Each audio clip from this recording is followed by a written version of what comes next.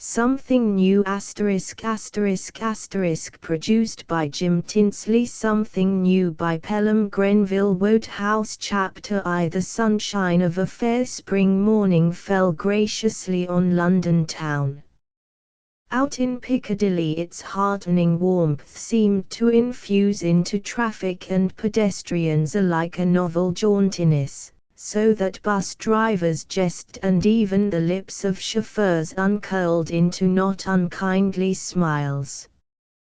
Policemen whistled at their posts, clerks, on their way to work, beggars approached the task of trying to persuade perfect strangers to bear the burden of their maintenance with that optimistic vim which makes all the difference. It was one of those happy mornings. At 9 o'clock precisely the door of number 7 Arundel Street, Leicester Square, opened and a young man stepped out. Of all the spots in London which may fairly be described as backwaters, there is none that answers so completely to the description as Arundel Street, Leicester Square. Passing along the north sidewalk of the square, just where it joins Piccadilly, you hardly notice the bottleneck opening of the tiny cul-de-sac.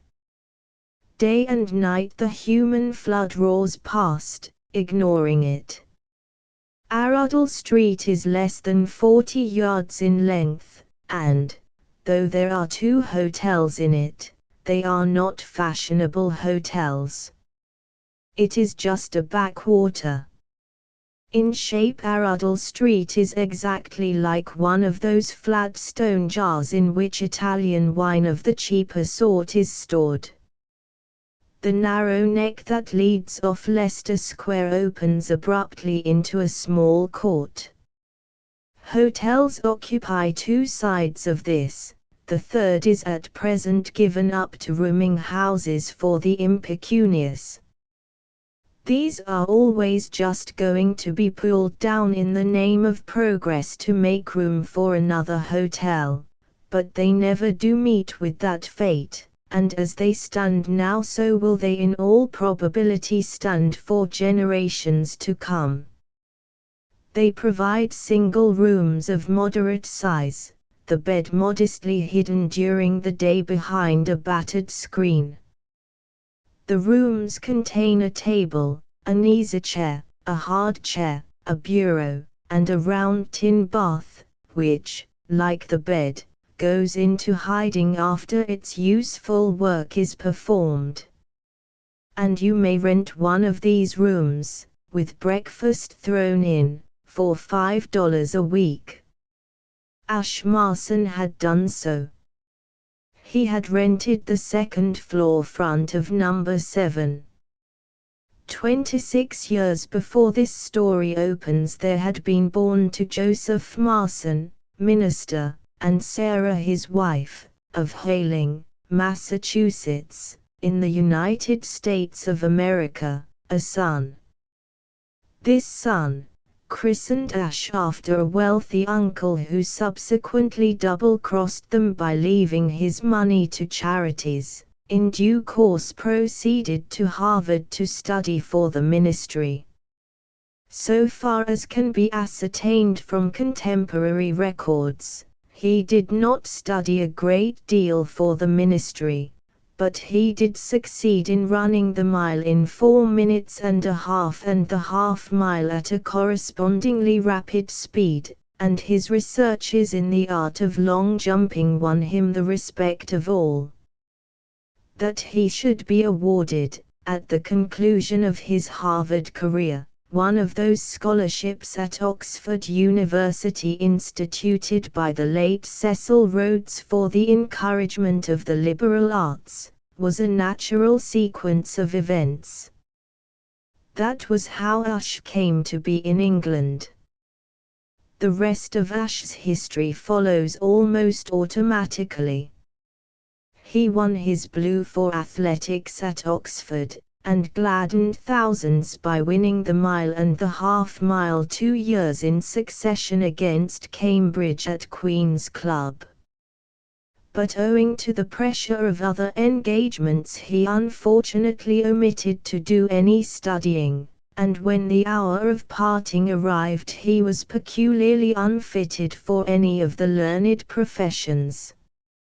Having, however, managed to obtain a sort of degree, enough to enable him to call himself a Bachelor of Arts, and realizing that you can fool some of the people some of the time, he applied for and secured a series of private tutorships.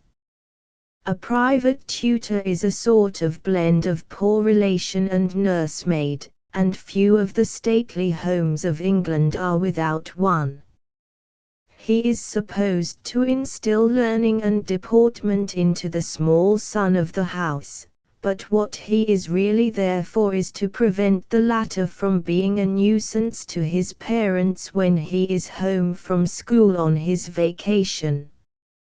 Having saved a little money at this dreadful trade, Ash came to London and tried newspaper work. After 2 years of moderate success he got in touch with the Mammoth Publishing Company. The Mammoth Publishing Company, which controls several important newspapers, a few weekly journals, and a number of other things, does not disdain the pennies of the office boy and the junior clerk. One of its many profitable ventures is a series of paper-covered tales of crime and adventure. It was here that Ush found his niche. Those adventures of Gridley Quayle, investigator, which are so popular with a certain section of the reading public, were his work. Until the advent of Ash and Mr. Quayle, the British Pluck Library had been written by many hands and had included the adventures of many heroes, but in Gridley Quayle the proprietors held that the ideal had been reached, and Ash received a commission to conduct the entire British Pluck Library, monthly, himself. On the meagre salary paid him for these labours he had been supporting himself ever since. That was how Ash came to be in Arundel Street, Leicester Square, on this May morning. He was a tall, well-built, fit-looking young man, with a clear eye and a strong chin, and he was dressed, as he closed the front door behind him, in a sweater, flannel trousers, and rubber-soled gymnasium shoes. In one hand he bore a pair of Indian clubs, in the other a skipping rope. Having drawn in and expelled the morning air in a measured and solemn fashion, which the initiated observer would have recognized as that scientific deep breathing so popular nowadays, he laid down his clubs, adjusted his rope and began to skip. When he had taken the second floor front of number 7, 3 months before, Ash Marson had realized that he must forego those morning exercises which had become a second nature to him, or else defy London's unwritten law and brave London's mockery. He had not hesitated long. Physical fitness was his gospel. On the subject of exercise he was confessedly a crank. He decided to defy London. The first time he appeared in Arundel Street in his sweater and flannels he had barely whirled his Indian clubs once around his head before he had attracted the following audience: A. 2 cabmen, 1 intoxicated, B. 4 waiters from the Hotel Mathis, C. 6 waiters from the Hotel Pre-Vitally, D. 6 chambermaids from the Hotel Mathis, E. 5 chambermaids from the Hotel Pre-Vitally, F. the proprietor of the Hotel Mathis, G. the proprietor of the Hotel Pre-Vitally, H. a street cleaner, I. 11. Nondescript loafers, J. 27 children, K, a cat. They all laughed, even the cat, and kept on laughing. The intoxicated cabman called Ash Sonny Jim. And Ash kept on swinging his clubs. A month later, such is the magic of perseverance, his audience had narrowed down to the 27 children. They still laughed, but without that ringing conviction which the sympathetic support of their elders had lent them.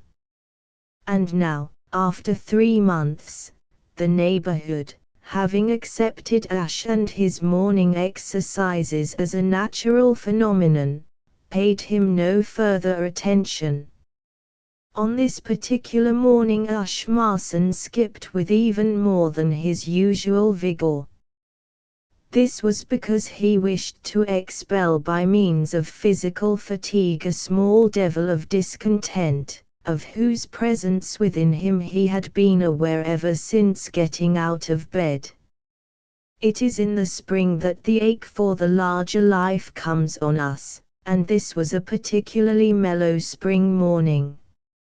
It was the sort of morning when the air gives us a feeling of anticipation, a feeling that, on a day like this, things surely cannot go jogging along in the same dull old groove, a premonition that something romantic and exciting is about to happen to us. But the southwest wind of spring brings also remorse.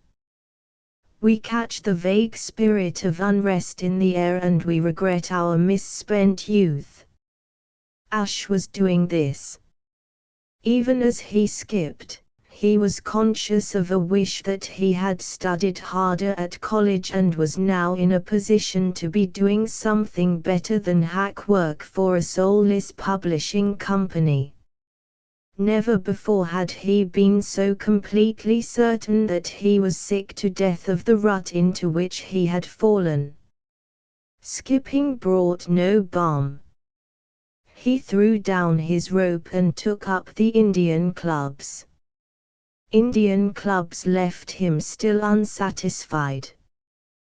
The thought came to him that it was a long time since he had done his lesson exercises. Perhaps they would heal him. The lesson exercises, invented by a certain Lieutenant Lesson, of the Swedish Army, have almost every sort of merit.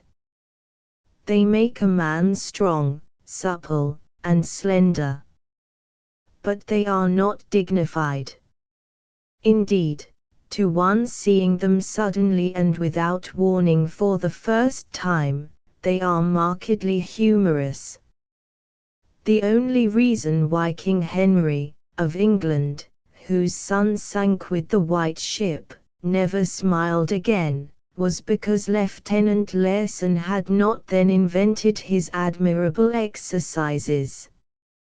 So complacent, so insolently unself-conscious had Ash become in the course of 3 months, owing to his success in inducing the populace to look on anything he did with the indulgent eye of understanding, that it simply did not occur to him, when he abruptly twisted his body into the shape of a corkscrew, in accordance with the directions in the lieutenant's book for the consummation of exercise 1, that he was doing anything funny.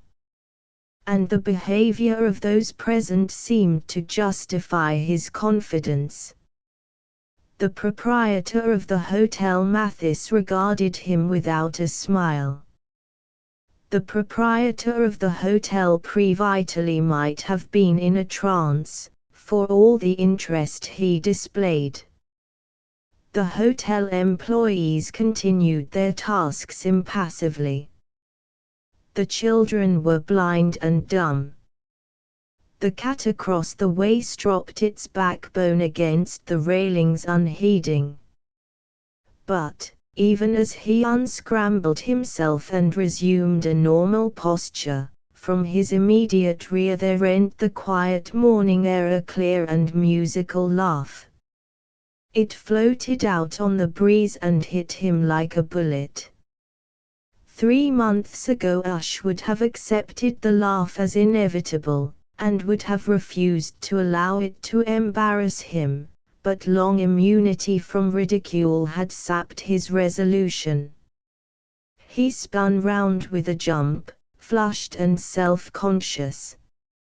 From the window of the first floor front of number 7 a girl was leaning. The spring sunshine played on her golden hair and lit up her bright blue eyes, fixed on his flannelled and sweated person with a fascinated amusement. Even as he turned, the laugh smote him afresh. For the space of perhaps 2 seconds they stared at each other, eye to eye. Then she vanished into the room. Ash was beaten. 3 months ago a million girls could have laughed at his morning exercises without turning him from his purpose. Today this one scoffer, alone and unaided, was sufficient for his undoing. The depression which exercise had begun to dispel surged back on him. He had no heart to continue.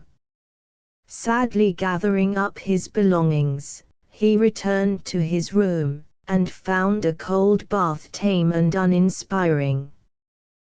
The breakfasts, included in the rent, provided by Mrs. Bell, the landlady of number 7, were held by some authorities to be specially designed to quell the spirits of their victims, should they tend to soar excessively. By the time Ash had done his best with the dishevelled fried egg, the chicory blasphemously called coffee, and the charred bacon, misery had him firmly in its grip. And when he forced himself to the table, and began to try to concoct the latest of the adventures of Gridley Quayle, investigator, his spirit groaned within him. This morning, as he sat and chewed his pen, his loathing for Gridley seemed to have reached its climax. It was his habit, in writing these stories, to think of a good title first, and then fit an adventure to it. And overnight, in a moment of inspiration, he had jotted down on an envelope the words, "The Adventure of the Wand of Death." It was with the sullen repulsion of a vegetarian who finds a caterpillar in his salad that he now sat glaring at them. The title had seemed so promising overnight, so full of strenuous possibilities. It was still speciously attractive, but now that the moment had arrived for writing the story its flaws became manifest. What was a wand of death? It sounded good, but, coming down to hard facts, what was it? You cannot write a story about a wand of death without knowing what a wand of death is, and, conversely, if you have thought of such a splendid title you cannot jettison it offhand. Ash rumpled his hair and gnawed his pen. There came a knock at the door. Ash spun round in his chair. This was the last straw. If he had told Mrs. Ball once that he was never to be disturbed in the morning on any pretext whatsoever, he had told her 20 times. It was simply too infernal to be endured if his work time was to be cut into like this. Ash ran over in his mind a few opening remarks. "Come in," he shouted, and braced himself for battle. A girl walked in, the girl of the first floor front, the girl with the blue eyes, who had laughed at his lesson exercises. Various circumstances contributed to the poorness of the figure Ash cut in the opening moments of this interview. In the first place, he was expecting to see his landlady, whose height was about 4 feet 6, and the sudden entry of somebody who was about 5 feet 7 threw the universe temporarily out of focus.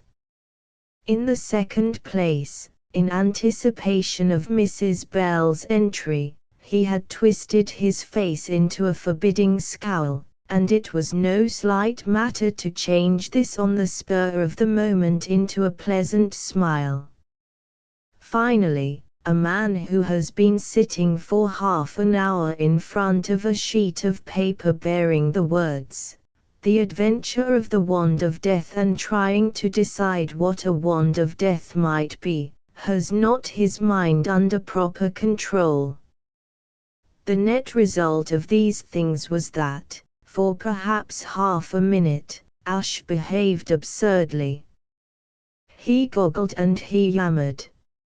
An alienist, had one been present, would have made up his mind about him without further investigation. For an appreciable time he did not think of rising from his seat. When he did, the combined leap and twist he executed practically amounted to a lesson exercise. Nor was the girl unembarrassed. If Ash had been calmer he would have observed on her cheek the flush which told that she, too, was finding the situation trying. But, woman being ever better equipped with poise than man, it was she who spoke first. "I'm afraid I'm disturbing you." "No, no," said Ash.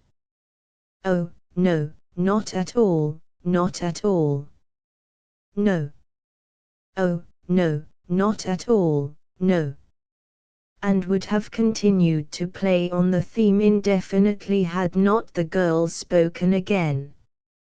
"I wanted to apologize," she said, "for my abominable rudeness in laughing at you just now. It was idiotic of me and I don't know why I did it. I'm sorry."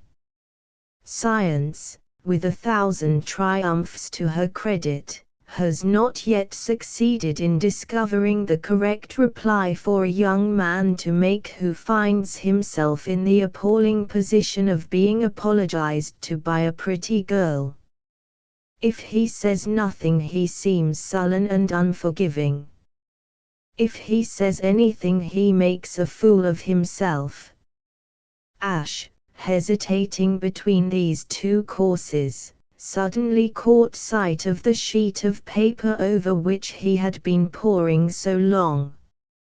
"What is a wand of death?" he asked. "I beg your pardon." "A wand of death. I don't understand." The delirium of the conversation was too much for Ash.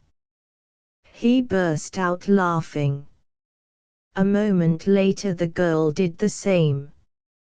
And simultaneously embarrassment ceased to be. "I suppose you think I'm mad," said Ash. "Certainly," said the girl. "Well, I should have been if you hadn't come in." "Why was that?" "I was trying to write a detective story. I was wondering whether you were a writer." "Do you write?" "Yes." "Do you ever read home gossip?" "Never." "You are quite right to speak in that thankful tone. It's a horrid little paper, all brown paper patterns and advice to the lovelorn and puzzles. I do a short story for it every week, under various names. A duke or an earl goes with each story. I loathe it intensely." "I am sorry for your troubles," said Ash firmly, "but we are wandering from the point. What is a wand of death?" "A wand of death. A wand of death." The girl frowned reflectively. "Why, of course, It's the sacred ebony stick stolen from the Indian temple, which is supposed to bring death to whoever possesses it. The hero gets hold of it, and the priests dog him and send him threatening messages. What else could it be? Ash could not restrain his admiration. This is genius. Oh, no. Absolute genius. I see it all. The hero calls in Gridley Quayle, and that patronizing us, by the aid of a series of wicked coincidences, solves the mystery, and there am I, with another month's work done. She looked at him with interest. Are you the author of Gridley Quayle? Don't tell me you read him. I do not read him. But he is published by the same firm that publishes Home Gossip, and I can't help seeing his cover sometimes while I am waiting in the waiting room to see the editress. Ash felt like one who meets a boyhood's chum on a desert island. Here was a real bond between them. Does the Mammoth publish you, too? Why, we are comrades in misfortune, fellow serfs. We should be friends. Shall we be friends? I should be delighted. Shall we shake hands, sit down, and talk about ourselves a little? But I am keeping you from your work. An errand of mercy. She sat down. It is a simple act, this of sitting down, but, like everything else, it may be an index to character. There was something wholly satisfactory to Ash in the manner in which this girl did it. She neither seated herself on the extreme edge of the easy-chair, as one braced for instant flight, nor did she wallow in the easy-chair, as one come to stay for the weekend. She carried herself in an unconventional situation with an unstudied self-confidence that he could not sufficiently admire. Etiquette is not rigid in Arundel Street, but, nevertheless, a girl in a first-floor front may be excused for showing surprise and hesitation when invited to a confidential chat with a second-floor front young man whom she has known only 5 minutes. But there is a freemasonry among those who live in large cities on small earnings. "Shall we introduce ourselves?" said Ash. "Or did Mrs. Bell tell you my name? By the way, you have not been here long, have you? I took my room day before yesterday. But your name, if you are the author of Gridley Quayle, is Felix Clavelli, isn't it?" "Good heavens, no. Surely you don't think anyone's name could really be Felix Clavelli? That is only the cloak under which I hide my shame. My real name is Marson, Ash Marson." "And yours?" "Valentine, Joan Valentine." "Will you tell me the story of your life, or shall I tell mine first?" "I don't know that I have any particular story. I am an American." "Not American." "Why not?" "Because it is too extraordinary, too much like a Gridley Quayle coincidence." "I am an American." "Well, so are a good many other people." "You miss the point. We are not only fellow serfs, we are fellow exiles. You can't round the thing off by telling me you were born in Hayling, Massachusetts, I suppose." "I was born in New York." "Surely not. I didn't know anybody was." "Why Hayling, Massachusetts. That was where I was born. I'm afraid I never heard of it. Strange. I know your hometown quite well. But I have not yet made my birthplace famous. In fact, I doubt whether I ever shall. I am beginning to realize that I am one of the failures. How old are you? 26. You are only 26 and you call yourself a failure. I think that is a shameful thing to say. What would you call a man of 26 whose only means of making a living was the writing of Gridley Quayle stories, an empire builder? How do you know it's your only means of making a living? Why don't you try something new? Such as? How should I know? Anything that comes along. Good gracious, Mr. Marson, here you are in the biggest city in the world, with chances for adventure simply shrieking to you on every side. I must be deaf. The only thing I have heard shrieking to me on every side has been Mrs. Bell, for the week's rent. Read the papers. Read the advertisement columns. I'm sure you will find something sooner or later. Don't get into a groove. Be an adventurer. Snatch at the next chance, whatever it is. Ash nodded. Continue, he said. Proceed. You are stimulating me. But why should you want a girl like me to stimulate you? Surely London is enough to do it without my help. You can always find something new, surely. Listen, Mr. Marson. I was thrown on my own resources about 5 years ago, never mind how. Since then I have worked in a shop, done typewriting, been on the stage, had a position as governess. Been a lady's maid. A what? A lady's maid. Why not? It was all experience, and I can assure you I would much rather be a lady's maid than a governess. I think I know what you mean. I was a private tutor once.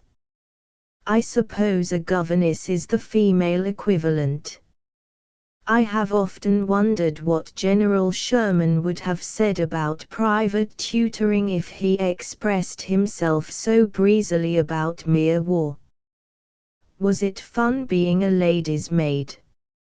It was pretty good fun, and it gave me an opportunity of studying the aristocracy in its native haunts, which has made me the gossip's established authority on dukes and earls. Ash drew a deep breath, not a scientific deep breath, but one of admiration. You are perfectly splendid. Splendid. I mean, you have such pluck. Oh, well, I keep on trying. I'm 23 and I haven't achieved anything much yet. But I certainly don't feel like sitting back and calling myself a failure. Ash made a grimace. All right, he said. I've got it. I meant you to, said Joan placidly.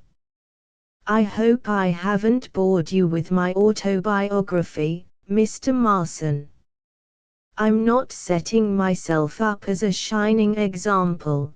But I do like action and hate stagnation. You are absolutely wonderful, said Ash. You are a human correspondence course in efficiency, one of the ones you see advertised in the back pages of the magazines, beginning, young man, are you earning enough, with a picture showing the deadbeat gazing wistfully at the boss chair. You would galvanize a jellyfish. If I have really stimulated you, I think that was another slam, said Ash pensively. Well, I deserve it.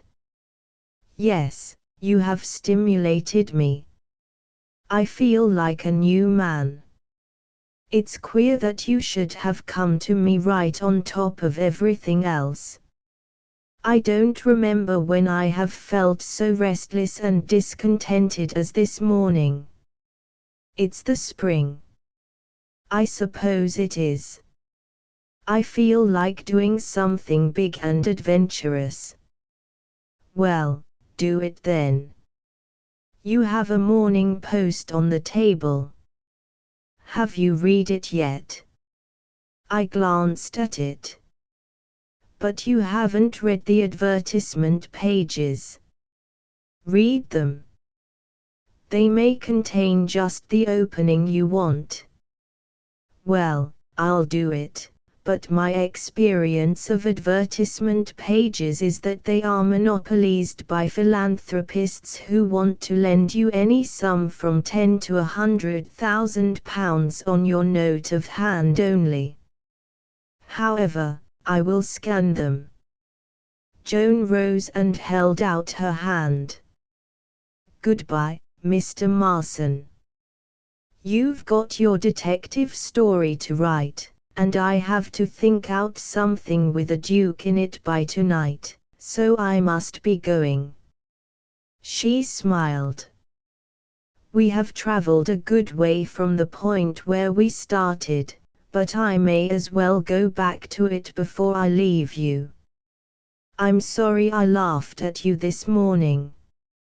Ash clasped her hand in a fervent grip. I'm not. Come and laugh at me whenever you feel like it. I like being laughed at. Why, when I started my morning exercises, half of London used to come and roll about the sidewalks in convulsions. I'm not an attraction any longer and it makes me feel lonesome.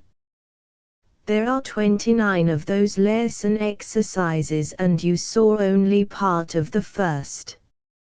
You have done so much for me that if I can be of any use to you, in helping you to greet the day with a smile, I shall be only too proud. Exercise 6 is a surefire mirth provoker. I'll start with it tomorrow morning. I can also recommend exercise 11, a scream. Don't miss it. Very well. Well, goodbye for the present. Goodbye. She was gone, and Ash, thrilling with new emotions, stared at the door which had closed behind her. He felt as though he had been wakened from sleep by a powerful electric shock. Close beside the sheet of paper on which he had inscribed the now luminous and suggestive title of his new Gridley Quayle story lay the Morning Post, the advertisement columns of which he had promised her to explore. The least he could do was to begin at once. His spirits sank as he did so. It was the same old game. A Mr. Brian McNeill, though doing no business with minors, was willing, even anxious, to part with his vast fortune to anyone over the age of 21 whose means happened to be a trifle straitened. This good man required no security whatever, nor did his rivals in generosity, the Messrs. Angus Bruce, Duncan MacFarlane, Wallace Mackintosh and Donald McNabb. They, too, showed a curious distaste for dealing with minors, but anyone of maturer years could simply come round to the office and help himself. Ash threw the paper down wearily. He had known all along that it was no good. Romance was dead and the unexpected no longer happened. He picked up his pen and began to write The Adventure of the Wand of Death. Chapter 2. In a bedroom on the 4th floor of the Hotel Gulf in Piccadilly, the Honourable Frederick Threepwood sat in bed, with his knees drawn up to his chin, and glared at the day with the glare of mental anguish. He had very little mind, but what he had was suffering. He had just remembered. It is like that in this life. You wake up, feeling as fit as a fiddle, you look at the window and see the sun, and thank heaven for a fine day. You begin to plan a perfectly corking luncheon party with some of the chappies you met last night at the National Sporting Club, and then, you remember. "Oh, dash it," said the Honourable Freddie. And after a moment's pause, "and I was feeling so dashed happy." For the space of some minutes he remained plunged in sad meditation, then, picking up the telephone from the table at his side, he asked for a number. "Hello." "Hello," responded a rich voice at the other end of the wire. "Oh, I say. Is that you, Dickie?" "Who is that?" "This is Freddie Threepwood." "I say, Dickie, old top, I want to see you about something devilish important." "Will you be in at 12? "Certainly." "What's the trouble?" "I can't explain over the wire, but it's deuced serious." "Very well. By the way, Freddie, congratulations on the engagement." "Thanks, old man." "Thanks very much," and so on, "but you won't forget to be in at 12, will you? Goodbye." He replaced the receiver quickly and sprang out of bed, for he had heard the door handle turn.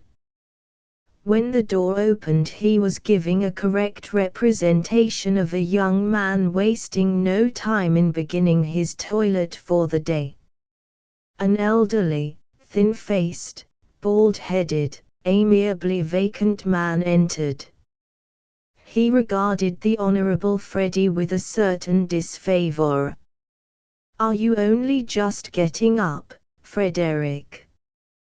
"Hello, Governor." "Good morning.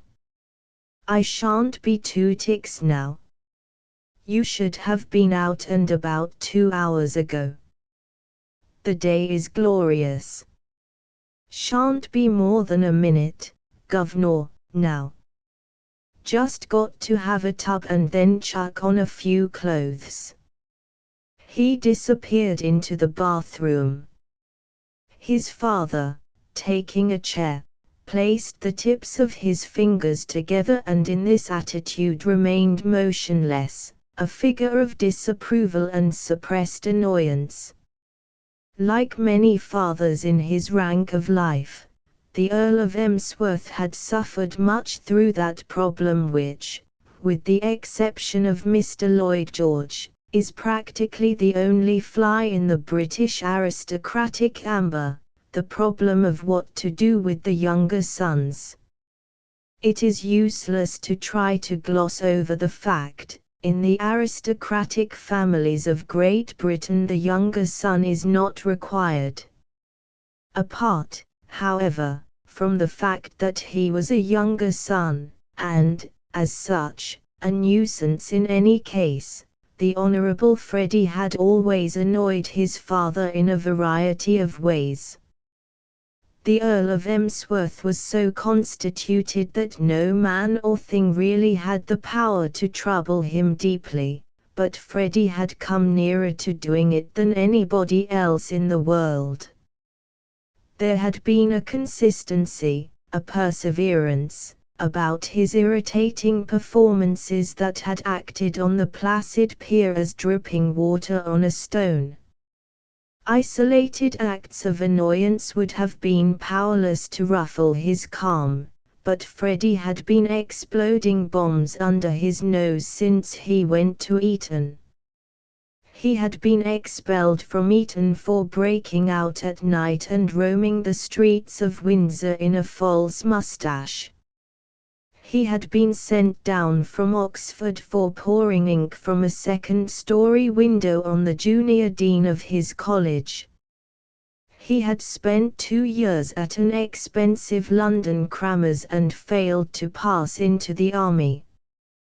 He had also accumulated an almost record series of racing debts, besides as shady a gang of friends, for the most part vaguely connected with the turf, as any young man of his age ever contrived to collect. These things try the most placid of parents, and finally Lord Emsworth had put his foot down. It was the only occasion in his life when he had acted with decision, and he did it with the accumulated energy of years. He stopped his son's allowance, haled him home to Blandings Castle, and kept him there so relentlessly that until the previous night, when they had come up together by an afternoon train, Freddie had not seen London for nearly a year. Possibly it was the reflection that, whatever his secret troubles, he was at any rate once more in his beloved metropolis that caused Freddie at this point to burst into discordant song. He splashed and warbled simultaneously. Lord Emsworth's frown deepened and he began to tap his fingers together irritably. Then his brow cleared and a pleased smile flickered over his face. He, too, had remembered. What Lord Emsworth remembered was this: late in the previous autumn the next estate to Blandings had been rented by an American, a Mr. Peters, a man with many millions, chronic dyspepsia, and one fair daughter, Aline. The two families had met. Freddie and Aline had been thrown together, and, only a few days before, the engagement had been announced. And for Lord Emsworth the only flaw in this best of all possible worlds had been removed. Yes, he was glad Freddie was engaged to be married to Aline Peters. He liked Aline. He liked Mr. Peters.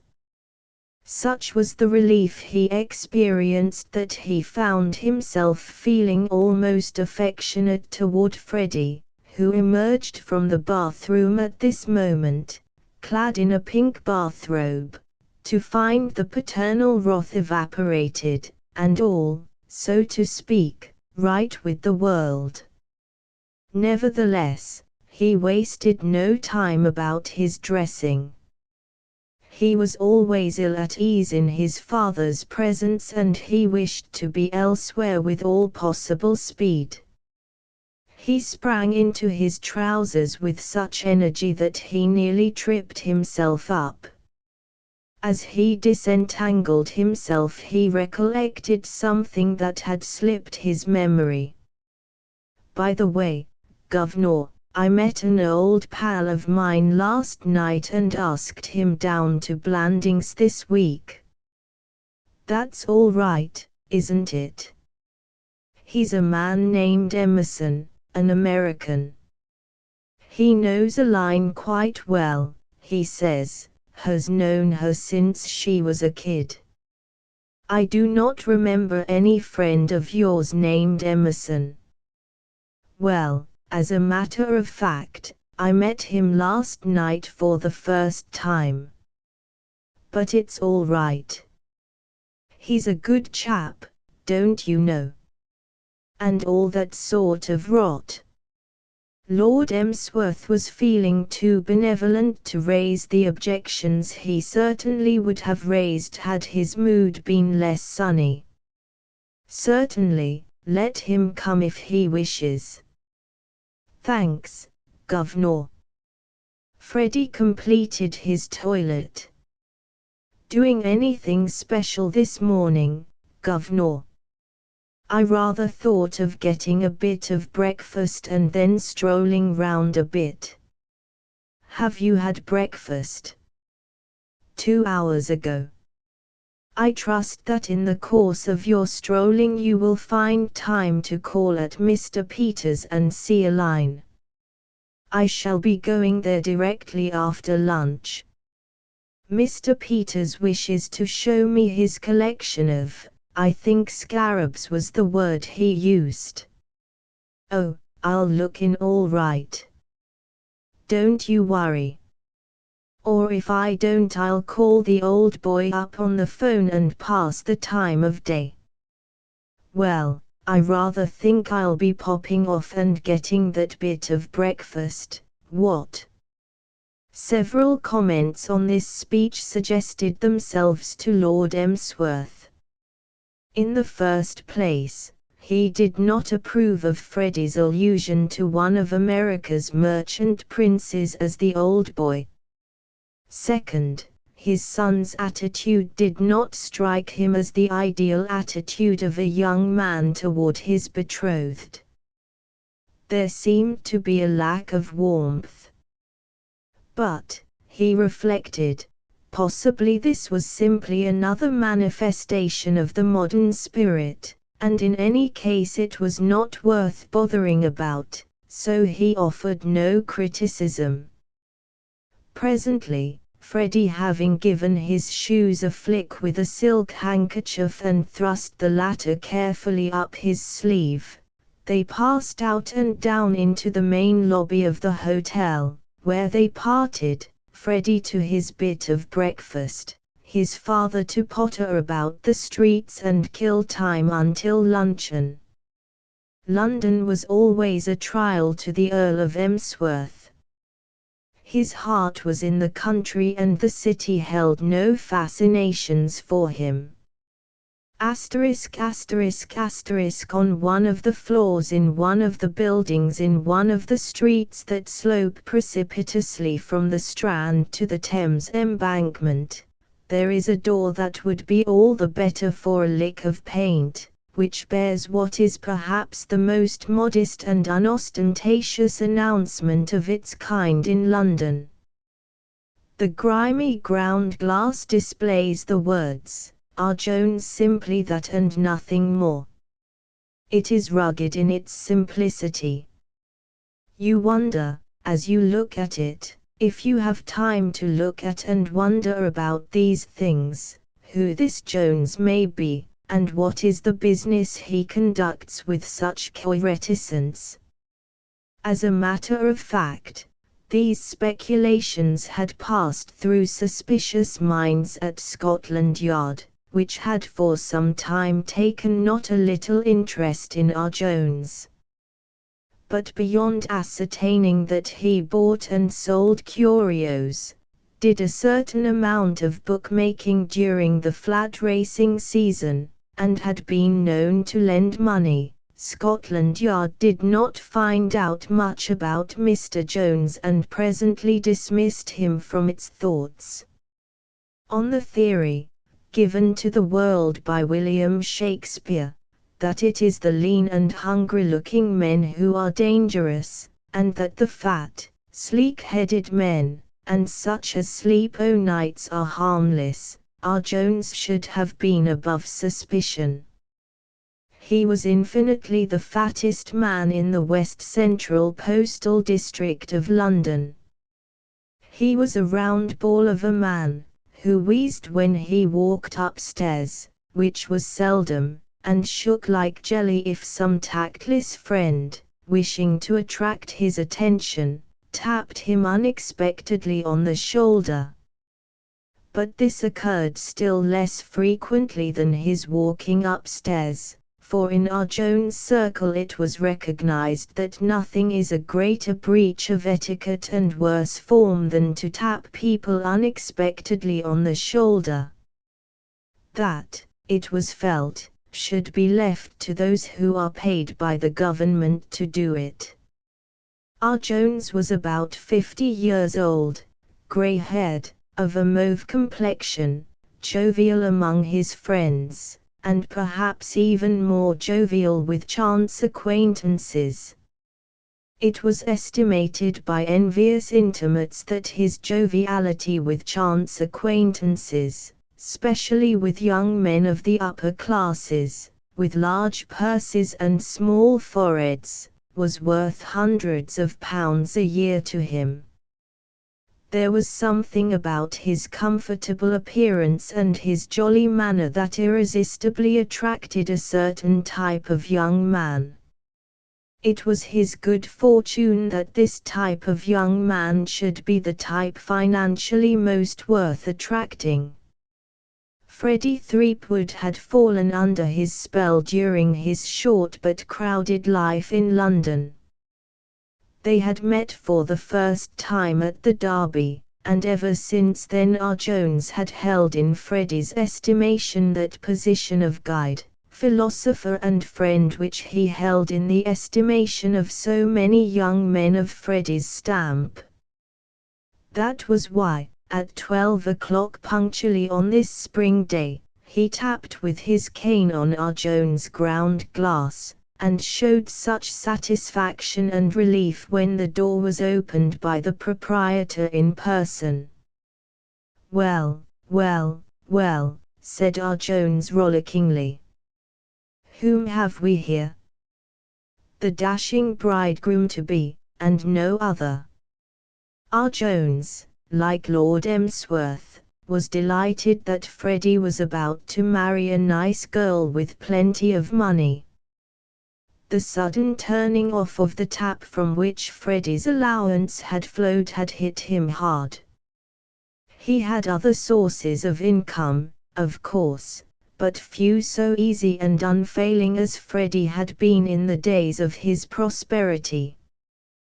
The Prodigal Son, by George. Creeping back into the fold after all this weary time. "It seems years since I saw you, Freddie." The old governor put his foot down, didn't he, and stopped the funds. "Damned shame. I take it that things have loosened up a bit since the engagement was announced, eh?" Freddie sat down and chewed the knob of his cane unhappily. "Well, as a matter of fact, Dickie, old top," he said, "not so that you could notice it, don't you know. Things are still pretty much the same. I managed to get away from Blandings for a night, because the governor had to come to London, but I've got to go back with him on the 3 o'clock train. And, as for money, I can't get a quid out of him. As a matter of fact, I'm in the deuce of a hole, and that's why I've come to you." Even fat, jovial men have their moments of depression. R. Jones' face clouded, and jerky remarks about hardness of times and losses on the stock exchange began to proceed from him. As Scotland Yard had discovered, he lent money on occasion, but he did not lend it to youths in Freddie's unfortunate position. "Oh, I don't want to make a touch, you know," Freddie hastened to explain. "It isn't that. As a matter of fact, I managed to raise 500 of the best this morning. That ought to be enough." "Depends on what you want it for," said R. Jones, magically genial once more.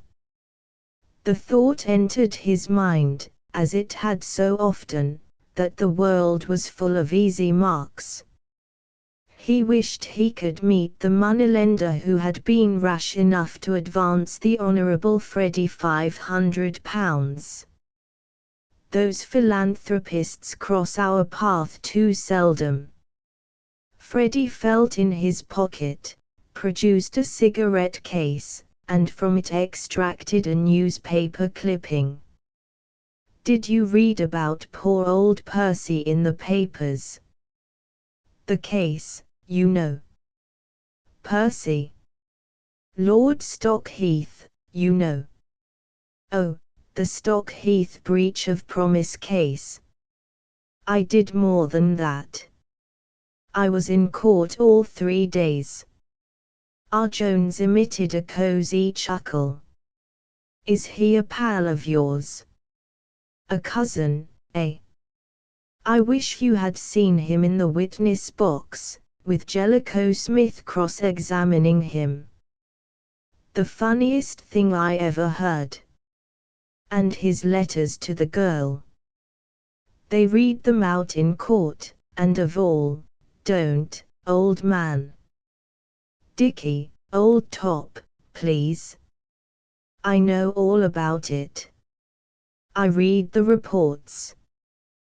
They made poor old Percy look like an absolute ass. Well, nature had done that already, but I'm bound to say they improved on nature's work. I should think your cousin Percy must have felt like a plucked chicken. A spasm of pain passed over the Honourable Freddy's vacant face. He wriggled in his chair. Dickie, old man, I wish you wouldn't talk like that. It makes me feel ill. Why, is he such a pal of yours as all that? It's not that. The fact is, Dickie, old top, I'm in exactly the same bally hole as poor old Percy was, myself. What? You have been sued for breach of promise. Not absolutely that, yet. Look here, I'll tell you the whole thing. Do you remember a show at the Piccadilly about a year ago called The Baby Doll? There was a girl in the chorus. Several, I remember noticing. No, I mean one particular girl, a girl called Joan Valentine. The rotten part is that I never met her. Pull yourself together, Freddy. What exactly is the trouble? Well, don't you see, I used to go to the show every other night, and I fell frightfully in love with this girl, without having met her. Yes. You see, I was rather an ass in those days. No, no, said R. Jones handsomely. I must have been, or I shouldn't have been such an ass, don't you know? Well, as I was saying, I used to write this girl letters, saying how much I was in love with her, and specifically proposing marriage. I can't remember. I expect I did. I was awfully in love. How was that if you never met her? She wouldn't meet me. She wouldn't even come out to luncheon. She didn't even answer my letters, just sent word down by the Johnny at the stage door. And then, Freddy's voice died away. He thrust the knob of his cane into his mouth in a sort of frenzy. What then? Inquired R. Jones. A scarlet blush manifested itself on Freddy's young face. His eyes wandered sidewise. After a long pause a single word escaped him, almost inaudible: poetry. R. Jones trembled as though an electric current had been passed through his plump frame. His little eyes sparkled with merriment. You wrote her poetry. Yards of it, old boy, yards of it, groaned Freddy. Panic filled him with speech. You see the frightful hole I'm in. This girl is bound to have kept the letters. I don't remember whether I actually proposed to her or not, but anyway she's got enough material to make it worthwhile to have a dash at an action, Especially after poor old Percy has just got soaked for such a pile of money and made breach of promise cases the fashion, so to speak. And now that the announcement of my engagement is out, she's certain to get busy. Probably she has been waiting for something of the sort. Don't you see that all the cards are in her hands? We couldn't afford to let the thing come into court. That poetry would dish my marriage for a certainty. I'd have to emigrate or something. Goodness knows what would happen at home. My old governor would murder me. So you see what a frightful hole I'm in, don't you, Dickie, old man? And what do you want me to do? Why, to get hold of this girl and get back the letters, don't you see? I can't do it myself, cooped up miles away in the country. And besides, I shouldn't know how to handle a thing like that. It needs a chappie with a lot of sense and a persuasive sort of way with him. Thanks for the compliment, Freddie, but I should imagine that something a little more solid than a persuasive way would be required in a case like this. You said something a while ago about £500. Here it is, old man, in notes. I brought it on purpose. Will you really take the thing on? Do you think you can work it for 500? I can have a try. Freddie rose, with an expression approximating to happiness on his face. Some men have the power of inspiring confidence in some of their fellows, though they fill others with distrust. Scotland Yard might look askance at our Jones, but to Freddie he was all that was helpful and reliable. He shook our Jones' hand several times in his emotion. That's absolutely topping of you, old man, he said. Then I'll leave the whole thing to you. Write me the moment you have done anything, won't you? Goodbye, old top, and thanks ever so much. The door closed. R. Jones remained where he sat, his fingers straying luxuriously among the crackling paper. A feeling of complete happiness warmed R. Jones' bosom. He was uncertain whether or not his mission would be successful, and to be truthful he was not letting that worry him much. What he was certain of was the fact that the heavens had opened unexpectedly and dropped £500 into his lap.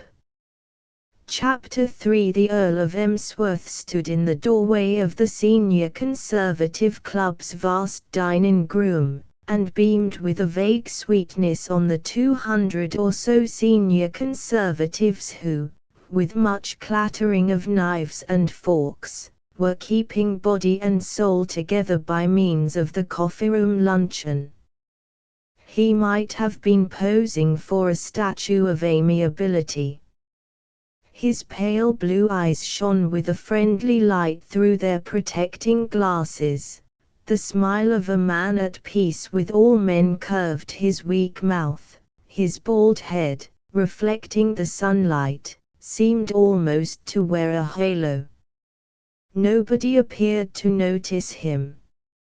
He so seldom came to London these days that he was practically a stranger in the club, and in any case your senior conservative, when at lunch, has little leisure for observing anything not immediately on the table in front of him.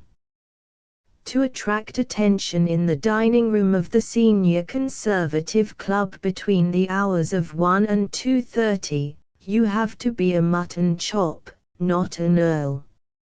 It is possible that, lacking the initiative to make his way down the long aisle and find a table for himself. He might have stood there indefinitely, but for the restless activity of Adams, the head steward. It was Adams' mission in life to flit to and fro, hauling would-be lunches to their destinations, as a St. Bernard dog hauls travelers out of alpine snowdrifts. He sighted Lord Emsworth and secured him with a genteel pounce. "A table, your lordship." "This way, your lordship." Adams remembered him, of course. Adams remembered everybody. Lord Emsworth followed him beamingly and presently came to anchor at a table in the farther end of the room. Adams handed him the bill of fare and stood brooding over him like a providence. "Don't often see your lordship in the club," he opened chattily. It was business to know the tastes and dispositions of all the 5,000 or so members of the Senior Conservative Club and to suit his demeanor to them. To some he would hand the bill of fare swiftly, silently, almost brusquely, as one who realizes that there are moments in life too serious for talk. Others, he knew, liked conversation, and to those he introduced the subject of food almost as a submotive.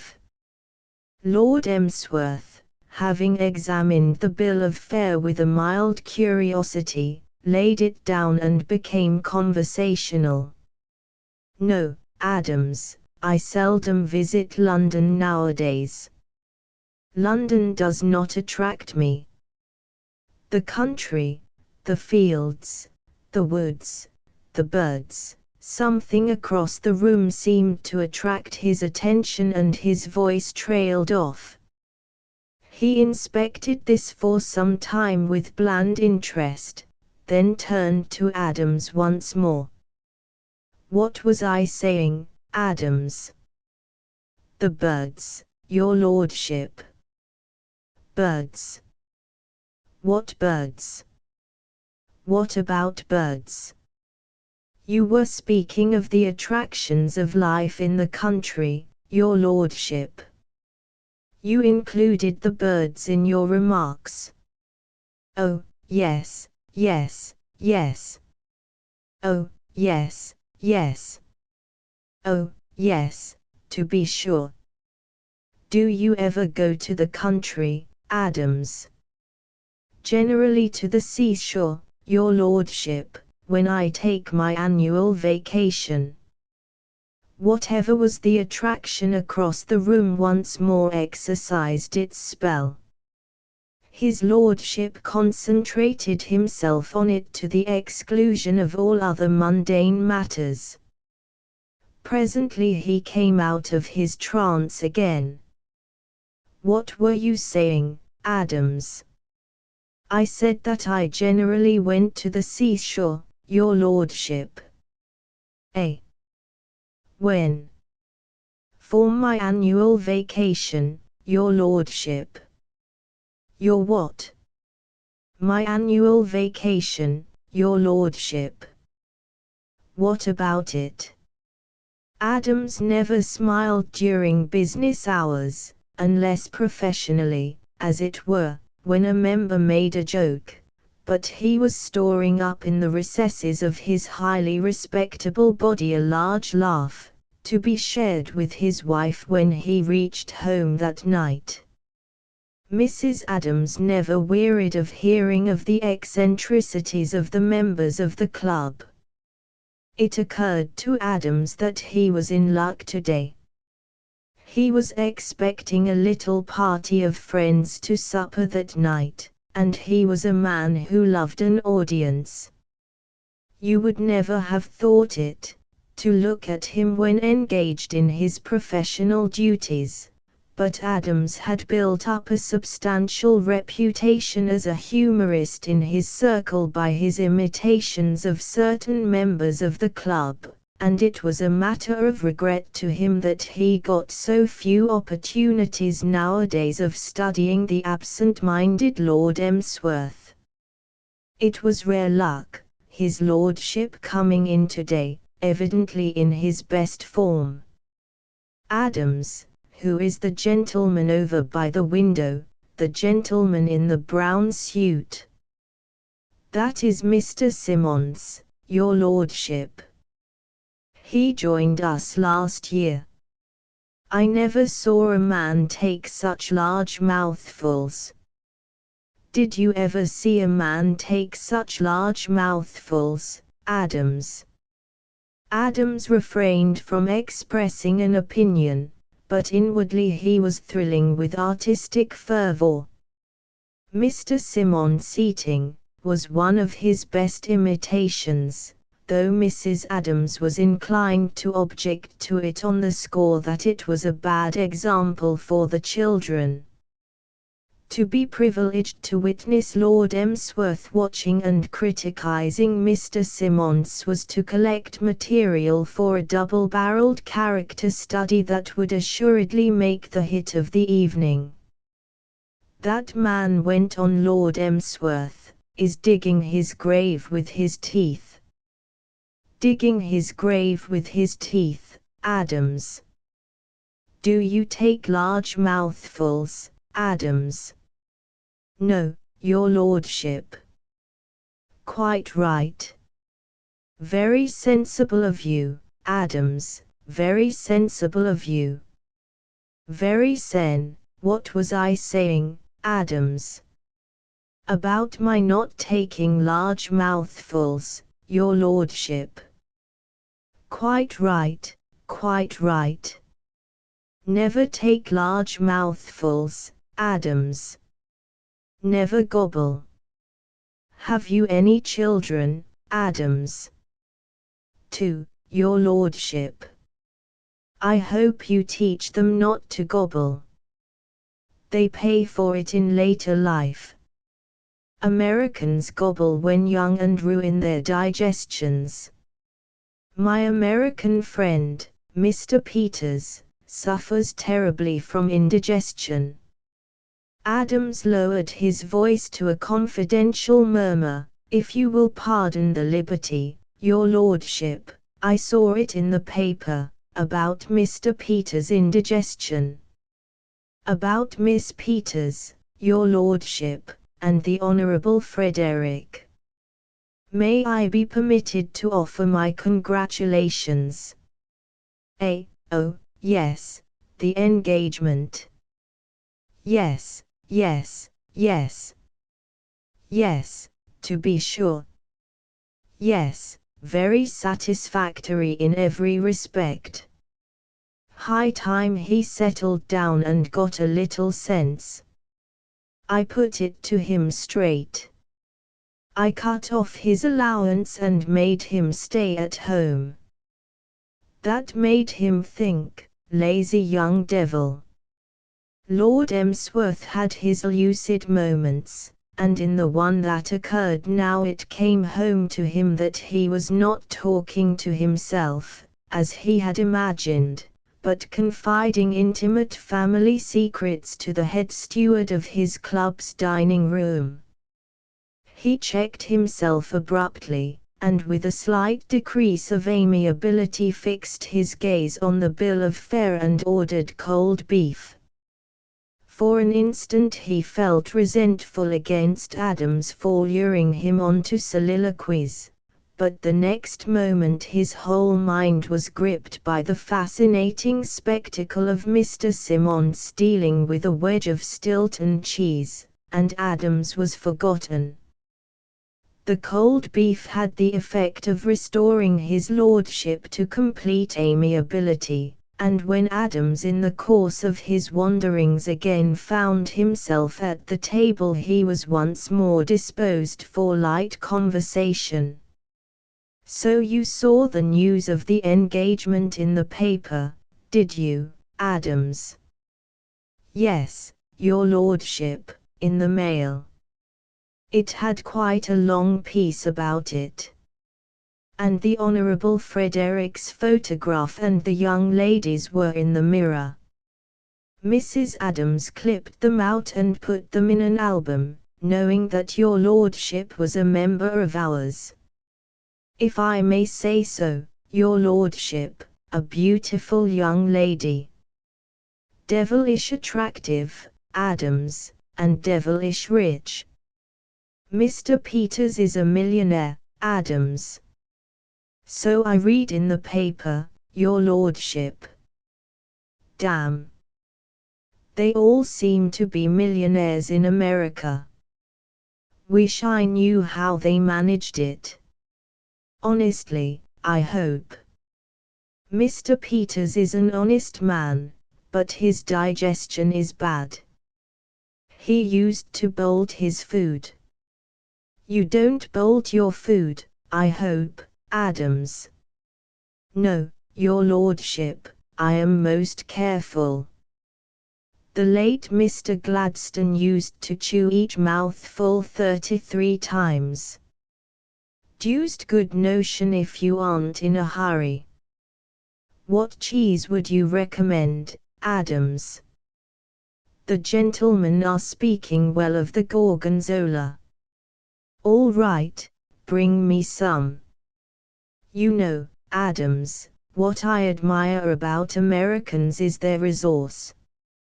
Mr. Peters tells me that as a boy of 11 he earned $20 a week selling mint to saloon keepers, as they call publicans over there.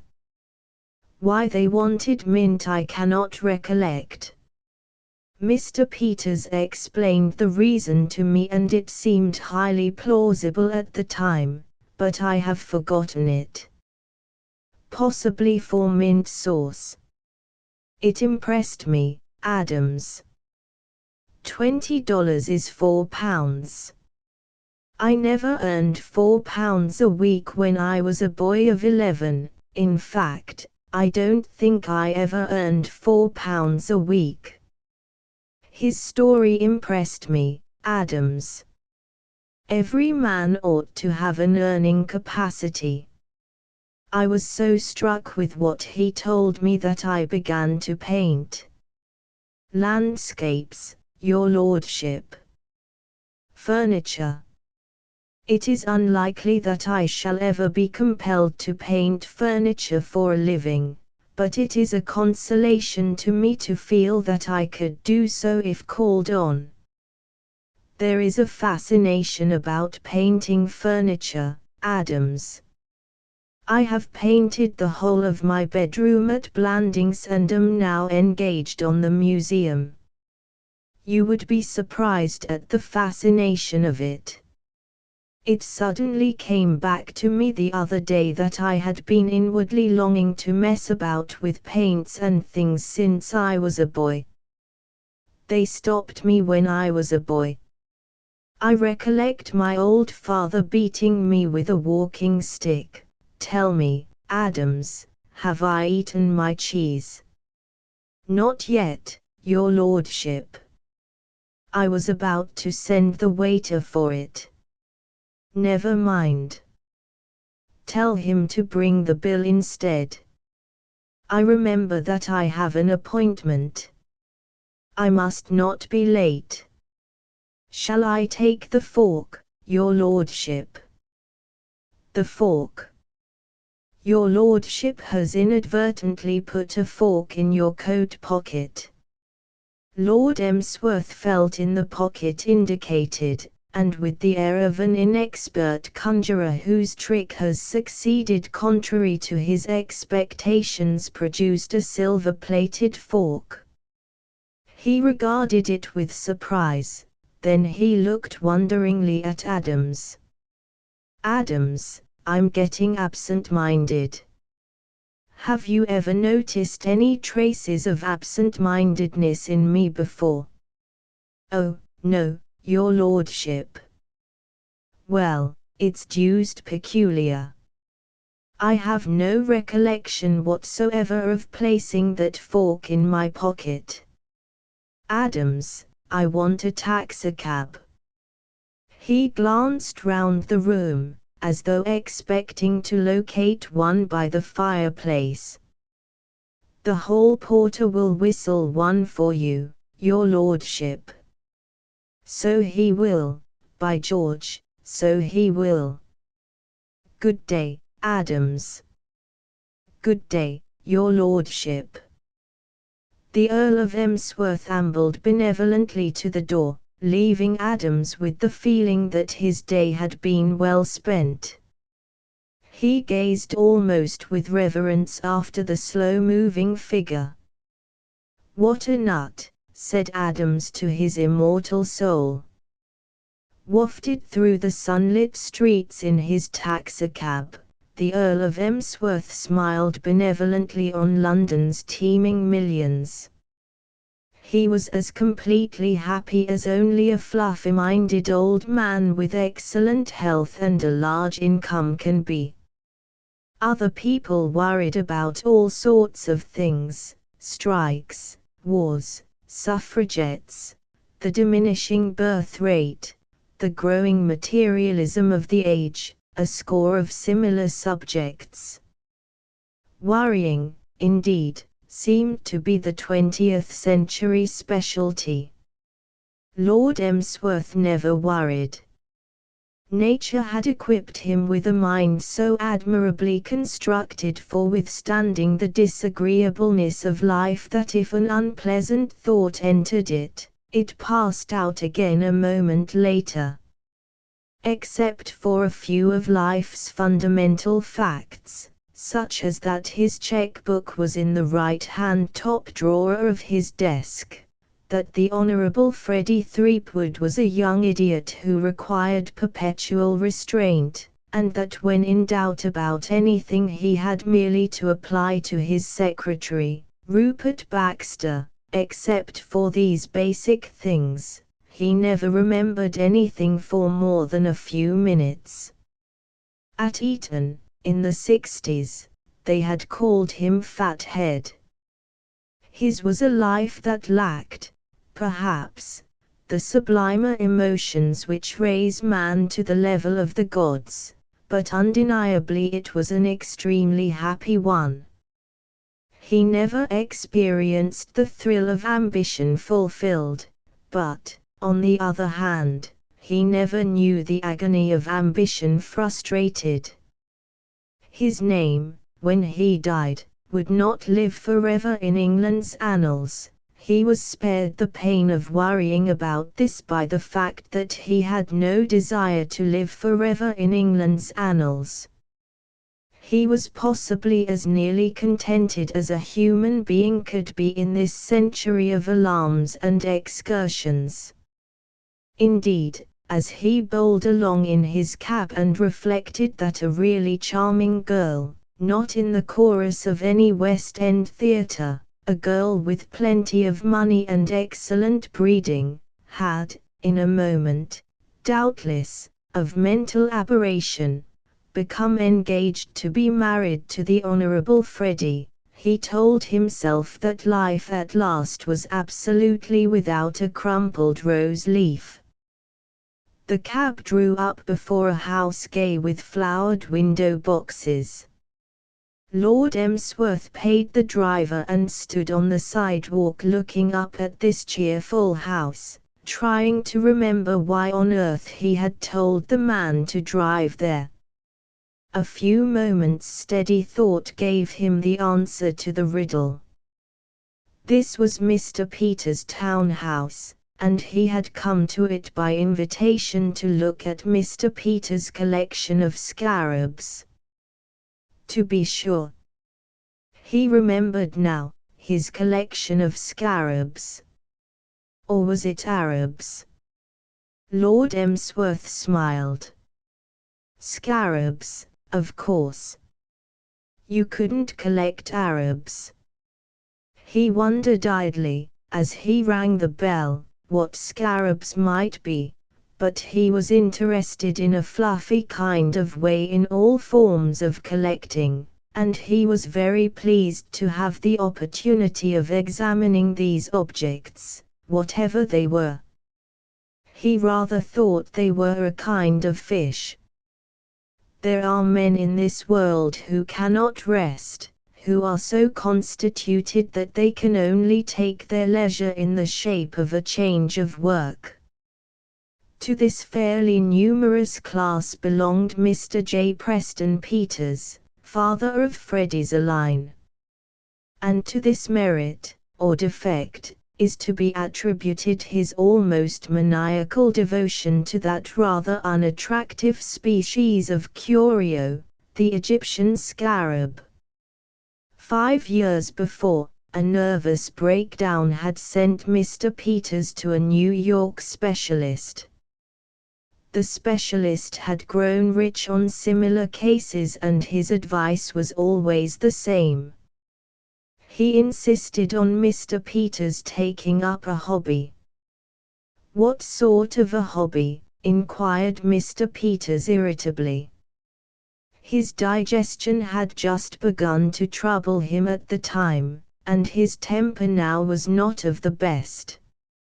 "Now my hobby," said the specialist, "is the collecting of scarabs." "Why should you not collect scarabs?" "Because," said Mr. Peters, "I shouldn't know one if you brought it to me on a plate." "What are scarabs?" "Scarabs," said the specialist, warming to his subject, "the Egyptian hieroglyphs."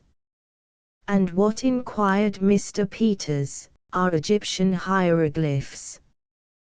The specialist began to wonder whether it would not have been better to advise Mr. Peters to collect postage stamps. "A scarab," he said, "derived from the Latin scarabus, is literally a beetle." "I will not collect beetles," said Mr. Peters definitely. "They give me the willies." "Scarabs are Egyptian symbols in the form of beetles," the specialist hurried on. "The most common form of scarab is in the shape of a ring. Scarabs were used for seals. They were also employed as beads or ornaments. Some scarabaei bear inscriptions having reference to places, as, for instance, "Memphis is mighty forever." Mr. Peters' scorn changed to active interest. "Have you got one like that?" "Like what?" "A scarab boosting Memphis. It's my hometown. I think it possible that some other Memphis was alluded to." "There isn't any other except the one in Tennessee," said Mr. Peters patriotically. The specialist owed the fact that he was a nerve doctor instead of a nerve patient to his habit of never arguing with his visitors. "Perhaps," he said, "you would care to glance at my collection. It is in the next room." That was the beginning of Mr. Peters' devotion to scarabs. At first he did his collecting without any love of it, partly because he had to collect something or suffer, but principally because of a remark the specialist made as he was leaving the room. "How long would it take me to get together that number of the things?" Mr. Peters inquired, when, having looked his fill on the dullest assortment of objects he remembered ever to have seen, he was preparing to take his leave. The specialist was proud of his collection. "How long?" "To make a collection as large as mine." "Years, Mr. Peters." "Oh, many, many years. I'll bet you $100 I'll do it in 6 months." From that moment Mr. Peters brought to the collecting of scarabs the same furious energy which had given him so many dollars and so much indigestion. He went after scarabs like a dog after rats. He scooped in scarabs from the 4 corners of the earth, until at the end of a year he found himself possessed of what, purely as regarded quantity, was a record collection. This marked the end of the first phase of, so to speak, the Scarabaean side of his life. Collecting had become a habit with him, but he was not yet a real enthusiast. It occurred to him that the time had arrived for a certain amount of pruning and elimination. He called in an expert and bade him go through the collection and weed out what he felicitously termed the dead ones. The expert did his job thoroughly. When he had finished, the collection was reduced to a mere dozen specimens. The rest, he explained, are practically valueless. If you are thinking of making a collection that will have any value in the eyes of archaeologists, I should advise you to throw them away. The remaining 12 are good. How do you mean, good? Why is one of these things valuable and another so much punk? They all look alike to me. And then the expert talked to Mr. Peters for nearly 2 hours about the New Kingdom, the Middle Kingdom, Osiris, Amun, Mut, Bubastis, dynasties, Cheops, the Hyksos kings, Cylinders, Basils, Amenophis III, Queen To, the Princess Giluk Hypar of Mitanni, the Lake of Zarauk, Naucratis, and the Book of the Dead. He did it with a relish. He liked to do it. When he had finished, Mr. Peters thanked him and went to the bathroom, where he bathed his temples with eau de cologne. That talk changed J. Preston Peters from a supercilious scooper-up of random scarabs to what might be called a genuine scarab fan. It does not matter what a man collects, if nature has given him the collector's mind, he will become a fanatic on the subject of whatever collection he sets out to make. Mr. Peters had collected dollars. He began to collect scarabs with precisely the same enthusiasm. He would have become just as enthusiastic about butterflies or old china if he had turned his thoughts to them, but it chanced that what he had taken up was the collecting of the scarab, and it gripped him more and more as the years went on. Gradually he came to love his scarabs with that love, surpassing the love of women, which only collectors know. He became an expert on those curious relics of a dead civilization. For a time they ran neck and neck in his thoughts with business. When he retired from business, he was free to make them the master passion of his life. He treasured each individual scarab in his collection as a miser treasures gold. Collecting, as Mr. Peters did it, resembles the drink habit. It begins as an amusement and ends as an obsession. He was gloating over his treasures when the maid announced Lord Emsworth. A curious species of mutual toleration, it could hardly be dignified by the title of friendship, had sprung up between these two men, so opposite in practically every respect. Each regarded the other with that feeling of perpetual amazement with which we encounter those whose whole viewpoint and mode of life is foreign to our own. The American's force and nervous energy fascinated Lord Emsworth.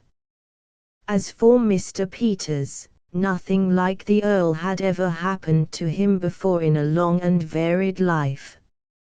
Each, in fact, was to the other a perpetual freak show, with no charge for admission. And if anything had been needed to cement the alliance, it would have been supplied by the fact that they were both collectors. They differed in collecting as they did in everything else. Mr. Peters' collecting, as has been shown, was keen, furious, concentrated. Lord Emsworth's had the amiable dodderingness that marked every branch of his life. In the museum at Blandings Castle you could find every manner of valuable and valueless curio. There was no central motive, the place was simply an amateur junk shop. Side by side with a Gutenberg Bible for which rival collectors would have bidden without a limit, you would come on a bullet from the field of Waterloo, one of a consignment of 10,000 shipped there for the use of tourists by a Birmingham firm. Each was equally attractive to its owner. "My dear Mr. Peters," said Lord Emsworth sunnily, advancing into the room, "I trust I am not unpunctual. I have been lunching at my club." "I'd have asked you to lunch here," said Mr. Peters, "but you know how it is with me. I've promised the doctor I'll give those nuts and grasses of his a fair trial, and I can do it pretty well when I'm alone with a line. But to have to sit by and see somebody else eating real food would be trying me too high." Lord Emsworth murmured sympathetically. The other's digestive tribulations touched a ready chord. An excellent trencherman himself, he understood what Mr. Peters must suffer. "Too bad," he said. Mr. Peters turned the conversation into other channels. "These are my scarabs," he said. Lord Emsworth adjusted his glasses, and the mild smile disappeared from his face, to be succeeded by a set look. A stage director of a moving picture firm would have recognized the look.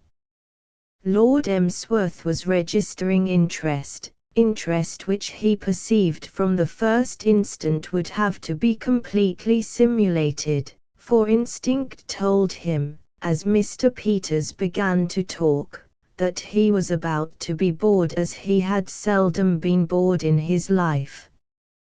Mr. Peters, in his character of showman, threw himself into his work with even more than his customary energy. His flow of speech never faltered. He spoke of the New Kingdom, the Middle Kingdom, Osiris and Amun, waxed eloquent concerning Mut, Bubastis, Cheops, the Hyksos kings, cylinders, basils and Amenophis III, and became at times almost lyrical when touching on Queen To, the Princess Giluk Hypar of Mitanni, the Lake of Zaruach, Naucratis and the Book of the Dead. Time slid by. "Take a look at this, Lord Emsworth." As one who, brooding on love or running over business projects in his mind, walks briskly into a lamppost and comes back to the realities of life with a sense of jarring shock, Lord Emsworth started, blinked and returned to consciousness. Far away his mind had been, 70 miles away, in the pleasant hot houses and shady garden walks of Blandings Castle. He came back to London to find that his host, with a mingled air of pride and reverence, was extending toward him a small, dingy-looking something. He took it and looked at it. That, apparently, was what he was meant to do. So far, all was well. "Ah," he said, that blessed word, covering everything. He repeated it, pleased at his ready resource. "A Cheops of the 4th dynasty," said Mr. Peters fervently. "I beg your pardon.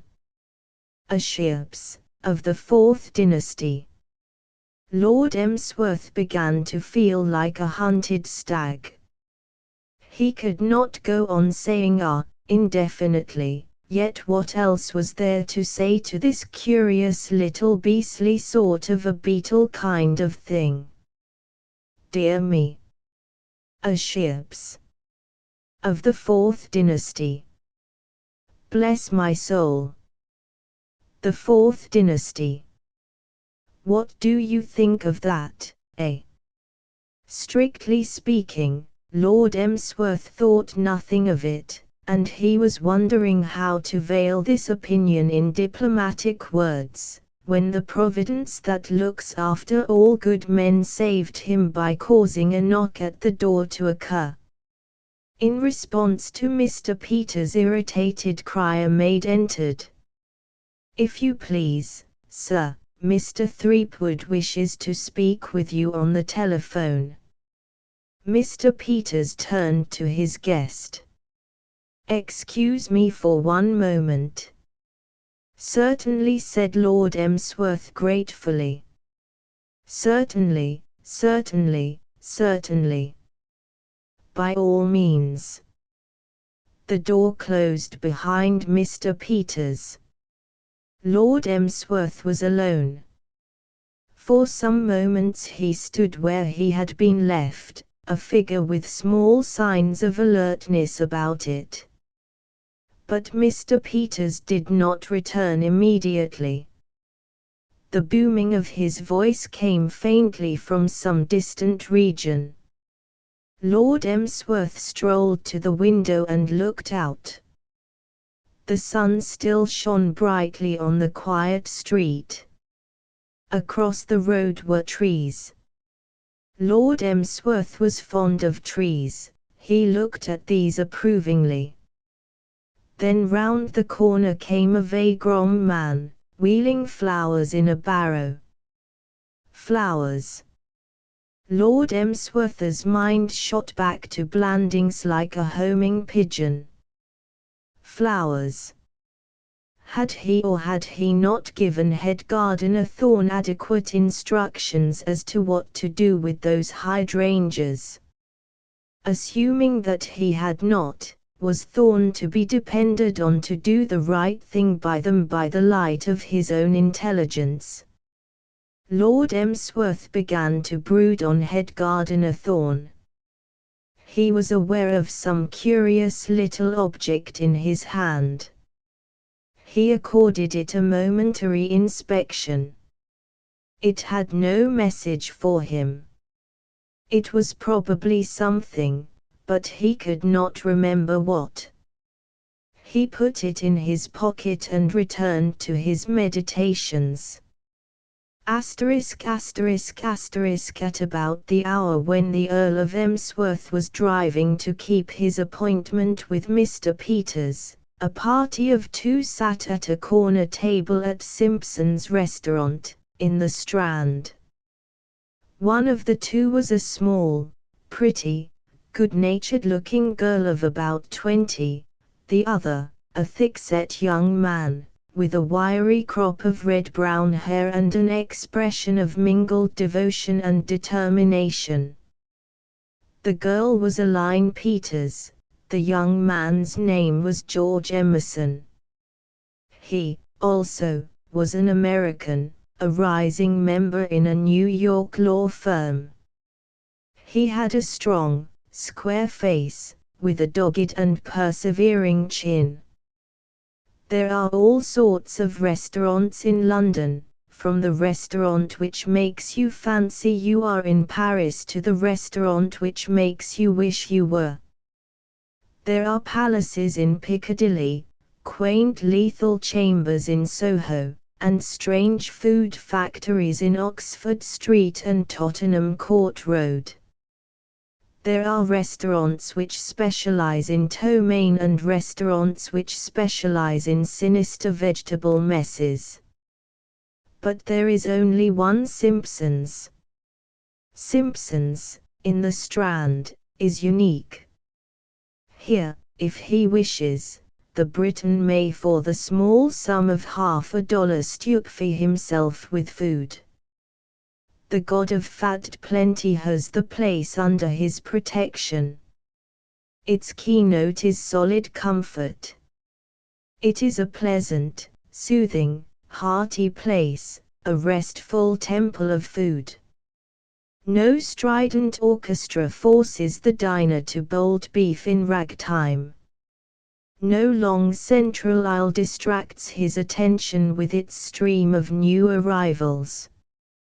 There he sits, alone with his food, while white-robed priests, wheeling their smoking trucks, move to and fro, ever ready with fresh supplies. All round the room, some at small tables, some at large tables, the worshippers sit, in their eyes that resolute, concentrated look which is the peculiar property of the British luncher, ex-President Roosevelt's man-eating fish, and the American army worm. Conversation does not flourish at Simpson's.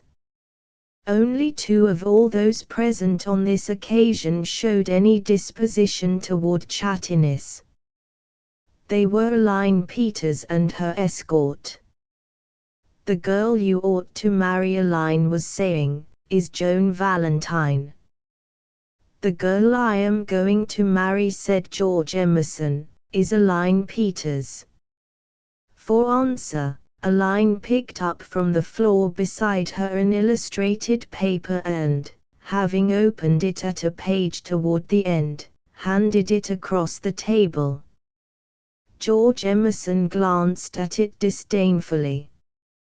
There were 2 photographs on the page.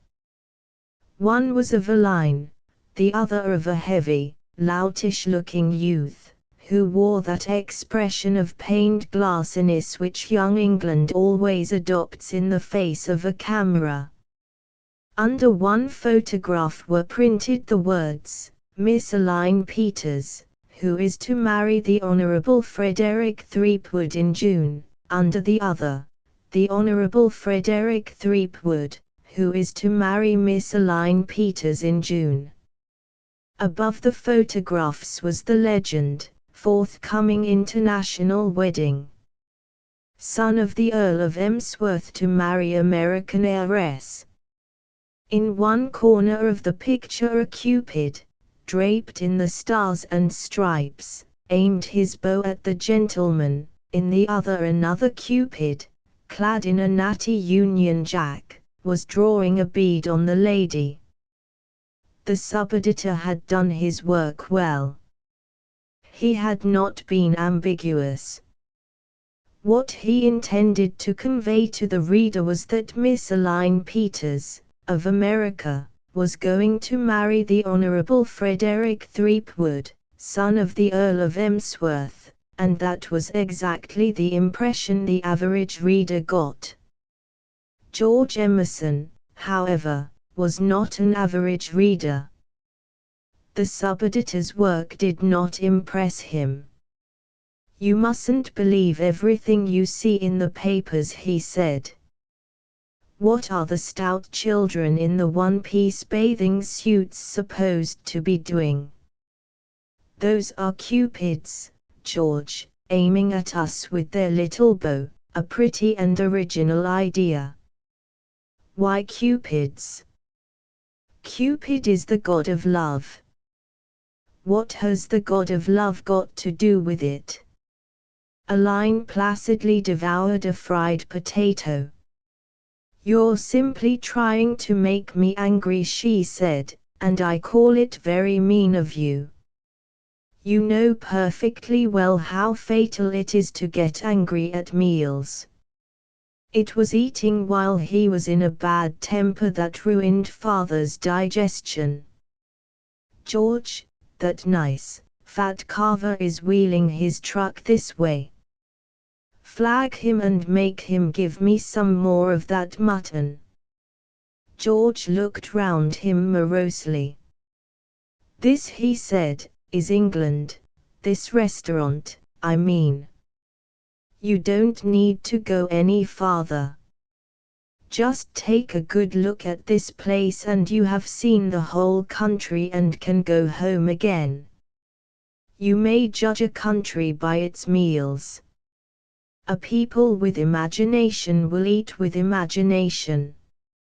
Look at the French, look at ourselves. The Englishman loathes imagination. He goes to a place like this and says, "Don't bother me to think. Here's $50. Give me food, any sort of food, until I tell you to stop."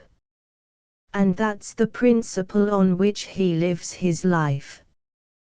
Give me anything, and don't bother me.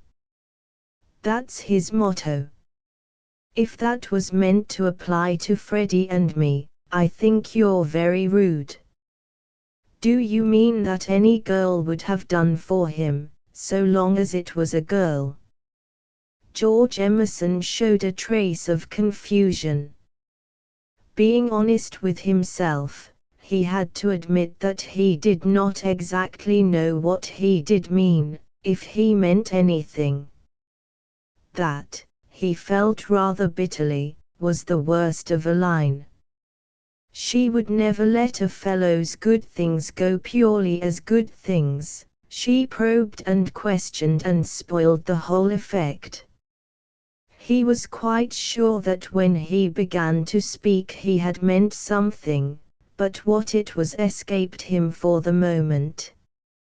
He had been urged to the homily by the fact that at a neighboring table he had caught sight of a stout young Briton, with a red face, who reminded him of the Honourable Frederick Threepwood. He mentioned this to Aline.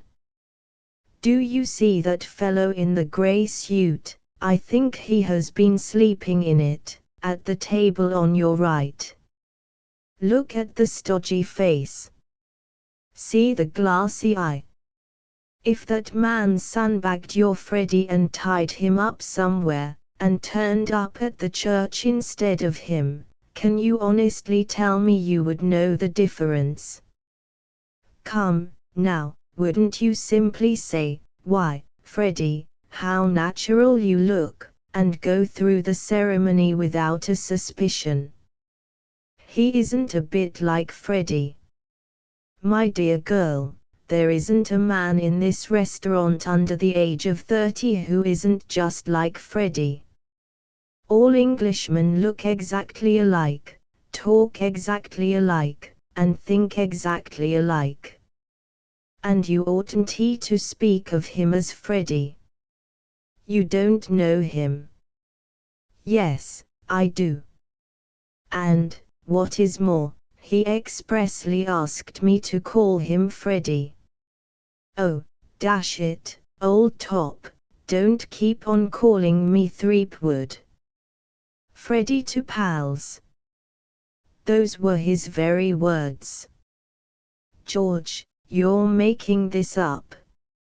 "Not at all. We met last night at the National Sporting Club. Porky Jones was going 20 rounds with Eddie Flynn. I offered to give 3-1 on Eddie. Freddie, who was sitting next to me, took me in fivers. And if you want any further proof of your young man's pinheadedness, mark that. A child could have seen that Eddie had him going. Eddie comes from Pittsburgh, God bless it. My own hometown. Did your Eddie win?"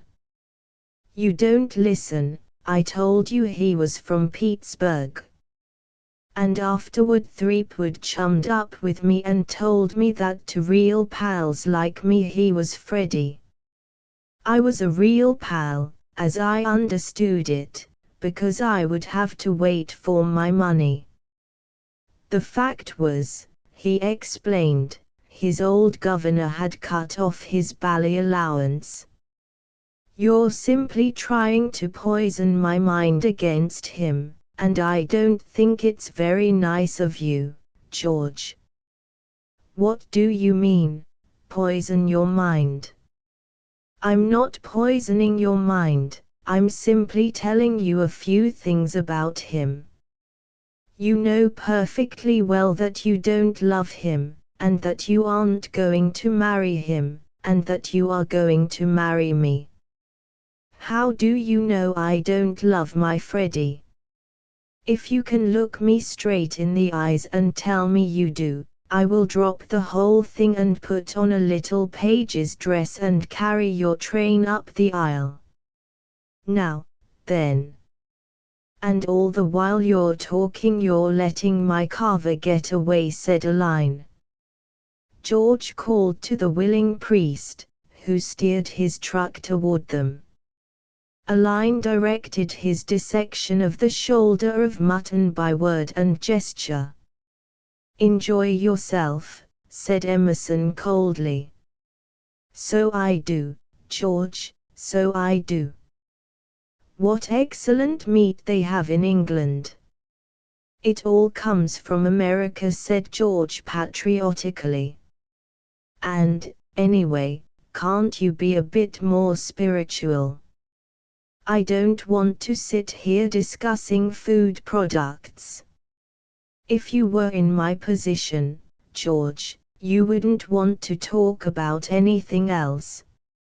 It's doing him a world of good, poor dear, but there are times when I'm sorry father ever started this food reform thing. You don't know what it means for a healthy young girl to try and support life on nuts and grasses. And why should you? Broke out Emerson. I'll tell you what it is, Aline, you are perfectly absurd about your father. I don't want to say anything against him to you, naturally, but, go ahead, George. Why this diffidence? Say what you like. Very well, then, I will. I'll give it to you straight. You know quite well that you have let your father bully you since you were in short frocks. I don't say it is your fault or his fault, or anybody's fault, I just state it as a fact. It's temperament, I suppose. You are yielding and he is aggressive, and he has taken advantage of it. We now come to this idiotic Freddie marriage business. Your father has forced you into that. It's all very well to say that you are a free agent and that fathers don't coerce their daughters nowadays. The trouble is that your father does. You let him do what he likes with you. He has got you hypnotized, and you won't break away from this Freddie foolishness because you can't find the nerve. I'm going to help you find the nerve. I'm coming down to Blandings Castle when you go there on Friday. Coming to Blandings. Freddie invited me last night. I think it was done by way of interest on the money he owed me, but he did it and I accepted. But, George, my dear boy, do you never read the etiquette books and the hints in the Sunday papers on how to be the perfect gentleman? Don't you know you can't be a man's guest and take advantage of his hospitality to try to steal his fiancée away from him? Watch me. A dreamy look came into Aline's eyes. I wonder what it feels like, being a countess, she said. You will never know. George looked at her pityingly. My poor girl, he said, have you been lured into this engagement in the belief that pop-eyed Frederick, the idiot child, is going to be an earl someday? You have been stung. Freddie is not the heir. His older brother, Lord Beauchamp, is as fit as a prize fighter and has 3 healthy sons. Freddie has about as much chance of getting the title as I have. George, your education has been sadly neglected. Don't you know that the heir to the title always goes on a yachting cruise, with his whole family, and gets drowned, and the children too? It happens in every English novel you read. Listen, Aline. Let us get this thing straight. I have been in love with you since I wore knickerbockers. I proposed to you at your first dance, very clumsily, but sincerely. Last year, when I found that you had gone to England, I came on after you as soon as the firm could spare me. And I found you engaged to this Freddie excrescence. I like the way you stand up for Freddie. So many men in your position might say horrid things about him. Oh, I've nothing against Freddie. He is practically an imbecile and I don't like his face. Outside of that he's all right. But you will be glad later that you did not marry him. You are much too real a person. What a wife you will make for a hard-working man. What does Freddie work hard at? I am alluding at the moment not to Freddie but to myself. I shall come home tired out. Maybe things will have gone wrong downtown. I shall be fagged, disheartened. And then you will come with your cool, white hands and, placing them gently on my forehead, Aline shook her head. It's no good, George. Really, you had better realize it. I'm very fond of you, but we are not suited. Why not? You are too overwhelming, too much like a bomb. I think you must be one of the supermen one reads about. You would want your own way and nothing but your own way. Now, Freddie will roll through hoops and sham dead, and we shall be the happiest pair in the world. I am much too placid and mild to make you happy. You want somebody who would stand up to you, somebody like Joan Valentine. That's the second time you have mentioned this Joan Valentine. Who is she?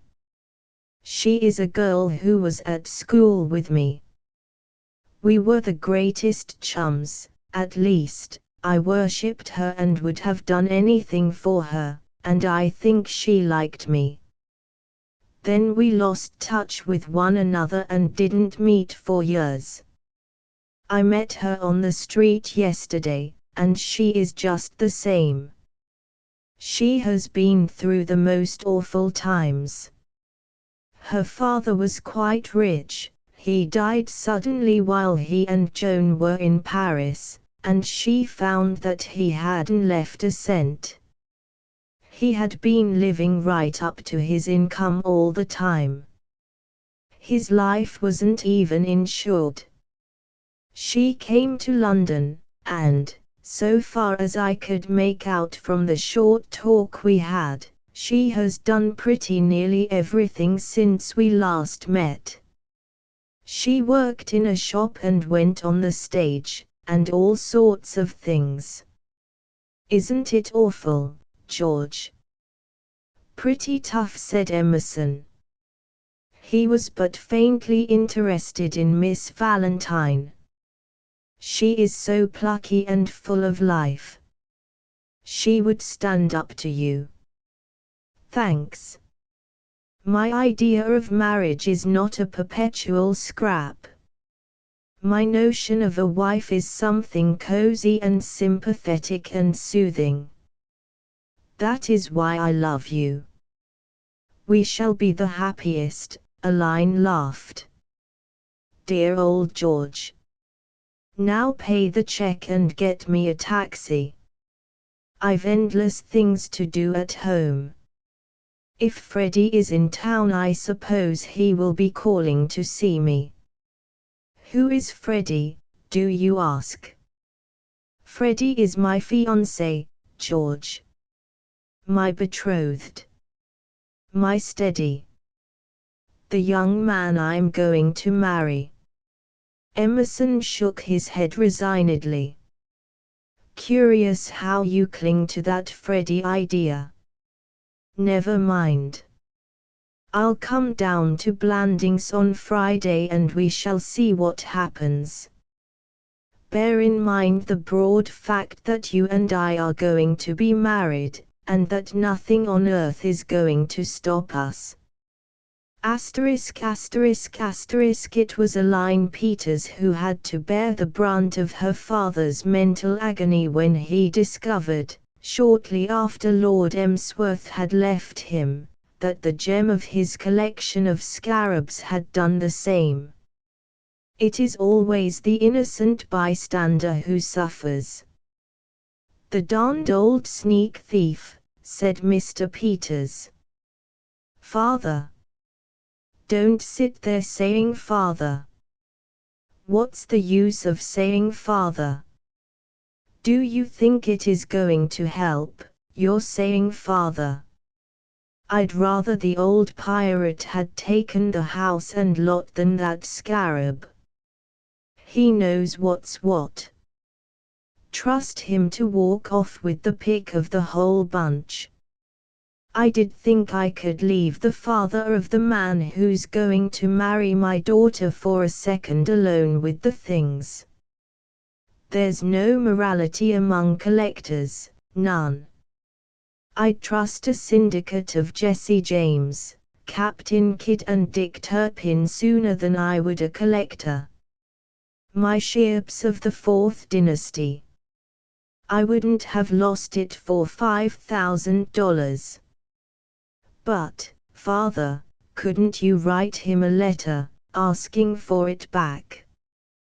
He's such a nice old man. I'm sure he didn't mean to steal the scarab. Mr. Peters' overwrought soul blew off steam in the shape of a passionate snort. Didn't mean to steal it. What do you think he meant to do? Take it away and keep it safe for me for fear I should lose it. Didn't mean to steal it. Bet you he's well known in society as a kleptomaniac. Bet you that when his name is announced his friends pick up their spoons and send in a hurry call to police headquarters for a squad to come and see that he doesn't sneak the front door. Of course he meant to steal it. He has a museum of his own down in the country. My ships is going to lend tone to that. I'd give $5,000 to get it back. If there's a man in this country with the spirit to break into that castle and steal that scarab and hand it back to me, there's $5,000 waiting for him right here, and if he wants to he can knock that old safe blower on the head with a jimmy into the bargain. But, father, why can't you simply go to him and say it's yours and that you must have it back? And have him come back at me by calling off this engagement of yours. Not if I know it. You can't go about the place charging a man with theft and ask him to go on being willing to have his son marry your daughter, can you? The slightest suggestion that I thought he had stolen this scarab and he would do the proud old English aristocrat and end everything. He's in the strongest position a thief has ever been in. You can't get at him. I didn't think of that. You don't think at all. That's the trouble with you, said Mr. Peters. Years of indigestion had made Mr. Peters' temper, even when in a normal mood, perfectly impossible. In a crisis like this it ran amok. He vented it on a line because he had always vented his irritabilities on a line, because the fact of her sweet, gentle disposition, combined with the fact of their relationship, made her the ideal person to receive the overflow of his black moods. While his wife had lived, he had bullied her. On her death, Aline had stepped into the vacant position. Aline did not cry, because she was not a girl who was given to tears, but, for all her placid good temper, she was wounded. She was a girl who liked everything in the world to run smoothly and easily, and these scenes with her father always depressed her. She took advantage of a lull in Mr. Peters' flow of words and slipped from the room. Her cheerfulness had received a shock. She wanted sympathy. She wanted comforting.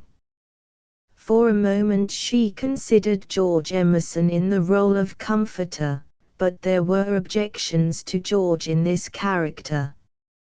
Aline was accustomed to tease and chat with George, but at heart she was a little afraid of him, and instinct told her that, as comforter, he would be too volcanic and supermanly for a girl who was engaged to marry another man in June. George, as comforter, would be far too prone to trust to action rather than to the soothing power of the spoken word. George's idea of healing the wound, she felt, would be to push her into a cab and drive to the nearest registrar's. No, she would not go to George. To whom, then? The vision of Joan Valentine came to her, of Joan as she had seen her yesterday, strong, cheerful, self-reliant, bearing herself, in spite of adversity, with a valiant jauntiness. Yes, she would go and see Joan. She put on her hat and stole from the house. Curiously enough, only a quarter of an hour before, our Jones had set out with exactly the same object in view. At almost exactly the hour when Aline Peters set off to visit her friend, Miss Valentine, three men sat in the cosy smoking room of Blandings Castle. They were variously occupied. In the big chair nearest the door the Honourable Frederick Threepwood, Freddie to pals, was reading. Next to him sat a young man whose eyes, glittering through rimless spectacles, were concentrated on the upturned faces of several neat rows of playing cards. Rupert Baxter, Lord Emsworth's invaluable secretary, had no vices, but he sometimes relaxed his busy brain with a game of solitaire. Beyond Baxter, a cigar in his mouth and a weak highball at his side, the Earl of Emsworth took his ease. The book the Honourable Freddie was reading was a small paper-covered book. Its cover was decorated with a colour scheme in red, black and yellow, depicting a tense moment in the lives of a man with a black beard, a man with a yellow beard, a man without any beard at all, and a young woman who, at first sight, appeared to be all eyes and hair. The man with the black beard, to gain some private end, had tied this young woman with ropes to a complicated system of machinery, mostly wheels and pulleys. The man with the yellow beard was in the act of pushing or pulling a lever. The beardless man, protruding through a trapdoor in the floor, was pointing a large revolver at the parties of the second part. Beneath this picture were the words, "Hands up, you scoundrels." Above it, in a meandering scroll across the page, was, "Gridley Quayle, Investigator. The Adventure of the Secret Six." By Felix Clavelli.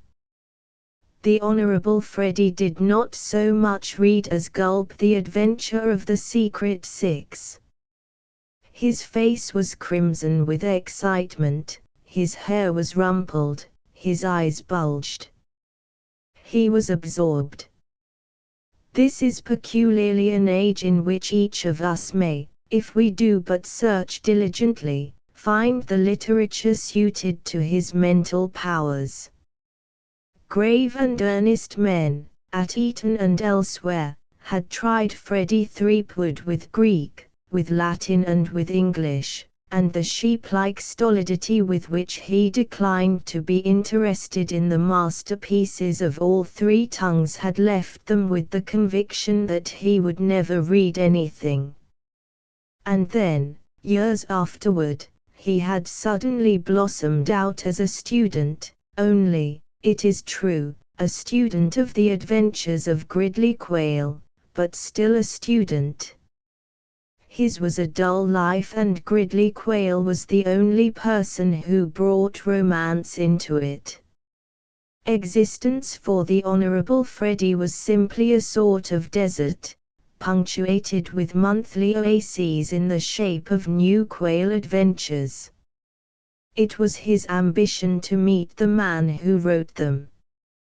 Lord Emsworth sat and smoked, and sipped and smoked again, at peace with all the world. His mind was as nearly a blank as it is possible for the human mind to be. The hand that had not the task of holding the cigar was at rest in his trousers pocket. The fingers of it fumbled idly with a small, hard object. Gradually it filtered into his lordship's mind that this small, hard object was not familiar. It was something new, something that was neither his keys nor his pencil, nor was it his small change. He yielded to a growing curiosity and drew it out. He examined it. It was a little something, rather like a fossilized beetle. It touched no chord in him. He looked at it with amiable distaste. "Now how in the world did that get there?" he said. The Honourable Freddie paid no attention to the remark. He was now at the very crest of his story, when every line intensified the thrill. Incident was succeeding incident. The Secret Six were here, there and everywhere, like so many malignant June bugs. Annabel, the heroine, was having a perfectly rotten time, kidnapped, and imprisoned every few minutes. Gridley Quayle, hot on the scent, was covering somebody or other with his revolver almost continuously. Freddie Threepwood had no time for chatting with his father. Not so Rupert Baxter. Chatting with Lord Emsworth was one of the things for which he received his salary. He looked up from his cards. Lord Emsworth. "I have found a curious object in my pocket, Baxter. I was wondering how it got there." He handed the thing to his secretary. Rupert Baxter's eyes lit up with sudden enthusiasm. He gasped. "Magnificent," he cried. "Superb." Lord Emsworth looked at him inquiringly. "It is a scarab, Lord Emsworth, and unless I am mistaken, and I think I may claim to be something of an expert, a Sheops of the Fourth Dynasty. A wonderful addition to your museum." "Is it?" "By gad. You don't say so, Baxter." "It is, indeed." "If it is not a rude question, how much did you give for it, Lord Emsworth?" "It must have been the gem of somebody's collection." Was there a sale at Christie's this afternoon? Lord Emsworth shook his head. I did not get it at Christie's, for I recollect that I had an important engagement which prevented my going to Christie's. To be sure, yes, I had promised to call on Mr. Peters and examine his collection of. Now I wonder what it was that Mr. Peters said he collected. Mr. Peters is one of the best-known living collectors of scarabs. Scarabs. You are quite right, Baxter. Now that I recall the episode, this is a scarab, and Mr. Peters gave it to me. Gave it to you, Lord Emsworth? Yes. The whole scene comes back to me. Mr. Peters, after telling me a great many exceedingly interesting things about scarabs, which I regret to say I cannot remember, gave me this. And you say it is really valuable, Baxter? It is, from a collector's point of view, of extraordinary value. Bless my soul. Lord Emsworth beamed. This is extremely interesting, Baxter. One has heard so much of the princely hospitality of Americans. How exceedingly kind of Mr. Peters. I shall certainly treasure it, though I must confess that from a purely spectacular standpoint it leaves me a little cold. However, I must not look a gift horse in the mouth, Baxter? From afar came the silver booming of a gong. Lord Emsworth rose. Time to dress for dinner. I had no idea it was so late. Baxter, you will be going past the museum door. Will you be a good fellow and place this among the exhibits? You will know what to do with it better than I. I always think of you as the curator of my little collection, Baxter, ha ha. Mind how you step when you are in the museum. I was painting a chair there yesterday and I think I left the paint pot on the floor. He cast a less amiable glance at his studious son. Get up, Frederick, and go and dress for dinner. What is that trash you are reading? The Honorable Freddie came out of his book much as a sleepwalker wakes, with a sense of having been violently assaulted. He looked up with a kind of stunned plaintiveness. Governor. Make haste. Beach rang the gong 5 minutes ago. What is that you are reading? Oh, nothing, Governor, just a book. I wonder you can waste your time on such trash. Make haste. He turned to the door, and the benevolent expression once more wandered athwart his face. Extremely kind of Mr. Peters, he said. Really, there is something almost oriental in the lavish generosity of our American cousins. It had taken R. Jones just 6 hours to discover Joan Valentine's address. That it had not taken him longer is a proof of his energy and of the excellence of his system of obtaining information, but R. Jones, when he considered it worth his while, could be extremely energetic, and he was a past master at the art of finding out things. He poured himself out of his cab and rang the bell of number 7. A disheveled maid answered the ring. Miss Valentine in? Yes, sir. R. Jones produced his card. On important business, tell her.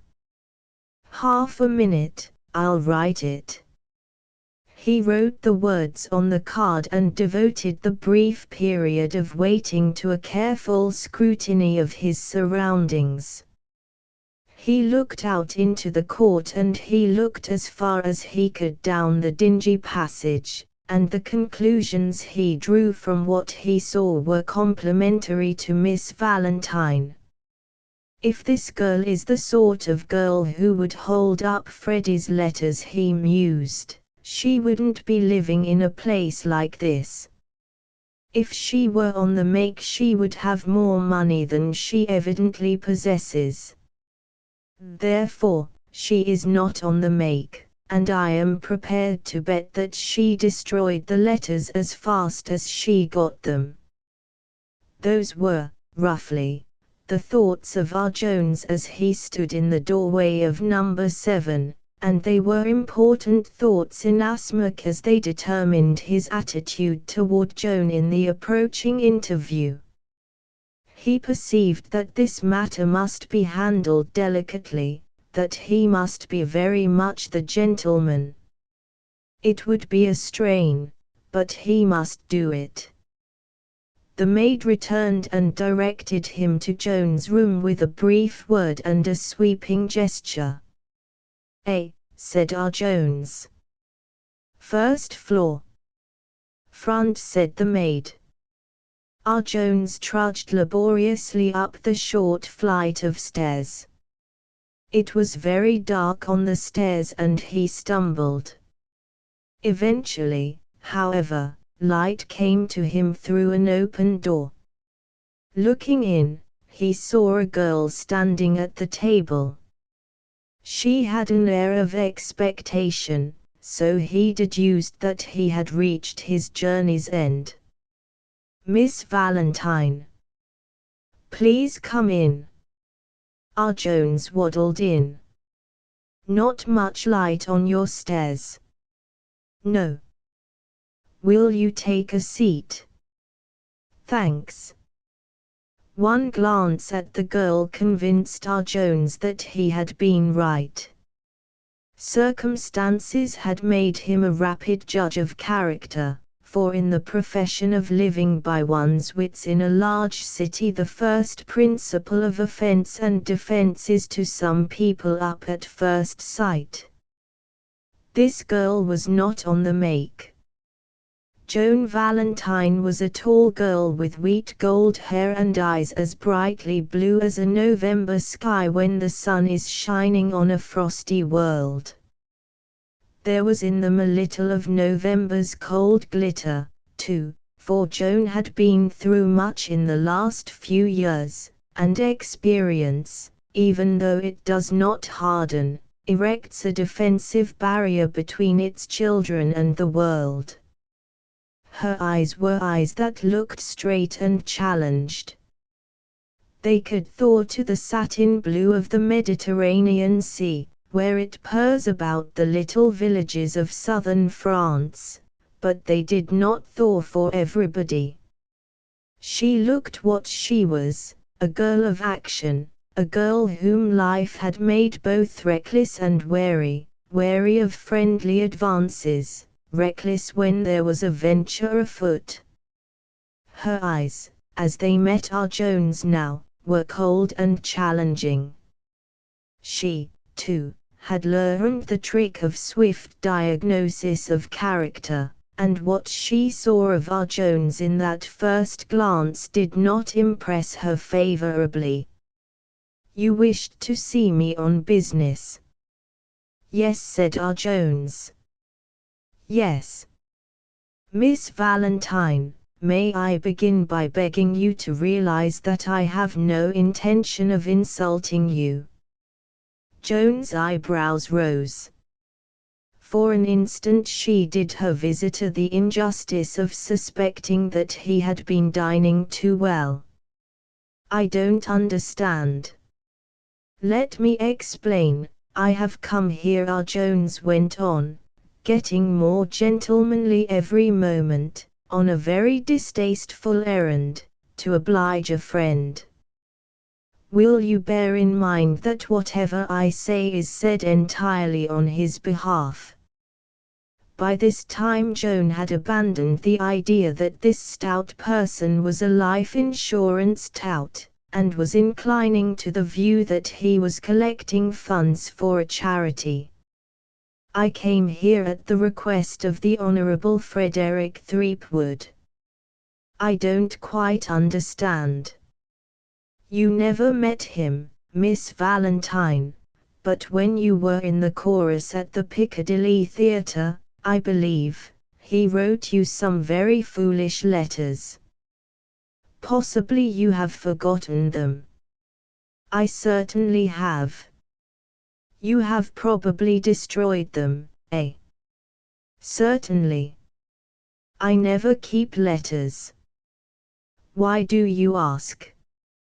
Well, you see, Miss Valentine, the Honourable Frederick Threepwood is about to be married, and he thought that possibly, on the whole, it would be better that the letters, and poetry, which he wrote you were non-existent. Not all are Joan's gentlemanliness, and during this speech he diffused it like a powerful scent in waves about him, could hide the unpleasant meaning of the words. He was afraid I might try to blackmail him, said Joan, with formidable calm. Our Jones raised and waved a fat hand deprecatingly. My dear Miss Valentine. Joan rose and our Jones followed her example. The interview was plainly at an end. Please tell Mr. Threepwood to make his mind quite easy. He is in no danger. Exactly, precisely. I assured Threepwood that my visit here would be a mere formality. I was quite sure you had no intention whatever of worrying him. I may tell him definitely, then, that you have destroyed the letters. Yes. Good evening. Good evening, Miss Valentine. The closing of the door behind him left him in total darkness, but he hardly liked to return and ask Joan to reopen it in order to light him on his way. He was glad to be out of her presence. He was used to being looked at in an unfriendly way by his fellows, but there had been something in Joan's eyes that had curiously discomfited him. R. Jones groped his way down, relieved that all was over and had ended well. He believed what she had told him, and he could conscientiously assure Freddie that the prospect of his sharing the fate of poor old Percy was non-existent. It is true that he proposed to add in his report that the destruction of the letters had been purchased with difficulty, at a cost of just £500, but that was a mere business formality. He had almost reached the last step when there was a ring at the front door. With what he was afterward wont to call an inspiration, he retreated with unusual nimbleness until he had almost reached Joan's door again. Then he leaned over the banister and listened. The dishevelled maid opened the door. A girl's voice spoke. Is Miss Valentine in? She's in, but she's engaged. I wish you would go up and tell her that I want to see her. Say it's Miss Peters, Miss Aline Peters. The banister shook beneath R. Jones' sudden clutch.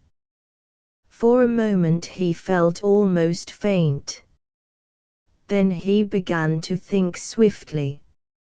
A great light had dawned on him, and the thought outstanding in his mind was that never again would he trust a man or woman on the evidence of his senses. He could have sworn that this Valentine girl was on the level. He had been perfectly satisfied with her statement that she had destroyed the letters. And all the while she had been playing as deep a game as he had come across in the whole course of his professional career. He almost admired her. How she had taken him in. It was obvious now what her game was. Previous to his visit she had arranged a meeting with Freddie's fiancée, with the view of opening negotiations for the sale of the letters.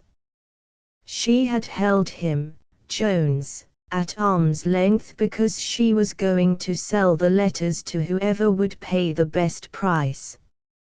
But for the accident of his happening to be here when Miss Peters arrived, Freddie and his fiancée would have been bidding against each other and raising each other's price. He had worked the same game himself a dozen times, and he resented the entry of female competition into what he regarded as essentially a male field of enterprise. As the maid stumped up the stairs he continued his retreat. He heard Joan's door open, and the stream of light showed him the disheveled maid standing in the doorway. "Ow, I thought there was a gentleman with you, miss. He left a moment ago." "Why?" "There's a lady wants to see you. Miss Peters, her name is. Will you ask her to come up?" The disheveled maid was no polished mistress of ceremonies. She leaned down into the void and hailed a line. "She says will you come up?" Aline's feet became audible on the staircase. There were greetings. "Whatever brings you here, Aline?" "Am I interrupting you, Joan, dear?" "No. Do come in. I was only surprised to see you so late. I didn't know you paid calls at this hour. Is anything wrong?" "Come in."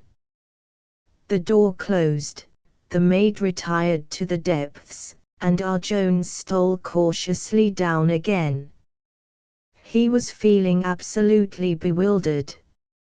Apparently his deductions, his second thoughts, had been all wrong, and Joan was, after all, the honest person he had imagined at first sight. Those two girls had talked to each other as though they were old friends, as though they had known each other all their lives. That was the thing which perplexed R. Jones. With the tread of a Red Indian, he approached the door and put his ear to it. He found he could hear quite comfortably. Aline, meantime, inside the room, had begun to draw comfort from Joan's very appearance. She looked so capable. Joan's eyes had changed the expression they had contained during the recent interview. They were soft now, with a softness that was half compassionate, half contemptuous. It is the compensation which life gives to those whom it has handled roughly in order that they shall be able to regard with a certain contempt the small troubles of the sheltered. Joan remembered Aline of old, and knew her for a perennial victim of small troubles. Even in their school days she had always needed to be looked after and comforted. Her sweet temper had seemed to invite the minor slings and arrows of fortune. Aline was a girl who inspired protectiveness in a certain type of her fellow human beings. It was this quality in her that kept George Emerson awake at nights, and it appealed to Joan now. Joan, for whom life was a constant struggle to keep the wolf within a reasonable distance from the door, and who counted that day happy on which she saw her way clear to paying her weekly rent and possibly having a trifle over for some coveted hat or pair of shoes, could not help feeling, as she looked at Aline, that her own troubles were as nothing, and that the immediate need of the moment was to pet and comfort her friend. Her knowledge of Aline told her the probable tragedy was that she had lost a brooch or had been spoken to crossly by somebody, but it also told her that such tragedies bulked very large on Aline's horizon. Trouble, after all, like beauty, is in the eye of the beholder, and Aline was far less able to endure with fortitude the loss of a brooch than she herself to bear the loss of a position the emoluments of which meant the difference between having just enough to eat and starving. "You're worried about something," she said. "Sit down and tell me all about it." Aline sat down and looked about her at the shabby room. By that curious process of the human mind which makes the spectacle of another's misfortune a palliative for one's own, she was feeling oddly comforted already. Her thoughts were not definite and she could not analyze them, but what they amounted to was that, though it was an unpleasant thing to be bullied by a dyspeptic father, the world manifestly held worse tribulations, which her father's other outstanding quality, besides dyspepsia, wealth, to wit, enabled her to avoid. It was at this point that the dim beginnings of philosophy began to invade her mind. The thing resolved itself almost into an equation. If father had not had indigestion he would not have bullied her. But, if father had not made a fortune he would not have had indigestion. Therefore, if father had not made a fortune he would not have bullied her. Practically, in fact, if father did not bully her he would not be rich.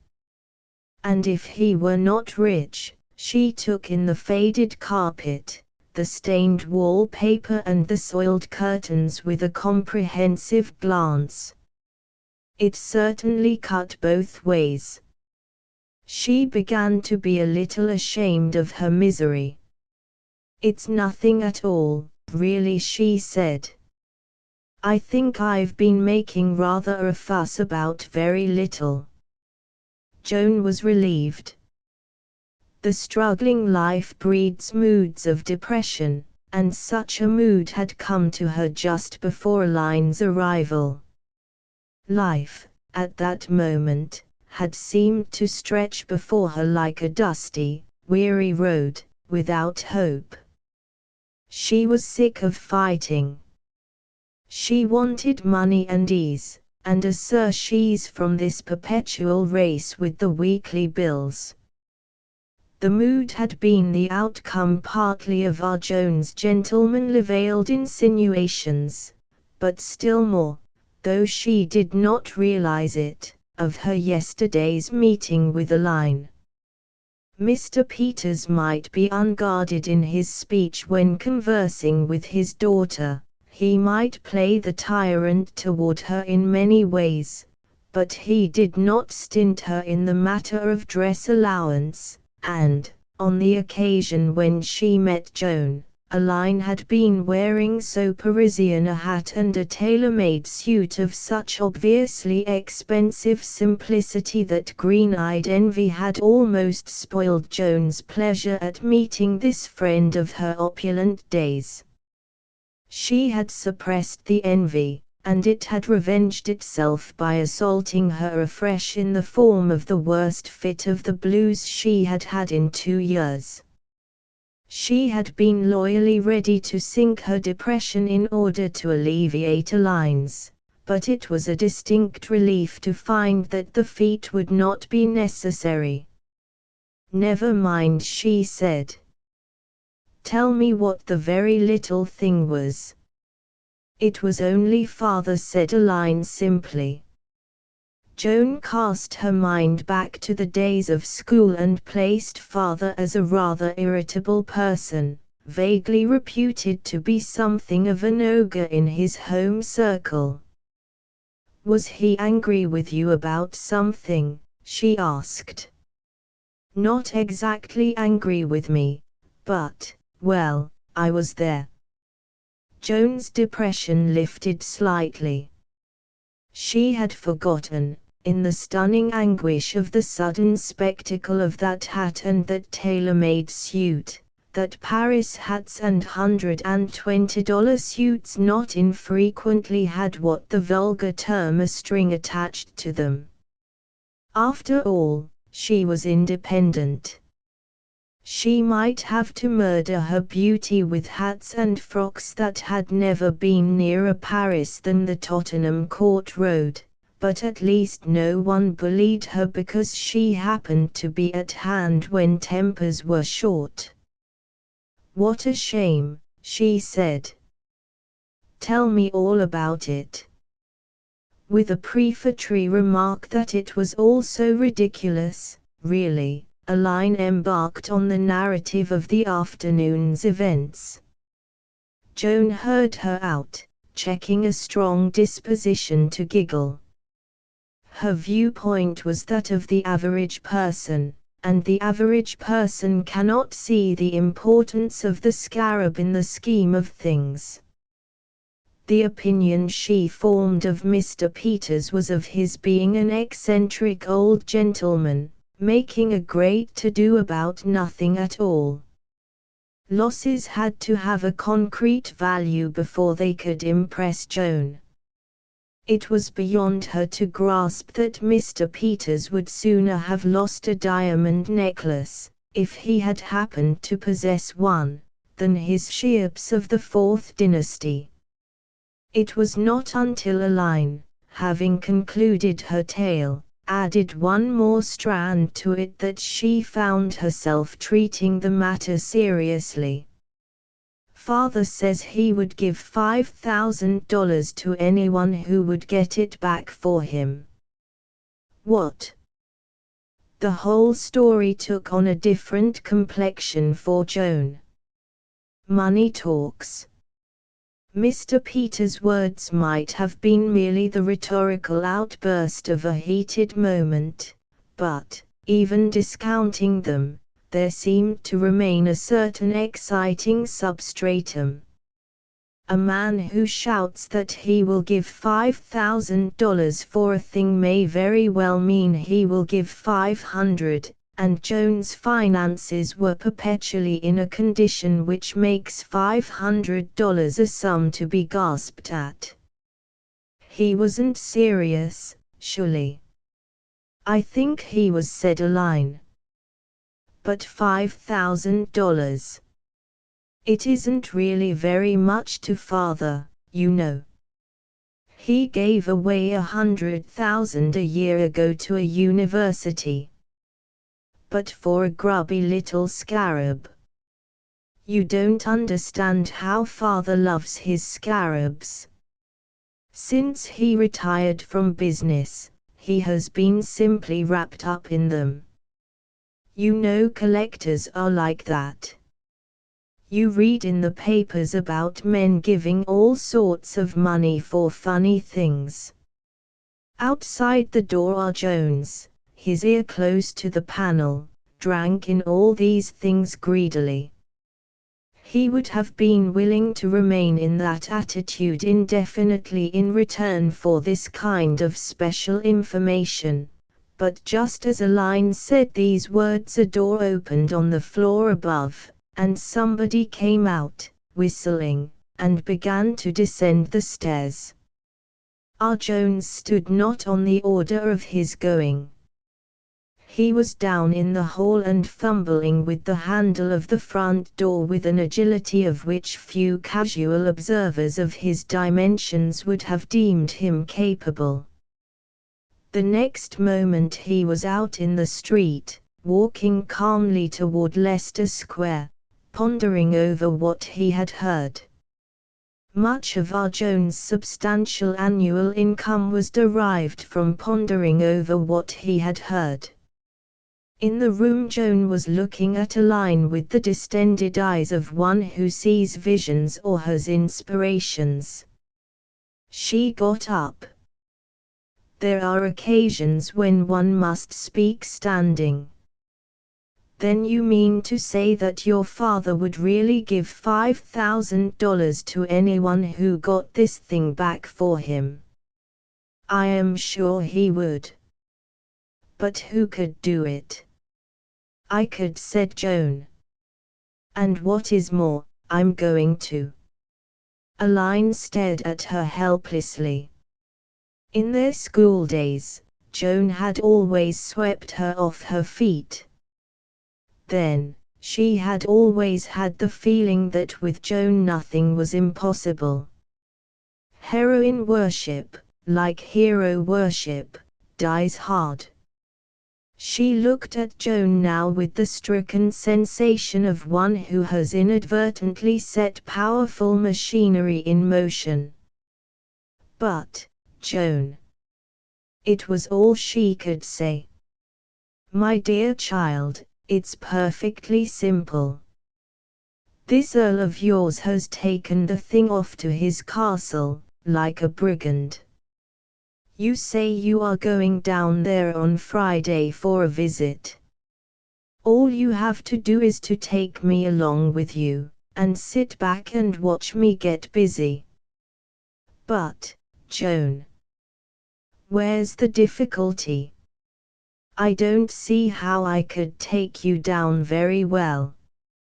Why not? Oh, I don't know. But what is your objection? Well, don't you see, if you went down there as a friend of mine and were caught stealing the scarab, there would be just the trouble father wants to avoid, about my engagement, you see, and so on. It was an aspect of the matter that had escaped Joan. She frowned thoughtfully. I see. Yes, there is that, but there must be a way. You mustn't, Joan, really. Don't think any more about it. Not think any more about it. My child, do you even faintly realize what $5,000, or a quarter of $5,000, means to me? I would do anything for it, anything. And there's the fun of it. I don't suppose you can realize that, either. I want a change. I've been grubbing away here on nothing a week for years, and it's time I had a vacation. There must be a way by which you could get me down, why, of course. Why didn't I think of it before? You shall take me on Friday as your lady's maid. But, Joan, I couldn't. Why not? I couldn't. Why not? Oh, well. Joan advanced on her where she sat and grasped her firmly by the shoulders. Her face was inflexible. Aline, my pet, it's no good arguing. You might just as well argue with a wolf on the trail of a fat Russian peasant. I need that money. I need it in my business. I need it worse than anybody has ever needed anything. And I'm going to have it. From now on, until further notice, I am your lady's maid. You can give your present one a holiday. Aline met her eyes waveringly. The spirit of the old school days, when nothing was impossible where Joan was concerned, had her in its grip. Moreover, the excitement of the scheme began to attract her. But, Joan, she said, you know it's simply ridiculous. You could never pass as a lady's maid. The other servants would find you out. I expect there are all sorts of things a lady's maid has got to do and not do. My dear Aline, I know them all. You can't stump me on below-stairs etiquette. I've been a lady's maid. Joan. It's quite true, 3 years ago, when I was more than usually impecunious. The wolf was glued to the door like a postage stamp, so I answered an advertisement and became a lady's maid. You seem to have done everything. I have, pretty nearly. It's all right for you idle rich, Aline, you can sit still and contemplate life, but we poor working girls have got to hustle. Aline laughed. You know, you always could make me do anything you wanted in the old days, Joan. I suppose I have got to look on this as quite settled now. Absolutely settled. Oh, Aline, there's one thing you must remember, don't call me Joan when I'm down at the castle. You must call me Valentine. She paused. The recollection of the Honourable Freddie had come to her. No, Valentine would not do. No, not Valentine, she went on, it's too jaunty. I used it once years ago, but it never sounded just right. I want something more respectable, more suited to my position. Can't you suggest something? Aline pondered. Simpson. Simpson. It's exactly right. You must practice it. Simpson. Say it kindly and yet distantly, as though I were a worm, but a worm for whom you felt a mild liking. Roll it round your tongue. Simpson. Splendid. Now once again, a little more haughtily. Simpson, Simpson, Simpson. Joan regarded her with affectionate approval. It's wonderful, she said. You might have been doing it all your life. What are you laughing at? Asked Aline. Nothing, said Joan. I was just thinking of something. There's a young man who lives on the floor above this, and I was lecturing him yesterday on enterprise. I told him to go and find something exciting to do. I wonder what he would say if he knew how thoroughly I am going to practice what I preach. Chapter 4. In the morning following Aline's visit to Joan Valentine, Ash sat in his room, the Morning Post on the table before him. The heady influence of Joan had not yet ceased to work within him, and he proposed, in pursuance of his promise to her, to go carefully through the columns of advertisements, however pessimistic he might feel concerning the utility of that action.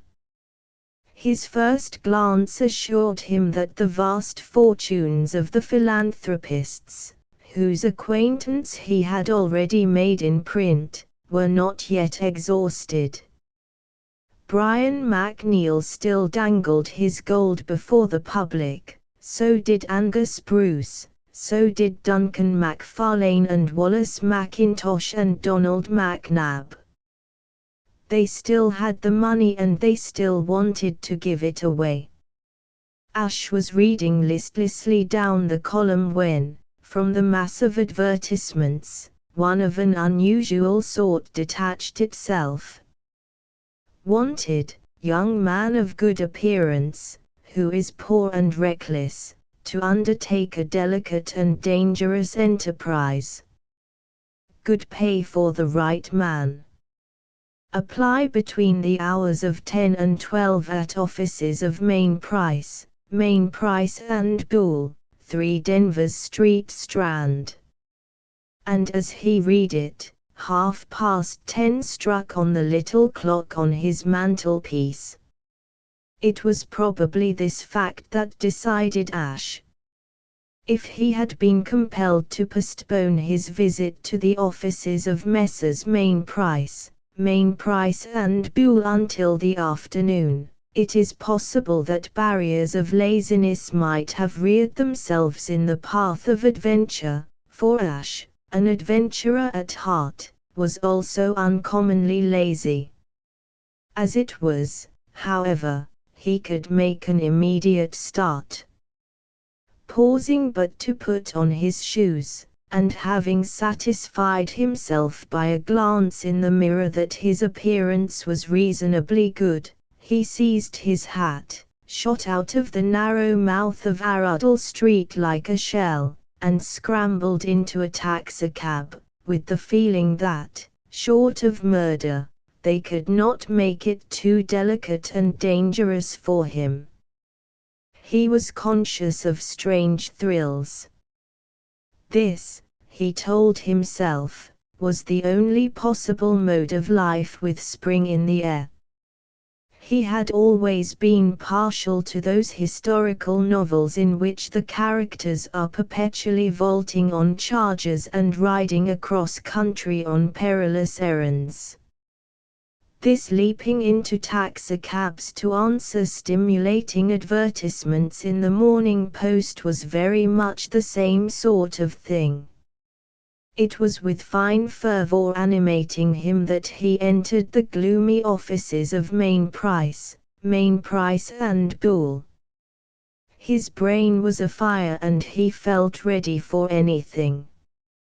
"I have come in ANS," he began, to the diminutive office boy, who seemed to be the nearest thing visible to a Main Price or a Buell. "Sit down." "Gotta take your turn," said the office boy, and for the first time Ash perceived that the anteroom in which he stood was crowded to overflowing. This, in the circumstances, was something of a damper. He had pictured himself, during his ride in the cab, striding into the office and saying, "The delicate and dangerous enterprise. Lead me to it." He had not realized until now that he was not the only man in London who read the advertisement columns of the Morning Post, and for an instant his heart sank at the sight of all this competition. A second and more comprehensive glance at his rivals gave him confidence. The wanted column of the morning paper is a sort of dredger, which churns up strange creatures from the mud of London's underworld. Only in response to the dredger's operations do they come to the surface in such numbers as to be noticeable, for as a rule they are of a solitary habit and shun company, but when they do come they bring with them something of the horror of the depths. It is the saddest spectacle in the world, that of the crowd collected by a wanted advertisement. They are so palpably not wanted by anyone for any purpose whatsoever, yet every time they gather together with a sort of hopeful hopelessness. What they were originally, the units of these collections, heaven knows. Fate has battered out of them every trace of individuality. Each now is exactly like his neighbor, no worse, no better.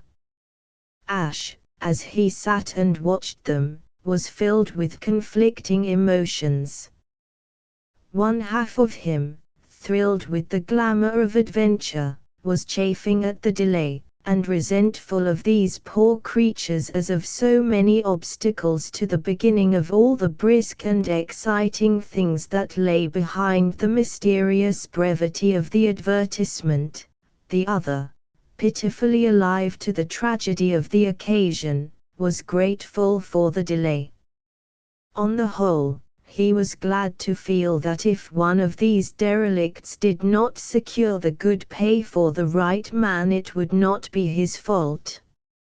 He had been the last to arrive, and he would be the last to pass through that door, which was the gateway of adventure, the door with Mr. Buell inscribed on its ground glass, behind which sat the author of the mysterious request for assistance, interviewing applicants. It would be through their own shortcomings, not because of his superior attractions, if they failed to please that unseen arbiter. That they were so failing was plain. Scarcely had one scarred victim of London's unkindness passed through before the bell would ring. The office boy, who, in the intervals of frowning sternly on the throng, as much as to say that he would stand no nonsense, would cry, "Next," and another dull-eyed wreck would drift through, to be followed a moment later by yet another. The one fact at present ascertainable concerning the unknown searcher for reckless young men of good appearance was that he appeared to be possessed of considerable decision of character, a man who did not take long to make up his mind.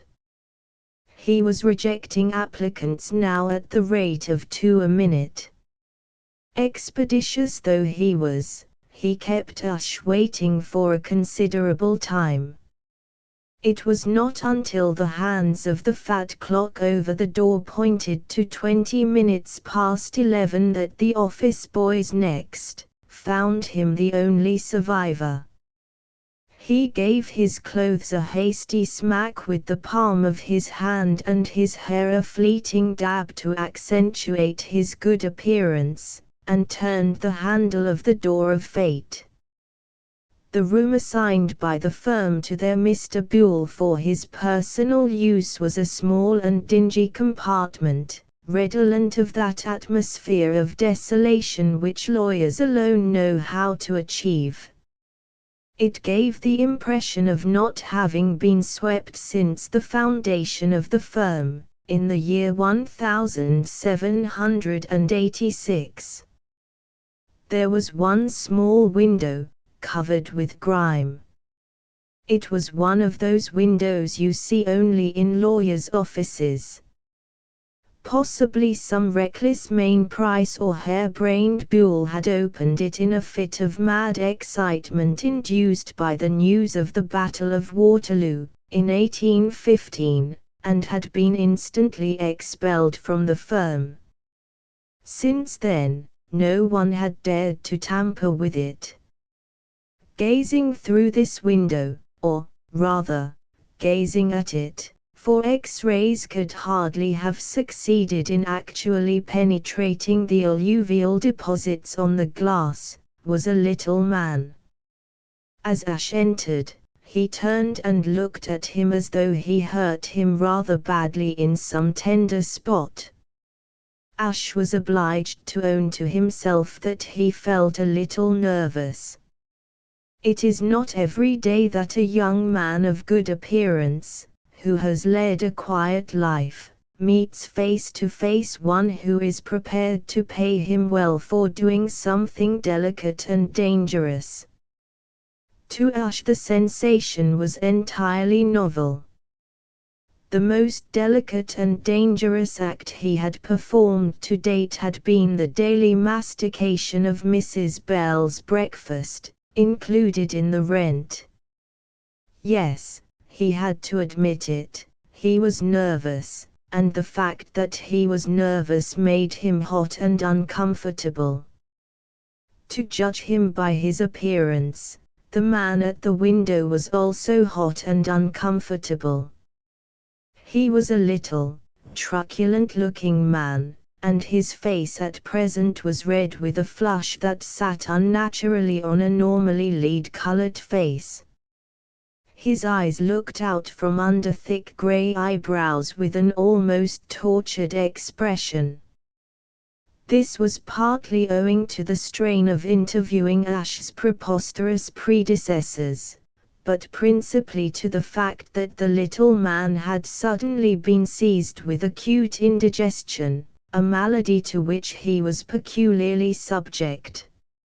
He removed from his mouth the black cigar he was smoking, inserted a digestive tabloid, and replaced the cigar. Then he concentrated his attention on Ash. As he did so, the hostile expression of his face became modified. He looked surprised and, grudgingly, pleased. "Well, what do you want?" he said. "I came in answer to my advertisement. I had given up hope of seeing anything part human. I thought you must be one of the clerks. You're certainly more like what I advertised for. Of all the seedy bunches of deadbeats I ever struck, the aggregation I've just been interviewing was the seediest. When I spend good money in advertising for a young man of good appearance, I want a young man of good appearance, not a tramp of 55. Ash was sorry for his predecessors, but he was bound to admit that they certainly had corresponded somewhat faithfully to the description just given. The comparative cordiality of his own reception removed the slight nervousness that had been troubling him. He began to feel confident, almost jaunty. "I'm through," said the little man wearily. "I've had enough of interviewing applicants. You're the last one I'll see. Are there any more hobos outside?" "Not when I came in." "Then we'll get down to business. I'll tell you what I want done, and if you are willing you can do it. If you are not willing you can leave it, and go to the devil. Sit down." Ash sat down. He resented the little man's tone, but this was not the moment for saying so. His companion scrutinized him narrowly. "So far as appearance goes," he said, "you are what I want." Ash felt inclined to bow. "Whoever takes on this job has got to act as my valet, and you look like a valet." Ash felt less inclined to bow. "You're tall and thin and ordinary looking." "Yes, so far as appearance goes, you fill the bill." It seemed to Ash that it was time to correct an impression the little man appeared to have formed. "I am afraid," he said, "if all you want is a valet, you will have to look elsewhere. I got the idea from your advertisement that something rather more exciting was in the air. I can recommend you to several good employment agencies if you wish." He rose. "Good morning," he said. He would have liked to fling the massive pewter inkwell at this little creature who had so keenly disappointed him. "Sit down," snapped the other.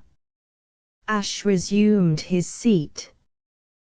The hope of adventure dies hard on a spring morning when one is 26, and he had the feeling that there was more to come. "Don't be a damned fool," said the little man. "Of course I'm not asking you to be a valet and nothing else. You would want me to do some cooking and plain sewing on the side, perhaps."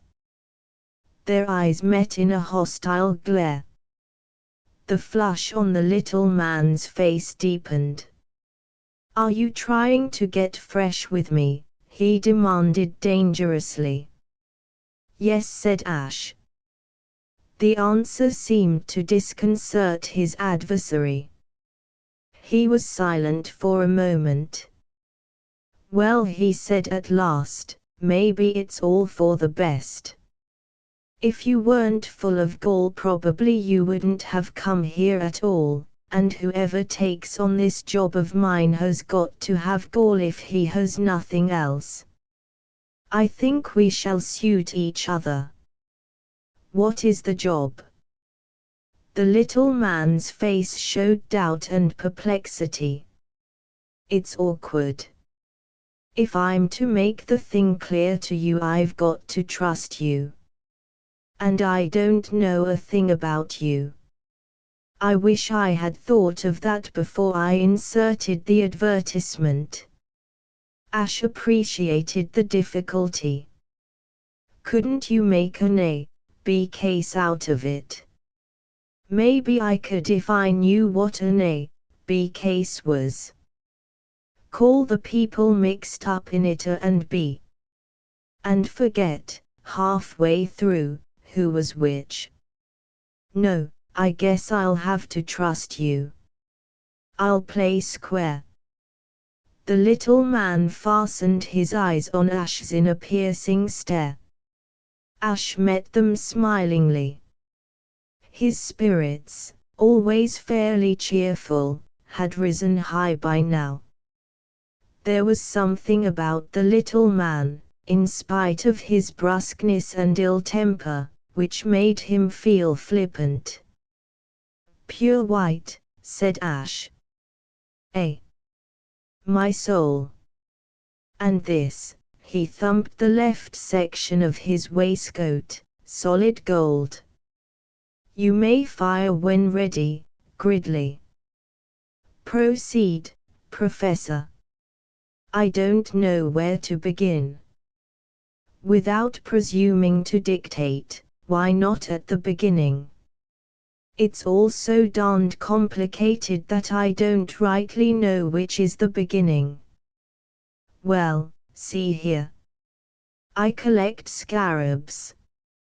I'm crazy about scarabs. Ever since I quit business, you might say that I have practically lived for scarabs.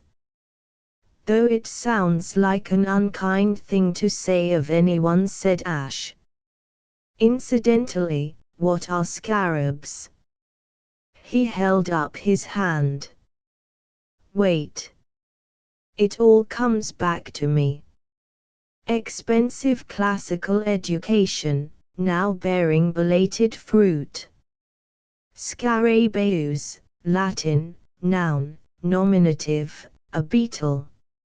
Scarabaei, vocative, ou beetle. Scarabaeum, accusative, the beetle. Scarabaea, of the beetle. Scarabaeo, to or for the beetle. I remember now. Egypt, Ramses, pyramids, sacred scarabs. Right.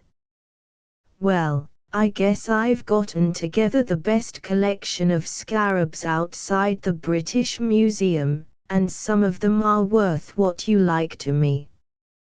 I don't reckon money when it comes to a question of my scarabs. Do you understand?" "Sure, Mike." Displeasure clouded the little man's face. "My name is not Mike. I used the word figuratively, as it were." "Well, don't do it again." "My name is J. Preston Peters, and Mr. Peters will do as well as anything else when you want to attract my attention." "Mine is Marson." "You were saying, Mr. Peters." "Well, it's this way," said the little man. "Shakespeare and Pope have both emphasized the tediousness of a twice-told tale. The episode of the stolen scarab need not be repeated at this point, though it must be admitted that Mr. Peters' version of it differed considerably from the calm, dispassionate description the author, in his capacity of official historian, has given earlier in the story. In Mr. Peters' version, the Earl of Emsworth appeared as a smooth and purposeful robber, a sort of elderly Raffles, worming his way into the homes of the innocent, and only sparing that portion of their property which was too heavy for him to carry away. Mr. Peters, indeed, specifically described the Earl of Emsworth as an oily old second-story man. It took Ash some little time to get a thorough grasp of the tangled situation, but he did it at last. Only one point perplexed him. You want to hire somebody to go to this castle and get this scarab back for you. I follow that. But why must he go as your valet? That's simple enough. You don't think I'm asking him to buy a black mask and break in, do you? I'm making it as easy for him as possible. I can't take a secretary down to the castle, for everybody knows that, now I've retired, I haven't got a secretary, and if I engaged a new one and he was caught trying to steal my scarab from the Earl's collection, it would look suspicious. But a valet is different. Anyone can get fooled by a crook valet with bogus references. I see. There's just one other point. Suppose your accomplice does get caught, what then? That, said Mr. Peters, is the catch, and it's just because of that I am offering good pay to my man. We'll suppose, for the sake of argument, that you accept the contract and get caught. Well, if that happens, you've got to look after yourself. I couldn't say a word. If I did, it would all come out, and so far as the breaking off of my daughter's engagement to young Threepwood is concerned, it would be just as bad as though I had tried to get the thing back myself. You've got to bear that in mind. You've got to remember it if you forget everything else. I don't appear in this business in any way whatsoever. If you get caught, you take what's coming to you without a word. You can't turn round and say, I am innocent. Mr. Peters will explain all, because Mr. Peters certainly won't. Mr. Peters won't utter a syllable of protest if they want to hang you. No, if you go into this, young man, you go into it with your eyes open. You go into it with a full understanding of the risks, because you think the reward, if you are successful, makes the taking of those risks worthwhile.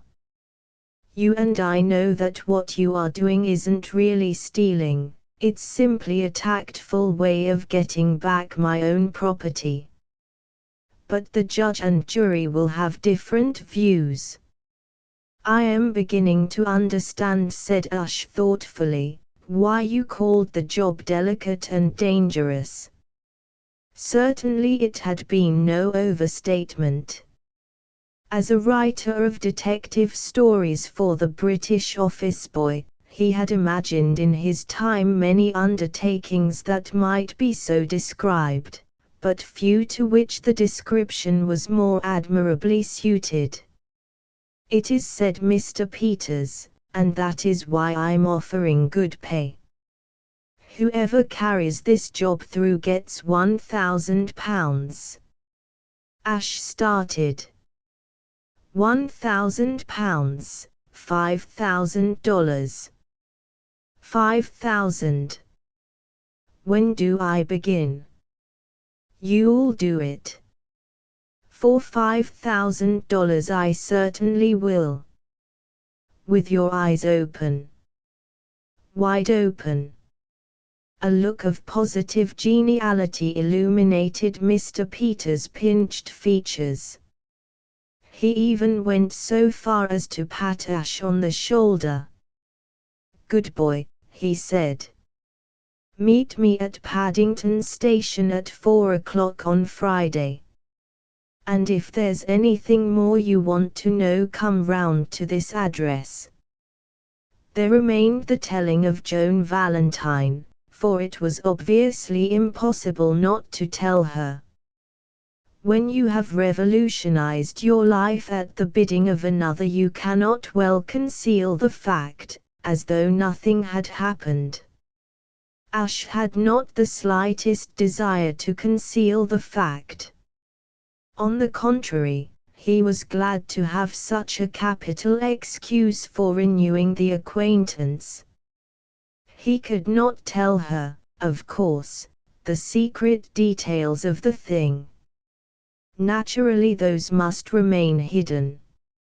No, he would just go airily in and say, "You know what you told me about doing something new? Well, I've just got a job as a valet." So he went airily in and said it. "To whom?" said Joan.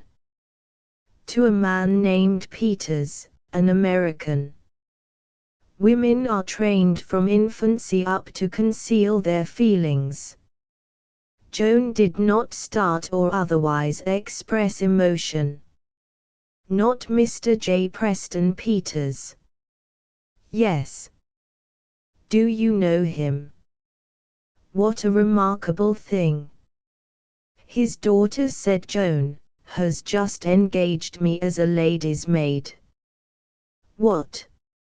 "It will not be quite the same thing as 3 years ago," Joan explained. "It is just a cheap way of getting a holiday. I used to know Miss Peters very well, you see. It will be more like traveling as her guest." But, Ash had not yet overcome his amazement. "Yes. But what an extraordinary coincidence." "Yes.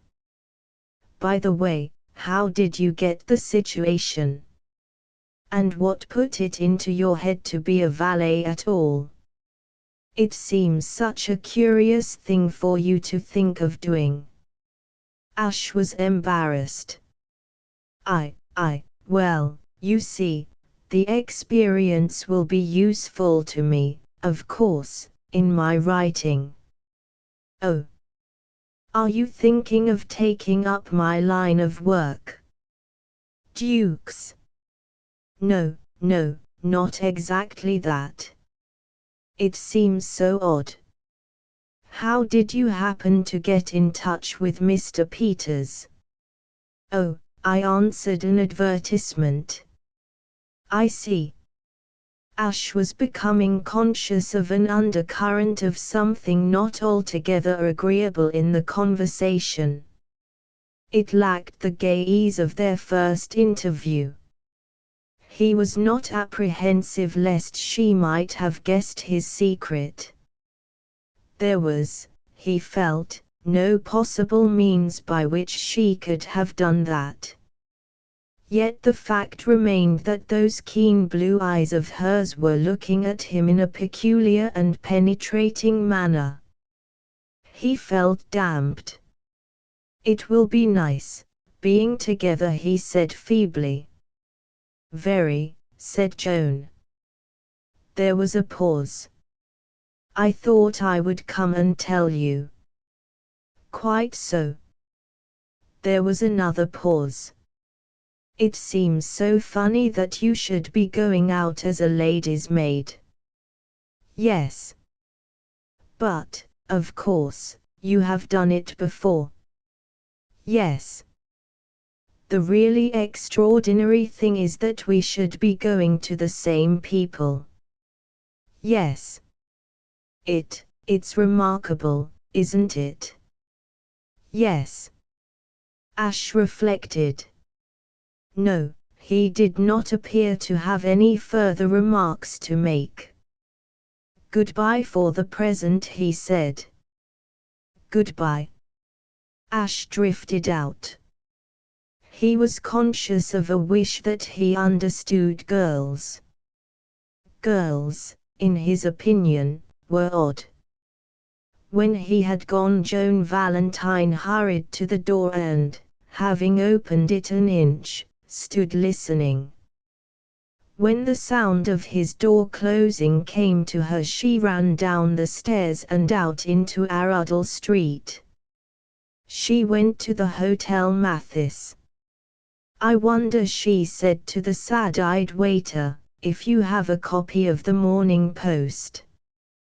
The waiter, a child of romantic Italy, was only too anxious to oblige youth and beauty. He disappeared and presently returned with a crumpled copy. Joan thanked him with a bright smile. Back in her room, she turned to the advertisement pages. She knew that life was full of what the unthinking call coincidences, but the miracle of Ush having selected by chance the father of Aline Peters as an employer was too much of a coincidence for her. Suspicion furrowed her brow. It did not take her long to discover the advertisement that had sent Ush hurrying in a taxicab to the offices of Messrs. Mainprice and Gould. She had been looking for something of the kind. She read it through twice and smiled. Everything was very clear to her. She looked at the ceiling above her and shook her head. "You are quite a nice young man, Mr. Marson," she said softly, "but you mustn't try to jump my claim. I dare say you need that money too, but I'm afraid you must go without. I am going to have it, and nobody else." Chapter V. The 4:15 express slid softly out of Paddington Station and Ush Marson settled himself in the corner seat of his second-class compartment.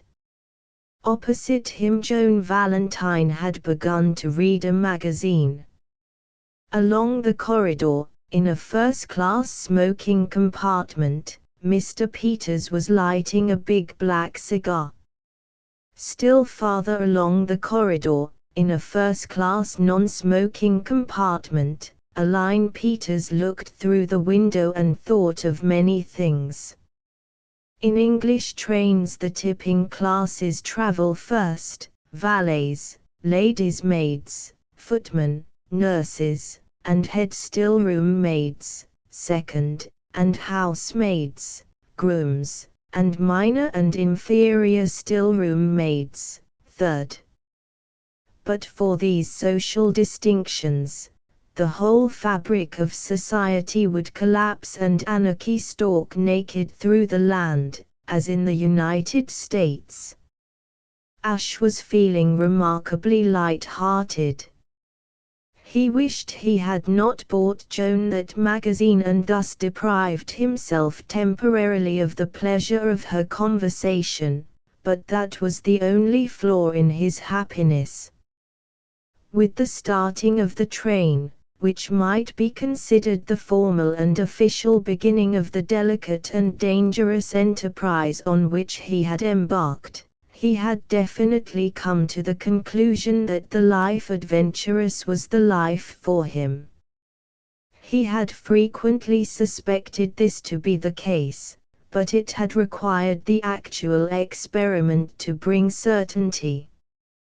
Almost more than physical courage, the ideal adventurer needs a certain lively inquisitiveness, the quality of not being content to mind his own affairs, and in Ush this quality was highly developed. From boyhood up he had always been interested in things that were none of his business. And it is just that attribute which the modern young man, as a rule, so sadly lacks. The modern young man may do adventurous things if they are thrust on him, but left to himself he will edge away uncomfortably and look in the other direction when the goddess of adventure smiles at him. Training and tradition alike pluck at his sleeve and urge him not to risk making himself ridiculous. and from sheer horror of laying himself open to the charge of not minding his own business, he falls into a stolid disregard of all that is out of the ordinary and exciting. He tells himself that the shriek from the lonely house he passed just now was only the high note of some amateur songstress, and that the maiden in distress whom he saw pursued by the ruffian with a knife was merely earning the salary paid her by some motion picture firm. And he proceeds on his way, looking neither to left nor right.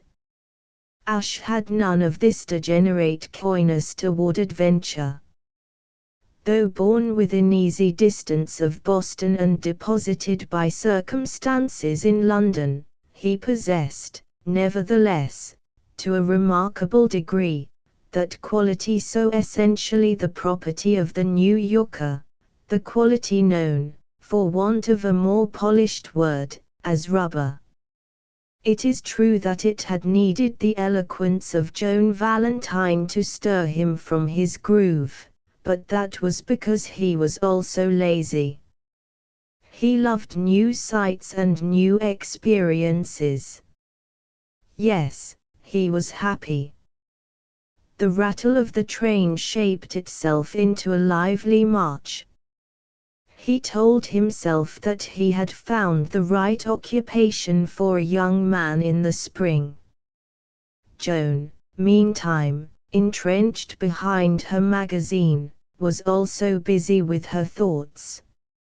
She was not reading the magazine, she held it before her as a protection, knowing that if she laid it down Ash would begin to talk. And just at present she had no desire for conversation. She, like Ash, was contemplating the immediate future, but, unlike him, was not doing so with much pleasure. She was regretting heartily that she had not resisted the temptation to uplift this young man and wishing that she had left him to wallow in the slothful peace in which she had found him.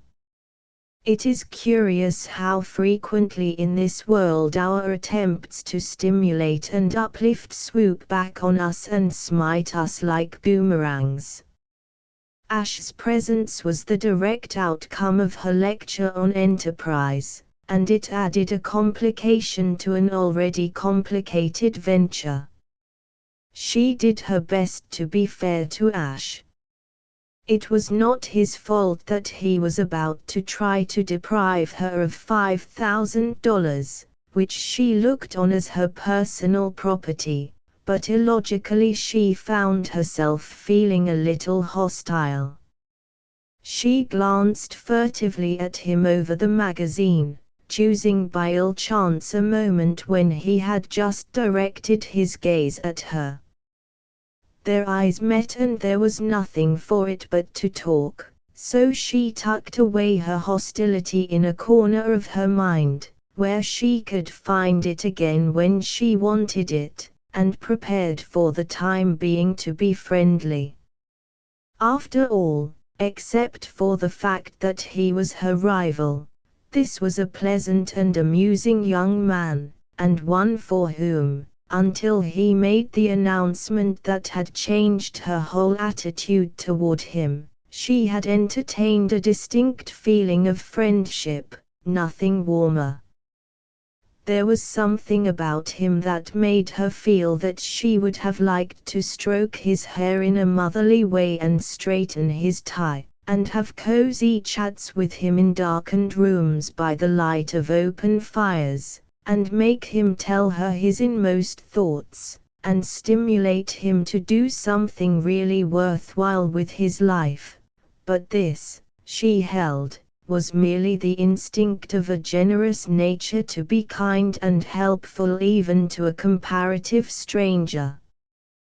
"Well, Mr. Marson," she said, "here we are."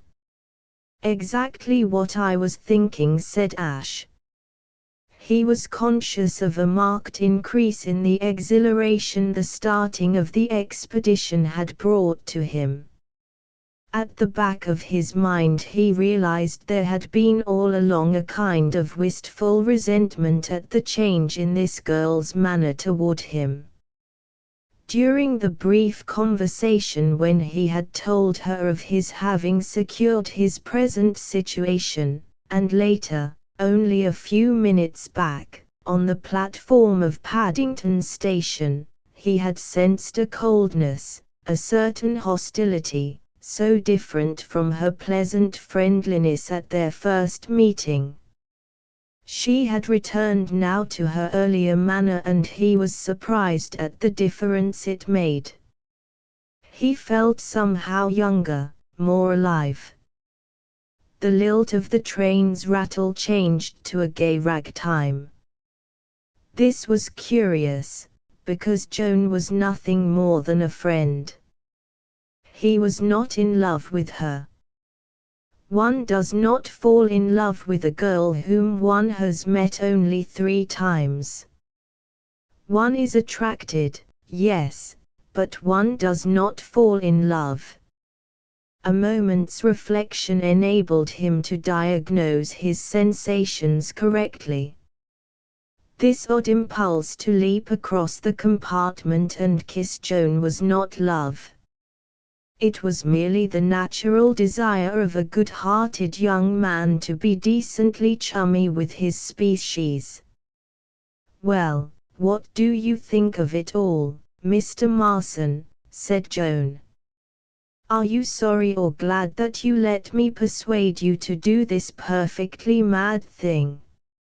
I feel responsible for you, you know. If it had not been for me you would have been comfortably in Arundel Street, writing your wand of death. I'm glad. You don't feel any misgivings now that you are actually committed to domestic service?" "Not one." Joan, against her will, smiled approval on this uncompromising attitude. This young man might be her rival, but his demeanor on the eve of perilous times appealed to her. That was the spirit she liked and admired, that reckless acceptance of whatever might come. It was the spirit in which she herself had gone into the affair, and she was pleased to find that it animated Ash also, though, to be sure, it had its drawbacks. It made his rivalry the more dangerous. This reflection injected a touch of the old hostility into her manner. "I wonder whether you will continue to feel so brave." "What do you mean?" Joan perceived that she was in danger of going too far. She had no wish to unmask Ash at the expense of revealing her own secret. She must resist the temptation to hint that she had discovered his. "I meant," she said quickly, "that from what I have seen of him Mr. Peters seems likely to be a rather trying man to work for." Ash's face cleared. For a moment he had almost suspected that she had guessed his errand. "Yes. I imagine he will be. He is what you might call quick-tempered. He has dyspepsia, you know." "I know. What he wants is plenty of fresh air and no cigars, and a regular course of those lesson exercises that amused you so much." Joan laughed. "Are you going to try and persuade Mr. Peters to twist himself about like that? Do let me see it if you do. I wish I could. Do suggest it to him. Don't you think he would resent it from a valet? I keep forgetting that you are a valet. You look so unlike one." "Old Peters didn't think so. He rather complimented me on my appearance. He said I was ordinary looking. I shouldn't have called you that." You look so very strong and fit. Surely there are muscular valets. Well, yes, I suppose there are. Ash looked at her. He was thinking that never in his life had he seen a girl so amazingly pretty. What it was that she had done to herself was beyond him, but something, some trick of dress, had given her a touch of the demure that made her irresistible. She was dressed in sober black, the ideal background for her fairness. While on the subject he said, "I suppose you know you don't look in the least like a lady's maid. You look like a disguised princess." She laughed. "That's very nice of you, Mr. Marson, but you're quite wrong. Anyone could tell I was a lady's maid, a mile away. You aren't criticizing the dress, surely?" "The dress is all right. It's the general effect. I don't think your expression is right. There's too much attack in it. You aren't meek enough." Joan's eyes opened wide. Meek? Have you ever seen an English lady's maid, Mr. Marson? Why, no, now that I come to think of it, I don't believe I have. Well, let me tell you that meekness is her last quality. Why should she be meek? Doesn't she go in after the groom of the chambers? Go in? Go in where? Into dinner. She smiled at the sight of his bewildered face. "I'm afraid you don't know much about the etiquette of the new world you have entered so rashly. Didn't you know that the rules of precedence among the servants of a big house in England are more rigid and complicated than in English society?" "You're joking." "I'm not joking. You try going into dinner out of your proper place when we get to Blandings and see what happens. A public rebuke from the butler is the least you could expect." A bead of perspiration appeared on Ash's forehead. "Heavens," he whispered. "If a butler publicly rebuked me, I think I should commit suicide. I couldn't survive it." He stared, with fallen jaw, into the abyss of horror into which he had leaped so light-heartedly. The servant problem, on this large scale, had been non-existent for him until now. In the days of his youth, at Mailing, Massachusetts, his needs had been ministered to by a muscular Swede.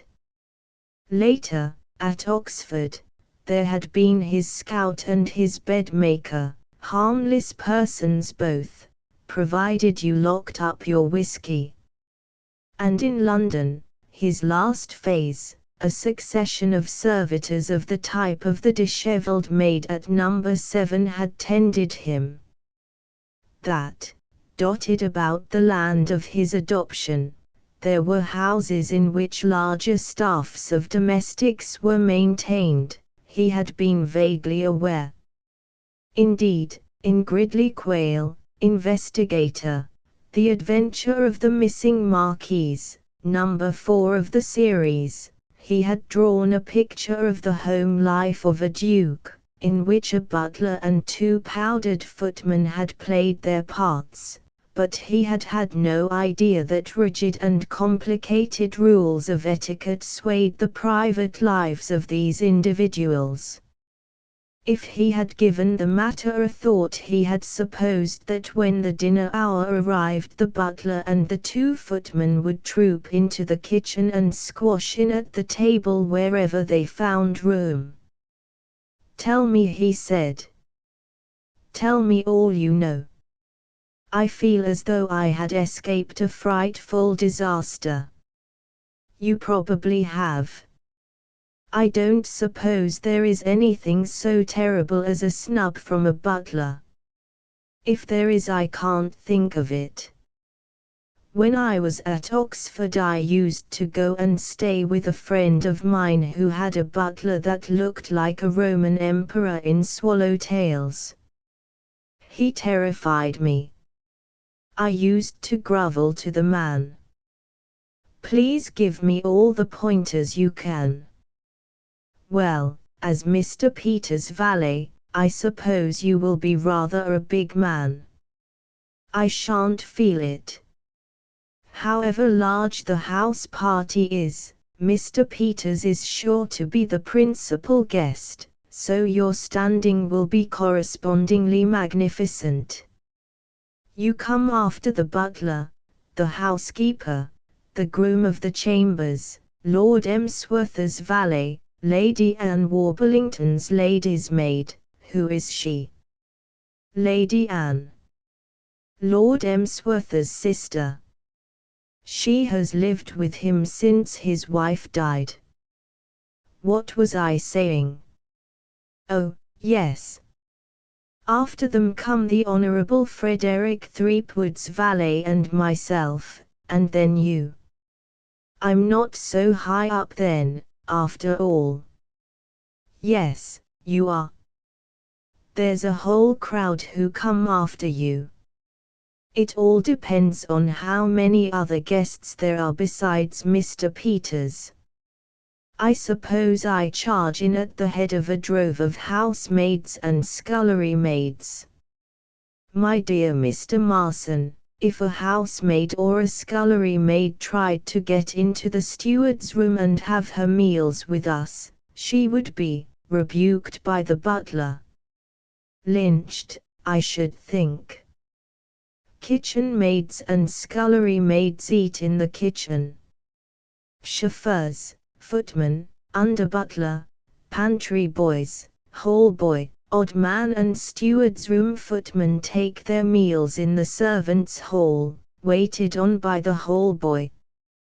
The still-room maids have breakfast and tea in the still-room, and dinner and supper in the hall.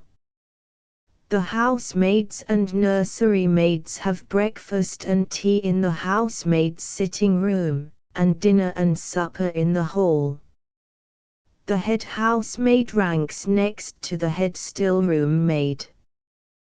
The laundry maids have a place of their own near the laundry, and the head laundry maid ranks above the head housemaid. The chef has his meals in a room of his own near the kitchen. Is there anything else I can tell you, Mr. Marson? Ash was staring at her with vacant eyes. He shook his head dumbly. We stop at Swindon in half an hour, said Joan softly. Don't you think you would be wise to get out there and go straight back to London, Mr. Marson? Think of all you would avoid. Ash found speech. It's a nightmare. You would be far happier in Arundel Street. Why don't you get out at Swindon and go back? Ash shook his head. I can't. There's a reason. Joan picked up her magazine again. Hostility had come out from the corner into which she had tucked it away and was once more filling her mind. She knew it was illogical, but she could not help it. For a moment, during her revelations of servants' etiquette, she had allowed herself to hope that she had frightened her rival out of the field, and the disappointment made her feel irritable. She buried herself in a short story, and countered Ash's attempts at renewing the conversation with cold monosyllables, until he ceased his efforts and fell into a moody silence. He was feeling hurt and angry. Her sudden coldness, following on the friendliness with which she had talked so long, puzzled and infuriated him. He felt as though he had been snubbed, and for no reason. He resented the defensive magazine, though he had bought it for her himself. He resented her attitude of having ceased to recognize his existence. A sadness, a filmy melancholy, crept over him. He brooded on the unutterable silliness of humanity, especially the female portion of it, in erecting artificial barriers to friendship. It was so unreasonable. At their first meeting, when she might have been excused for showing defensiveness, she had treated him with unaffected ease. When that meeting had ended, there was a tacit understanding between them that all the preliminary awkwardnesses of the first stages of acquaintanceship were to be considered as having been passed, and that when they met again, if they ever did, it would be as friends. And here she was, alluring him on with apparent friendliness, and then withdrawing into herself as though he had presumed. A rebellious spirit took possession of him. He didn't care. Let her be cold and distant. He would show her that she had no monopoly of those qualities. He would not speak to her until she spoke to him, and when she spoke to him he would freeze her with his courteous but bleakly aloof indifference. The train rattled on. Joan read her magazine. Silence reigned in the second-class compartment. Swindon was reached and passed. Darkness fell on the land. The journey began to seem interminable to Ash, but presently there came a creaking of brakes and the train jerked itself to another stop. A voice on the platform made itself heard, calling, "Market Blandings. Market Blandings Station." Asterisk asterisk asterisk. The village of Market Blandings is one of those sleepy English hamlets that modern progress has failed to touch, except by the addition of a railroad station and a room over the grocer's shop where moving pictures are on view on Tuesdays and Fridays. The church is Norman and the intelligence of the majority of the natives Paleozoic. To alight at Market Blandings station in the dusk of a rather chilly spring day, when the southwest wind has shifted to due east and the thrifty inhabitants have not yet lit their windows, is to be smitten with the feeling that one is at the edge of the world with no friends near. Ash, as he stood beside Mr. Peters' baggage and raked the unsympathetic darkness with a dreary eye, gave himself up to melancholy. Above him an oil lamp shed a meagre light. Along the platform a small but sturdy porter was juggling with a milk can. The east wind explored Ash's system with chilly fingers. Somewhere out in the darkness into which Mr. Peters and Aline had already vanished in a large automobile, lay the castle, with its butler and its fearful code of etiquette. Soon the cart that was to convey him and the trunks thither would be arriving. He shivered. Out of the gloom and into the feeble rays of the oil lamp came Joan Valentine. She had been away, tucking Aline into the car. She looked warm and cheerful. She was smiling in the old friendly way. If girls realized their responsibilities, they would be so careful when they smiled that they would probably abandon the practice altogether. There are moments in a man's life when a girl's smile can have as important results as an explosion of dynamite. In the course of their brief acquaintance, Joan had smiled at Ash many times, but the conditions governing those occasions had not been such as to permit him to be seriously affected. He had been pleased on such occasions, he had admired her smile in a detached and critical spirit, but he had not been overwhelmed by it. The frame of mind necessary for that result had been lacking. Now, however, after 5 minutes of solitude on the depressing platform of Market Blandings station, he was what the spiritualists call a sensitive subject. He had reached that depth of gloom and bodily discomfort when a sudden smile has all the effect of strong liquor and good news administered simultaneously, warming the blood and comforting the soul, and generally turning the world from a bleak desert into a land flowing with milk and honey. It is not too much to say that he reeled before Joan's smile. It was so entirely unexpected. He clutched Mr. Peter's steamer trunk in his emotion. All his resolutions to be cold and distant were swept away. He had the feeling that in a friendless universe here was somebody who was fond of him and glad to see him. A smile of such importance demands analysis, and in this case repays it. For many things lay behind this smile of Joan Valentine's on the platform of Market Blandings station.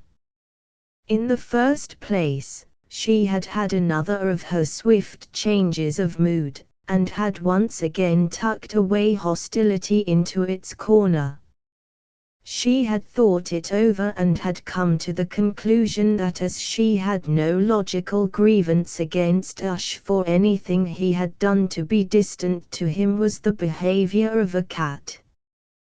Consequently she resolved, when they should meet again, to resume her attitude of good fellowship. That in itself would have been enough to make her smile. There was another reason, however, which had nothing to do with Ash. While she had been tucking a line into the automobile, she met the eye of the driver of that vehicle and had perceived a curious look in it, a look of amazement and sheer terror. A moment later, when a line called the driver Freddie, she had understood. No wonder the Honorable Freddie had looked as though he had seen a ghost.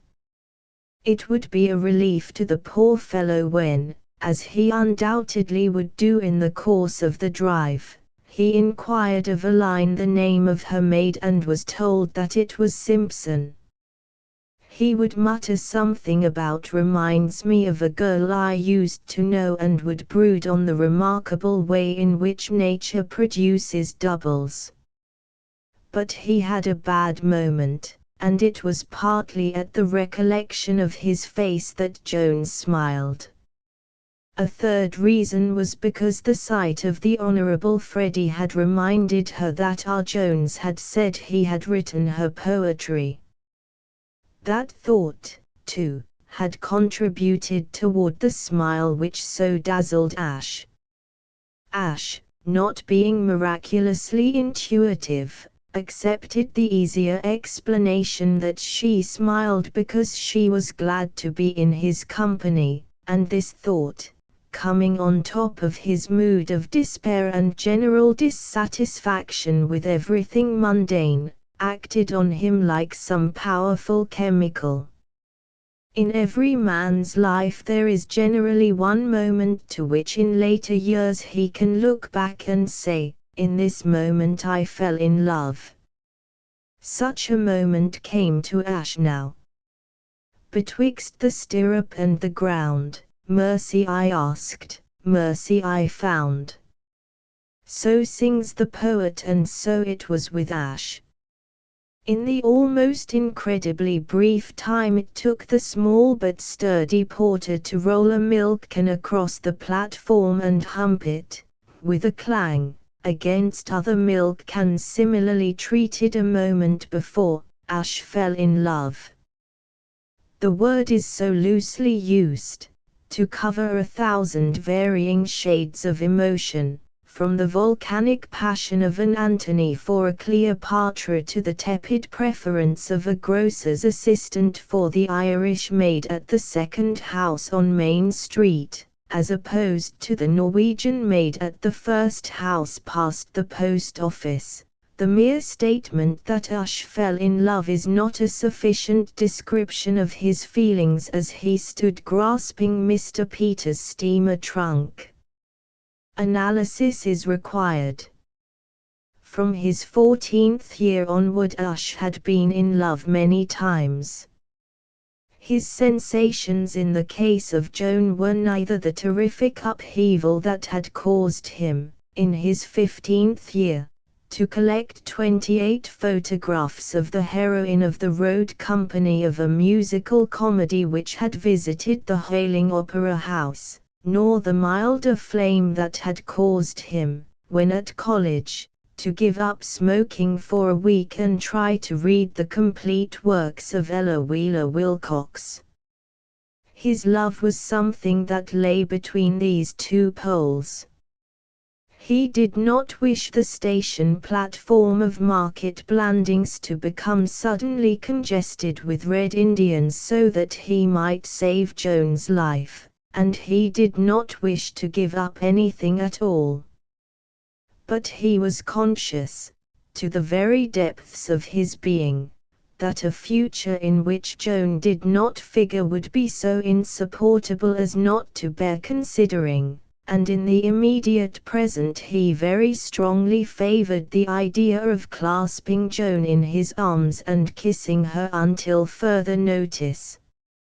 Mingled with these feelings was an excited gratitude to her for coming to him like this, with that electric smile on her face, a stunned realization that she was 1,000 times prettier than he had ever imagined, and a humility that threatened to make him lose his clutch on the steamer trunk and roll about at her feet, yapping like a dog. Gratitude, so far as he could dissect his tangled emotion, was the predominating ingredient of his mood. Only once in his life had he felt so passionately grateful to any human being. On that occasion, too, the object of his gratitude had been feminine. Years before, when a boy in his father's home in distant Hailing, Massachusetts, those in authority had commanded that he, in his 11th year and as shy as one can be only at that interesting age, should rise in the presence of a roomful of strangers, adult guests, and recite the wreck of the Hesperus. He had risen. He had blushed. He had stammered. He had contrived to whisper, "It was the schooner Hesperus." And then, in a corner of the room, a little girl, for no properly explained reason, had burst out crying. She had yelled, she had bellowed, and would not be comforted. And in the ensuing confusion Ush had escaped to the woodpile at the bottom of the garden, saved by a miracle. All his life he had remembered the gratitude he had felt for that little timely girl, and never until now had he experienced any other similar spasm. But as he looked at Joan he found himself renewing that emotion of 15 years ago. She was about to speak. In a sort of trance he watched her lips part. He waited almost reverently for the first words she should speak to him in her new role of the only authentic goddess. "Isn't it a shame?" she said. "I've just put a penny in the chocolate slot machine, and it's empty. I've a good mind to write to the company." Ush felt as though he were listening to the strains of some grand sweet anthem. The small but sturdy porter, weary of his work among the milk cans, or perhaps, let us not do him an injustice even in thought, having finished it, approached them. The cart from the castle's here. In the gloom beyond him there gleamed a light which had not been there before. The meditative snort of a horse supported his statement. He began to deal as authoritatively with Mr. Peter's steamer trunk as he had dealt with the milk cans. "At last," said Joan. "I hope it's a covered cart. I'm frozen. Let's go and see." Ash followed her with the gait of an automaton. ****** Cold is the ogre that drives all beautiful things into hiding. Below the surface of a frost-bound garden there lurk hidden bulbs, which are only biding their time to burst forth in a riot of laughing color, but shivering nature dare not put forth her flowers until the ogre has gone. Not otherwise does cold suppress love.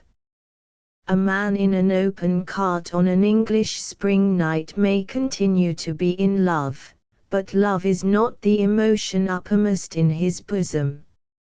It shrinks within him and waits for better times. The cart was not a covered cart. It was open to the four winds of heaven, of which the one at present active proceeded from the bleak east. To this fact may be attributed Ash's swift recovery from the exalted mood into which Joan's smile had thrown him, his almost instant emergence from the trance. Deep down in him he was aware that his attitude toward Joan had not changed, but his conscious self was too fully occupied with the almost hopeless task of keeping his blood circulating, to permit of thoughts of love. Before the cart had traveled 20 yards he was a mere chunk of frozen misery. After an eternity of winding roads, darkened cottages, and black fields and hedges, the cart turned in at a massive iron gate, which stood open giving entrance to a smooth gravel drive. Here the way ran for nearly a mile through an open park of great trees and was then swallowed in the darkness of dense shrubberies. Presently to the left appeared lights, at first in ones and twos, shining out and vanishing again, then, as the shrubberies ended and the smooth lawns and terraces began, blazing down on the travellers from a score of windows, with the heartening effect of fires on a winter night. Against the pale grey sky Blandings Castle stood out like a mountain. It was a noble pile, of early Tudor building. Its history is recorded in England's history books and Violet Leduc has written of its architecture. It dominated the surrounding country. The feature of it which impressed Ash most at this moment, however, was the fact that it looked warm, and for the first time since the drive began he found himself in a mood that approximated cheerfulness. It was a little early to begin feeling cheerful, he discovered, for the journey was by no means over. Arrived within sight of the castle, the cart began a detour, which, 10 minutes later, brought it under an arch and over cobblestones to the rear of the building, where it eventually pulled up in front of a great door. Ash descended painfully and beat his feet against the cobbles. He helped Joan to climb down. Joan was apparently in a gentle glow. Women seem impervious to cold. The door opened. Warm, kitcheny scents came through it. Strong men hurried out to take down the trunks, while fair women, in the shape of two nervous scullery maids, approached Joan and Ash, and bobbed curtsies. This under more normal conditions would have been enough to unman Ash, but in his frozen state a mere curtsying scullery maid expended herself harmlessly on him. He even acknowledged the greeting with a kindly nod. The scullery maids, it seemed, were acting in much the same capacity as the attaches of royalty. One was there to conduct Joan to the presence of Mrs. Twemlow, the housekeeper, the other to lead Ash to where Beach, the butler, waited to do honor to the valet of the castle's most important guest. After a short walk down a stone-flagged passage, Joan and her escort turned to the right. Ash's objective appeared to be located to the left.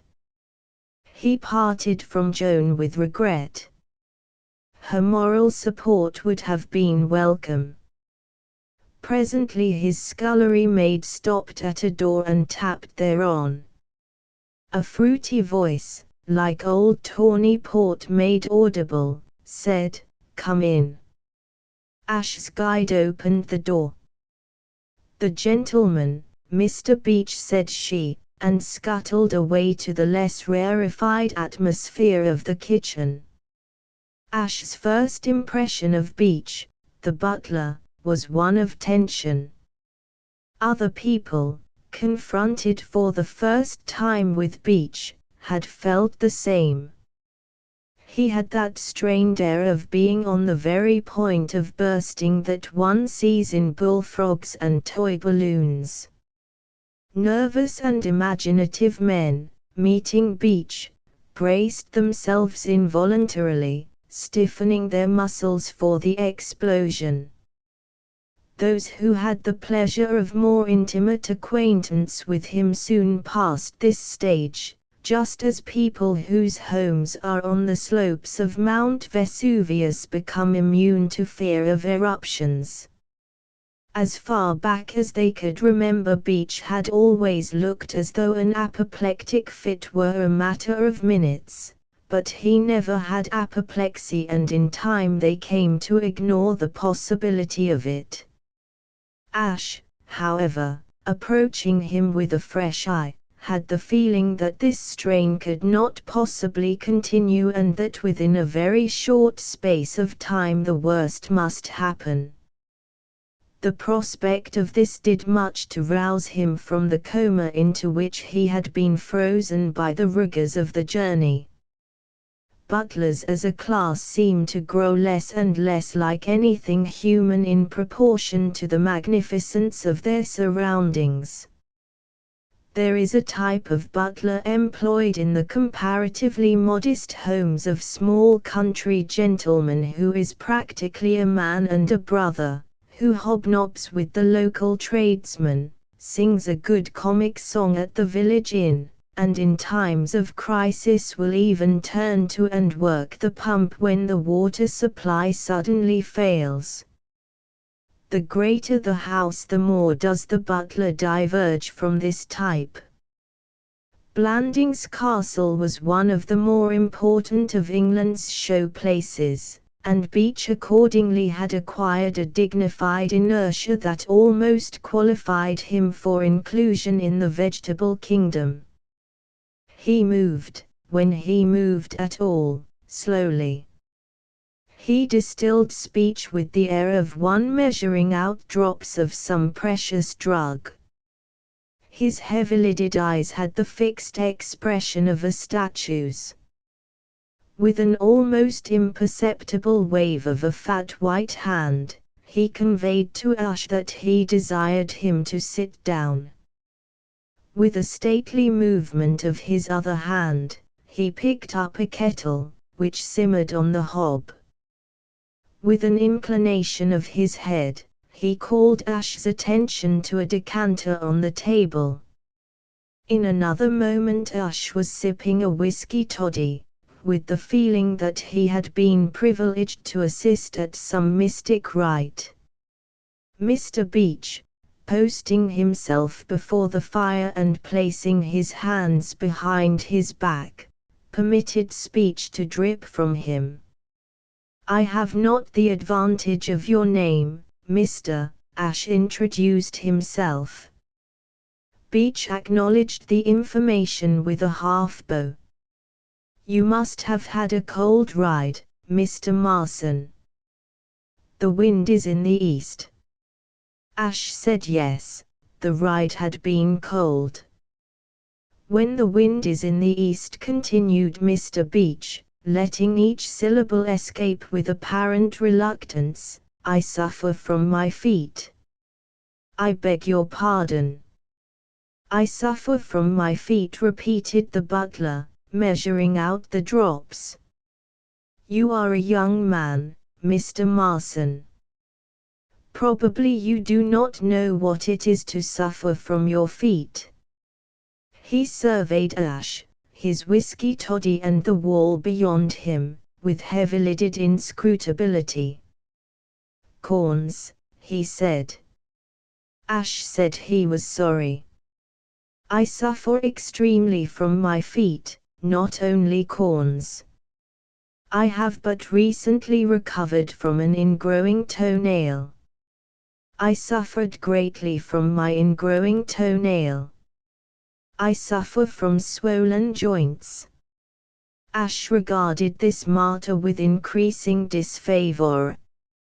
It is the flaw in the character of many excessively healthy young men that, though kind-hearted enough in most respects, they listen with a regrettable feeling of impatience to the confessions of those less happily situated as regards the ills of the flesh. Rightly or wrongly, they hold that these statements should be reserved for the ear of the medical profession, and other and more general topics selected for conversation with laymen. "I'm sorry," he said hastily. "You must have had a bad time. Is there a large house party here just now?" "We are expecting," said Mr. Beach, "a number of guests. We shall in all probability sit down 30 or more to dinner." "A responsibility for you," said Ash ingratiatingly, well pleased to be quit of the feet topic. Mr. Beach nodded. "You are right, Mr. Marson. Few persons realize the responsibilities of a man in my position. Sometimes, I can assure you, it preys on my mind, and I suffer from nervous headaches." Ash began to feel like a man trying to put out a fire which, as fast as he checks it at one point, breaks out at another. "Sometimes when I come off duty everything gets blurred.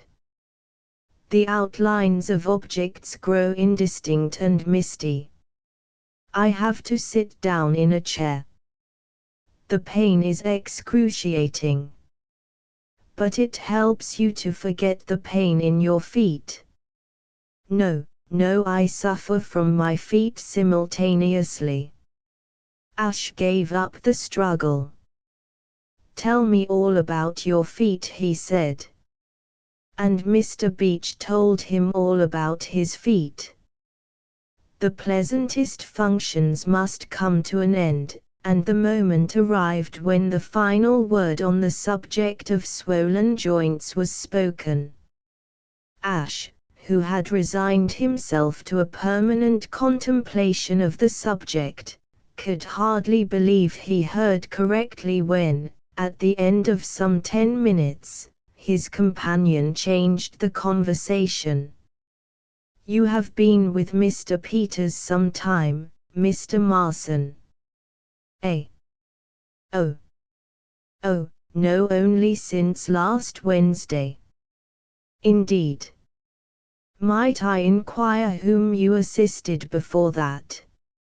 For a moment Ash did what he would not have believed himself capable of doing, regretted that the topic of feet was no longer under discussion. The question placed him in an awkward position. If he lied and credited himself with a lengthy experience as a valet, he risked exposing himself. If he told the truth and confessed that this was his maiden effort in the capacity of gentleman's gentleman, what would the butler think? There were objections to each course, but to tell the truth was the easier of the two, so he told it. "Your first situation," said Mr. Beach. "Indeed. I was, doing something else before I met Mr. Peters," said Ash. Mr. Beach was too well bred to be inquisitive, but his eyebrows were not. "Ah," he said. Cried his eyebrows. Ash ignored the eyebrows. "Something different," he said. There was an awkward silence. Ash appreciated its awkwardness. He was conscious of a grievance against Mr. Peters. Why could not Mr. Peters have brought him down here as his secretary? To be sure, he had advanced some objection to that course in their conversation at the offices of Main Price and Boole, but merely a silly, far-fetched objection. He wished he had had the sense to fight the point while there was time, but at the moment when they were arranging plans he had been rather tickled by the thought of becoming a valet. The notion had a pleasing musical comedy touch about it. Why had he not foreseen the complications that must ensue? He could tell by the look on his face that this confounded butler was waiting for him to give a full explanation. What would he think if he withheld it? He would probably suppose that Ash had been in prison. Well, there was nothing to be done about it. If Beach was suspicious, he must remain suspicious. Fortunately, the suspicions of a butler do not matter much. Mr. Beach's eyebrows were still mutely urging him to reveal all, but Ash directed his gaze at that portion of the room which Mr. Beach did not fill. He would be hanged if he was going to let himself be hypnotized by a pair of eyebrows into incriminating himself. He glared stolidly at the pattern of the wallpaper, which represented a number of birds of an unknown species seated on a corresponding number of exotic shrubs. The silence was growing oppressive. Somebody had to break it soon. And as Mr. Beach was still confining himself to the language of the eyebrow and apparently intended to fight it out on that line if it took all summer, Ash himself broke it. It seemed to him as he reconstructed the scene in bed that night that Providence must have suggested the subject to Mr. Peters' indigestion, for the mere mention of his employer's sufferings acted like magic on the butler. "I might have had better luck while I was looking for a place," said Ash. "I dare say you know how bad-tempered Mr. Peters is. He is dyspeptic." "So," responded Mr. Beach, "I have been informed." He brooded for a space. "I, too," he proceeded, "suffer from my stomach. I have a weak stomach. The lining of my stomach is not what I could wish the lining of my stomach to be." "Tell me," said Ash gratefully, leaning forward in an attitude of attention, "all about the lining of your stomach." It was a quarter of an hour later when Mr. Beach was checked in his discourse by the chiming of the little clock on the mantelpiece. He turned round and gazed at it with surprise not unmixed with displeasure. "So late," he said. I shall have to be going about my duties. And you, also, Mr. Marson, if I may make the suggestion. No doubt Mr. Peters will be wishing to have your assistance in preparing for dinner. If you go along the passage outside you will come to the door that separates our portion of the house from the other. I must beg you to excuse me. I have to go to the cellar. Following his directions, Ash came after a walk of a few yards to a green baize door, which, swinging at his push, gave him a view of what he correctly took to be the main hall of the castle, a wide, comfortable space, ringed with settees and warmed by a log fire burning in a mammoth fireplace. On the right a broad staircase led to the upper regions. It was at this point that Ash realized the incompleteness of Mr. Beecher's directions. Doubtless, the broad staircase would take him to the floor on which were the bedrooms, but how was he to ascertain, without the tedious process of knocking and inquiring at each door, which was the one assigned to Mr. Peters? It was too late to go back and ask the butler for further guidance. Already he was on his way to the cellar in quest of the evening's wine. As he stood irresolute, a door across the hall opened and a man of his own age came out. Through the doorway, which the young man held open for an instant while he answered a question from somebody within, Ash had a glimpse of glass-topped cases. Could this be the museum, his goal? The next moment the door, opening a few inches more, revealed the outlying portions of an Egyptian mummy and brought certainty.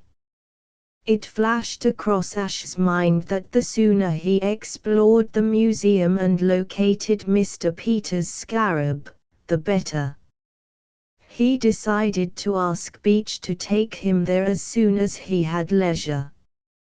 Meantime the young man had closed the museum door and was crossing the hall. He was a wiry-haired, severe-looking young man, with a sharp nose and eyes that gleamed through rimless spectacles, none other, in fact, than Lord Emsworth's private secretary, the efficient Baxter. Ash hailed him. "I say, old man, would you mind telling me how I get to Mr. Peters' room? I've lost my bearings." He did not reflect that this was hardly the way in which valets in the best society addressed their superiors. That is the worst of adopting what might be called a character part. One can manage the business well enough, it is the dialogue that provides the pitfalls. Mr. Baxter would have accorded a hearty agreement to the statement that this was not the way in which a valet should have spoken to him, but at the moment he was not aware that Ash was a valet. From his easy mode of address he assumed that he was one of the numerous guests who had been arriving at the castle all day. As he had asked for Mr. Peters, he fancied that Ash must be the Honorable Freddie's American friend, George Emerson, whom he had not yet met. Consequently he replied with much cordiality that Mr. Peters' room was the second at the left on the second floor. He said Ash could not miss it. Ash said he was much obliged. "Awfully good of you," said Ash. "Not at all," said Mr. Baxter. "You lose your way in a place like this," said Ash. "You certainly do," said Mr. Baxter. Ash went on his upward path and in a few moments was knocking at the door indicated. And sure enough it was Mr. Peters' voice that invited him to enter. "Mr. Peters, partially arrayed in the correct garb for gentlemen about to dine, was standing in front of the mirror, wrestling with his evening tie. As Ash entered, he removed his fingers and anxiously examined his handiwork. It proved unsatisfactory. With a yelp and an oath, he tore the offending linen from his neck. Damn the thing!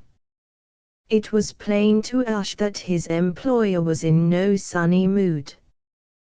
There are few things less calculated to engender sunniness in a naturally bad-tempered man than a dress tie that will not let itself be pulled and twisted into the right shape.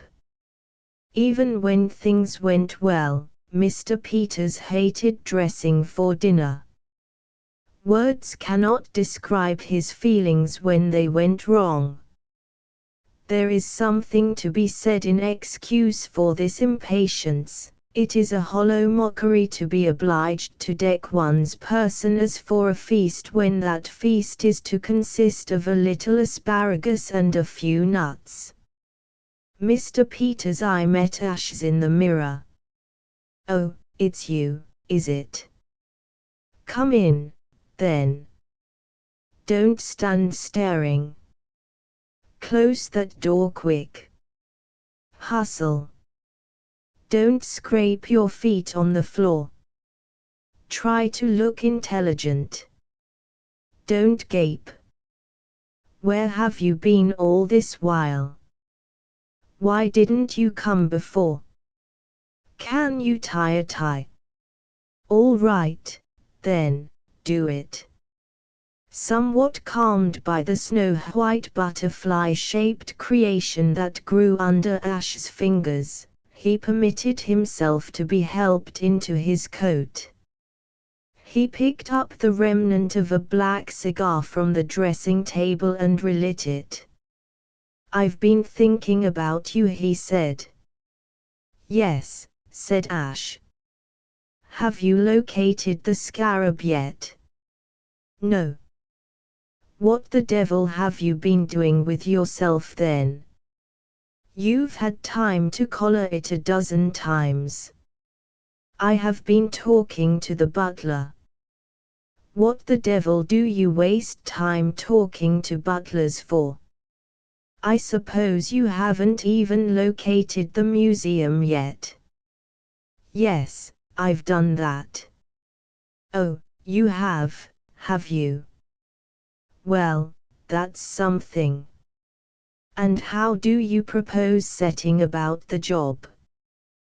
"The best plan would be to go there very late at night." "Well, you didn't propose to stroll in the afternoon, did you? How are you going to find the scarab when you do get in?" Ash had not thought of that.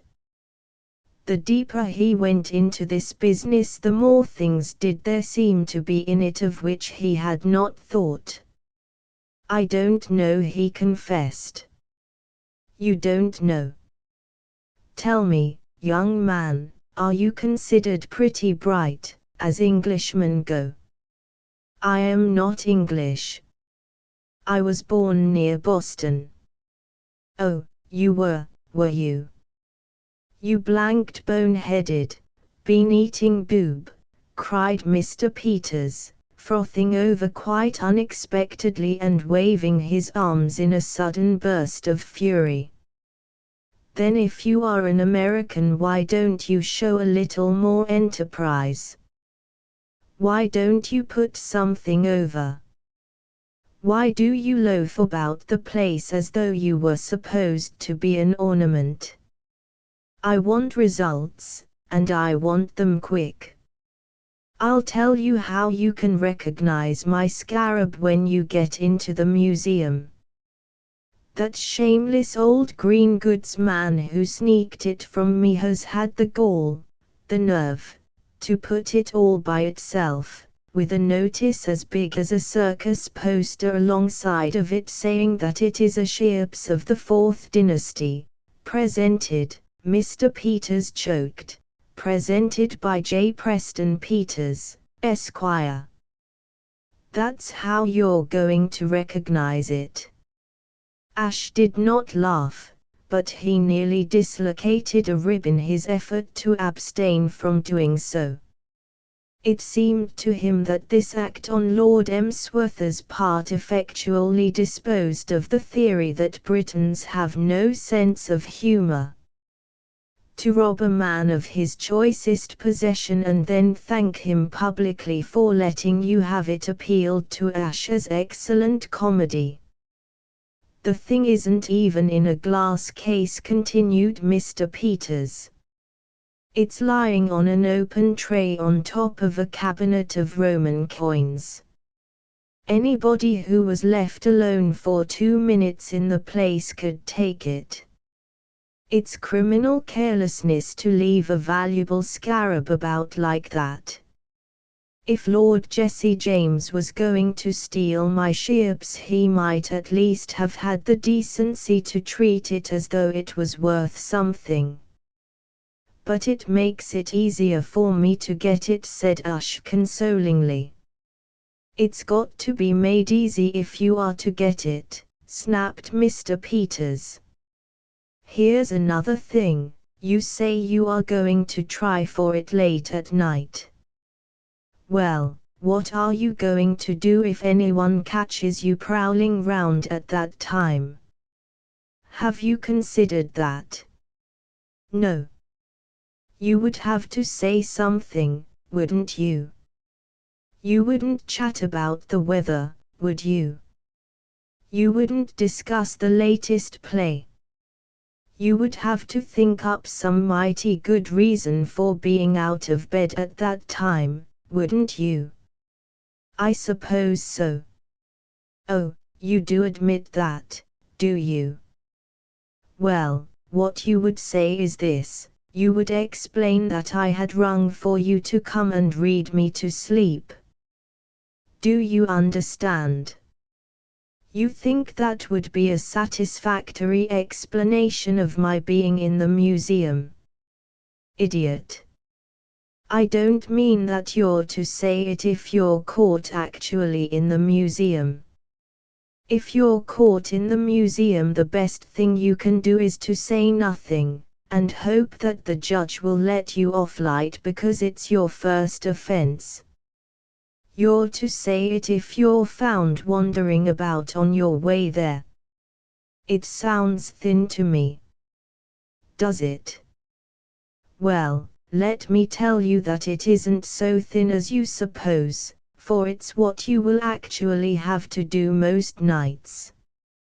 2 nights out of 3 I have to be read to sleep. My indigestion gives me insomnia. As though to push this fact home, Mr. Peters suddenly bent double. "OOF," he said. "Well." He removed the cigar from his mouth and inserted a digestive tabloid. "The lining of my stomach is all wrong," he added. "It is curious how trivial are the immediate causes that produce revolutions." If Mr. Peters had worded his complaint differently, Ash would in all probability have borne it without active protest. He had been growing more and more annoyed with this little person who buzzed and barked and bit at him, yet the idea of definite revolt had not occurred to him.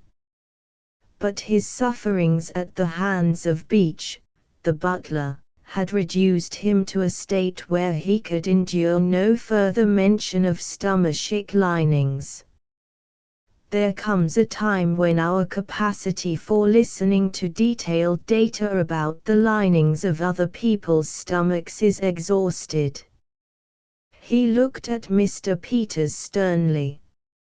He had ceased to be intimidated by the fiery little man and regarded him simply as a hypochondriac, who needed to be told a few useful facts.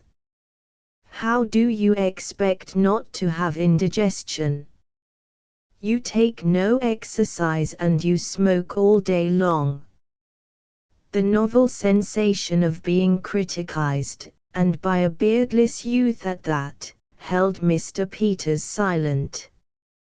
He started convulsively, but he did not speak.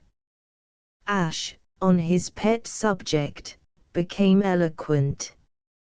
In his opinion, dyspeptics cumbered the earth. To his mind they had the choice between health and sickness, and they deliberately chose the latter. Your sort of man makes me angry.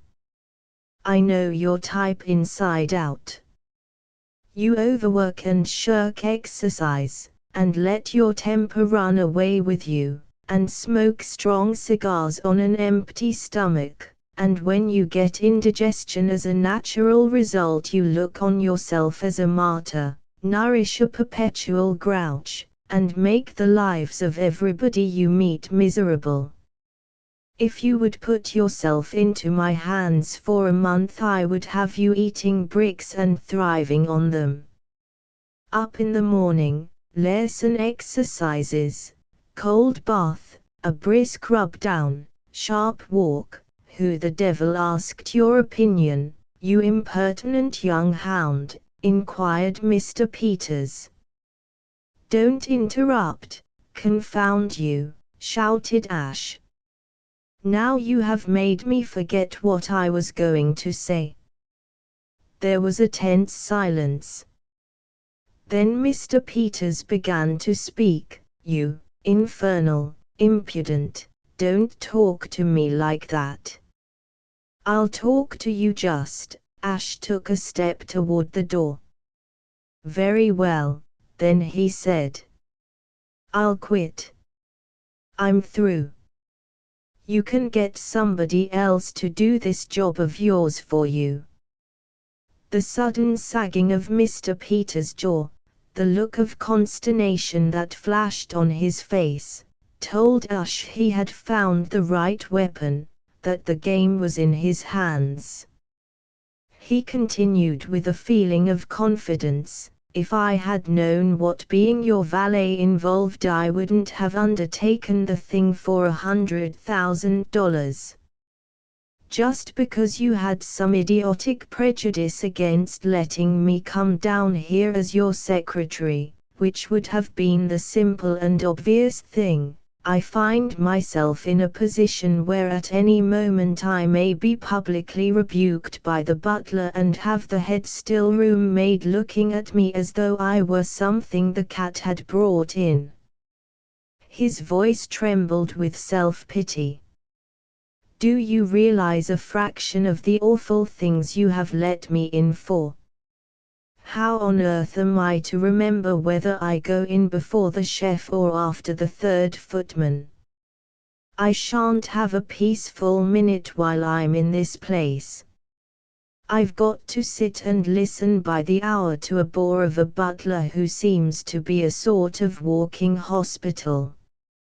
I've got to steer my way through a complicated system of etiquette. And on top of all that, you have the nerve, the insolence, to imagine that you can use me as a punching bag to work your bad temper off. You have the immortal rind to suppose that I will stand for being nagged and bullied by you whenever your suicidal way of living brings on an attack of indigestion. You have the supreme gall to fancy that you can talk as you please to me. Very well. I've had enough of it. I resign. If you want this scarab of yours recovered, let somebody else do it. I've retired from business. He took another step toward the door. A shaking hand clutched at his sleeve. My boy, my dear boy, be reasonable. Ash was intoxicated with his own oratory. The sensation of bullyraging a genuine millionaire was new and exhilarating. He expanded his chest and spread his feet like a colossus. That's all very well, he said, coldly disentangling himself from the hand. You can't get out of it like that. We have got to come to an understanding. The point is that if I am to be subjected to your senile malevolence every time you have a twinge of indigestion, no amount of money could pay me to stop on. My dear boy, it shall not occur again. I was hasty. Mr. Peters, with agitated fingers, relit the stump of his cigar. Throw away that cigar, my boy. Throw it away. You say you were hasty. Of course you were hasty, and as long as you abuse your digestion you will go on being hasty. I want something better than apologies. If I am to stop here we must get to the root of things. You must put yourself in my hands as though I were your doctor. No more cigars. Every morning regular exercises. No, no. Very well. No, stop. Stop. What sort of exercises? I'll show you tomorrow morning. Brisk walks. I hate walking. Cold baths. No, no. Very well. No, stop. A cold bath would kill me at my age. It would put new life into you. Do you consent to the cold baths? No. Very well. Yes, yes, yes. You promise? Yes, yes. All right, then. The distant sound of the dinner gong floated in. We settled that just in time, said Ash. Mr. Peters regarded him fixedly. Young man, he said slowly, if, after all this, you fail to recover my ships for me I'll, by George, I'll skin you. Don't talk like that, said Ash. That's another thing you have got to remember. If my treatment is to be successful you must not let yourself think in that way. You must exercise self-control mentally. You must think beautiful thoughts. The idea of skinning you is a beautiful thought, said Mr. Peters wistfully. Asterisk asterisk asterisk. In order that their gaiety might not be diminished, and the food turned to ashes in their mouths by the absence from the festive board of Mr. Beach, it was the custom for the upper servants at Blandings to postpone the start of their evening meal until dinner was nearly over above stairs. This enabled the butler to take his place at the head of the table without fear of interruption, except for the few moments when coffee was being served. Every night shortly before 8:30, at which hour Mr. Beach felt that he might safely withdraw from the dining room and leave Lord Emsworth and his guests to the care of Meriu, the under-butler, and James and Alfred, the footman, returning only for a few minutes to lend tone and distinction to the distribution of cigars and liqueurs. Those whose rank entitled them to do so made their way to the housekeeper's room, to pass in desultory conversation the interval before Mr. Beach should arrive, and a kitchen maid, with the appearance of one who has been straining at the leash and has at last managed to get free, opened the door, with the announcement, "Mr. Beach, if you please, dinner is served." On which Mr. Beach, extending a crooked elbow toward the housekeeper, would say, "Mrs. Twemlow," and lead the way, high and disposedly, down the passage, followed in order of rank by the rest of the company, in couples, to the steward's room. For Blandings was not one of those houses, or shall we say hovels, where the upper servants are expected not only to feed but to congregate before feeding in the steward's room. Under the auspices of Mr. Beach and of Mrs. Twemlow, who saw eye to eye with him in these matters, things were done properly at the castle, with the correct solemnity. To Mr. Beach and Mrs. Twemlow the suggestion that they and their peers should gather together in the same room in which they were to dine would have been as repellent as an announcement from Lady Anne Warblington, the chatelaine, that the house party would eat in the drawing-room. When Ash, returning from his interview with Mr. Peters, was intercepted by a respectful small boy and conducted to the housekeeper's room, he was conscious of a sensation of shrinking inferiority akin to his emotions on his first day at school. The room was full and apparently on very cordial terms with itself. Everybody seemed to know everybody and conversation was proceeding in a manner reminiscent of an old home week. As a matter of fact, the house party at Blandings being in the main a gathering together of the Emsworth clan by way of honor and as a means of introduction to Mr. Peters and his daughter, the bride of the house-to-be. Most of the occupants of the housekeeper's room were old acquaintances and were renewing interrupted friendships at the top of their voices. A lull followed Ash's arrival and all eyes, to his great discomfort, were turned in his direction. His embarrassment was relieved by Mrs. Twemlow, who advanced to do the honors.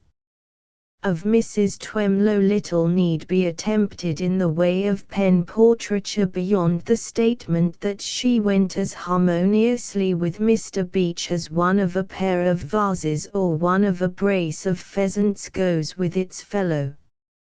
She had the same appearance of imminent apoplexy, the same air of belonging to some dignified and haughty branch of the vegetable kingdom. Mr. Marson, welcome to Blandings Castle. Ash had been waiting for somebody to say this, and had been a little surprised that Mr. Beach had not done so. He was also surprised at the housekeeper's ready recognition of his identity, until he saw Joan in the throng and deduced that she must have been the source of information. He envied Joan. In some amazing way she contrived to look not out of place in this gathering. He himself, he felt, had impostor stamped in large characters all over him. Mrs. Twemlow began to make the introductions, a long and tedious process, which she performed relentlessly, without haste and without scamping her work. With each member of the aristocracy of his new profession Ash shook hands, and on each member he smiled, until his facial and dorsal muscles were like to crack under the strain. It was amazing that so many high-class domestics could be collected into one moderate-sized room. "Miss Simpson, you know," said Mrs. Twemlow, and Ash was about to deny the charge when he perceived that Joan was the individual referred to. "Mr. Judson, Mr. Marson. Mr. Judson is the Honourable Frederick's gentleman. You have not the pleasure of our Freddie's acquaintance as yet, I take it, Mr. Marson," observed Mr. Judson genially, a smooth-faced, lazy-looking young man. "Freddie repays inspection. Mr. Marson, permit me to introduce you to Mr. Ferris, Lord Stockheath's gentleman." Mr. Ferris, a dark, cynical man, with a high forehead, shook Ash by the hand. "Happy to meet you, Mr. Marson. "Miss Willoughby, this is Mr. Marson, who will take you in to dinner. Miss Willoughby is Lady Mildred Mant's lady. As of course you are aware, Lady Mildred, our eldest daughter, married Colonel Horace Mant, of the Scots Guards." Ash was not aware, and he was rather surprised that Mrs. Twemlow should have a daughter whose name was Lady Mildred, but reason, coming to his rescue, suggested that by our she meant the offspring of the Earl of Emsworth and his late Countess. Miss Willoughby was a light-hearted damsel, with a smiling face and chestnut hair, done low over her forehead. Since etiquette forbade that he should take Joan in to dinner, Ash was glad that at least an apparently pleasant substitute had been provided. He had just been introduced to an appallingly statuesque lady of the name of Chester, Lady Anne Warblington's own maid, and his somewhat hazy recollections of Joan's lecture on below-stairs precedence had left him with the impression that this was his destined partner. He had frankly quailed at the prospect of being linked to so much aristocratic hauteur. When the final introduction had been made, conversation broke out again. It dealt almost exclusively, so far as Ash could follow it, with the idiosyncrasies of the employers of those present. He took it that this happened down the entire social scale below stairs. Probably the lower servants in the servants' hall discussed the upper servants in the room, and the still lower servants in the housemaids' sitting room discussed their superiors of the servants' hall, and the still room gossiped about the housemaids' sitting room. He wondered which was the bottom circle of all, and came to the conclusion that it was probably represented by the small respectful boy who had acted as his guide a short while before. This boy, having nobody to discuss anybody with, presumably sat in solitary meditation, brooding on the odd-job man. He thought of mentioning this theory to Miss Willoughby, but decided that it was too abstruse for her, and contented himself with speaking of some of the plays he had seen before leaving London. Miss Willoughby was an enthusiast on the drama, and, Colonel Mant's military duties keeping him much in town, she had had wide opportunities of indulging her tastes. Miss Willoughby did not like the country. She thought it dull. "Don't you think the country dull, Mr. Marson?" "I shan't find it dull here," said Ash, and he was surprised to discover, through the medium of a pleased giggle, that he was considered to have perpetrated a compliment. Mr. Beach appeared in due season, a little distrait, as becomes a man who has just been engaged on important and responsible duties. Alfred spilled the hock. Ash heard him announce to Mrs. Twemlow in a bitter undertone. Within half an inch of his lordship's arm he spilled it. Mrs. Twemlow murmured condolences. Mr. Beech's set expression was of one who is wondering how long the strain of existence can be supported. "Mr. Beech, if you please, dinner is served." The butler crushed down sad thoughts and crooked his elbow. "Mrs. Twemlow." Ash, miscalculating degrees of rank in spite of all his caution, was within a step of leaving the room out of his proper turn, but the startled pressure of Miss Willoughby's hand on his arm warned him in time. He stopped, to allow the statuesque Miss Chester to sail out under escort of a wizened little man with a horseshoe pin in his tie, whose name, in company with nearly all the others that had been spoken to him since he came into the room, had escaped Ash's memory. "You were nearly making a bloomer," said Miss Willoughby brightly. "You must be absent-minded, Mr. Marson, like his lordship." "Is Lord Emsworth absent-minded?" Miss Willoughby laughed. "Why, he forgets his own name sometimes. If it wasn't for Mr. Baxter, goodness knows what would happen to him." "I don't think I know Mr. Baxter." "You will if you stay here long. You can't get away from him if you're in the same house." "Don't tell anyone I said so, but he's the real master here. His lordship's secretary he calls himself, but he's really everything rolled into one, like the man in the play." Ash, searching in his dramatic memories for such a person in a play, inquired whether Miss Willoughby meant Pooh Bah, in The Mikado, of which there had been a revival in London recently. Miss Willoughby did mean Pooh Bah. "But Nosy Parker is what I call him," she said.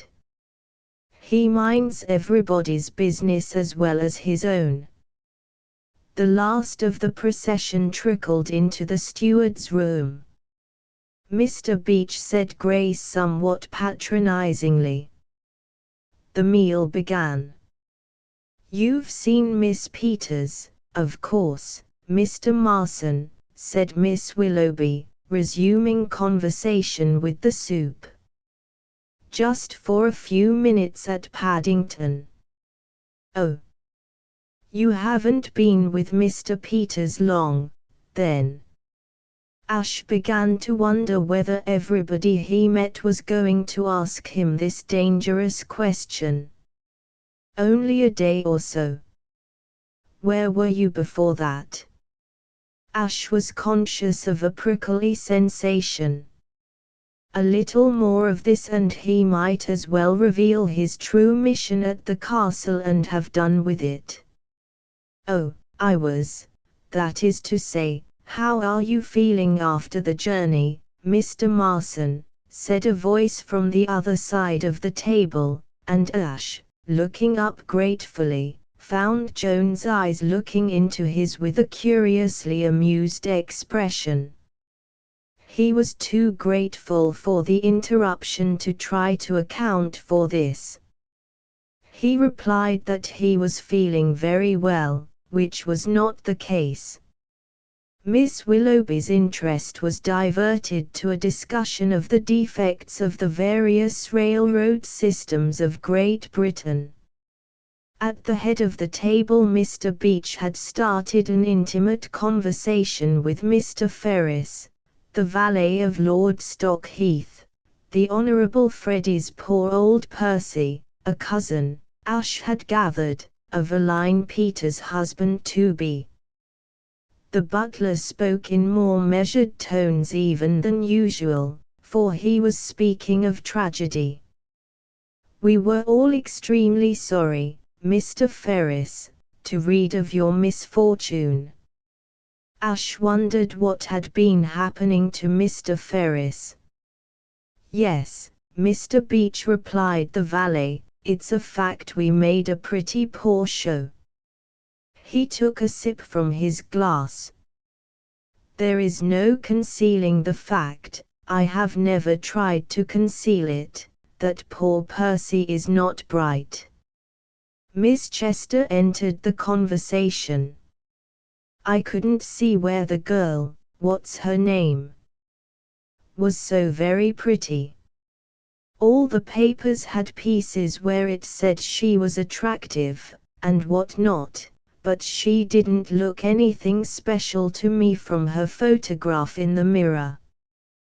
What his lordship could see in her I can't understand. The photo didn't quite do her justice, Miss Chester. I was present in court, and I must admit she was svelte, decidedly svelte." And you must recollect that Percy, from childhood up, has always been a highly susceptible young nut. I speak as one who knows him." Mr. Beach turned to Joan.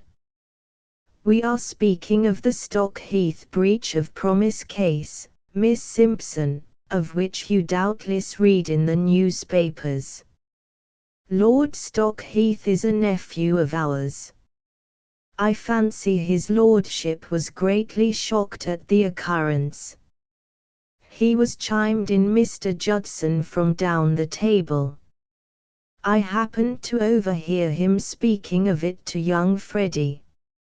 It was in the library on the morning when the judge made his final summing up and slipped it into Lord Stockheath so proper. 'If ever anything of this sort happens to you, you young scalawag,' he says to Freddie." Mr. Beach coughed. Mr. Judson. "Oh, it's all right, Mr. Beach, we're all in the family here, in a manner of speaking.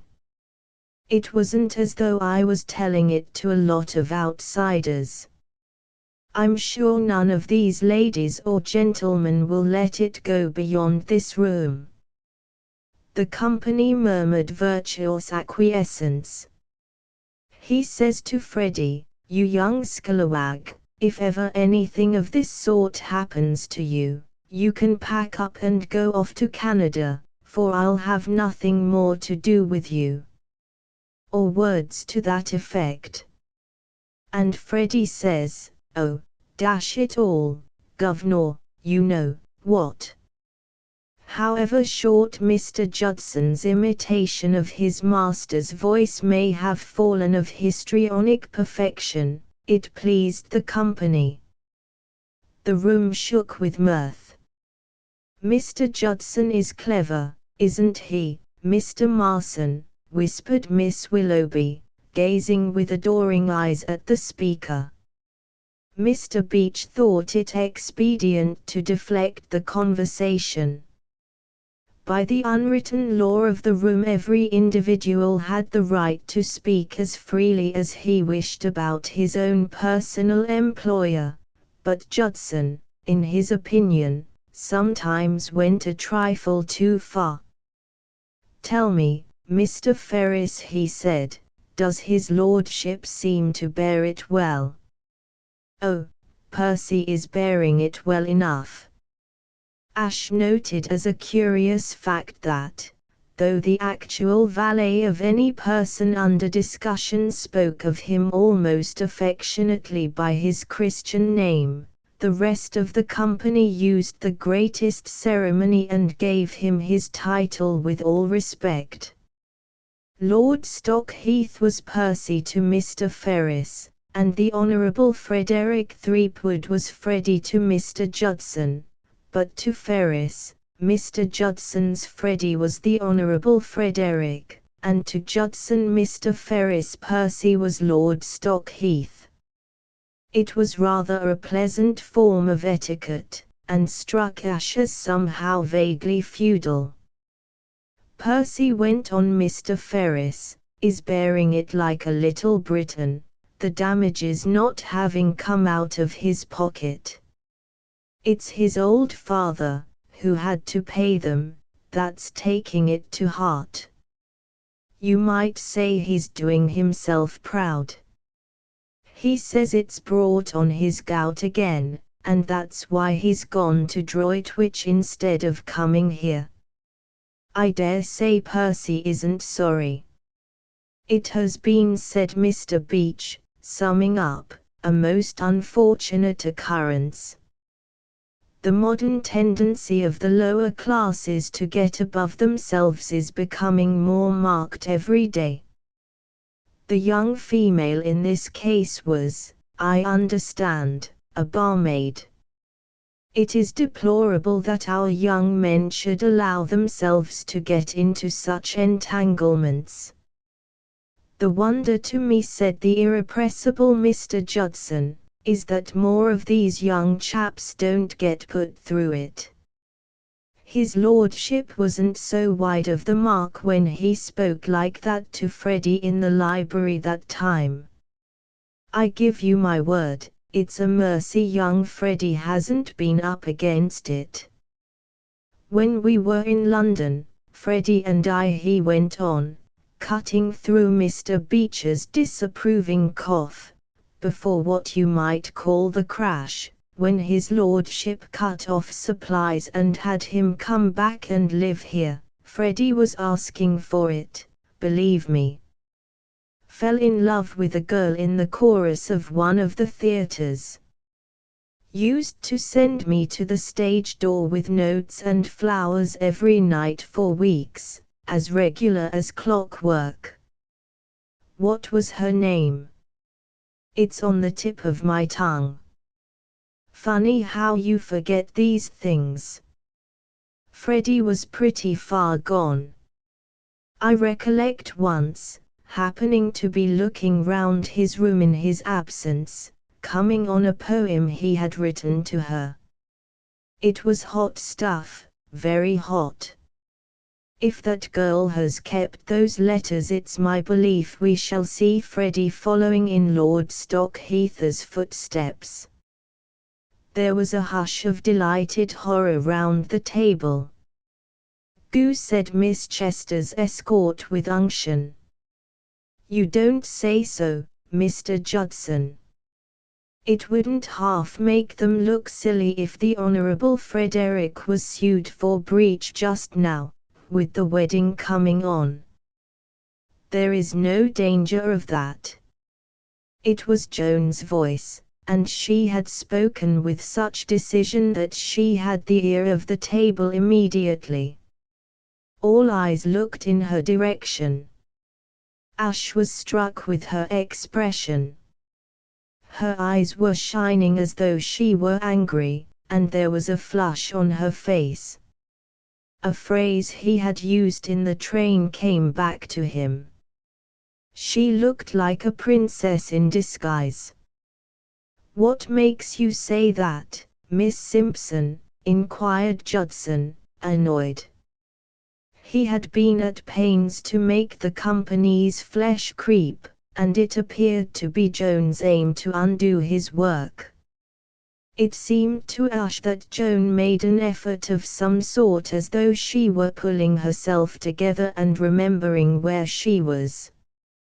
"Well," she said, almost lamely, "I don't think it at all likely that he proposed marriage to this girl." "You never can tell," said Judson. "My impression is that Freddie did. It's my belief that there's something on his mind these days. Before he went to London with his lordship the other day he was behaving very strange. And since he came back it's my belief that he has been brooding. And I happen to know he followed the affair of Lord Stockheath pretty closely, for he clipped the clippings out of the paper. I found them myself one day when I happened to be going through his things." Beech cleared his throat, his mode of indicating that he was about to monopolize the conversation. "And in any case, Miss Simpson," he said solemnly, "with things come to the pass they have come to, and the juries, drawn from the lower classes, in the nasty mood they are in, it don't seem hardly necessary in these affairs for there to have been any definite promise of marriage. What with all this socialism rampant, they seem so happy at the idea of being able to do one of us an injury that they give heavy damages without it. A few ardent expressions, and that's enough for them. You recollect the Havant case, and when young Lord Mount Anville was sued. What it comes to is that anarchy is getting the upper hand, and the lower classes are getting above themselves. It's all these here cheap newspapers that does it. They tempt the lower classes to get above themselves. Only this morning I had to speak severe to that young fellow, James, the footman. He was a good young fellow once and did his work well, and had a proper respect for people, but now he's gone all to pieces. And why?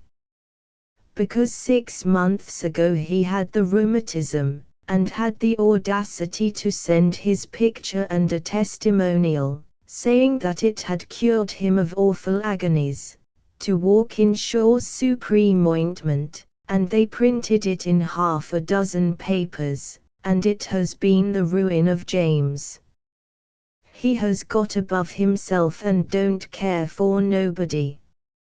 Well, all I can say is, resumed Judson, that I hope to goodness nothing won't happen to Freddie of that kind, for it's not every girl that would have him. There was a murmur of assent to this truth. Now your Miss Peters, said Judson tolerantly, she seems a nice little thing.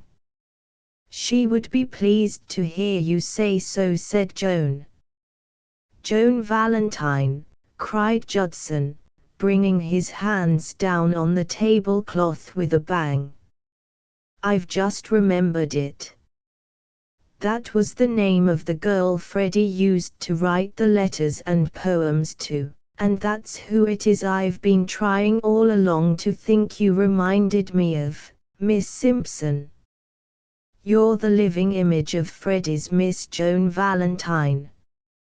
Ash was not normally a young man of particularly ready wit, but on this occasion it may have been that the shock of this revelation, added to the fact that something must be done speedily if Joan's discomposure was not to become obvious to all present, quickened his intelligence. Joan, usually so sure of herself, so ready of resource, had gone temporarily to pieces. She was quite white, and her eyes met Ash's with almost a hunted expression. If the attention of the company was to be diverted, something drastic must be done. A mere verbal attempt to change the conversation would be useless. Inspiration descended on Ash.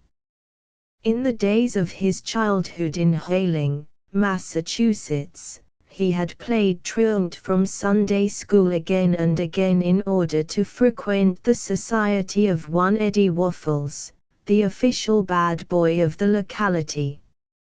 It was not so much Eddie's charm of conversation which had attracted him, though that had been great, as the fact that Eddie, among his other accomplishments, could give a lifelike imitation of 2 cats fighting in a backyard, and Ash felt that he could never be happy until he had acquired this gift from the master. In course of time he had done so.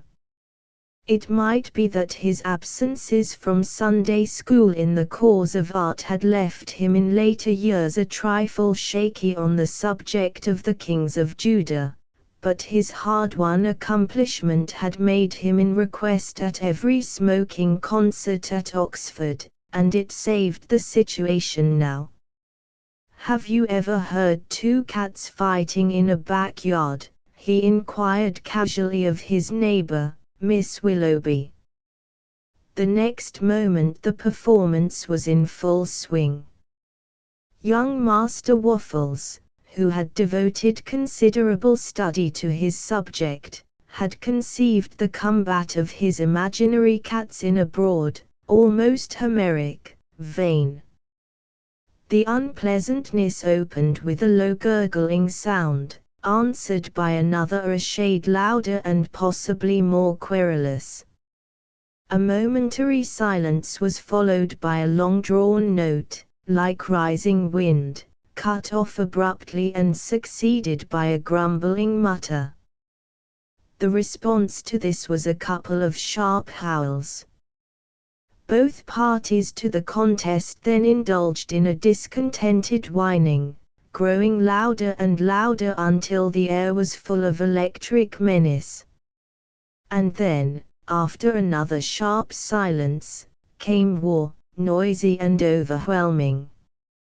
Standing at Master Waffle's side, you could follow almost every movement of that intricate fray, and mark how now one and now the other of the battlers gained a short-lived advantage. It was a great fight. Shrewd blows were taken and given, and in the eye of the imagination you could see the air thick with flying fur. Louder and louder grew the din, and then, at its height, it ceased in one crescendo of tumult, and all was still, save for a faint, angry moaning. Such was the cat fight of Master Eddie Waffles, and Ash, though falling short of the master, as a pupil must, rendered it faithfully and with energy. To say that the attention of the company was diverted from Mr. Judson and his remarks by the extraordinary noises which proceeded from Ash's lips would be to offer a mere shadowy suggestion of the sensation caused by his efforts. At first, stunned surprise, then consternation, greeted him. Beach, the butler, was staring as one watching a miracle, nearer apparently to apoplexy than ever. On the faces of the others every shade of emotion was to be seen. That this should be happening in the steward's room at Blandings Castle was scarcely less amazing than if it had taken place in a cathedral. The upper servants, rigid in their seats, looked at each other, like Cortes soldiers, with a wild surmise. The last faint moan of feline defiance died away and silence fell on the room. Ash turned to Miss Willoughby. "Just like that," he said. "I was telling Miss Willoughby," he added apologetically to Mrs. Twemlow, "about the cats in London. They were a great trial." For perhaps 3 seconds his social reputation swayed to and fro in the balance, while the company pondered on what he had done. It was new, but it was humorous, or was it vulgar? There is nothing the English upper servant so abhors as vulgarity. That was what the steward's room was trying to make up its mind about. Then Miss Willoughby threw her shapely head back and the squeal of her laughter smote the ceiling. And at that the company made its decision. Everybody laughed. Everybody urged Ash to give an encore.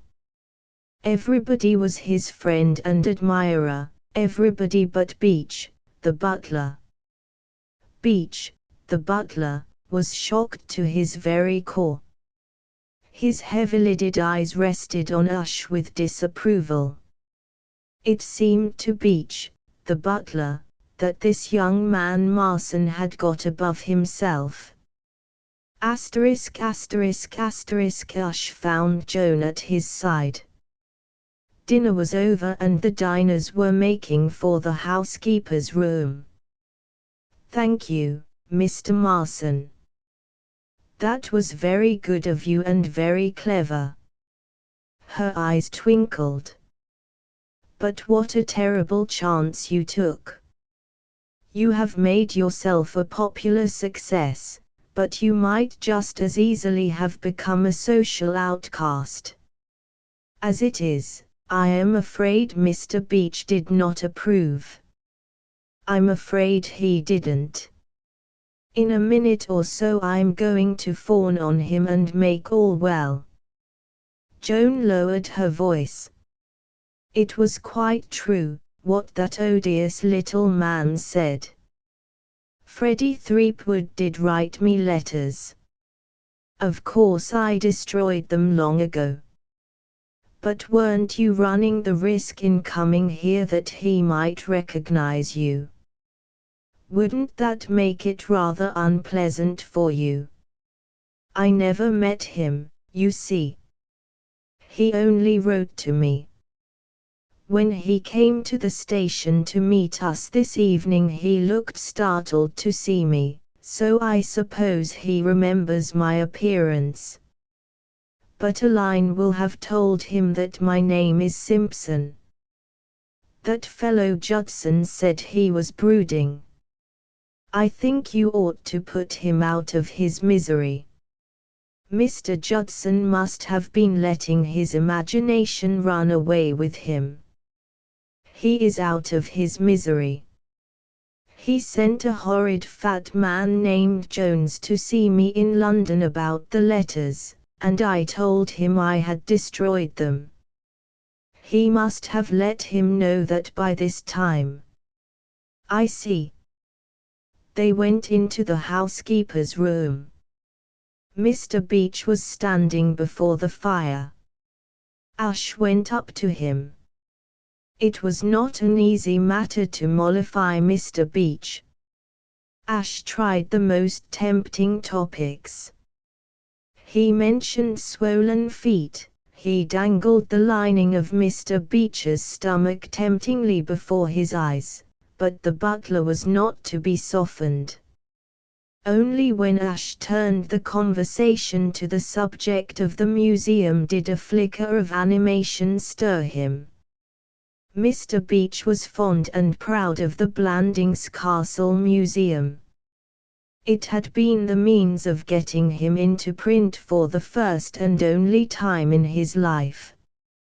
A year before, a representative of the Intelligencer and Echo, from the neighbouring town of Blatchford, had come to visit the castle on behalf of his paper, and he had begun one section of his article with the words, "Under the auspices of Mr. Beach, my genial cicerone, I then visited his lordship's museum." Mr. Beach treasured the clipping in a special writing desk. He responded almost amiably to Ash's questions. Yes, he had seen the scarab, he pronounced it scarab, which Mr. Peters had presented to his lordship. He understood that his lordship thought very highly of Mr. Peters' scarab. He had overheard Mr. Baxter telling his lordship that it was extremely valuable. Mr. Beach said, "Ash, I wonder whether you would take me to see Lord Emsworth's museum." Mr. Beach regarded him heavily. "I shall be pleased to take you to see his lordship's museum," he replied. One can attribute only to the nervous mental condition following the interview he had had with Ash in his bedroom the rash act Mr. Peters attempted shortly after dinner. Mr. Peters, shortly after dinner, was in a dangerous and reckless mood. He had had a wretched time all through the meal.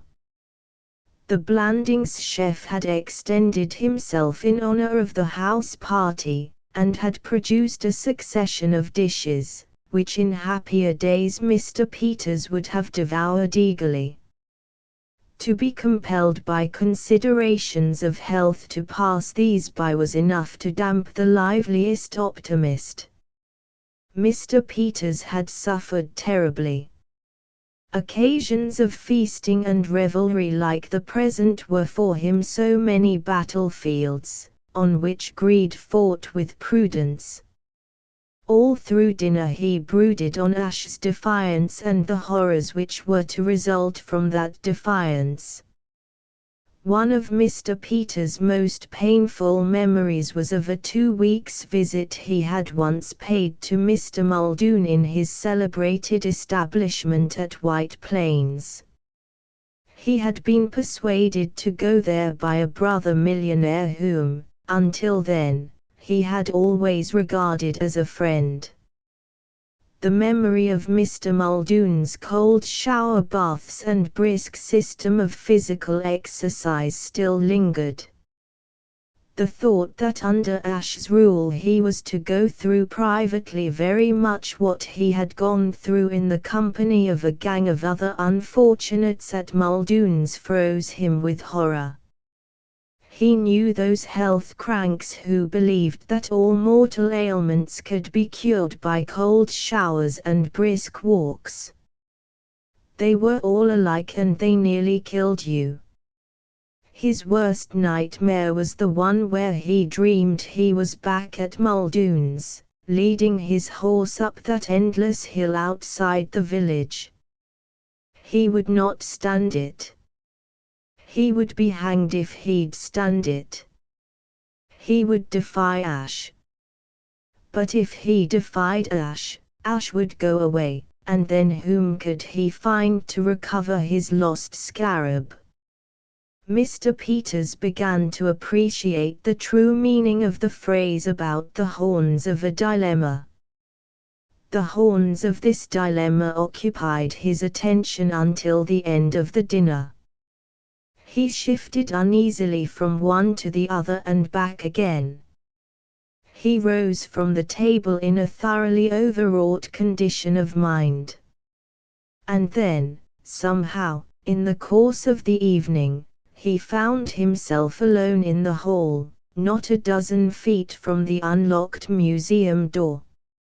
It was not immediately that he appreciated the significance of this fact. He had come to the hall because its solitude suited his mood. It was only after he had finished a cigar, Ash could not stop his smoking after dinner, that it suddenly flashed on him that he had ready at hand a solution of all his troubles. A brief minute's resolute action and the scarab would be his again, and the menace of Ash a thing of the past. He glanced about him. Yes, he was alone. Not once since the removal of the scarab had begun to exercise his mind had Mr. Peters contemplated for an instant the possibility of recovering it himself. The prospect of the unpleasantness that would ensue had been enough to make him regard such an action as out of the question. The risk was too great to be considered for a moment, but here he was, in a position where the risk was negligible.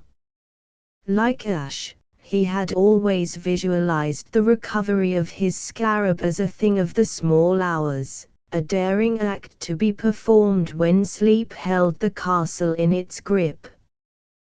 That an opportunity would be presented to him of walking in quite calmly and walking out again with the sheaps in his pocket, had never occurred to him as a possibility.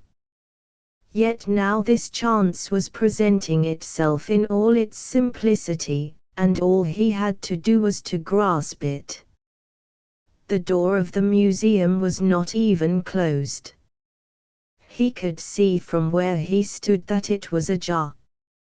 He moved cautiously in its direction, not in a straight line as one going to a museum, but circuitously as one strolling without a name. From time to time he glanced over his shoulder. He reached the door, hesitated, and passed it.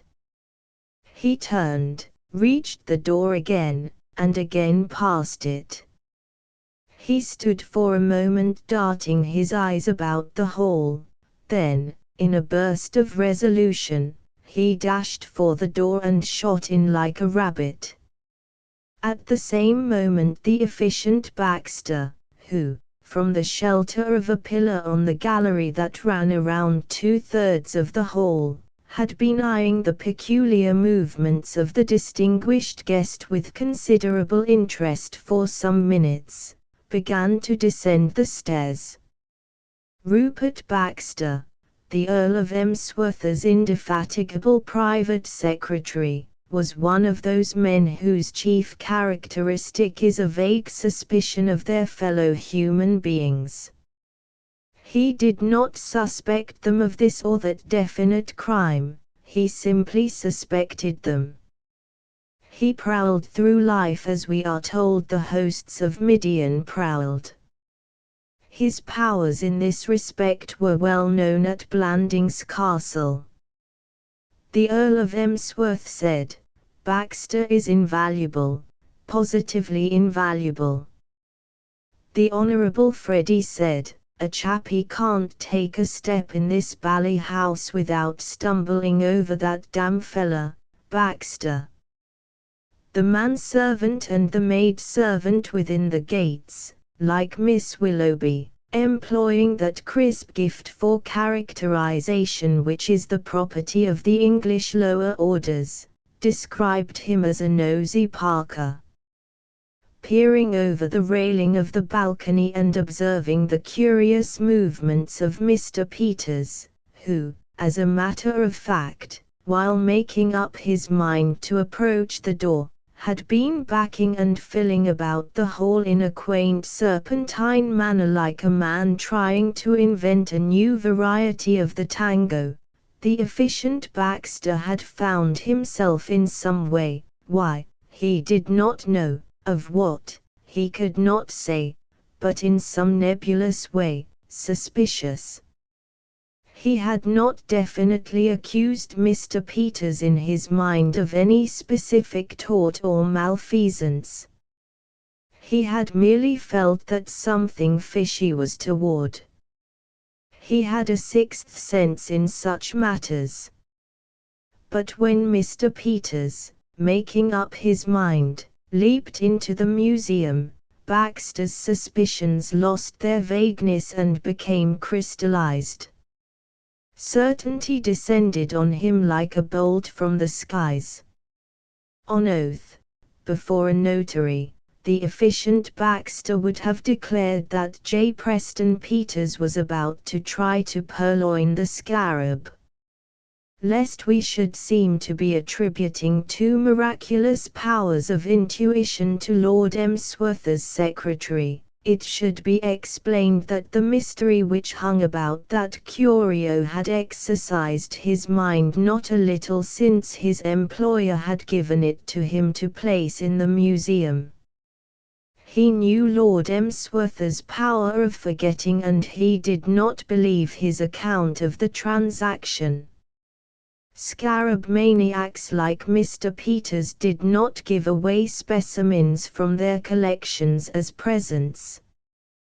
But he had not divined the truth of what had happened in London. The conclusion at which he had arrived was that Lord Emsworth had bought the scarab and had forgotten all about it. To support this theory was the fact that the latter had taken his checkbook to London with him. Baxter's long acquaintance with the Earl had left him with the conviction that there was no saying what he might not do if left loose in London with a checkbook. As to Mr. Peters' motive for entering the museum, that, too, seemed completely clear to the secretary.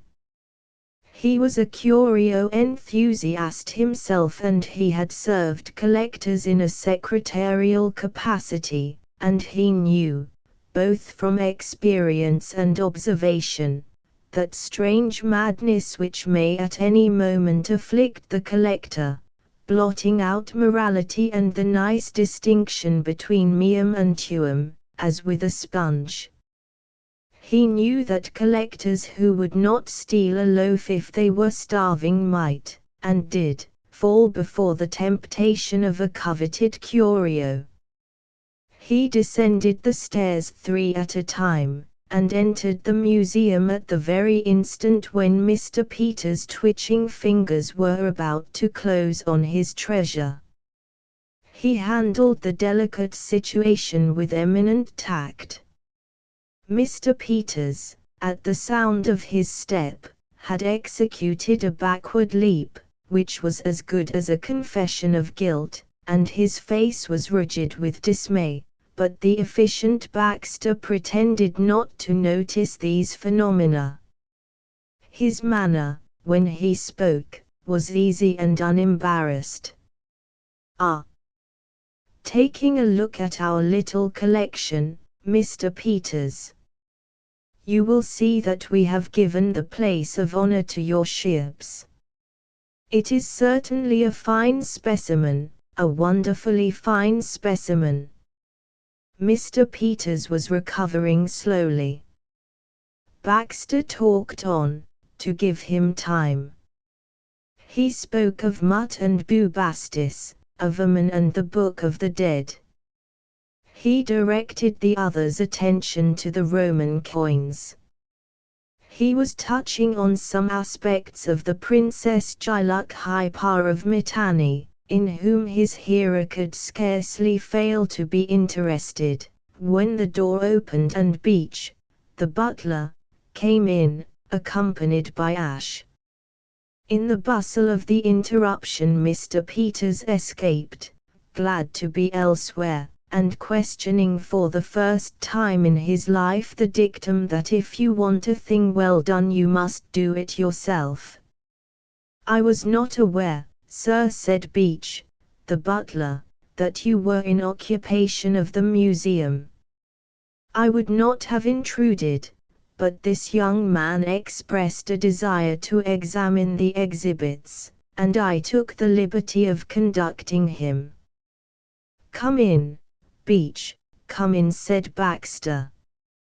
The light fell on Ash's face, and he recognized him as the cheerful young man who had inquired the way to Mr. Peters' room before dinner and who, he had by this time discovered, was not the Honourable Freddie's friend, George Emerson, or, indeed, any other of the guests of the house.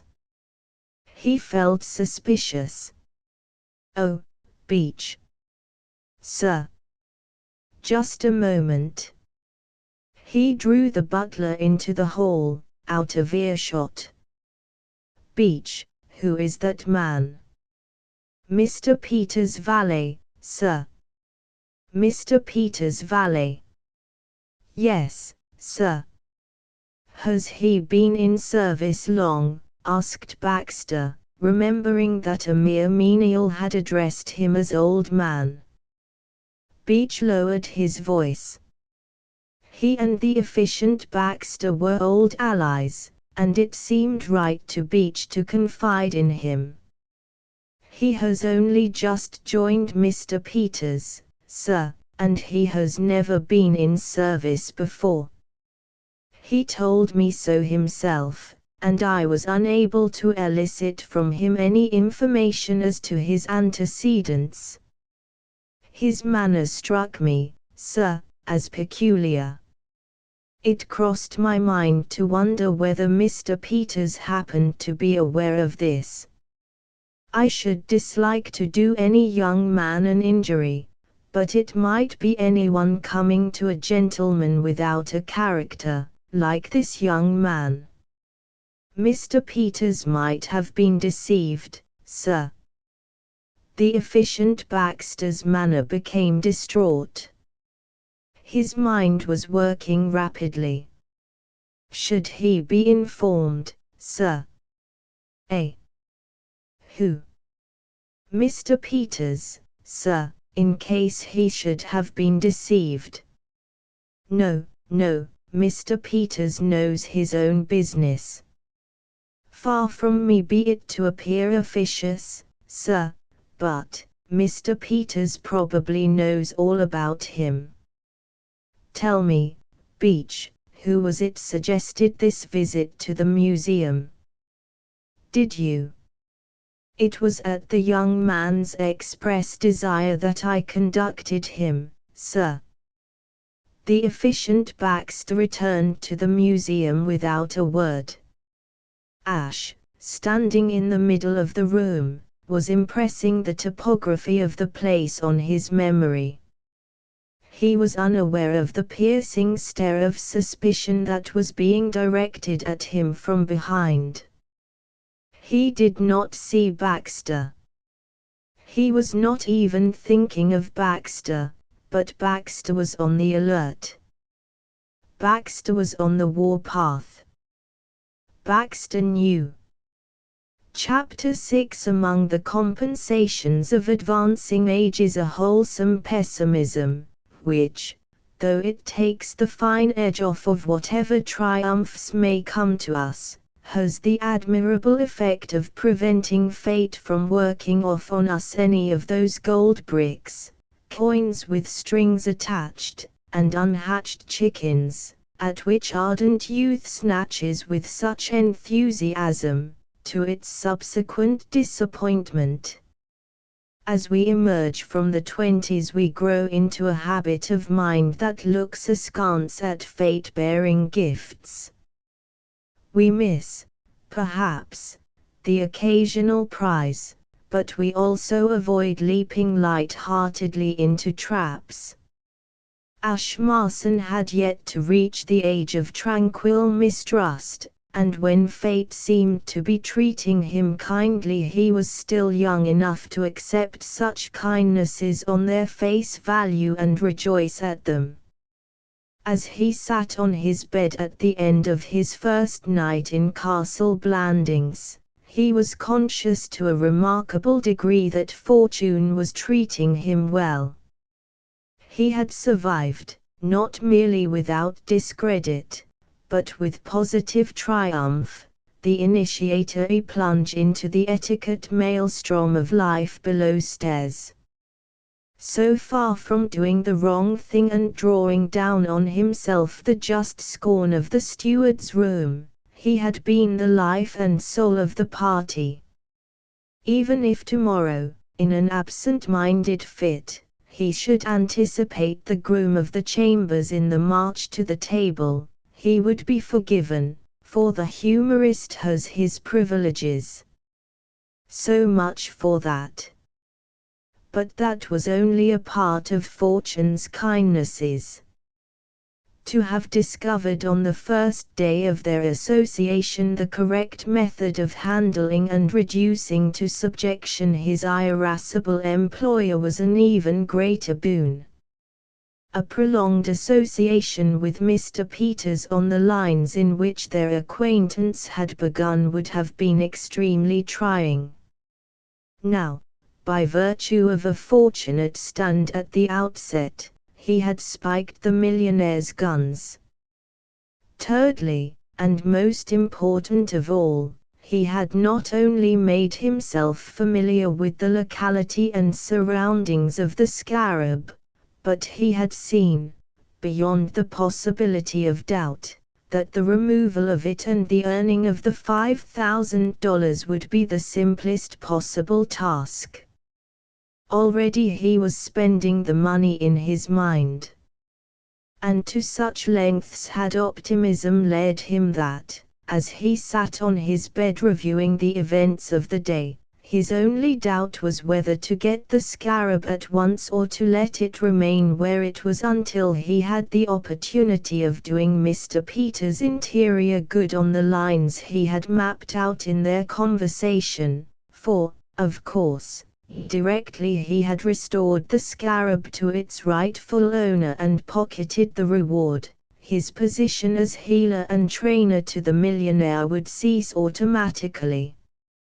He was sorry for that, because it troubled him to think that a sick man would not be made well, but, on the whole, looking at it from every aspect, it would be best to get the Scarab as soon as possible and leave Mr. Peters' digestion to look after itself.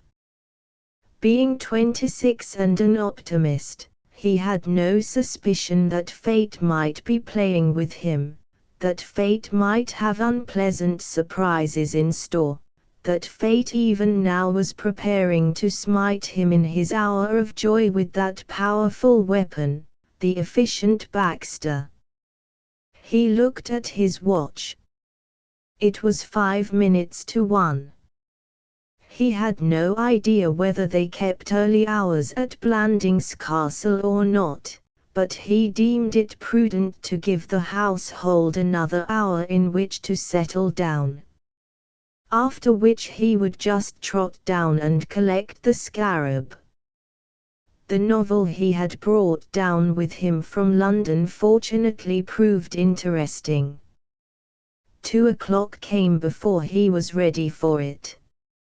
He slipped the book into his pocket and opened the door. All was still and uncommonly dark. Along the corridor on which his room was situated, the snores of sleeping domestics exploded, growled and twittered in the air. Every menial on the list seemed to be snoring, some in one key, some in another, some defiantly, some plaintively, but the main fact was that they were all snoring somehow, thus intimating that, so far as this side of the house was concerned, the coast might be considered clear and interruption of his plans a negligible risk. Researches made at an earlier hour had familiarized him with the geography of the place. He found his way to the green baize door without difficulty and, stepping through, was in the hall, where the remains of the log fire still glowed a fitful red. This, however, was the only illumination, and it was fortunate that he did not require light to guide him to the museum. He knew the direction and had measured the distance. It was precisely 17 steps from where he stood.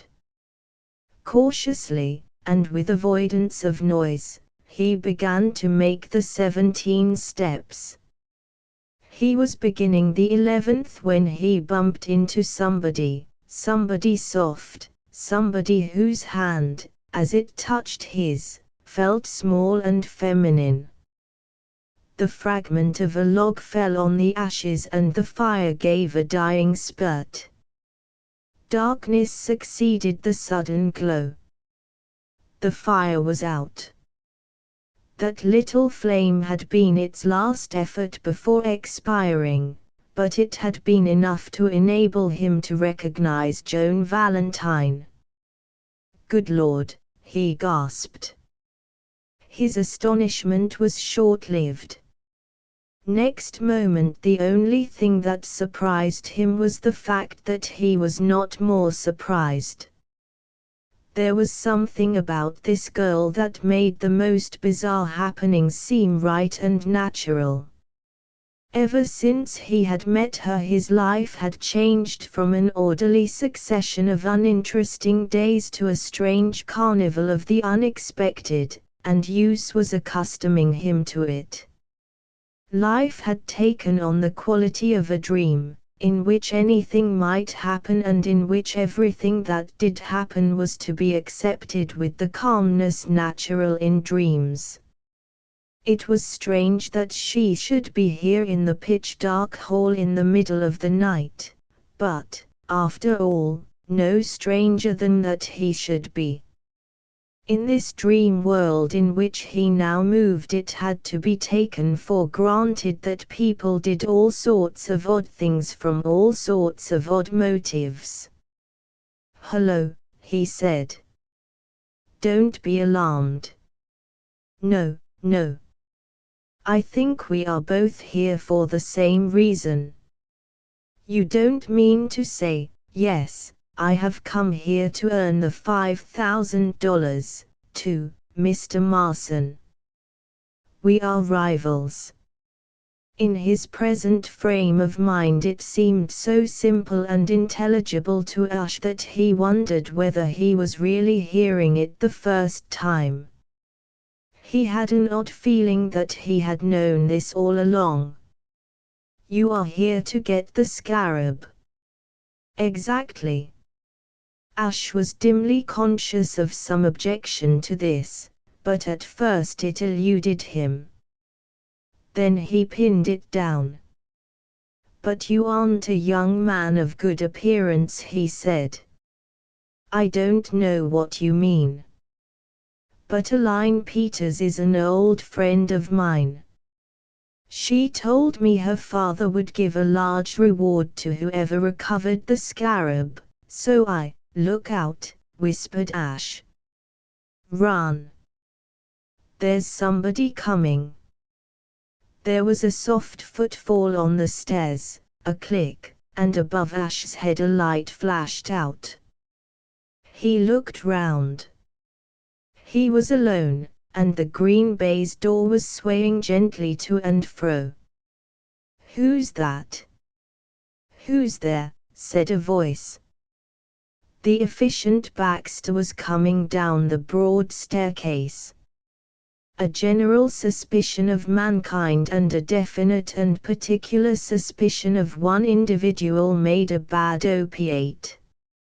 For over an hour sleep had avoided the efficient Baxter with an unconquerable coyness. He had tried all the known ways of wooing slumber, but they had failed him, from the counting of sheep downward.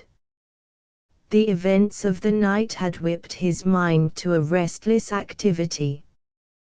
Try as he might to lose consciousness, the recollection of the plot he had discovered surged up and kept him wakeful. It is the penalty of the suspicious type of mind that it suffers from its own activity.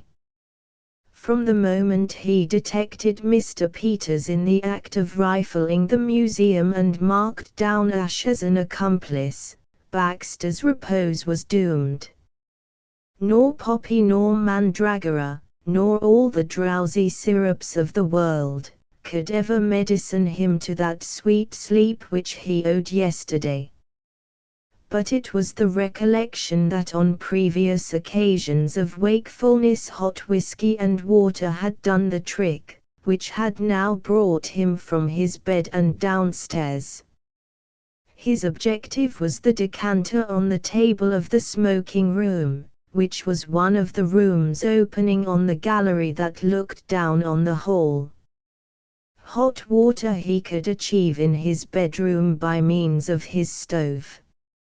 So out of bed he had climbed and downstairs he had come, and here he was, to all appearances, just in time to foil the very plot on which he had been brooding.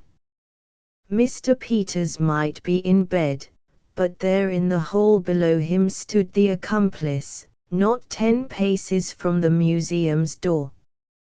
He arrived on the spot at racing speed and confronted Ash.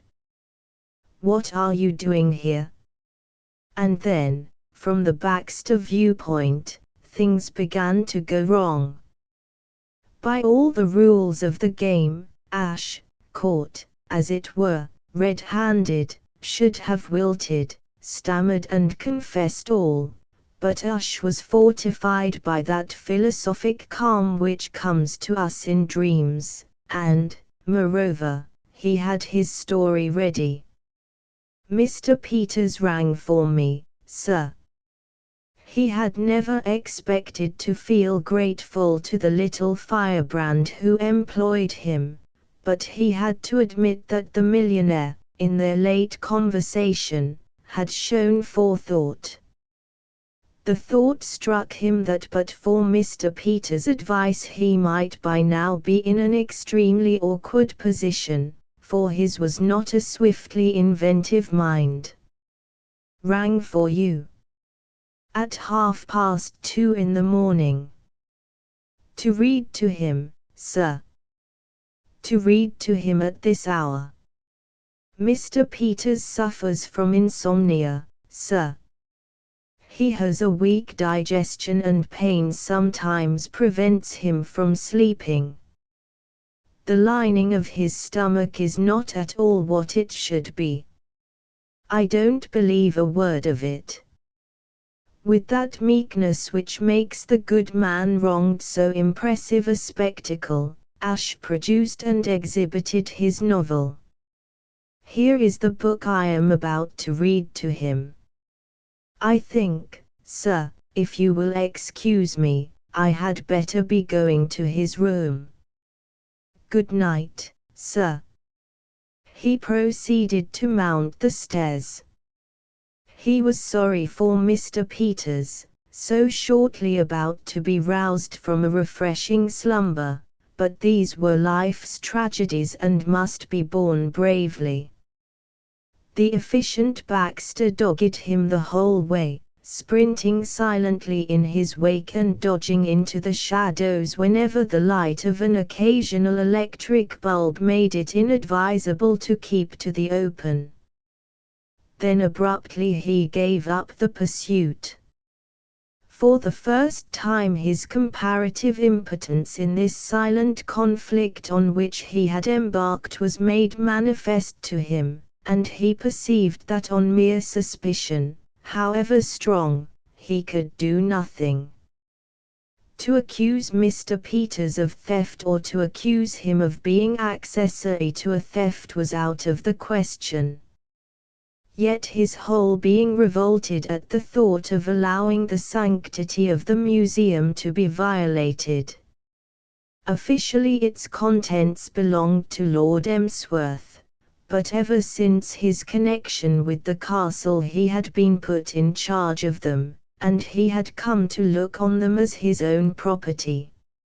If he was only a collector by proxy he had, nevertheless, the collector's devotion to his curios, beside which the lioness' attachment to her cubs is tepid, and he was prepared to do anything to retain in his possession a scarab toward which he already entertained the feelings of a life proprietor. No, not quite anything.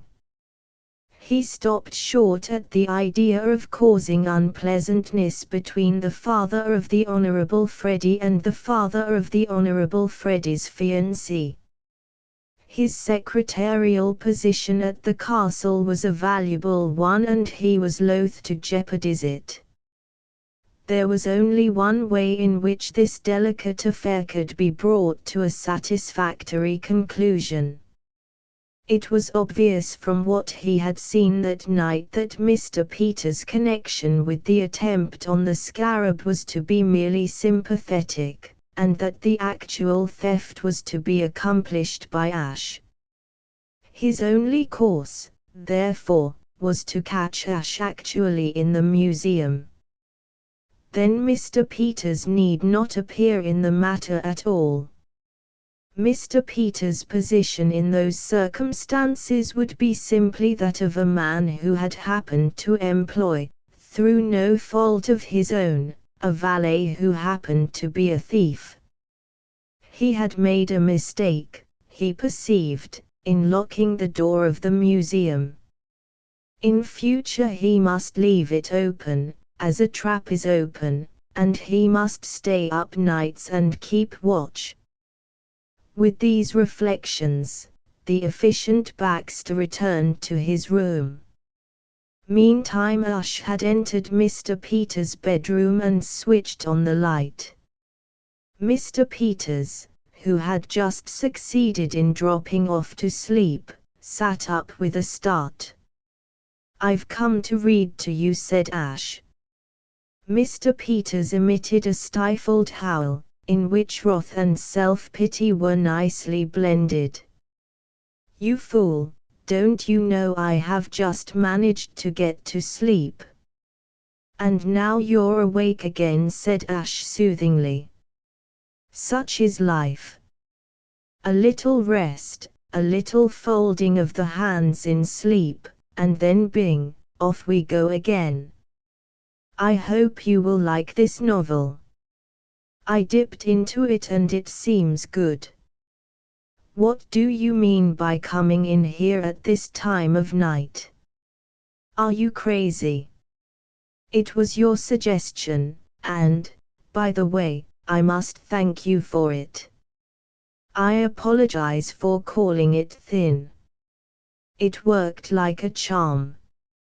"I don't think he believed it, in fact, I know he didn't, but it held him. I couldn't have thought up anything half so good in an emergency." Mr. Peters' wrath changed to excitement. "Did you get it? Have you been after my ships?" "I have been after your ships, but I didn't get it. Bad men were abroad. That fellow with the spectacles, who was in the museum when I met you there this evening, swooped down from nowhere, and I had to tell him that you had rung for me to read to you. Fortunately I had this novel on me. I think he followed me upstairs to see whether I really did come to your room." Mr. Peters groaned miserably.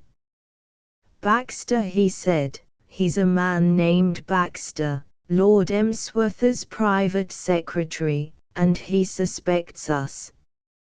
He's the man I mean you, have got to look out for." "Well, never mind. Let's be happy while we can. Make yourself comfortable and I'll start reading. After all, what could be pleasanter than a little literature in the small hours? Shall I begin?" Ush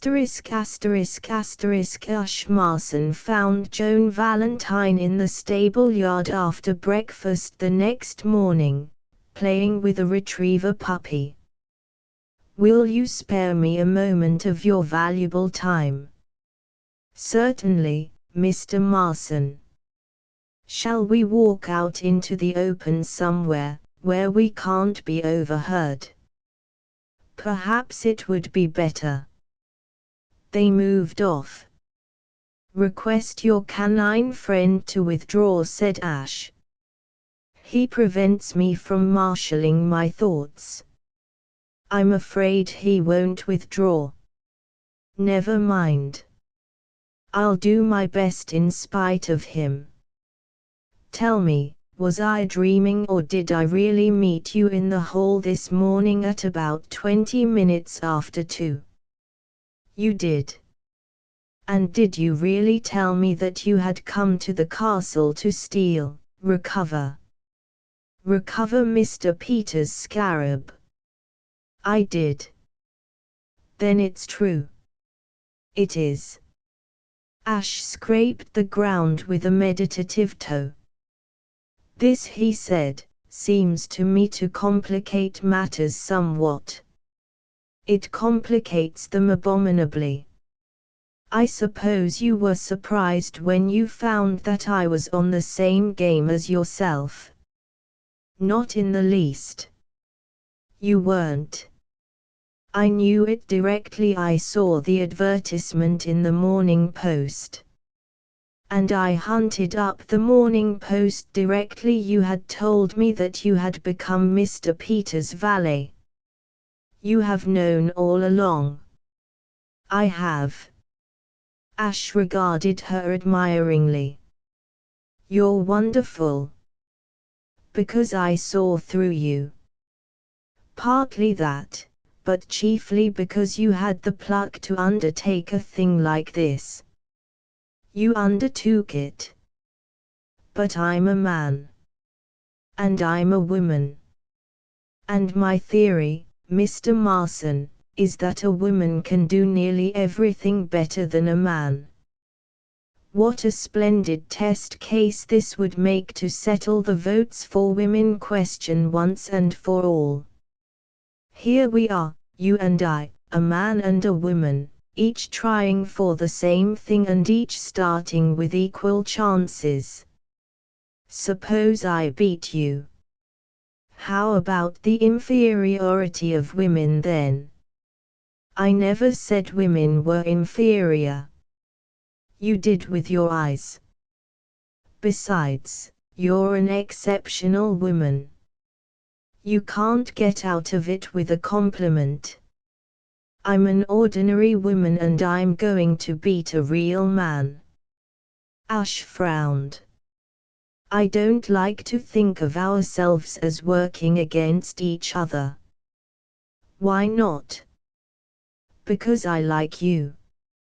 "I like you, Mr. Marson, but we must not let sentiment interfere with business. You want Mr. Peters' $5,000. So do I. I hate the thought of being the instrument to prevent you from getting the money." "You won't be.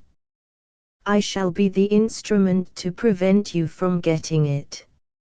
"I don't like that thought, either," but one has got to face it. It makes me feel mean. That's simply your old-fashioned masculine attitude toward the female, Mr. Marson. You look on women as a weak creature, to be shielded and petted. We aren't anything of the sort. We're terrors. We're as hard as nails. We're awful creatures. You mustn't let my sex interfere with your trying to get this reward. Think of me as though I were another man. We're up against each other in a fair fight, and I don't want any special privileges. If you don't do your best from now onward, I shall never forgive you.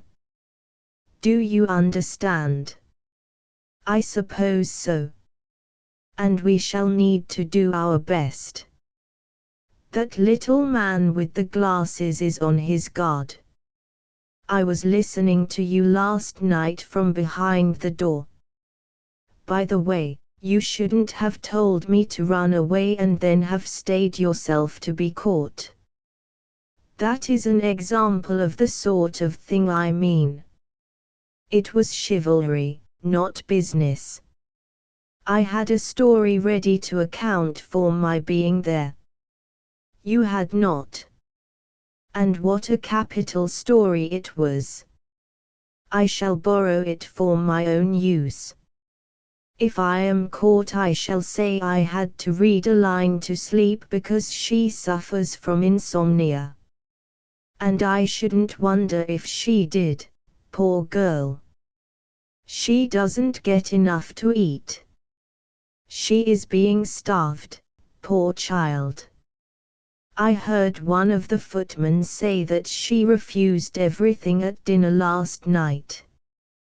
And, though she vows it isn't, my belief is that it's all because she is afraid to make a stand against her old father.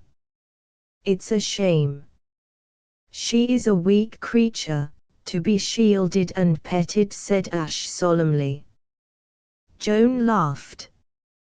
Well, yes, you caught me there. I admit that Coraline is not a shining example of the formidable modern woman, but, she stopped. Oh, bother.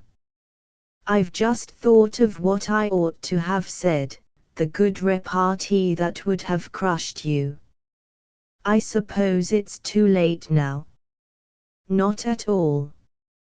I'm like that myself, only it is generally the next day when I hit the right answer.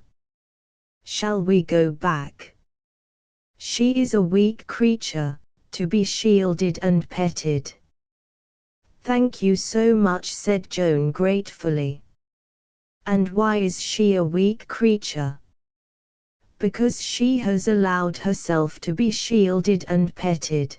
Because she has permitted man to give her special privileges, and generally, no, it isn't so good as I thought it was going to be. It should be crisper, said Ush critically. It lacks the punch. But it brings me back to my point, which is that I am not going to imitate her and forfeit my independence of action in return for chivalry. Try to look at it from my point of view, Mr. Marson. I know you need the money just as much as I do. Well, don't you think I should feel a little mean if I thought you were not trying your hardest to get it, simply because you didn't think it would be fair to try your hardest against a woman? That would cripple me. I should not feel as though I had the right to do anything. It's too important a matter for you to treat me like a child and let me win to avoid disappointing me. I want the money, but I don't want it handed to me. Believe me, said Ash earnestly, it will not be handed to you. I have studied the Baxter question more deeply than you have, and I can assure you that Baxter is a menace. What has put him so firmly on the right scent I don't know, but he seems to have divined the exact state of affairs in its entirety, so far as I am concerned, that is to say. Of course he has no idea you are mixed up in the business, but I am afraid his suspicion of me will hit you as well. What I mean is that, for some time to come, I fancy that man proposes to camp out on the rug in front of the museum door. It would be madness for either of us to attempt to go there at present. It is being made very hard for us, isn't it? And I thought it was going to be so simple. I think we should give him at least a week to simmer down. Fully that. Let us look on the bright side. We are in no hurry. Blandings Castle is quite as comfortable as number 7 Arundel Street, and the commissariat department is a revelation to me. I had no idea English servants did themselves so well. And, as for the social side, I love it, I revel in it. For the first time in my life I feel as though I am somebody. Did you observe my manner toward the kitchen maid who waited on us at dinner last night? A touch of the old noblesse about it, I fancy. Dignified but not unkind, I think. And I can keep it up. So far as I am concerned, let this life continue indefinitely. But what about Mr. Peters? Don't you think there is danger he may change his mind about that $5,000 if we keep him waiting too long? Not a chance of it. Being almost within touch of the scarab has had the worst effect on him. It has intensified the craving. By the way, have you seen the scarab? Yes, I got Mrs. Twemlow to take me to the museum while you were talking to the butler. It was dreadful to feel that it was lying there in the open waiting for somebody to take it, and not be able to do anything.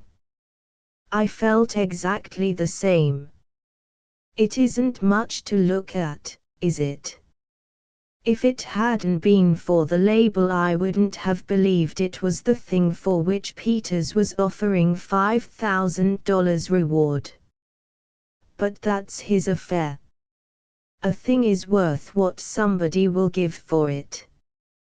Ours not to reason why, ours but to elude Baxter and gather it in. Ours, indeed. You speak as though we were partners instead of rivals. Ash uttered an exclamation. You've hit it. Why not?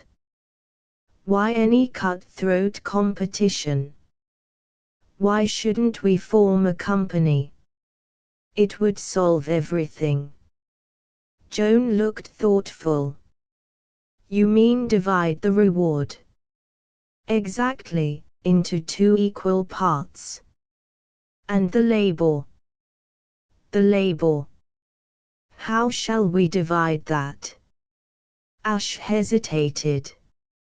My idea, he said, was that I should do what I might call the rough work, and, you mean you should do the actual taking of the scarab? Exactly. I would look after that end of it. And what would my duties be? Well, you would, as it were, how shall I put it? You would, so to speak, lend moral support. By lying snugly in bed, fast asleep. Ash avoided her eye. Well, yes, something on those lines. While you ran all the risks. No, The risks are practically non-existent. I thought you said just now that it would be madness for either of us to attempt to go to the museum at present. Joan laughed. It won't do, Mr. Marson. You remind me of an old cat I once had. Whenever he killed a mouse he would bring it into the drawing room and lay it affectionately at my feet. I would reject the corpse with horror and turn him out, but back he would come with his loathsome gift.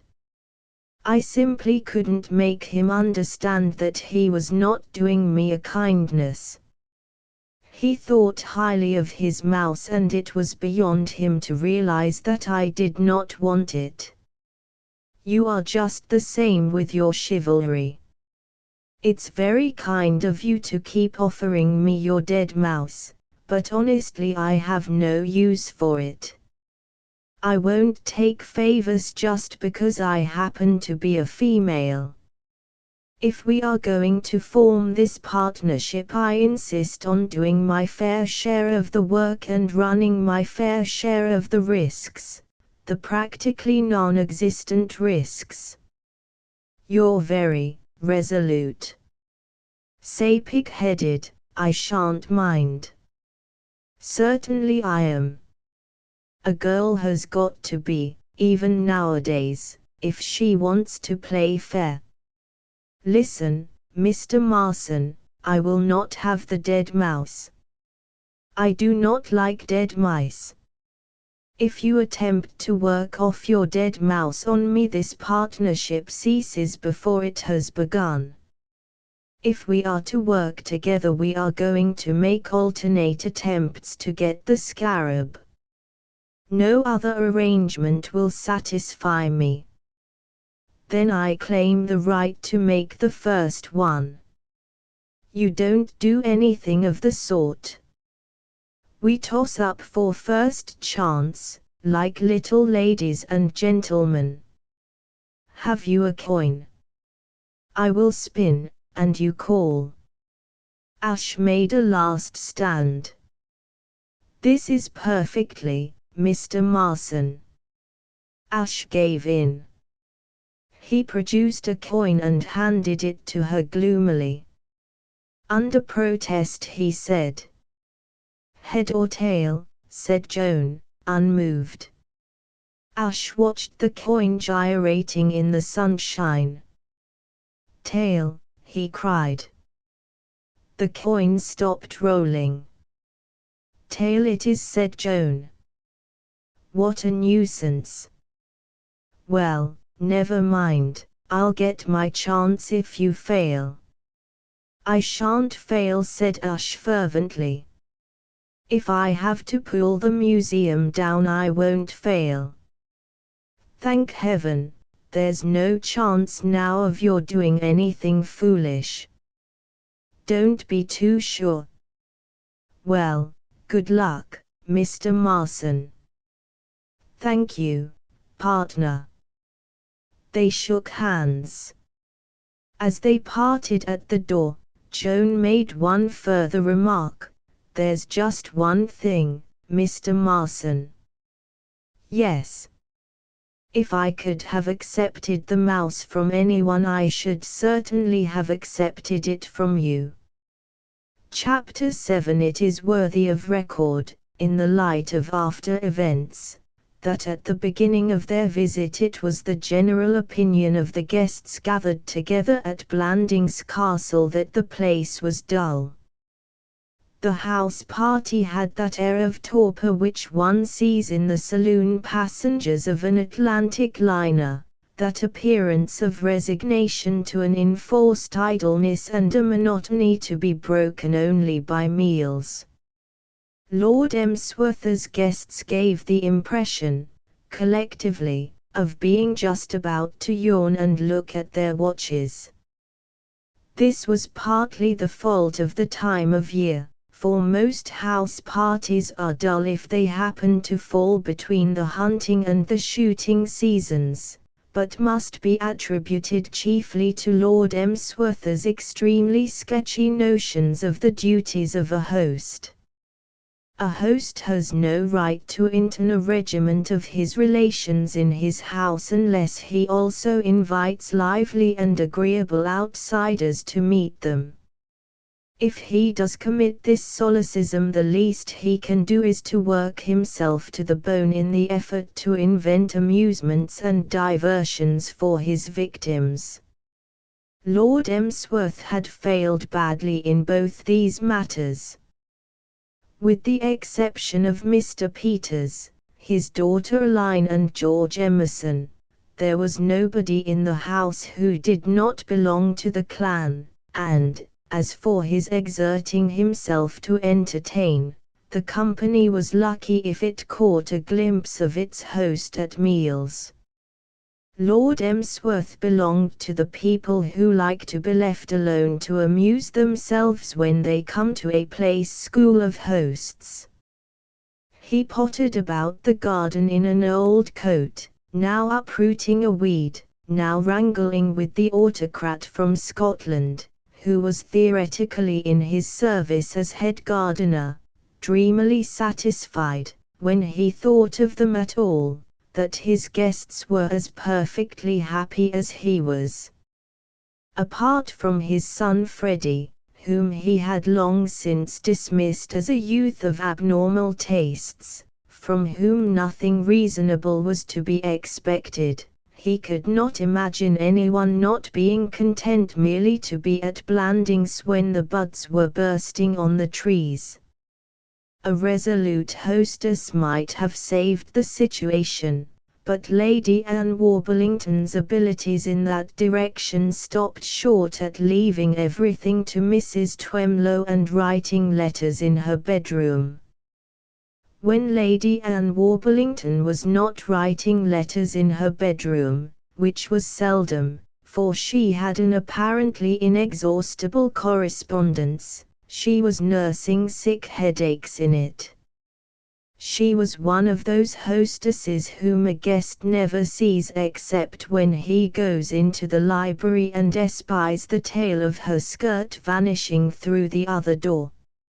As for the ordinary recreations of the country house, the guests could frequent the billiard room, where they were sure to find Lord Stockheath playing 100 up with his cousin, Algernon Wooster, a spectacle of the liveliest interest, or they could, if fond of golf, console themselves for the absence of links in the neighborhood with the exhilarating pastime of clock golf, or they could stroll about the terraces with such of their relations as they happened to be on speaking terms with at the moment, and abuse their host and the rest of their relations.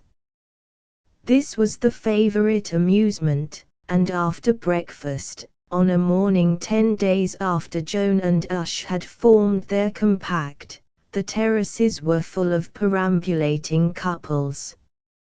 Here, Colonel Horace Mant, walking with the Bishop of Godalming, was soothing that dignitary by clothing in soldierly words thoughts that the latter had not been able to crush down, but which his holy office scarcely permitted him to utter. There, Lady Mildred Mant, linked to Mrs. Jack Hale, of the collateral branch of the family, was saying things about her father in his capacity of host and entertainer, that were making her companion feel like another woman. Farther on, stopping occasionally to gesticulate, could be seen other Emsworth relations and connections. It was a typical scene of quiet, peaceful English family life. Leaning on the broad stone balustrade of the upper terrace, Aline Peters and George Emerson surveyed the malcontents. Aline gave a little sigh, almost inaudible, but George's hearing was good. "I was wondering when you are going to admit it," he said, shifting his position so that he faced her. "Admit what?" That you can't stand the prospect, that the idea of being stuck for life with this crowd, like a fly on fly paper, is too much for you, that you are ready to break off your engagement to Freddie and come away and marry me and live happily ever after.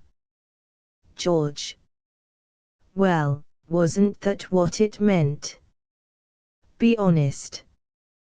What meant? That sigh.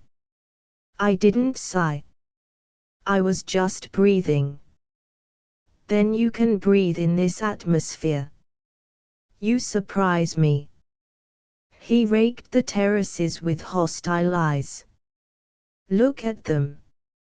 Look at them, crawling round like doped beetles.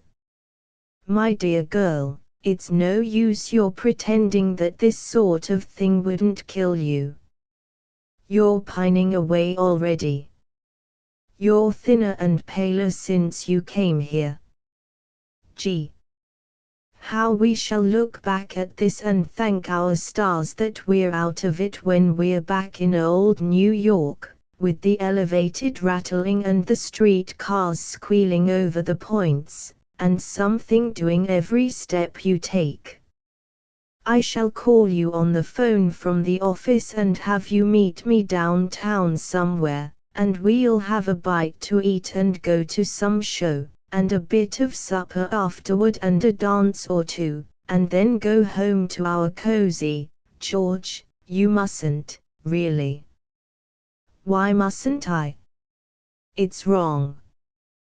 You can't talk like that when we are both enjoying the hospitality. A wild laugh, almost a howl, disturbed the talk of the most adjacent of the perambulating relations. Colonel Horace Mant, checked in mid-sentence, looked up resentfully at the cause of the interruption. I wish somebody would tell me whether it's that American fellow, Emerson, or young Freddie who's supposed to be engaged to Miss Peters. Hanged if you ever see her and Freddie together, but she and Emerson are never to be found apart. If my respected father-in-law had any sense, I should have thought he would have had sense enough to stop that. You forget, my dear Horace, said the bishop charitably, Miss Peters and Mr. Emerson have known each other since they were children. They were never nearly such children as Emsworth is now, snorted the colonel. If that girl isn't in love with Emerson, I'll eat my hat. No, no, said the bishop. No, no. Surely not, Horace. What were you saying when you broke off? I was saying that if a man wanted his relations never to speak to each other again for the rest of their lives, the best thing he could do would be to herd them all together in a dashed barrack of a house 100 miles from anywhere, and then go off and spend all his time prodding dashed flower beds with a spud, dash it. Just so, just so. So you were. Go on, Horace, I find a curious comfort in your words. On the terrace above them, Aline was looking at George with startled eyes. George. I'm sorry, but you shouldn't spring these jokes on me so suddenly. You said enjoying. Yes, reveling in it, aren't we? It's a lovely old place, said Aline defensively. And when you've said that, you've said everything. You can't live on scenery and architecture for the rest of your life. There's the human element to be thought of. And you're beginning. There goes father, interrupted Aline. How fast he is walking. George, have you noticed a sort of difference in father these last few days? I haven't. My specialty is keeping an eye on the rest of the Peters family. He seems better somehow. He seems to have almost stopped smoking, and I'm very glad, for those cigars were awfully bad for him. The doctor expressly told him he must stop them, but he wouldn't pay any attention to him. And he seems to take so much more exercise. My bedroom is next to his, you know, and every morning I can hear things going on through the wall, father dancing about and puffing a good deal. And one morning I met his valet going in with a pair of Indian clubs. I believe father is really taking himself in hand at last. George Emerson exploded. And about time, too. How much longer are you to go on starving yourself to death just to give him the resolution to stick to his dieting? It maddens me to see you at dinner. And it's killing you. You're getting pale and thin. You can't go on like this. A wistful look came over Aline's face. I do get a little hungry sometimes. Late at night generally. You want somebody to take care of you and look after you. I'm the man. You may think you can fool me, but I can tell. You're weakening on this Freddie proposition. You're beginning to see that it won't do. One of these days you're going to come to me and say, George, you were right. I take the count. Me for the quiet sneak to the station, without anybody knowing, and the break for London, and the wedding at the registrar's. Oh, I know. I couldn't have loved you all this time and not know. You're weakening. The trouble with these supermen is that they lack reticence. They do not know how to omit. They expand their chests and whoop. And a girl, even the mildest and sweetest of girls, even a girl like Aline Peters, cannot help resenting the note of triumph. But supermen despise tact. As far as one can gather, that is the chief difference between them and the ordinary man. A little frown appeared on Aline's forehead and she set her mouth mutinously. I'm not weakening at all, she said, and her voice was, for her, quite acid. You take too much for granted. George was contemplating the landscape with a conqueror's eye. You are beginning to see that it is impossible, this Freddie foolishness. It is not foolishness, said Aline pettishly, tears of annoyance in her eyes. And I wish you wouldn't call him Freddie. He asked me to. He asked me to. Aline stamped her foot. Well, never mind. Please don't do it. Very well, little girl, said George softly. I wouldn't do anything to hurt you. The fact that it never even occurred to George Emerson he was being offensively patronizing shows the stern stuff of which these supermen are made. Asterisk asterisk asterisk. The efficient Baxter bicycled broodingly to Market Blandings for tobacco. He brooded for several reasons. He had just seen Aline Peters and George Emerson in confidential talk on the upper terrace, and that was one thing which exercised his mind, for he suspected George Emerson. He suspected him nebulously as a snake in the grass, as an influence working against the orderly progress of events concerning the marriage that had been arranged and would shortly take place between Miss Peters and the Honourable Frederick Threepwood. It would be too much to say that he had any idea that George was putting in such hard and consistent work in his serpentine role. Indeed, if he could have overheard the conversation just recorded, it is probable that Rupert Baxter would have had heart failure. But he had observed the intimacy between the two as he observed most things in his immediate neighborhood, and he disapproved of it. It was all very well to say that George Emerson had known Aline Peters since she was a child. If that was so, then in the opinion of the efficient Baxter he had known her quite long enough and ought to start making the acquaintance of somebody else. He blamed the Honorable Freddie.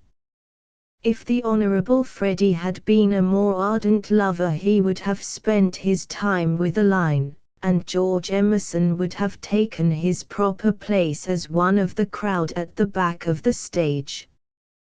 But Freddie's view of the matter seemed to be that he had done all that could be expected of a chappie in getting engaged to the girl, and that now he might consider himself at liberty to drop her for a while. So Baxter, as he bicycled to Market Blandings for tobacco, brooded on Freddie, Aline Peters and George Emerson. He also brooded on Mr. Peters and Ush Marson. Finally he brooded in a general way, because he had had very little sleep the past week.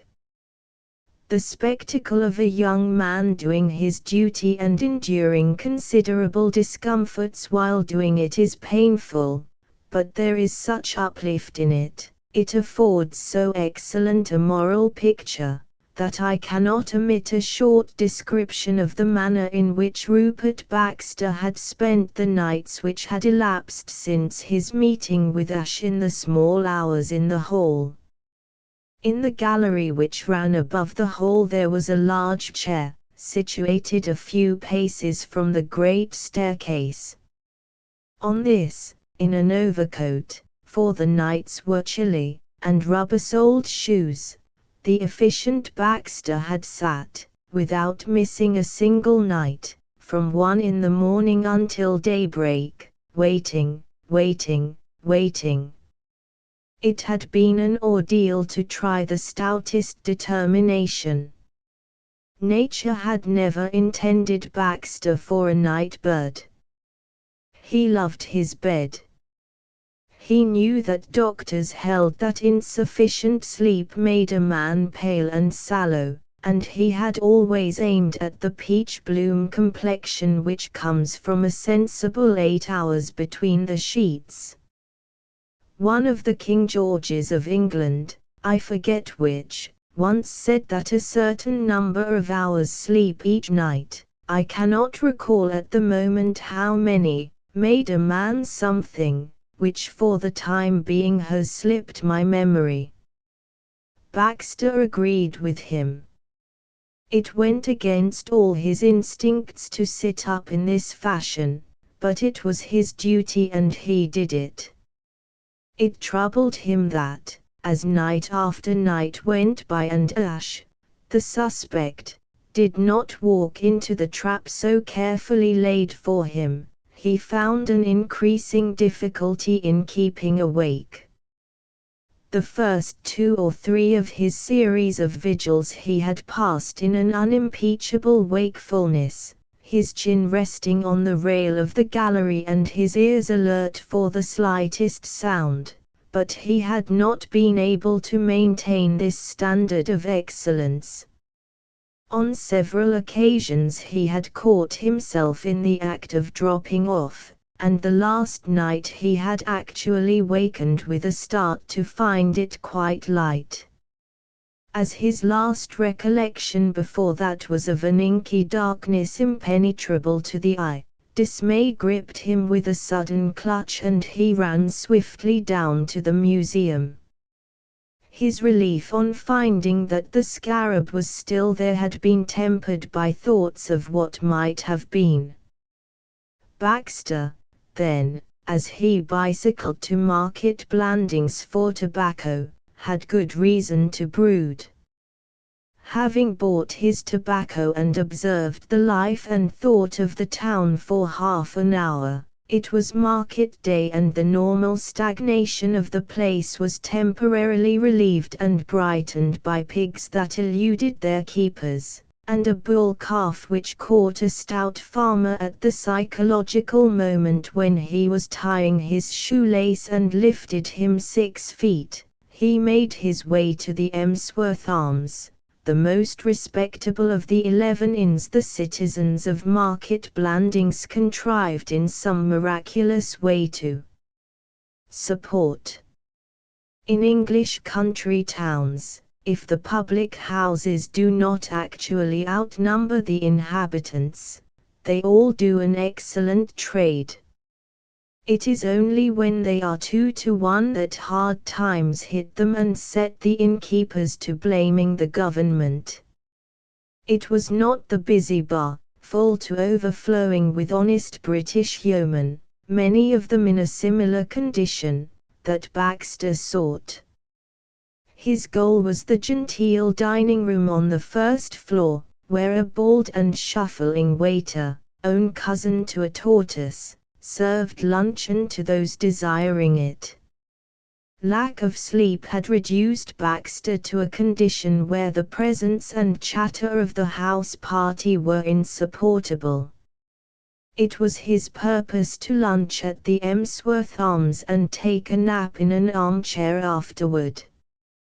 He had relied on having the room to himself, for Market Blandings did not lunch to a great extent, but to his annoyance and disappointment the room was already occupied by a man in brown tweeds. Occupied is the correct word, for at first sight this man seemed to fill the room. Never since almost forgotten days when he used to frequent circuses and side shows, had Baxter seen a fellow human being so extraordinarily obese. He was a man about 50 years old, grey-haired, of a mauve complexion, and his general appearance suggested joviality. To Baxter's chagrin, this person engaged him in conversation directly he took his seat at the table. There was only one table in the room, as is customary in English inns, and it had the disadvantage that it collected those seated at it into one party. It was impossible for Baxter to withdraw into himself and ignore this person's advances. It is doubtful whether he could have done it, however, had they been separated by yards of floor, for the fat man was not only naturally talkative but, as appeared from his opening remarks, speech had been dammed up within him for some time by lack of a suitable victim. "Morning," he began, "nice day. Good for the farmers.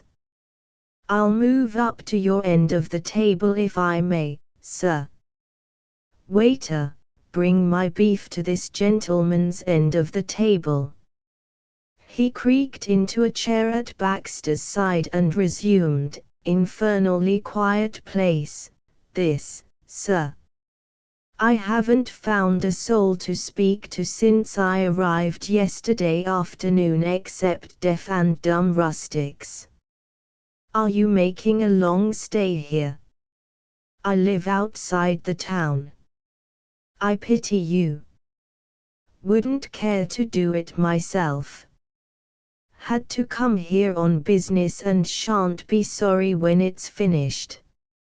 I give you my word I couldn't sleep a wink last night because of the quiet.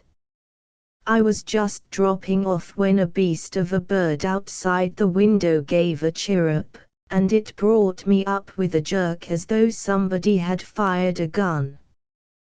There's a damned cat somewhere near my room that mews. I lie in bed waiting for the next mew, all worked up. Heaven save me from the country. It may be all right for you, if you've got a comfortable home and a pal or two to chat with after dinner, but you've no conception what it's like in this infernal town. I suppose it calls itself a town. What a hole. There's a church down the street. I'm told it's Norman or something. Anyway, it's old. I'm not much of a man for churches as a rule, but I went and took a look at it. Then somebody told me there was a fine view from the end of High Street, so I went and took a look at that. And now, so far as I can make out, I've done the sights and exhausted every possibility of entertainment the town has to provide, unless there's another church. I'm so reduced that I'll go and see the Methodist chapel, if there is one.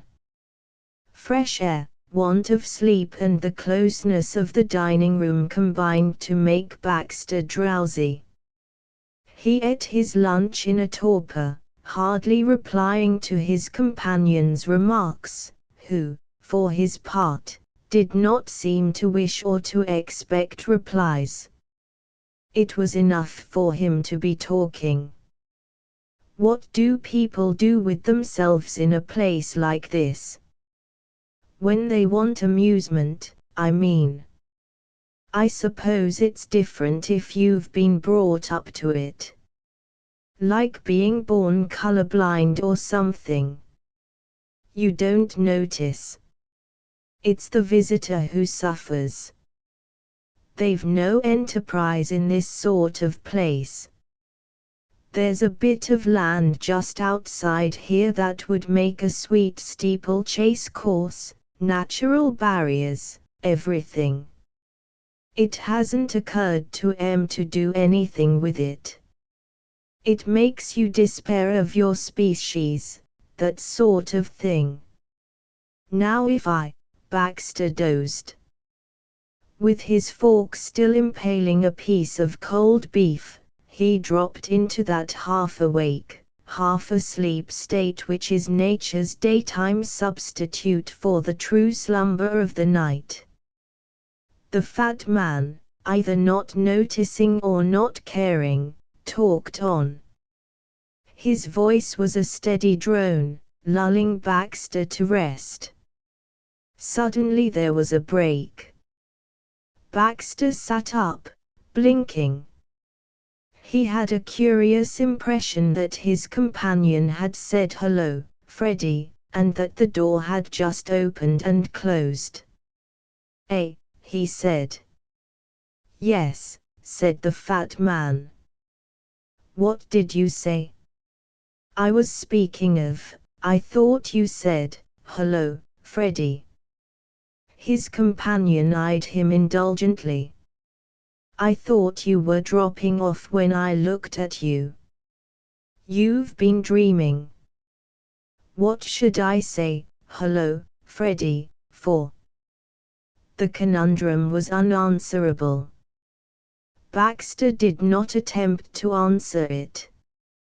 But there remained at the back of his mind a quaint idea that he had caught sight, as he woke, of the Honorable Frederick Threepwood, his face warningly contorted, vanishing through the doorway. Yet what could the Honorable Freddie be doing at the Emsworth Arms? A solution of the difficulty occurred to him. He had dreamed he had seen Freddie, and that had suggested the words which, reason pointed out, his companion could hardly have spoken. Even if the Honorable Freddie should enter the room, this fat man, who was apparently a drummer of some kind, would certainly not know who he was, nor would he address him so familiarly. Yes, that must be the explanation. After all, the quaintest things happened in dreams. Last night, when he had fallen asleep in his chair, he had dreamed that he was sitting in a glass case in the museum, making faces at Lord Emsworth, Mr. Peters, and Beach, the butler, who were trying to steal him, under the impression that he was a scarab of the reign of Sheops of the Fourth Dynasty, a thing he would never have done when awake. Yes, he must certainly have been dreaming. In the bedroom into which he had dashed to hide himself, on discovering that the dining room was in possession of the efficient Baxter, the Honorable Freddie sat on a rickety chair, scowling. He elaborated a favorite dictum of his: "You can't take a step anywhere without stumbling over that damn fella, Baxter." He wondered whether Baxter had seen him. He wondered whether Baxter had recognized him. He wondered whether Baxter had heard R. Jones say, "Hello, Freddie." He wondered, if such should be the case, whether R. Jones' presence of mind and native resource had been equal to explaining away the remark. Chapter 8. Put the butter or drippings in a kettle on the range, and when hot add the onions and fry them, add the veal and cook until brown.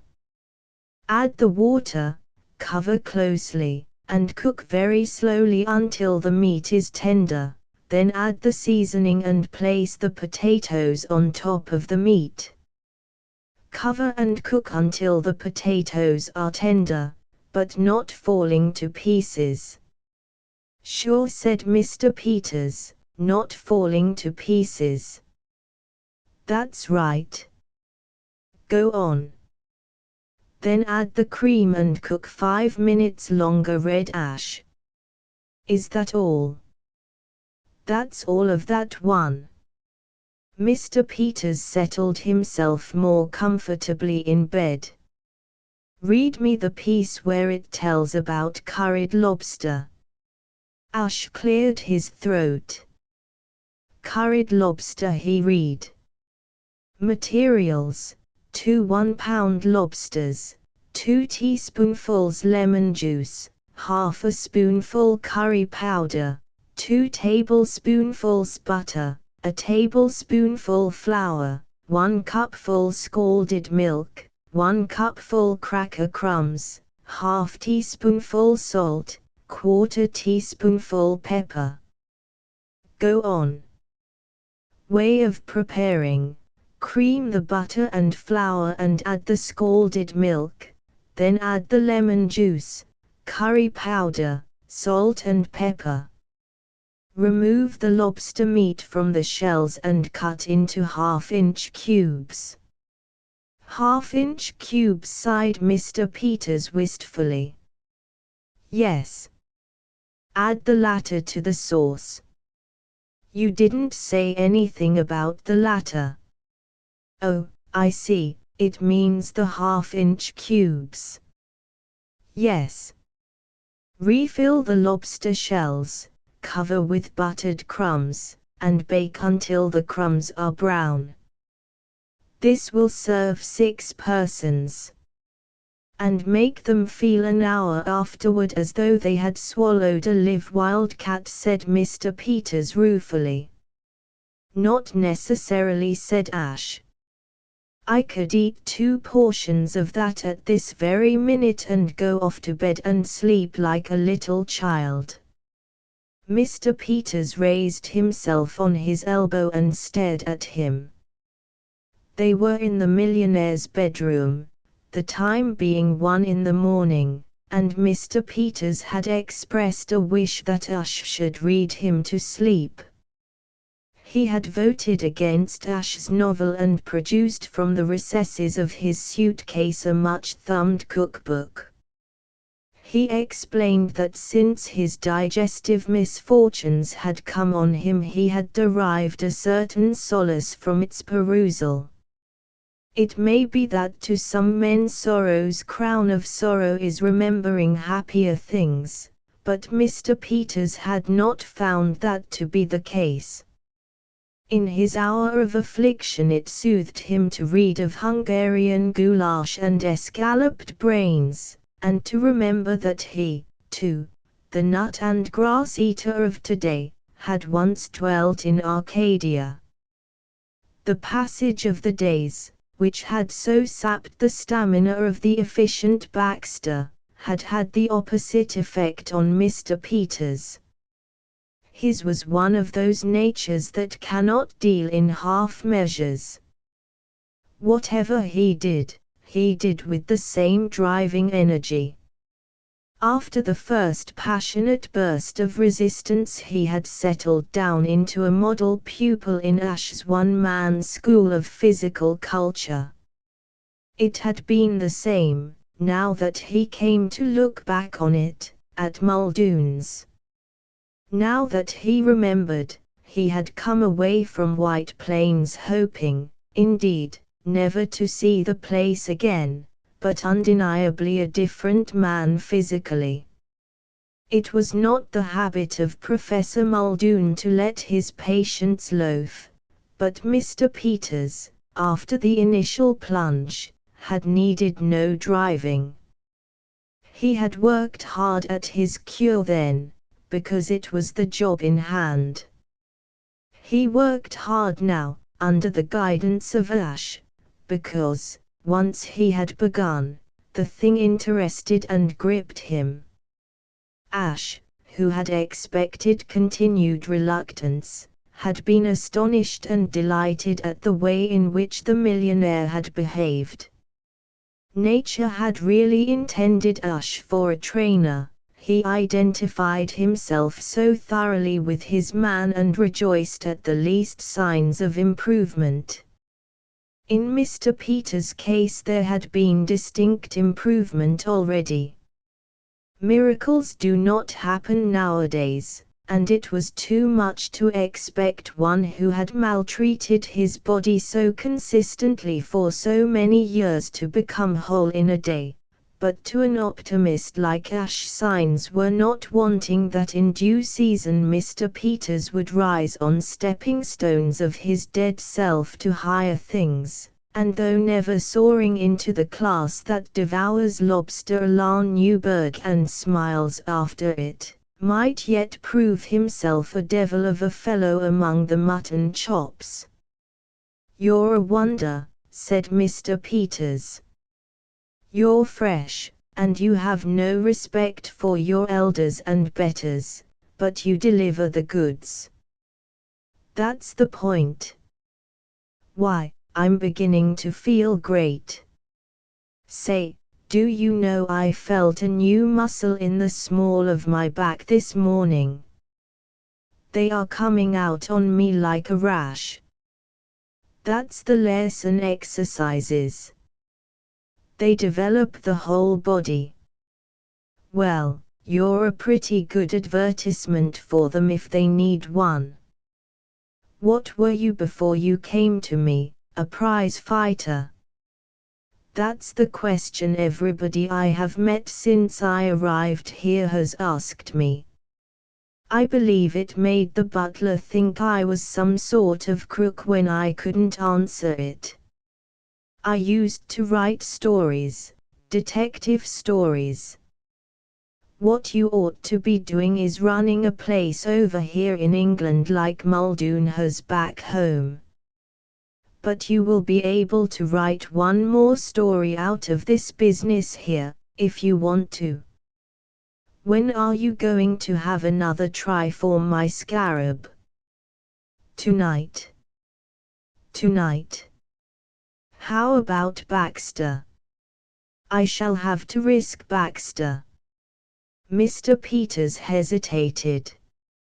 He had fallen out of the habit of being magnanimous during the past few years, for dyspepsia brooks no divided allegiance and magnanimity has to take a back seat when it has its grip on you.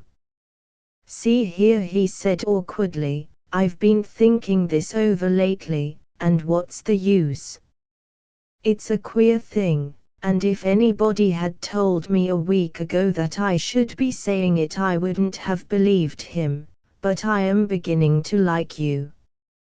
I don't want to get you into trouble. Let the old scarab go. What's a scarab anyway? Forget about it and stick on here as my private Muldoon. If it's the 5,000 that's worrying you, forget that too.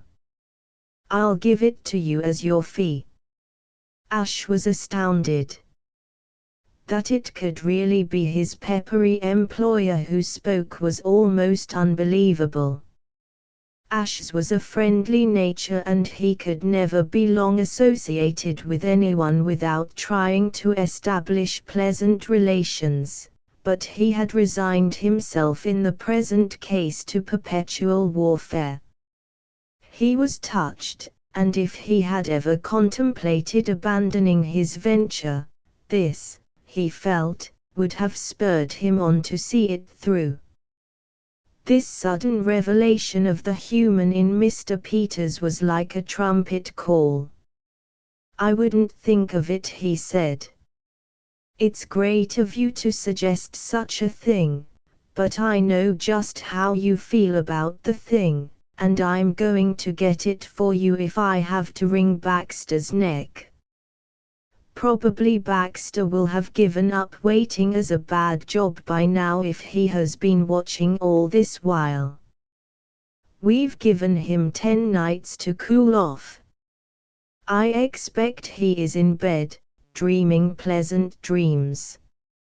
It's nearly 2 o'clock. I'll wait another 10 minutes and then go down. He picked up the cookbook. "Lie back and make yourself comfortable, and I'll read you to sleep first." "You're a good boy," said Mr. Peters drowsily. "Are you ready?" "Pork tenderloin larded." "Half-pound fat pork." A faint smile curved Mr. Peters' lips. His eyes were closed and he breathed softly. Ash went on in a low voice, 4 large pork tenderloins, 1 cupful cracker crumbs, 1 cupful boiling water, 2 tablespoonfuls butter, 1 teaspoonful salt, ½ teaspoonful pepper, 1 teaspoonful poultry seasoning. A little sigh came from the bed. "Way of preparing: wipe the tenderloins with a damp cloth. With a sharp knife make a deep pocket lengthwise in each tenderloin. Cut your pork into long thin strips and, with a needle, lard each tenderloin. Melt the butter in the water, add the seasoning and the cracker crumbs, combining all thoroughly. Now fill each pocket in the tenderloin with this stuffing. Place the tenderloins." A snore sounded from the pillows, punctuating the recital like a mark of exclamation. Ash laid down the book and peered into the darkness beyond the rays of the bed lamp. His employer slept. Ash switched off the light and crept to the door. Out in the passage he stopped and listened. All was still. He stole downstairs. George Emerson sat in his bedroom in the bachelor's wing of the castle smoking a cigarette. A light of resolution was in his eyes. He glanced at the table beside his bed and at what was on that table, and the light of resolution flamed into a glare of fanatic determination. So might a medieval knight have looked on the eve of setting forth to rescue a maiden from a dragon. His cigarette burned down. He looked at his watch, put it back, and lit another cigarette. His aspect was the aspect of one waiting for the appointed hour. Smoking his second cigarette, he resumed his meditations. They had to do with Aline Peters. George Emerson was troubled about Aline Peters. Watching over her, as he did, with a lover's eye, he had perceived that about her which distressed him. On the terrace that morning she had been abrupt to him, what in a girl of less angelic disposition one might have called snappy. Yes, to be just, she had snapped at him. That meant something. It meant that Aline was not well. It meant what her pallor and tired eyes meant, that the life she was leading was doing her no good. 11 nights had George dined at Blandings Castle, and on each of the 11 nights he had been distressed to see the manner in which Aline, declining the baked meats, had restricted herself to the miserable vegetable messes which were all that doctor's orders permitted to her suffering father. George's pity had its limits. His heart did not bleed for Mr. Peters. Mr. Peters' diet was his own affair. But that Aline should starve herself in this fashion, purely by way of moral support for her parent, was another matter. George was perhaps a shade material. Himself a robust young man and taking what might be called an outsize in meals, he attached perhaps too much importance to food as an adjunct to the perfect life. In his survey of Aline he took Aline through his own requirements, and believing that 11 such dinners as he had seen Aline partake of would have killed him, he decided that his loved one was on the point of starvation. No human being, he held, could exist on such barmecide feasts. That Mr. Peters continued to do so did not occur to him as a flaw in his reasoning. He looked on Mr. Peters as a sort of machine. Successful businessmen often give that impression to the young. If George had been told that Mr. Peters went along on gasoline, like an automobile, he would not have been much surprised.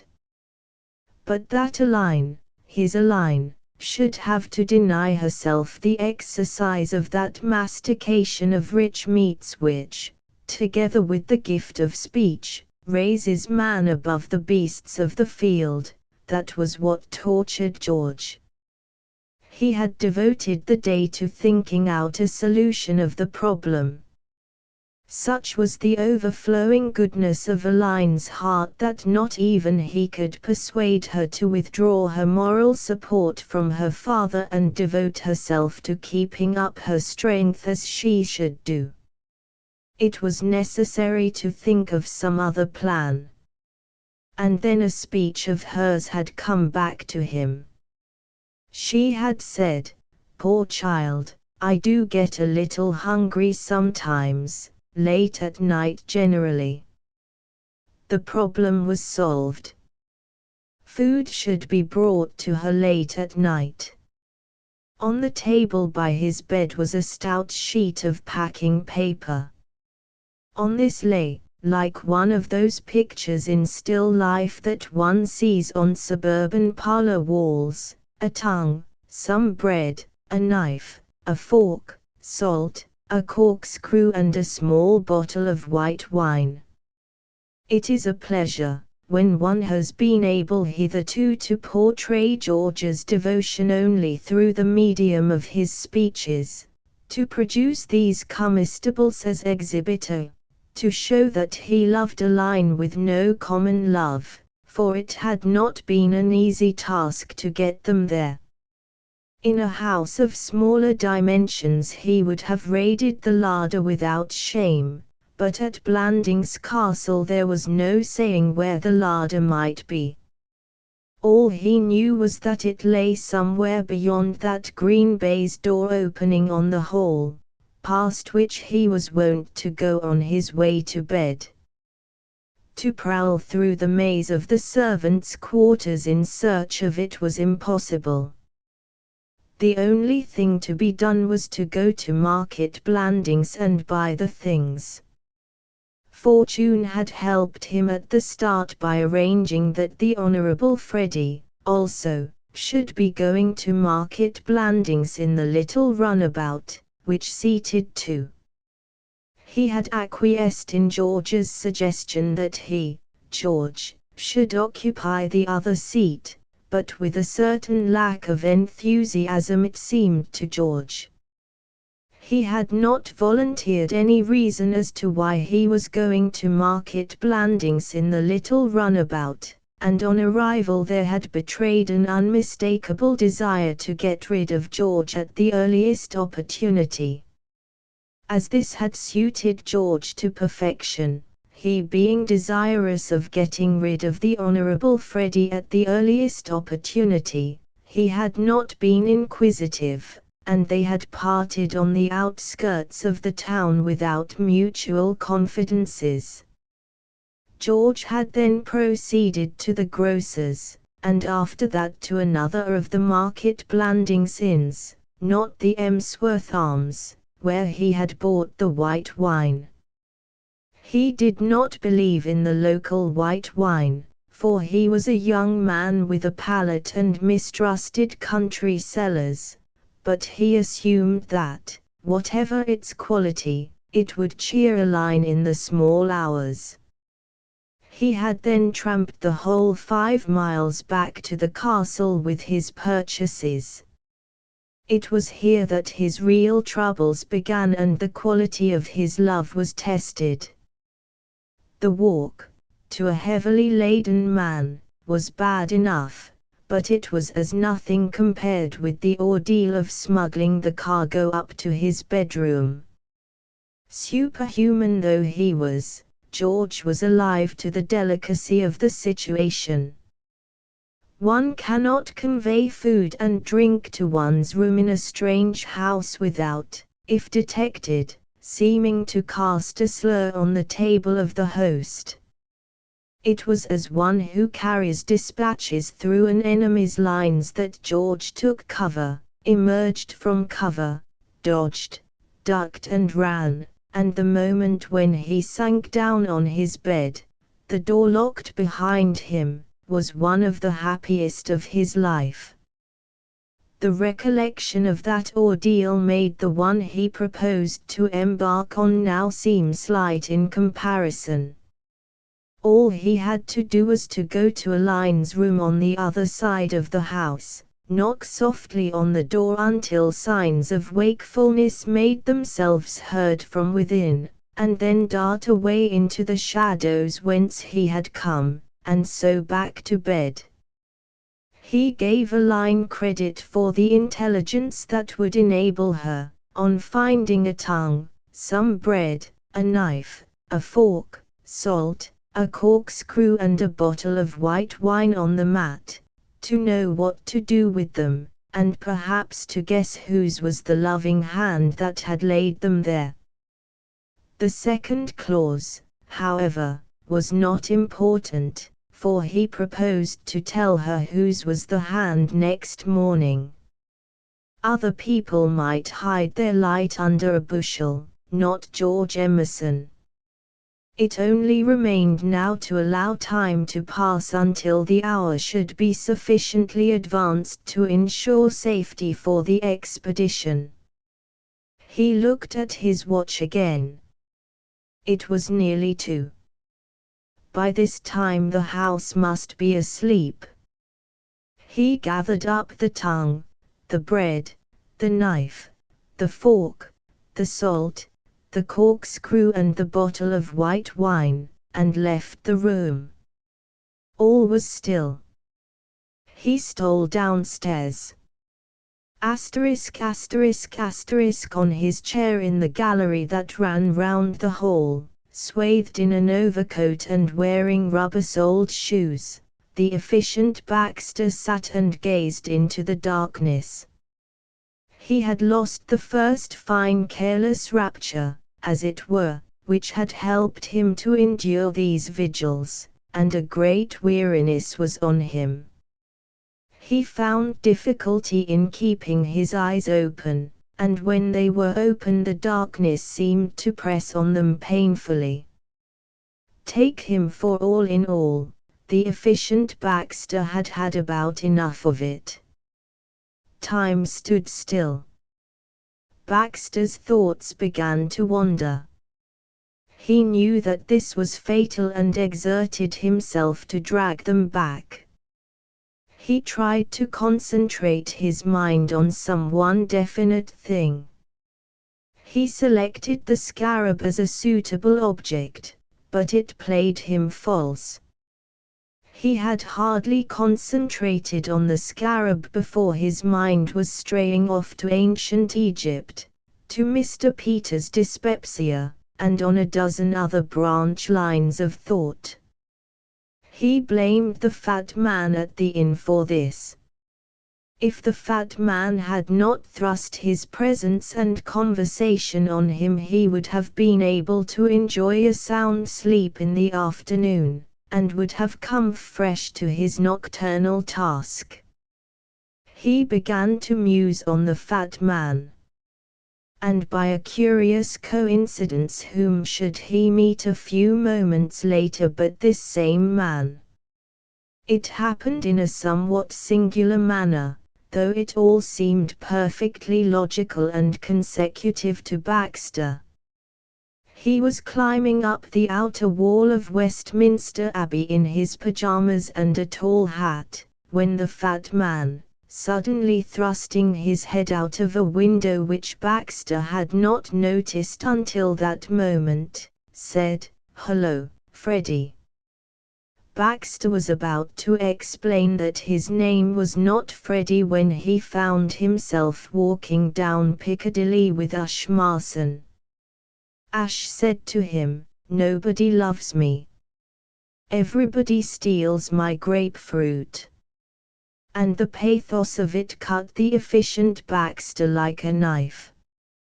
He was on the point of replying, when Ash vanished and Baxter discovered that he was not in Piccadilly, as he had supposed, but in an aeroplane with Mr. Peters, hovering over the castle. Mr. Peters had a bomb in his hand, which he was fondling with loving care. He explained to Baxter that he had stolen it from the Earl of Emsworth's museum. "I did it with a slice of cold beef and a pickle," he explained, and Baxter found himself realizing that that was the only way. "Now watch me drop it," said Mr. Peters, closing one eye and taking aim at the castle. "I have to do this by the doctor's orders." He loosed the bomb and immediately Baxter was lying in bed watching it drop. He was frightened, but the idea of moving did not occur to him. The bomb fell very slowly, dipping and fluttering like a feather. It came closer and closer. Then it struck with a roar and a sheet of flame. Baxter woke to a sound of tumult and crashing. For a moment he hovered between dreaming and waking, and then sleep passed from him, and he was aware that something noisy and exciting was in progress in the hall below. ******* Coming down to first causes, the only reason why collisions of any kind occur is because two bodies defy nature's law that a given spot on a given plane shall at a given moment of time be occupied by only one body. There was a certain spot near the foot of the great staircase which Ash, coming downstairs from Mr. Peters' room, and George Emerson, coming up to Aline's room, had to pass on their respective routes. George reached it at 1 minute and 3 seconds after 2 a.m., moving silently but swiftly, and Ash, also maintaining a good rate of speed, arrived there at 1 minute and 4 seconds after the hour, when he ceased to walk and began to fly, accompanied by George Emerson, now going down. His arms were round George's neck and George was clinging to his waist. In due season they reached the foot of the stairs and a small table, covered with occasional china and photographs in frames, which lay adjacent to the foot of the stairs. That, especially the occasional china, was what Baxter had heard. George Emerson thought it was a burglar. Ash did not know what it was, but he knew he wanted to shake it off, so he insinuated a hand beneath George's chin and pushed upward. George, by this time parted forever from the tongue, the bread, the knife, the fork, the salt, the corkscrew and the bottle of white wine, and having both hands free for the work of the moment, held Ash with the left and punched him in the ribs with the right.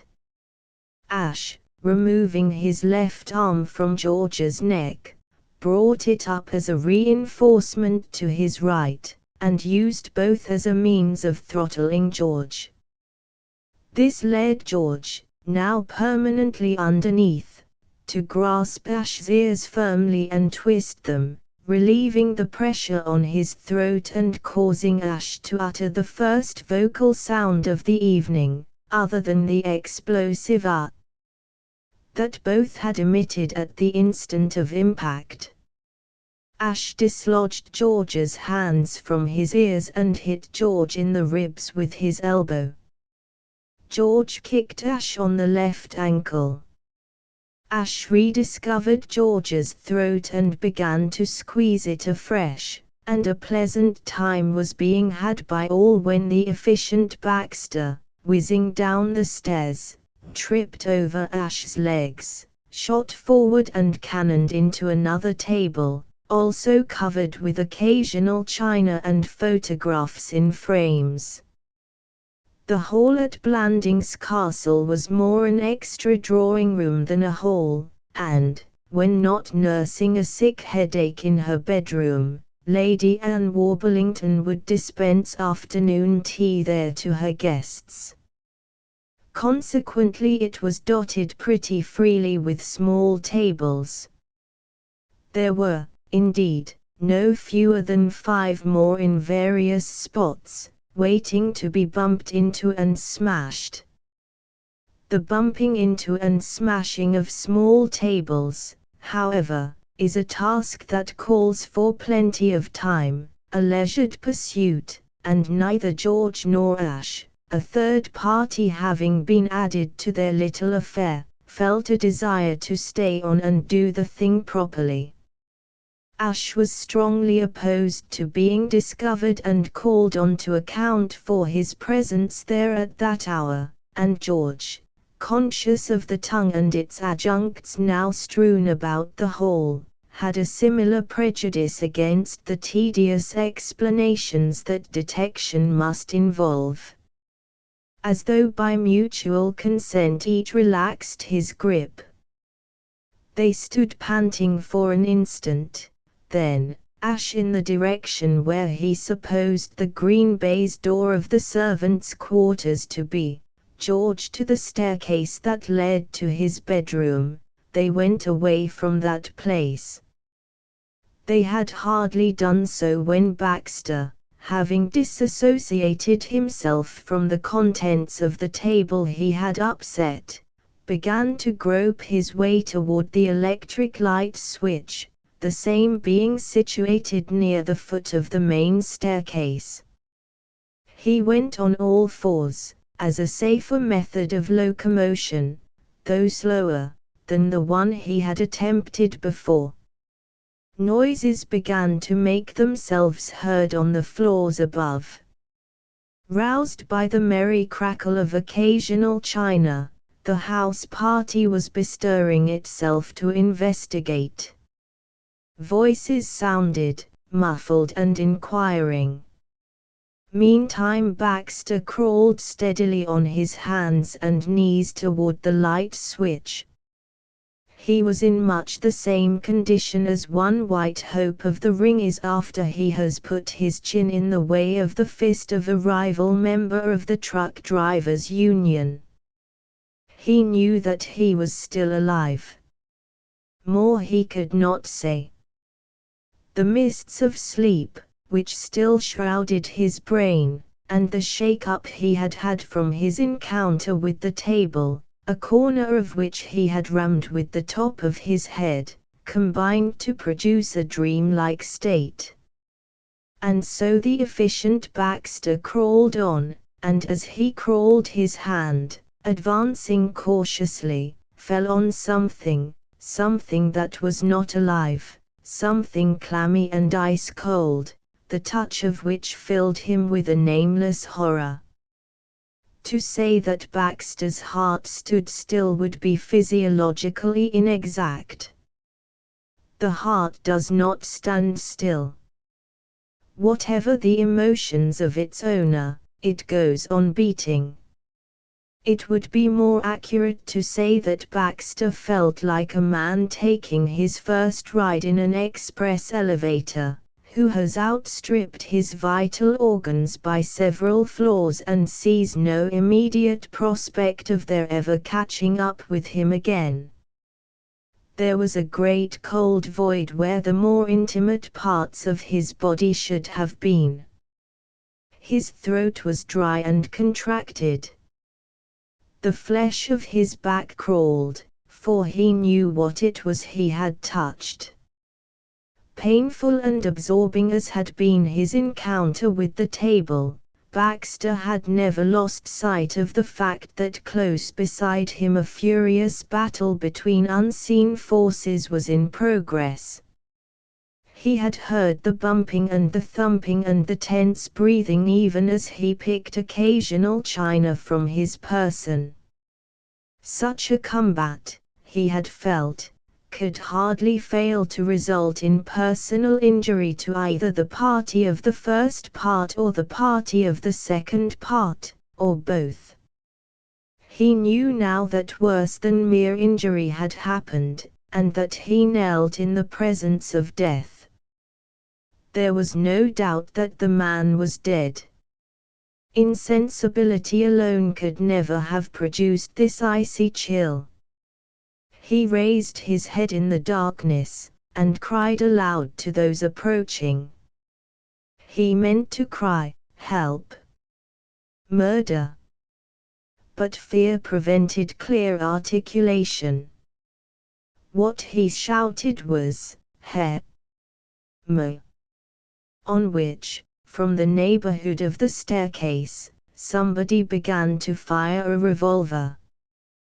The Earl of Emsworth had been sleeping a sound and peaceful sleep when the imbroglio began downstairs. He sat up and listened. Yes, undoubtedly burglars. He switched on his light and jumped out of bed. He took a pistol from a drawer, and thus armed went to look into the matter. The dreamy pier was no poltroon. It was quite dark when he arrived on the scene of conflict, in the van of a mixed bevy of pajamaed and dressing-gowned relations. He was in the van because, meeting these relations in the passage above, he had said to them, "Let me go first. I have a pistol." And they had let him go first. They were, indeed, awfully nice about it, not thrusting themselves forward or jostling or anything, but behaving in a modest and self-effacing manner that was pretty to watch.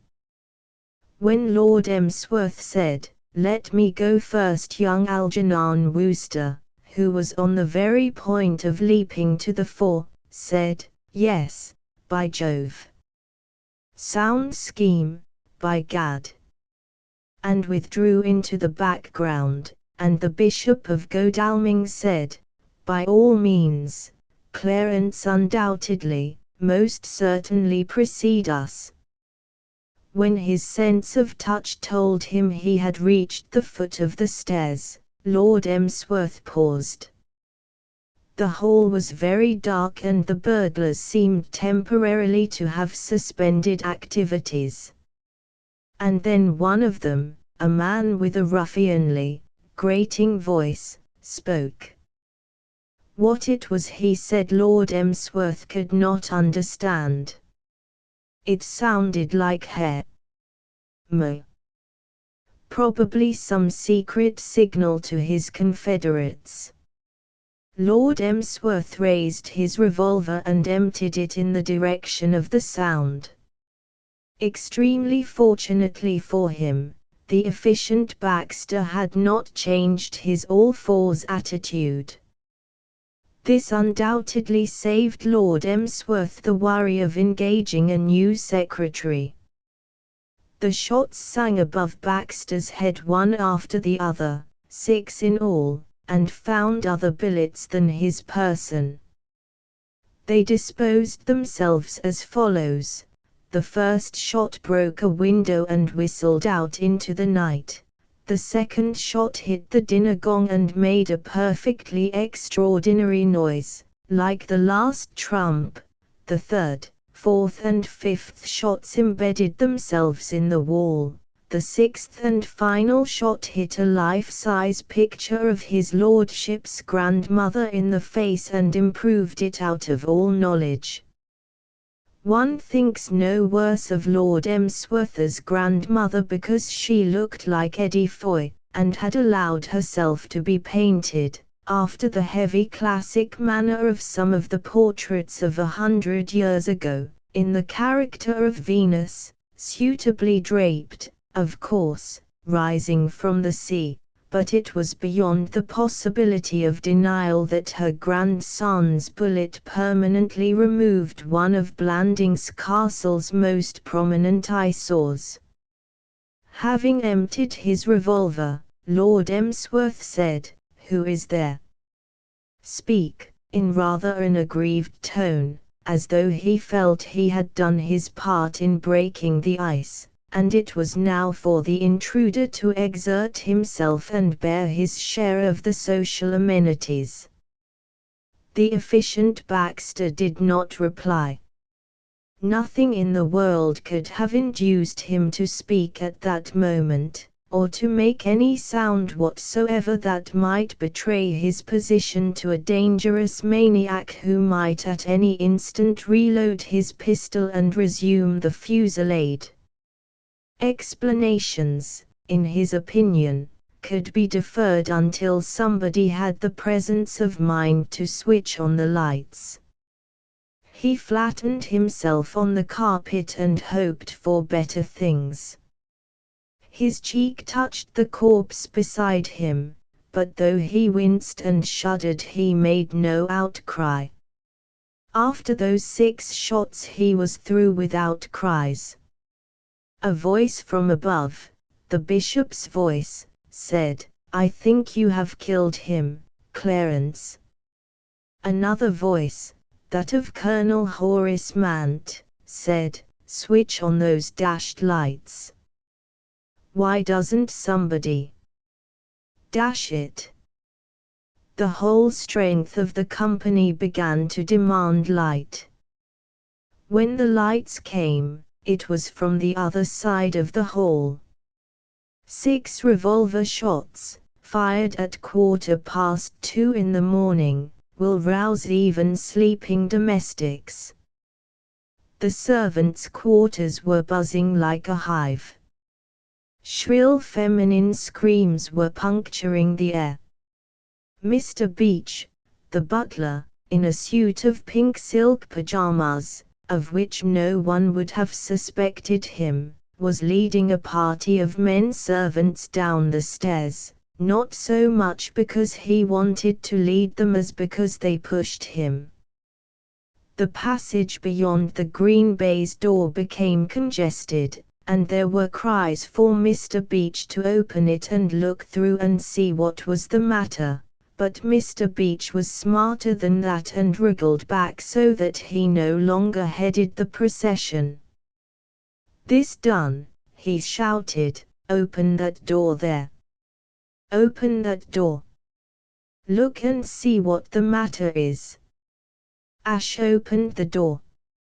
Since his escape from the hall he had been lurking in the neighborhood of the green baize door and had been engulfed by the swirling throng. Finding himself with elbow room for the first time, he pushed through, swung the door open and switched on the lights. They shone on a collection of semi-dressed figures, crowding the staircase, on a hall littered with china and glass, on a dented dinner gong, on an edited and improved portrait of the late Countess of Emsworth, and on the efficient Baxter, in an overcoat and rubber-soled shoes, lying beside a cold tongue.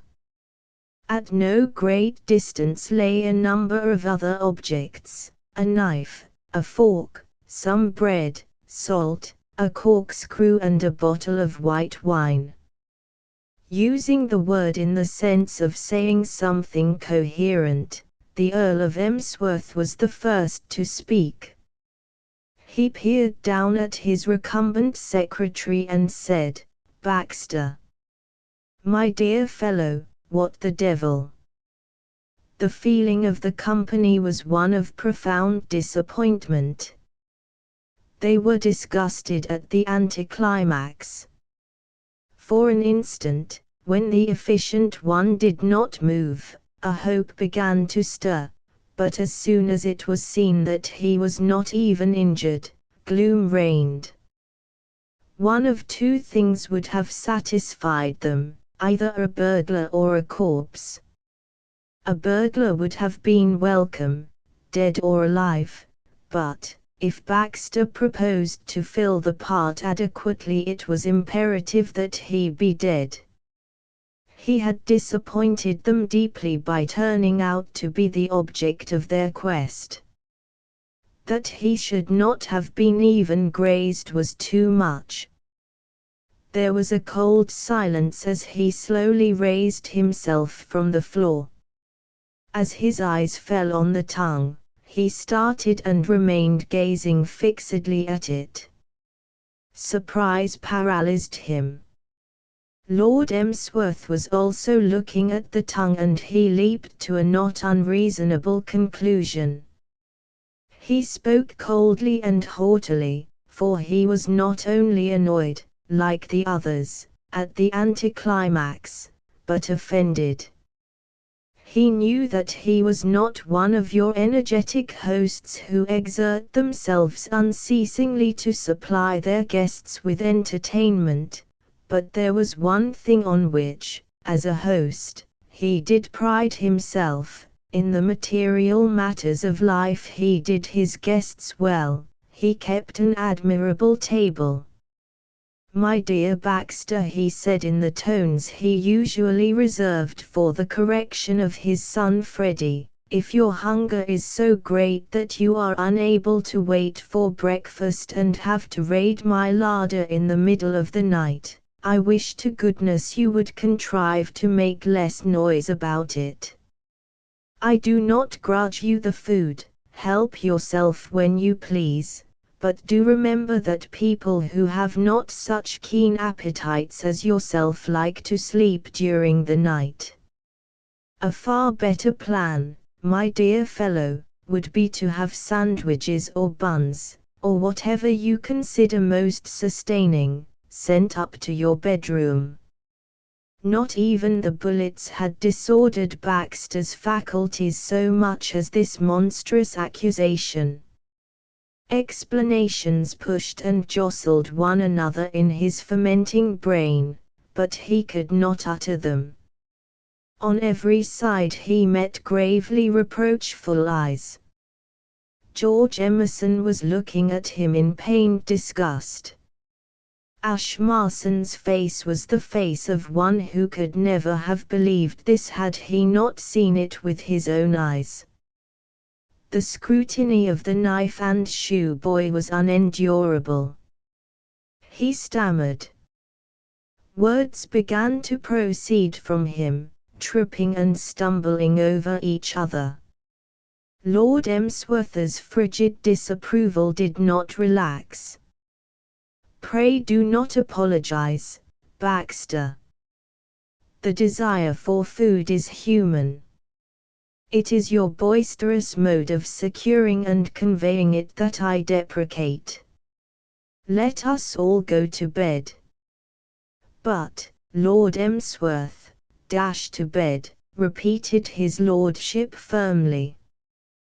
The company began to stream moodily upstairs. The lights were switched off. The efficient Baxter dragged himself away. From the darkness in the direction of the servants' door a voice spoke. "Greedy pig," said the voice scornfully.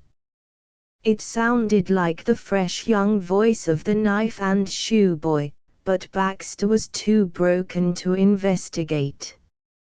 He continued his retreat without pausing. "Stuff in of yourself at all hours," said the voice. There was a murmur of approval from the unseen throng of domestics. Chapter 9. As we grow older and realize more clearly the limitations of human happiness, we come to see that the only real and abiding pleasure in life is to give pleasure to other people. One must assume that the efficient Baxter had not reached the age when this comes home to a man, for the fact that he had given genuine pleasure to some dozens of his fellow men brought him no balm. There was no doubt about the pleasure he had given. Once they had got over their disappointment at finding that he was not a dead burglar, the house party rejoiced wholeheartedly at the break in the monotony of life at Blandings Castle. Relations who had not been on speaking terms for years forgot their quarrels and strolled about the grounds in perfect harmony, abusing Baxter. The general verdict was that he was insane.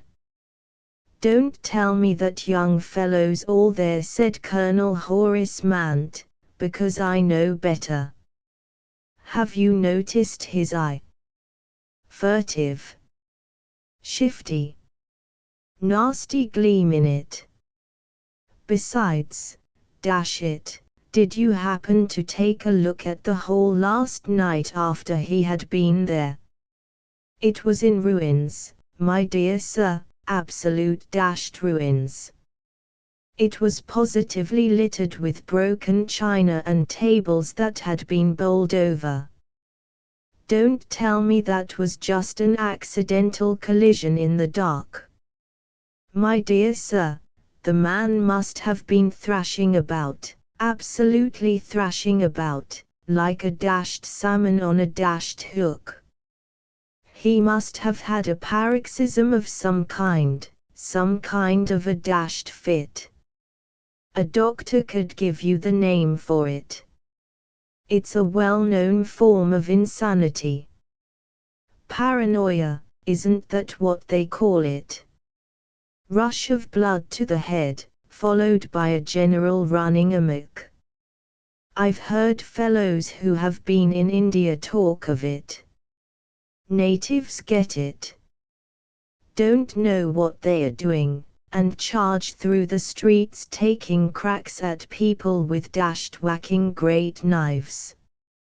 Same with this young man, probably in a modified form at present. He ought to be in a home. One of these nights, if this grows on him, he will be massacring Emsworth in his bed. My dear Horace."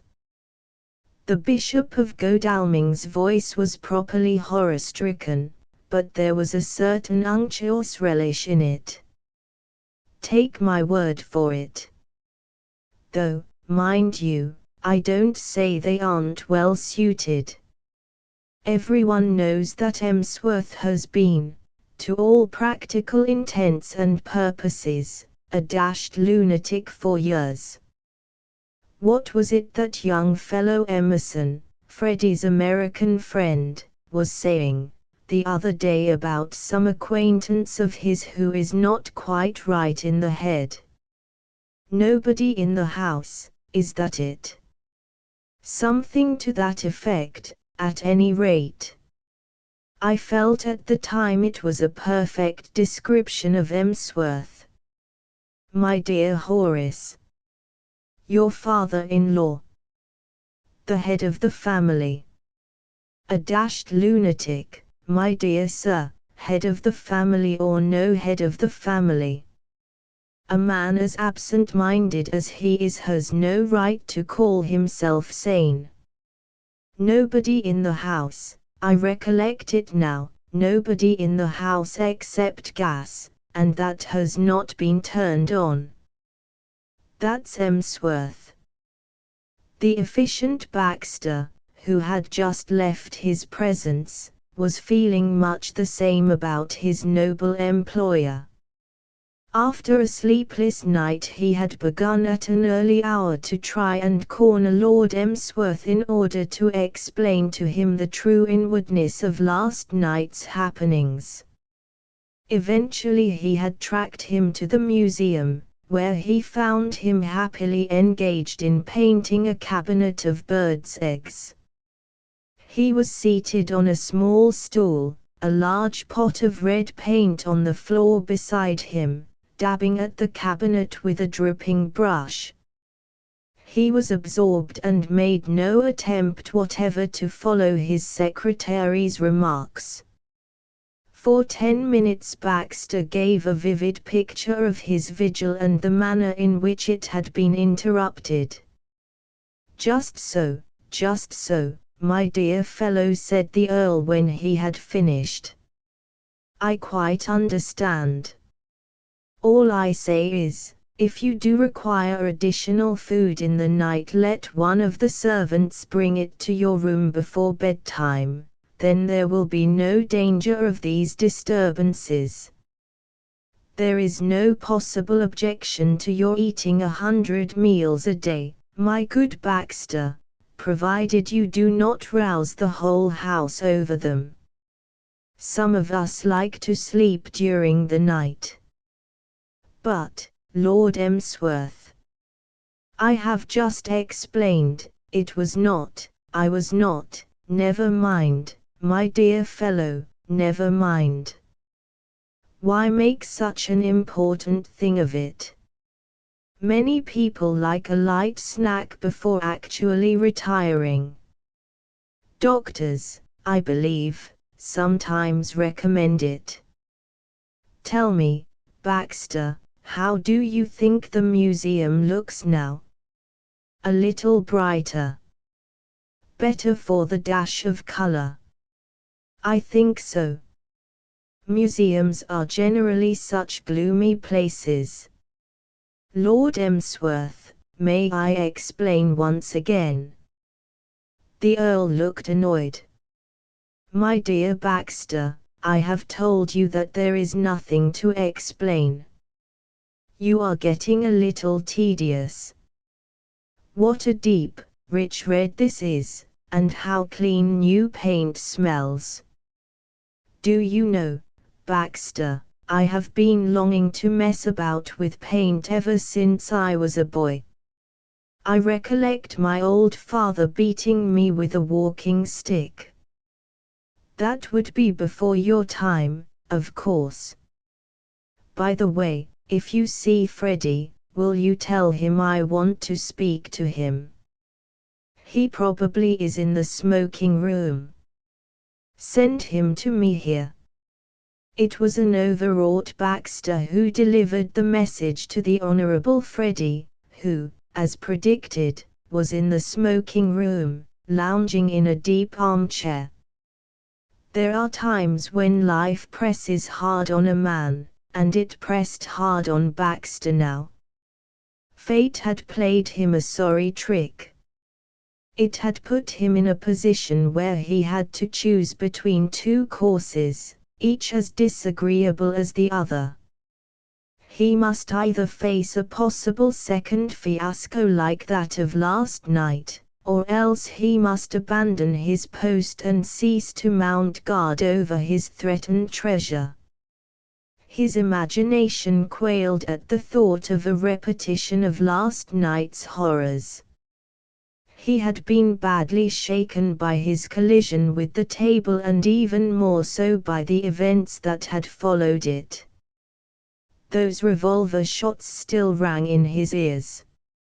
It was probably the memory of those shots that turned the scale.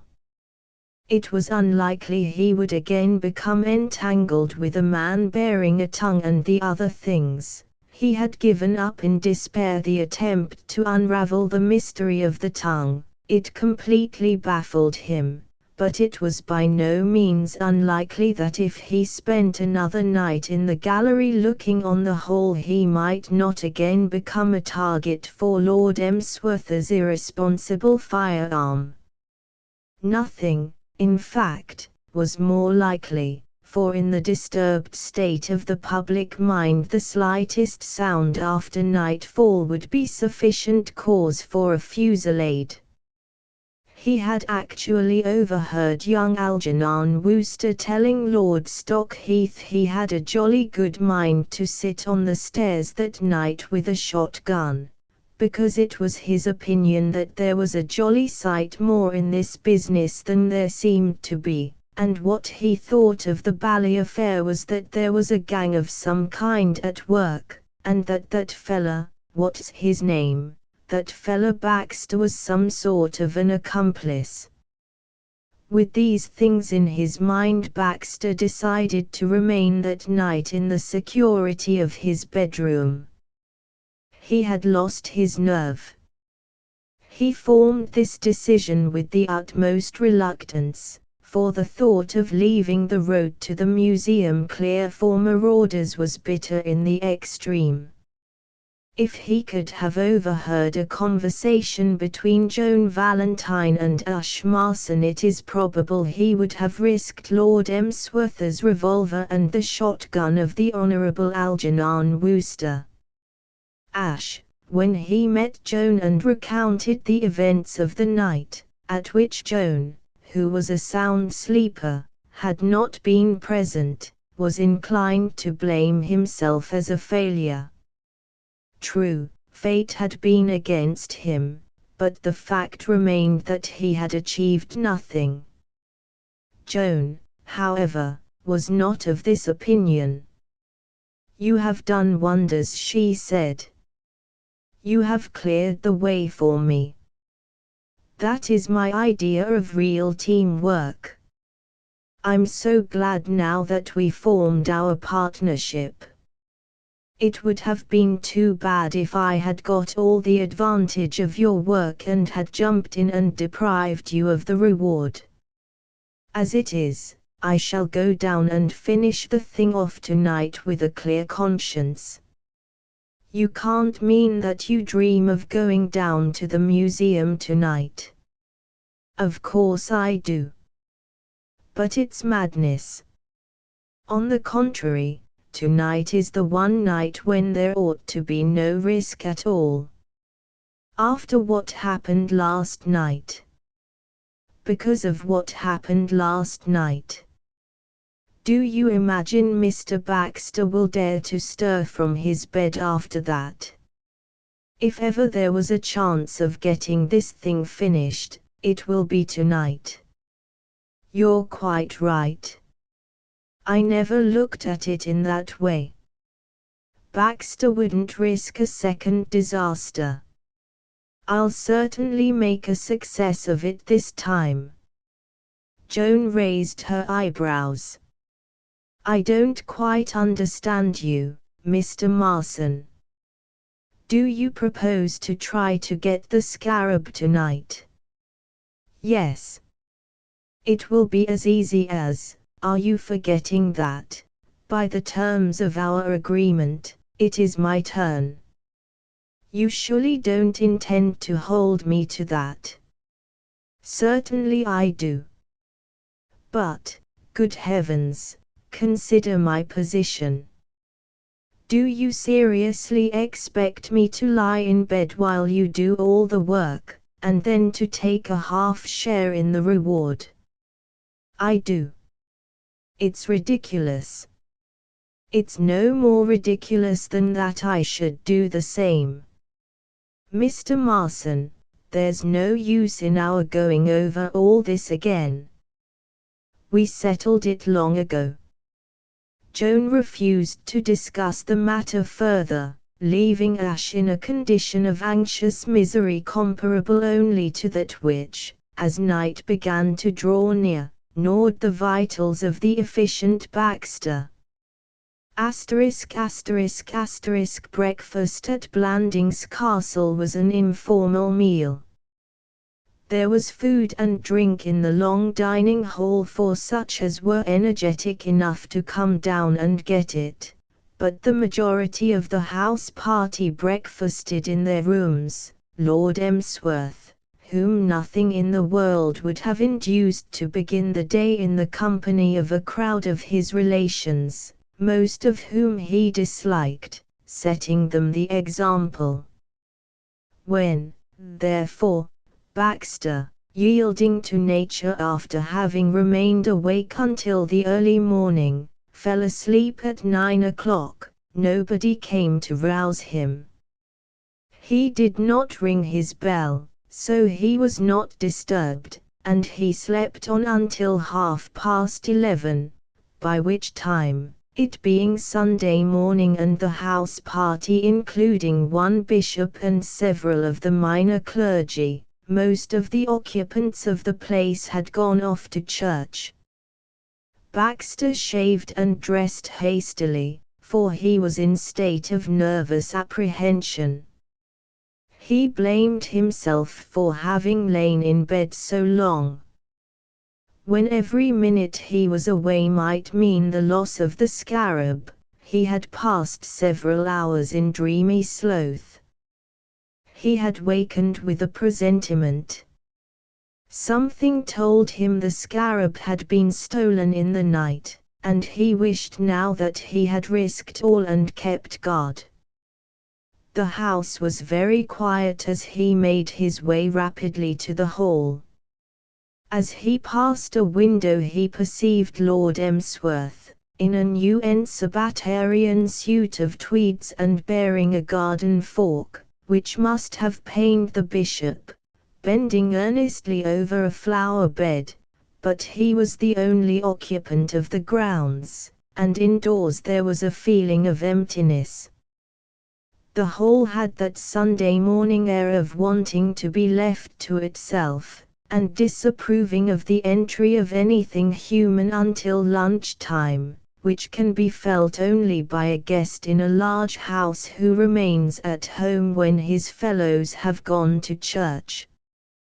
The portraits on the walls, especially the one of the Countess of Emsworth in the character of Venus rising from the sea, stared at Baxter as he entered, with cold reproof. The very chairs seemed distant and unfriendly, but Baxter was in no mood to appreciate their attitude. His conscience slept. His mind was occupied, to the exclusion of all other things, by the scarab and its probable fate. How disastrously remiss it had been of him not to keep guard last night. Long before he opened the museum door he was feeling the absolute certainty that the worst had happened. It had. The card which announced that here was an Egyptian scarab of the reign of Cheops of the 4th dynasty, presented by J. Preston Peters, Esquire, still lay on the cabinet in its wonted place, but now its neat lettering was false and misleading. The scarab was gone. For all that he had expected this, for all his premonition of disaster, it was an appreciable time before the efficient Baxter rallied from the blow. He stood transfixed, goggling at the empty place. Then his mind resumed its functions. All, he perceived, was not yet lost. Baxter the watchdog must retire, to be succeeded by Baxter the sleuth hound. He had been unable to prevent the theft of the scarab, but he might still detect the thief.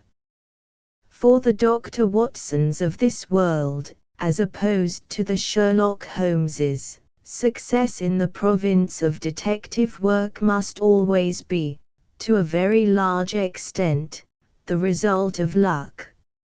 Sherlock Holmes can extract a clue from a wisp of straw or a flake of cigar ash, but Dr. Watson has to have it taken out for him and dusted, and exhibited clearly, with a label attached. The average man is a Dr. Watson.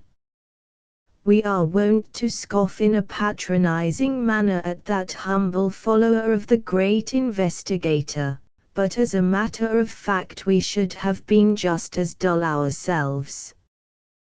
We should not even have risen to the modest height of a Scotland Yard bungler. Baxter was a Dr. Watson.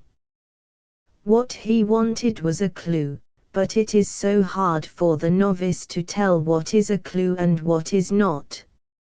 And then he happened to look down, and there on the floor was a clue that nobody could have overlooked.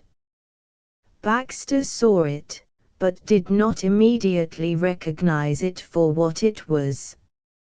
What he saw, at first, was not a clue, but just a mess. He had a tidy soul and abhorred messes, and this was a particularly messy mess. A considerable portion of the floor was a sea of red paint. The can from which it had flowed was lying on its side, near the wall. He had noticed that the smell of paint had seemed particularly pungent, but had attributed this to a new freshet of energy on the part of Lord Emsworth. He had not perceived that paint had been spilled. "Pa," said Baxter. Then suddenly, beneath the disguise of the mess, he saw the clue. A footmark.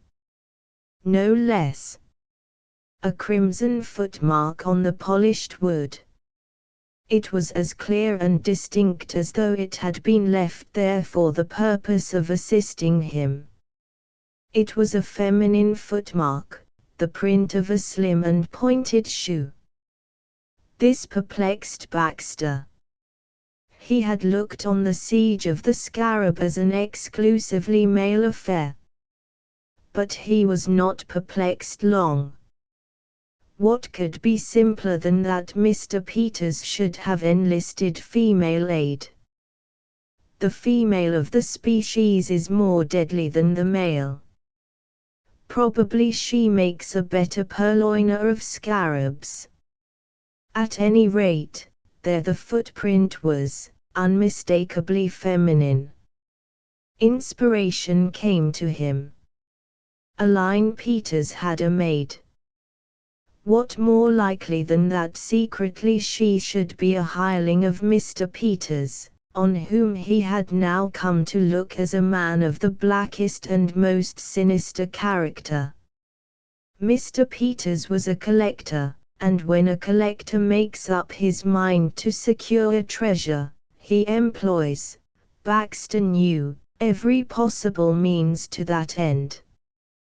Baxter was now in a state of great excitement. He was hot on the scent and his brain was working like a buzzsaw in an ice box.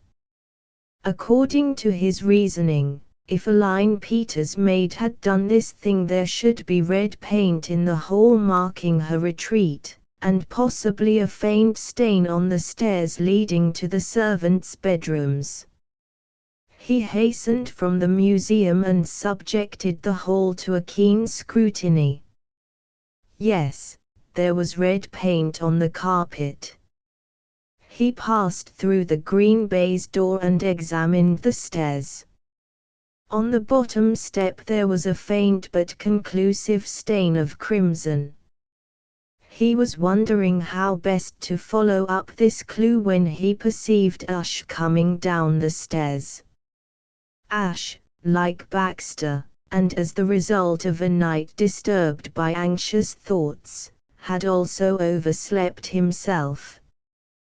There are moments when the giddy excitement of being right on the trail causes the amateur, or Watsonian, detective to be incautious. If Baxter had been wise he would have achieved his object, the getting a glimpse of Joan's shoes, by a devious and snaky route. As it was, zeal getting the better of prudence, he rushed straight on. His early suspicion of Ash had been temporarily obscured. Whatever Ash's claims to be a suspect, it had not been his footprint Baxter had seen in the museum. "Here, you," said the efficient Baxter excitedly. "Sir." "The shoes." "I beg your pardon. I wish to see the servants' shoes." "Where are they?" "I expect they have them on, sir." "Yesterday's shoes, man, yesterday's shoes." "Where are they?" "Where are the shoes of yesteryear?" murmured Ash. "I should say at a venture, sir, that they would be in a large basket somewhere near the kitchen. Our genial knife and shoe boy collects them, I believe, at early dawn." "Would they have been cleaned yet?" "If I know the lad, sir, no." "Go and bring that basket to me." "Bring it to me in this room."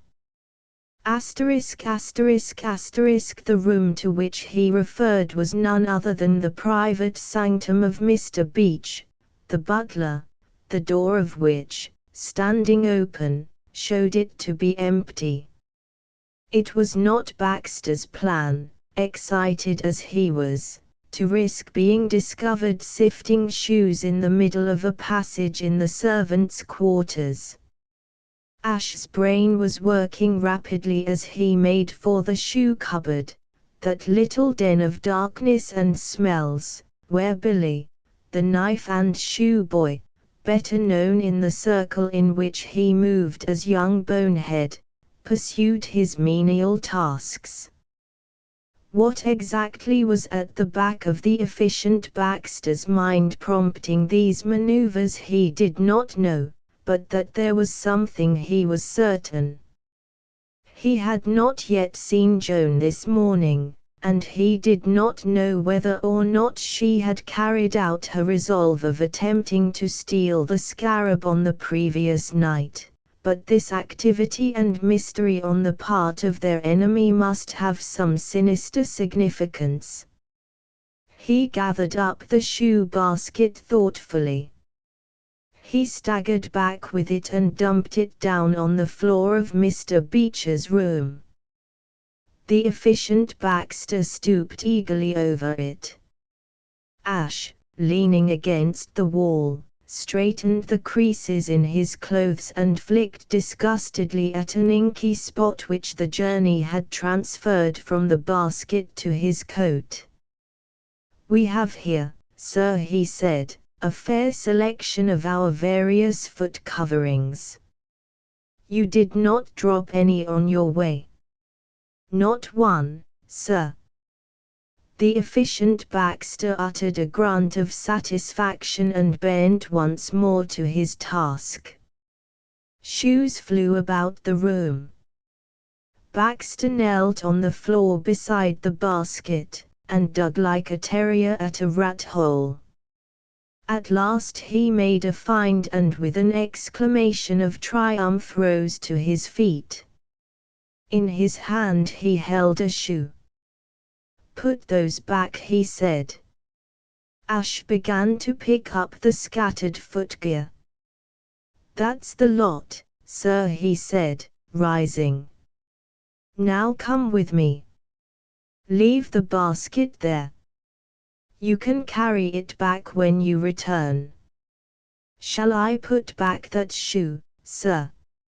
"Certainly not. I shall take this one with me." "Shall I carry it for you, sir?" Baxter reflected. "Yes.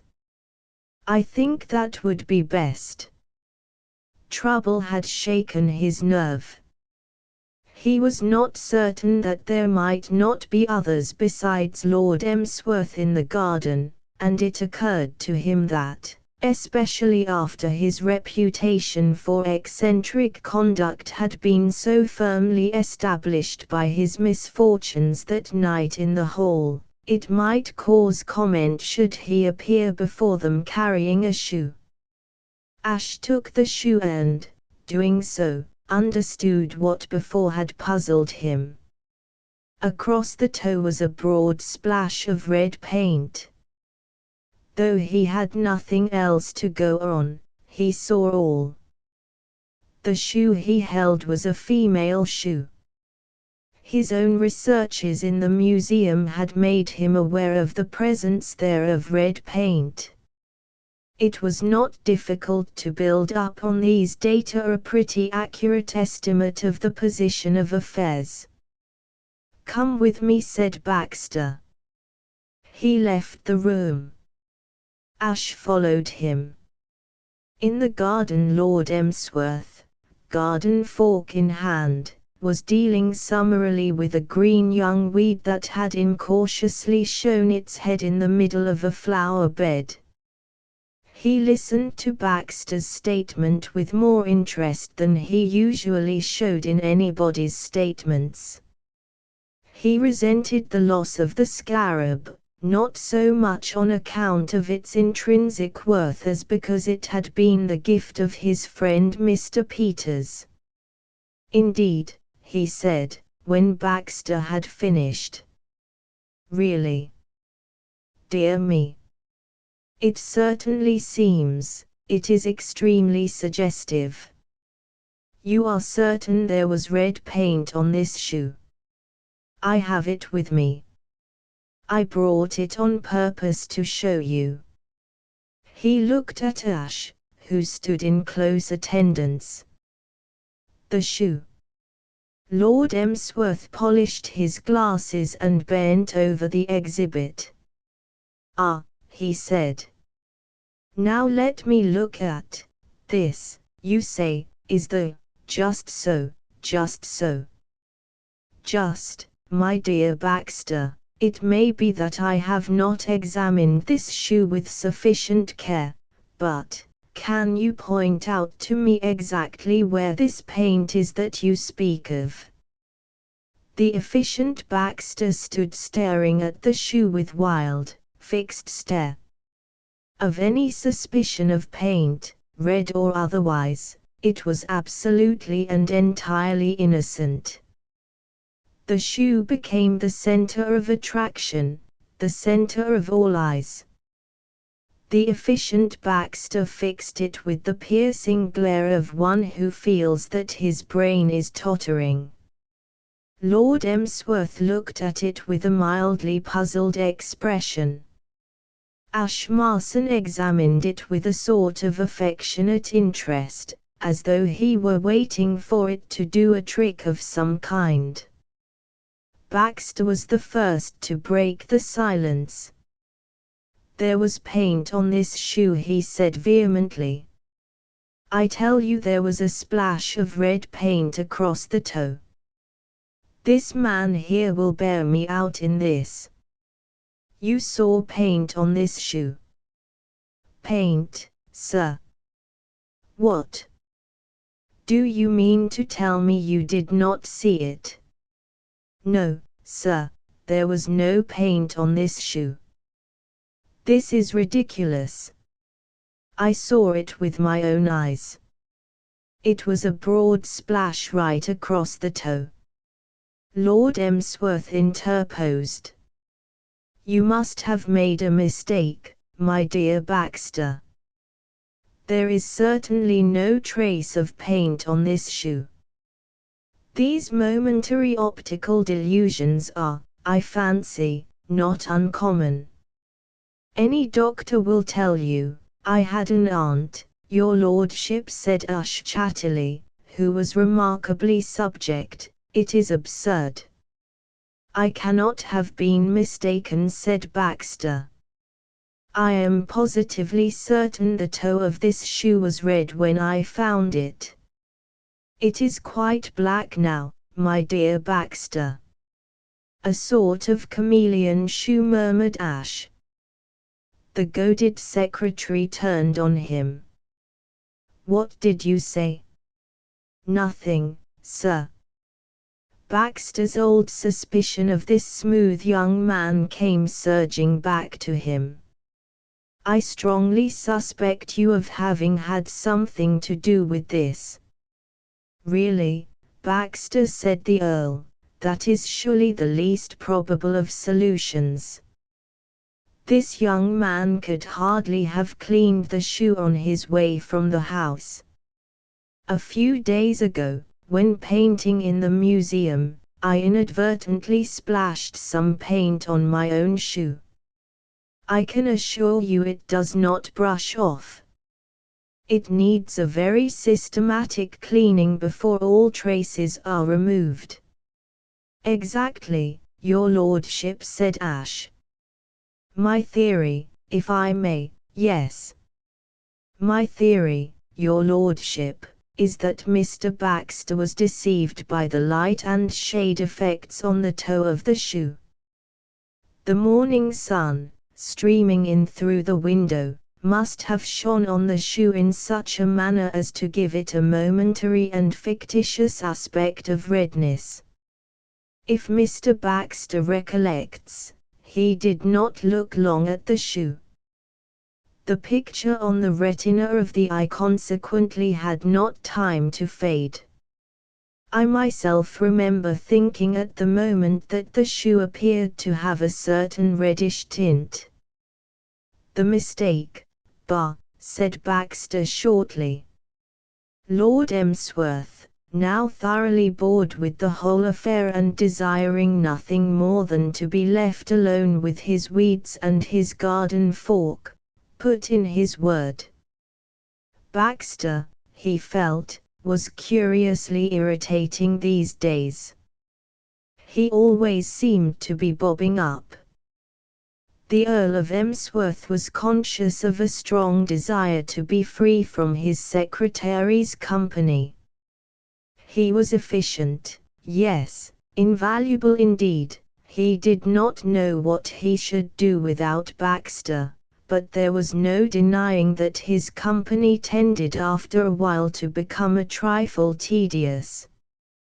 He took a fresh grip on his garden fork and shifted it about in the air as a hint that the interview had lasted long enough. It seems to me, my dear fellow, he said, the only explanation that will square with the facts. A shoe that is really smeared with red paint does not become black of itself in the course of a few minutes. You are very right, your lordship, said Ash approvingly.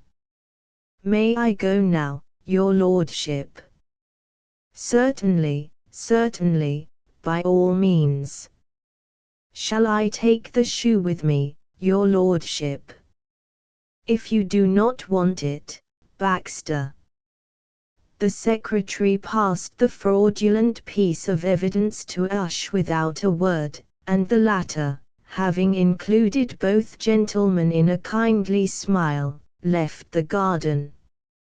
On returning to the butler's room, Ash's first act was to remove a shoe from the top of the pile in the basket. He was about to leave the room with it, when the sound of footsteps in the passage outside halted him. I do not in the least understand why you wish me to come here, my dear Baxter, said a voice, and you are completely spoiling my morning. But, for a moment Ash was at a loss. It was a crisis that called for swift action, and it was a little hard to know exactly what to do. It had been his intention to carry the paint-splashed shoe back to his own room, there to clean it at his leisure, but it appeared that his strategic line of retreat was blocked. Plainly, the possibility, nay, the certainty, that Ash had substituted another shoe for the one with the incriminating splash of paint on it had occurred to the efficient Baxter almost directly the former had left the garden. The window was open. Ash looked out. There were bushes below. It was a makeshift policy, and one which did not commend itself to him as the ideal method, but it seemed the only thing to be done, for already the footsteps had reached the door. He threw the shoe out of window, and it sank beneath the friendly surface of the long grass round a wisteria bush. Ash turned, relieved, and the next moment the door opened and Baxter walked in, accompanied, with obvious reluctance, by his bored employer. Baxter was brisk and peremptory. "I wish to look at those shoes again," he said coldly.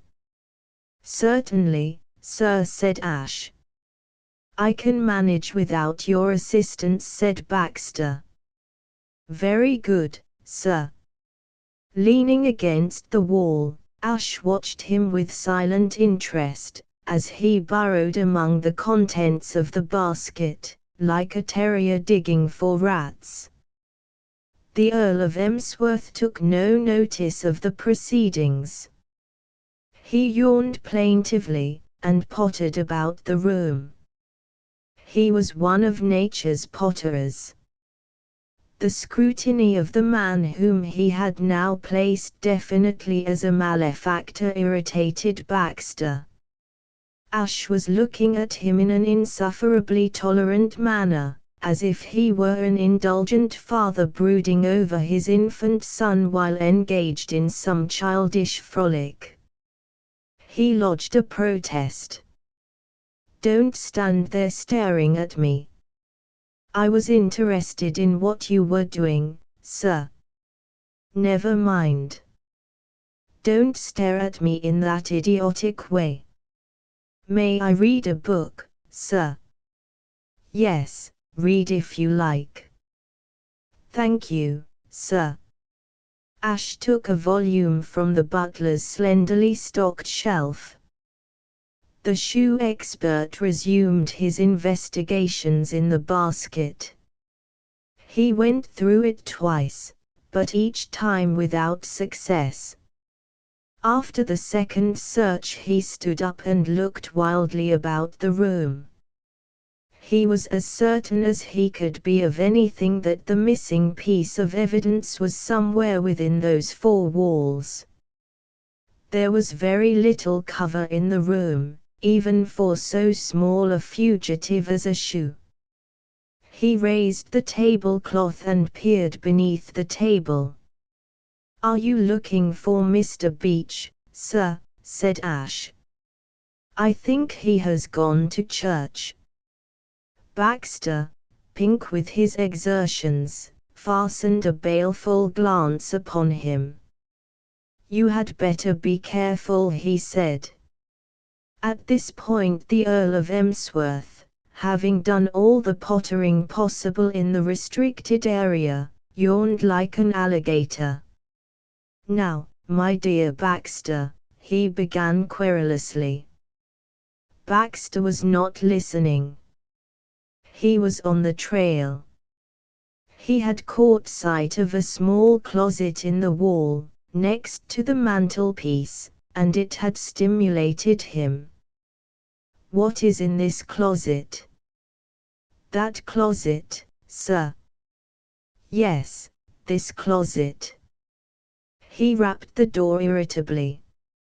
"I could not say, sir. Mr. Beach, to whom the closet belongs, possibly keeps a few odd trifles there. A ball of string, perhaps. Maybe an old pipe or something of that kind. Probably nothing of value or interest. Open it." "It appears to be locked, sir." "Unlock it." "But where is the key?" Baxter thought for a moment. Lord Emsworth, he said, I have my reasons for thinking that this man is deliberately keeping the contents of this closet from me. I am convinced that the shoe is in there. Have I your leave to break open the door? The Earl looked a little dazed, as if he were unequal to the intellectual pressure of the conversation. Now, my dear Baxter, said the Earl impatiently, please tell me once again why you have brought me in here. I cannot make head or tail of what you have been saying. Apparently you accuse this young man of keeping his shoes in a closet. Why should you suspect him of keeping his shoes in a closet? And if he wishes to do so, why on earth should not he keep his shoes in a closet? This is a free country. Exactly, your lordship, said Ash approvingly. You have touched the spot. It all has to do with the theft of your scarab, Lord Emsworth. Somebody got into the museum and stole the scarab. Yes, so they did. I remember now. You told me.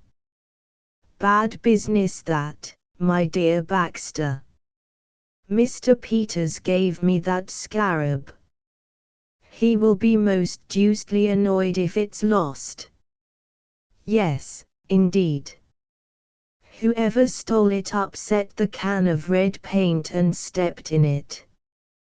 Devilish careless of them. It must have made the dickens of a mess. Why don't people look where they are walking? I suspect this man of shielding the criminal by hiding her shoe in this closet. Oh, it's not his own shoes that this young man keeps in closets. It is a woman's shoe, Lord Emsworth. The deuce it is. Then it was a woman who stole the scarab. Is that the way you figure it out? Bless my soul, Baxter, one wonders what women are coming to nowadays. It's all this movement, I suppose. The vote, and all that, eh? I recollect having a chat with the Marquis of Petersfield some time ago. He is in the cabinet, and he tells me it is perfectly infernal the way these women carry on. He said sometimes it got to such a pitch, with them waving banners and presenting petitions, and throwing flour and things at a fellow, that if he saw his own mother coming toward him, with a hand behind her back, he would run like a rabbit. Told me so himself. So said the efficient Baxter, cutting in on the flow of speech. What I wish to do is to break open this closet. Eh? Why? To get the shoe. The shoe. Yes, I recollect now. You were telling me. If your lordship has no objection. Objection, my dear fellow. None in the world. Why should I have any objection? Let me see. What is it you wish to do? This said Baxter shortly. He seized the poker from the fireplace and delivered 2 rapid blows on the closet door. The wood was splintered. A 3rd blow smashed the flimsy lock. The closet, with any skeletons it might contain, was open for all to view. It contained a corkscrew, a box of matches, a paper-covered copy of a book entitled Mary, the Beautiful Mill Hand, a bottle of embrocation, a spool of cotton, 2 pencil stubs, and other useful and entertaining objects. It contained, in fact, almost everything except a paint-splashed shoe, and Baxter gazed at the collection in dumb disappointment. "Are you satisfied now, my dear Baxter?" said the Earl, "or is there any more furniture that you would like to break? You know, this furniture breaking is becoming a positive craze with you, my dear fellow. You ought to fight against it. The night before last, I don't know how many tables broken in the hall, and now this closet. You will ruin me. No purse can stand the constant drain." Baxter did not reply. He was still trying to rally from the blow. A chance remark of Lord Emsworth's set him off on the trail once more. Lord Emsworth, having said his say, had dismissed the affair from his mind and begun to potter again. The course of his pottering had brought him to the fireplace, where a little pile of soot on the fender caught his eye. He bent down to inspect it. "Dear me," he said. "I must remember to tell Beach to have his chimney swept. It seems to need it badly." No trumpet call ever acted more instantaneously on old Warhorse than this simple remark on the efficient Baxter. He was still convinced that Ush had hidden the shoe somewhere in the room, and, now that the closet had proved an alibi, the chimney was the only spot that remained unsearched. He dived forward with a rush, nearly knocking Lord Emsworth off his feet, and thrust an arm up into the unknown. The startled peer, having recovered his balance, met Ash's respectfully pitying gaze. "We must humor him," said the gaze, more plainly than speech. Baxter continued to grope. The chimney was a roomy chimney, and needed careful examination. He wriggled his hand about clutchingly. From time to time soot fell in gentle showers. "My dear Baxter."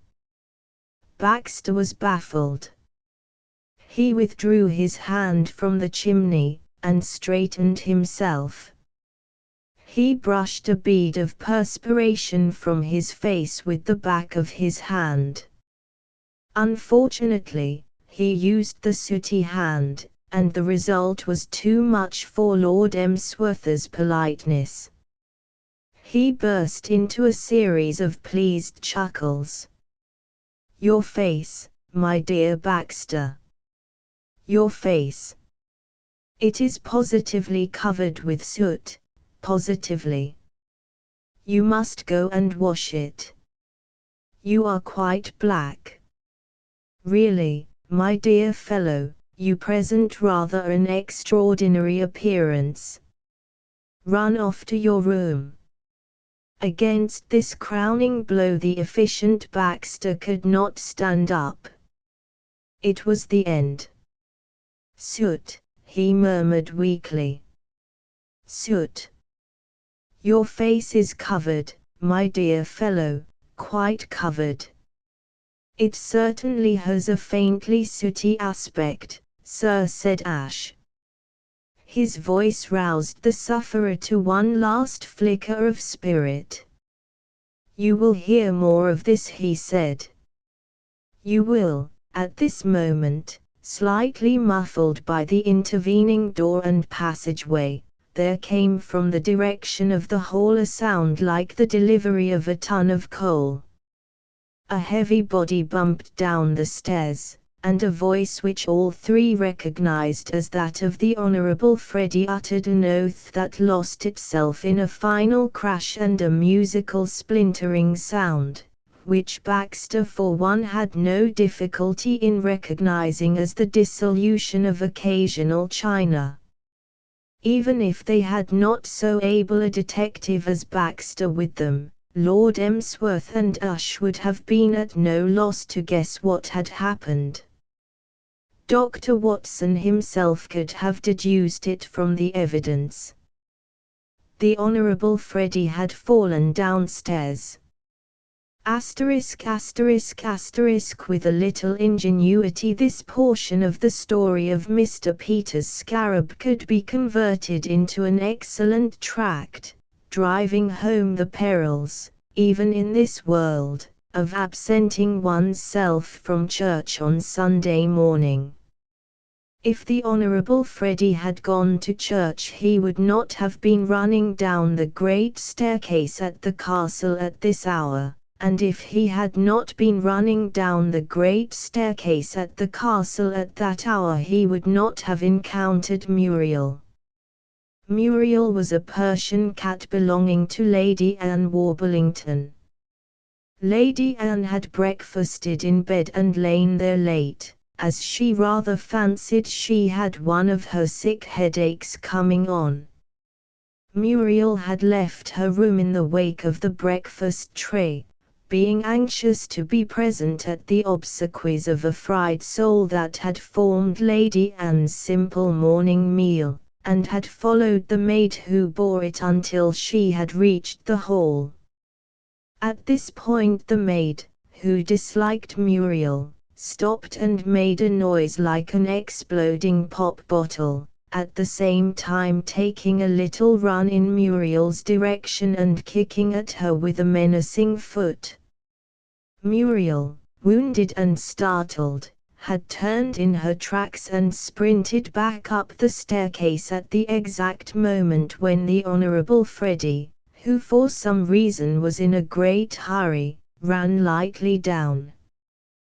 There was an instant when Freddie could have saved himself by planting a number 10 shoe on Muriel's spine, but even in that crisis he bethought him that he hardly stood solid enough with the authorities to risk adding to his misdeeds the slaughter of his aunt's favorite cat, and he executed a rapid swerve. The spared cat proceeded on her journey upstairs, while Freddie, touching the staircase at intervals, went on down. Having reached the bottom, he sat amid the occasional china, like Marius among the ruins of Carthage, and endeavored to ascertain the extent of his injuries. He had a dazed suspicion that he was irretrievably fractured in a dozen places. It was in this attitude that the rescue party found him. He gazed up at them with silent pathos. "In the name of goodness, Frederick," said Lord Emsworth peevishly, "what do you imagine you are doing?" Freddie endeavored to rise, but sank back again with a stifled howl. "It was that bally cat of Aunt Anne's," he said. "It came legging it up the stairs. I think I've broken my leg." "You have certainly broken everything else," said his father unsympathetically. "Between you and Baxter, I wonder there's a stick of furniture standing in the house." "Thanks, old chap," said Freddie gratefully as Ash stepped forward and lent him an arm. "I think my bally ankle must have got twisted. I wish you would give me a hand up to my room." "And, Baxter, my dear fellow," said Lord Emsworth, "you might telephone to Dr. Bird, in Market Blandings, and ask him to be good enough to drive out. I am sorry, Freddie," he added, "that you should have met with this accident, but everything is so disturbing nowadays that I feel most disturbed." Ash and the Honorable Freddie began to move across the hall, Freddie hopping, Ash advancing with a sort of polka step. As they reached the stairs there was a sound of wheels outside and the vanguard of the house party, returned from church, entered the house. It's all very well to give it out officially that Freddie has fallen downstairs and sprained his ankle, said Colonel Horace Mant, discussing the affair with the Bishop of Godalming later in the afternoon. But it's my firm belief that that fellow Baxter did precisely as I said he would, run amok and inflicted frightful injuries on young Freddie. When I got into the house there was Freddie being helped up the stairs, while Baxter, with his face covered with soot, was looking after him with a sort of evil grin. What had he smeared his face with soot for, I should like to know, if he were perfectly sane? The whole thing is fishy and mysterious, and the sooner I can get Mildred safely out of the place, the better I shall be pleased. The fellow's as mad as a hatter. Chapter X. When Lord Emsworth, citing Mr. Peters in the group of returned churchgoers, drew him aside and broke the news that the valuable scarab, so kindly presented by him to the Castle Museum, had been stolen in the night by some person unknown, he thought the millionaire took it exceedingly well. Though the stolen object no longer belonged to him, Mr. Peters no doubt still continued to take an affectionate interest in it and might have been excused had he shown annoyance that his gift had been so carelessly guarded. Mr. Peters was, however, thoroughly magnanimous about the matter. He deprecated the notion that the Earl could possibly have prevented this unfortunate occurrence. He quite understood. He was not in the least hurt. Nobody could have foreseen such a calamity. These things happened and one had to accept them. He himself had once suffered in much the same way, the gem of his collection having been removed almost beneath his eyes in the smoothest possible fashion. Altogether, he relieved Lord Emsworth's mind very much, and when he had finished doing so he departed swiftly and rang for Ash. When Ash arrived he bubbled over with enthusiasm. He was lyrical in his praise. He went so far as to slap Ash on the back. It was only when the latter disclaimed all credit for what had occurred that he checked the flow of approbation. "It wasn't you who got it." "Who was it, then?" "It was Miss Peters' maid." "It's a long story, but we were working in partnership. I tried for the thing and failed, and she succeeded." It was with mixed feelings that Ash listened while Mr. Peters transferred his adjectives of commendation to Joan. He admired Joan's courage, he was relieved that her venture had ended without disaster, and he knew that she deserved whatever anyone could find to say in praise of her enterprise. But, at first, though he tried to crush it down, he could not help feeling a certain amount of chagrin that a girl should have succeeded where he, though having the advantage of first chance, had failed. The terms of his partnership with Joan had jarred on him from the beginning. A man may be in sympathy with the modern movement for the emancipation of women and yet feel aggrieved when a mere girl proves herself a more efficient thief than himself. Woman is invading man's sphere more successfully every day, but there are still certain fields in which man may consider that he is rightfully entitled to a monopoly. And the purloining of scarabs in the watches of the night is surely one of them.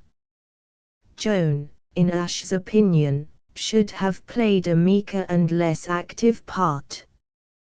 These unworthy emotions did not last long. Whatever his other shortcomings, Ash possessed a just mind. By the time he had found Joan, after Mr. Peters had said his say, and dispatched him below stairs for that purpose, he had purged himself of petty regrets and was prepared to congratulate her wholeheartedly. He was, however, resolved that nothing should induce him to share in the reward. On that point, he resolved, he would refuse to be shaken. "I have just left Mr. Peters," he began. "All is well." His checkbook lies before him on the table and he is trying to make his fountain pen work long enough to write a check. "But there is just one thing I want to say," she interrupted him. To his surprise, she was eyeing him coldly and with disapproval. "And there is just one thing I want to say," she said, "and that is, if you imagine I shall consent to accept a penny of the reward, exactly what I was going to say. Of course I couldn't dream of taking any of it. I don't understand you. You are certainly going to have it all. I told you when we made our agreement that I should only take my share if you let me do my share of the work. Now that you have broken that agreement, nothing could induce me to take it. I know you meant it kindly, Mr. Marson, but I simply can't feel grateful. I told you that ours was a business contract and that I wouldn't have any chivalry. And I thought that after you had given me your promise." "One moment," said Ash, bewildered. "I can't follow this. What do you mean?" "What do I mean? Why, that you went down to the museum last night before me and took the scarab, though you had promised to stay away and give me my chance." "But I didn't do anything of the sort." It was Joan's turn to look bewildered. "But you have got the scarab, Mr. Marson." "Why, you have got it." "No." But it has gone." "I know. I went down to the museum last night, as we had arranged, and when I got there was no scarab. It had disappeared." They looked at each other in consternation. Ash was the first to speak. "It was gone when you got to the museum. There wasn't a trace of it. I took it for granted that you had been down before me. I was furious." "But this is ridiculous," said Ash. "Who can have taken it? There was nobody beside ourselves who knew Mr. Peters was offering the reward." "What exactly happened last night?" "I waited until 1 o'clock. Then I slipped down, got into the museum, struck a match, and looked for the scarab. It wasn't there. I couldn't believe it at first. I struck some more matches, quite a number, but it was no good. The scarab was gone, so I went back to bed and thought hard thoughts about you. It was silly of me. I ought to have known you would not break your word, but there didn't seem any other solution of the thing's disappearance. Well, somebody must have taken it, and the question is, what are we to do?" She laughed. "It seems to me that we were a little premature in quarreling about how we are to divide that reward. It looks as though there wasn't going to be any reward." "Meantime," said Ash gloomily, "I suppose I have got to go back and tell Peters. I expect it will break his heart." Chapter 11. Blandings Castle dozed in the calm of an English Sunday afternoon. All was peace. Freddie was in bed, with orders from the doctor to stay there until further notice. Baxter had washed his face. Lord Emsworth had returned to his garden fork. The rest of the house party strolled about the grounds or sat in them, for the day was one of those late spring days that are warm with a premature suggestion of midsummer. Aline Peters was sitting at the open window of her bedroom, which commanded an extensive view of the terraces. A pile of letters lay on the table beside her, for she had just finished reading her mail. The postman came late to the castle on Sundays and she had not been able to do this until luncheon was over. Aline was puzzled. She was conscious of a fit of depression for which she could in no way account. She had a feeling that all was not well with the world, which was the more remarkable in that she was usually keenly susceptible to weather conditions and reveled in sunshine like a kitten. Yet here was a day nearly as fine as an American day, and she found no solace in it. She looked down on the terrace. As she looked, the figure of George Emerson appeared, walking swiftly. And at the sight of him something seemed to tell her that she had found the key to her gloom. There are many kinds of walk. George Emerson's was the walk of mental unrest.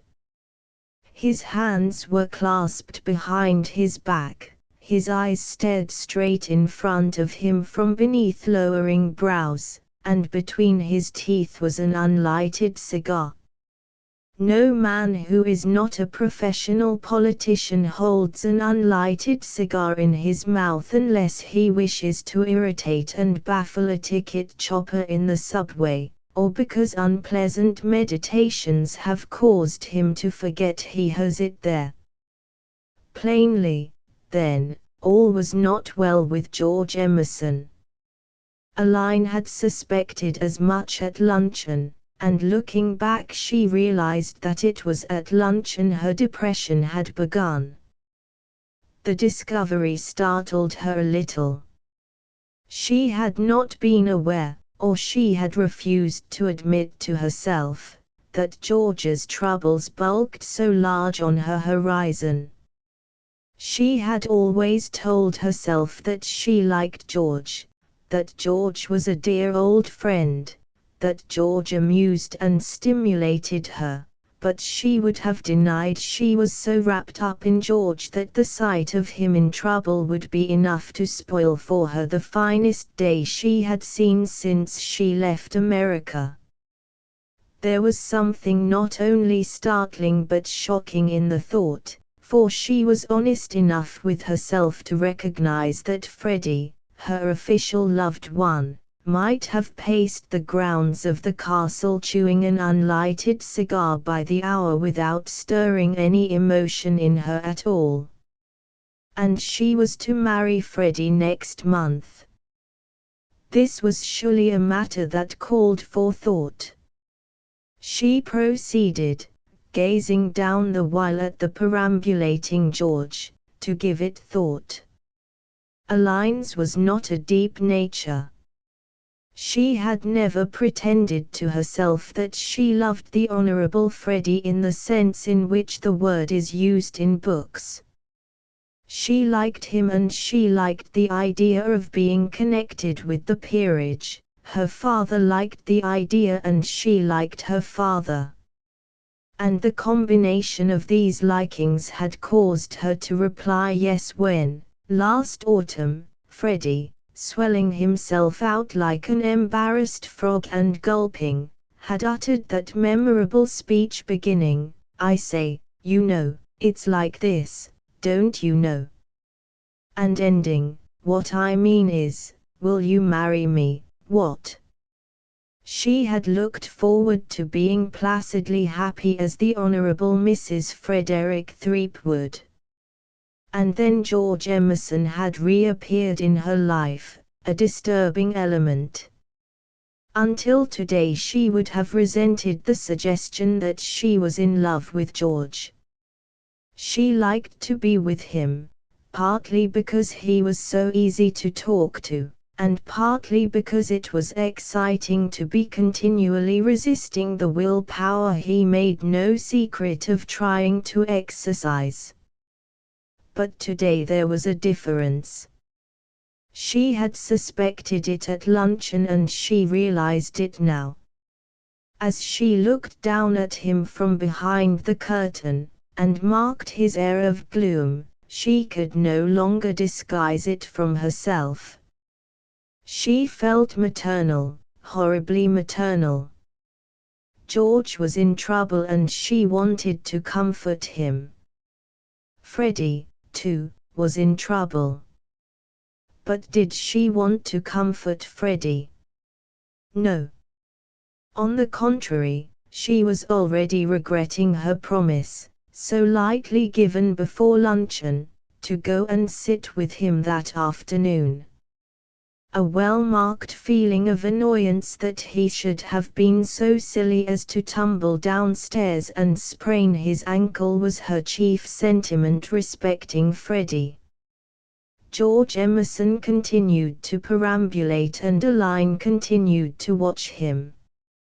At last she could endure it no longer. She gathered up her letters, stacked them in a corner of the dressing table and left the room. George had reached the end of the terrace and turned when she began to descend the stone steps outside the front door. He quickened his pace as he caught sight of her. He halted before her and surveyed her morosely. "I have been looking for you," he said. "And here I am." "Cheer up, George. Whatever is the matter?" "I've been sitting in my room looking at you, and you have been simply prowling." "What has gone wrong?" "Everything." "How do you mean, everything?" "Exactly what I say. I'm done for. Read this." Aline took the yellow slip of paper. "A cable," added George. "I got it this morning, mailed on from my rooms in London." "Read it." "I'm trying to. It doesn't seem to make sense." George laughed grimly. "It makes sense all right. I don't see how you can say that." Meredith Elephant Kangaroo. Office cipher, I was forgetting. Elephant means seriously ill and unable to attend to duty. Meredith is one of the partners in my firm in New York. "Oh, I'm so sorry. Do you think he is very sick?" "Are you very fond of Mr. Meredith?" "Meredith is a good fellow and I like him, but if it was simply a matter of his being ill I'm afraid I could manage to bear up under the news." Unfortunately, kangaroo means return, without fail, by the next boat. You must return by the next boat. Aline looked at him, in her eyes a slow-growing comprehension of the situation. "Oh," she said at length. "I put it stronger than that," said George. "But, the next boat, that means on Wednesday." "Wednesday morning, from Southampton." "I shall have to leave here tomorrow." Aline's eyes were fixed on the blue hills across the valley, but she did not see them. There was a mist between. She was feeling crushed and ill-treated and lonely. It was as though George was already gone and she left alone in an alien land. But, George, she said, she could find no other words for her protest against the inevitable.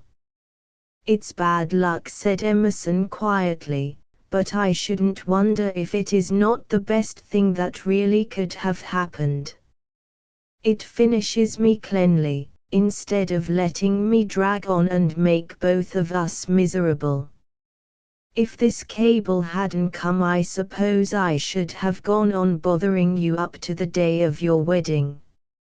I should have fancied, to the last moment, that there was a chance for me, but this ends me with one punch.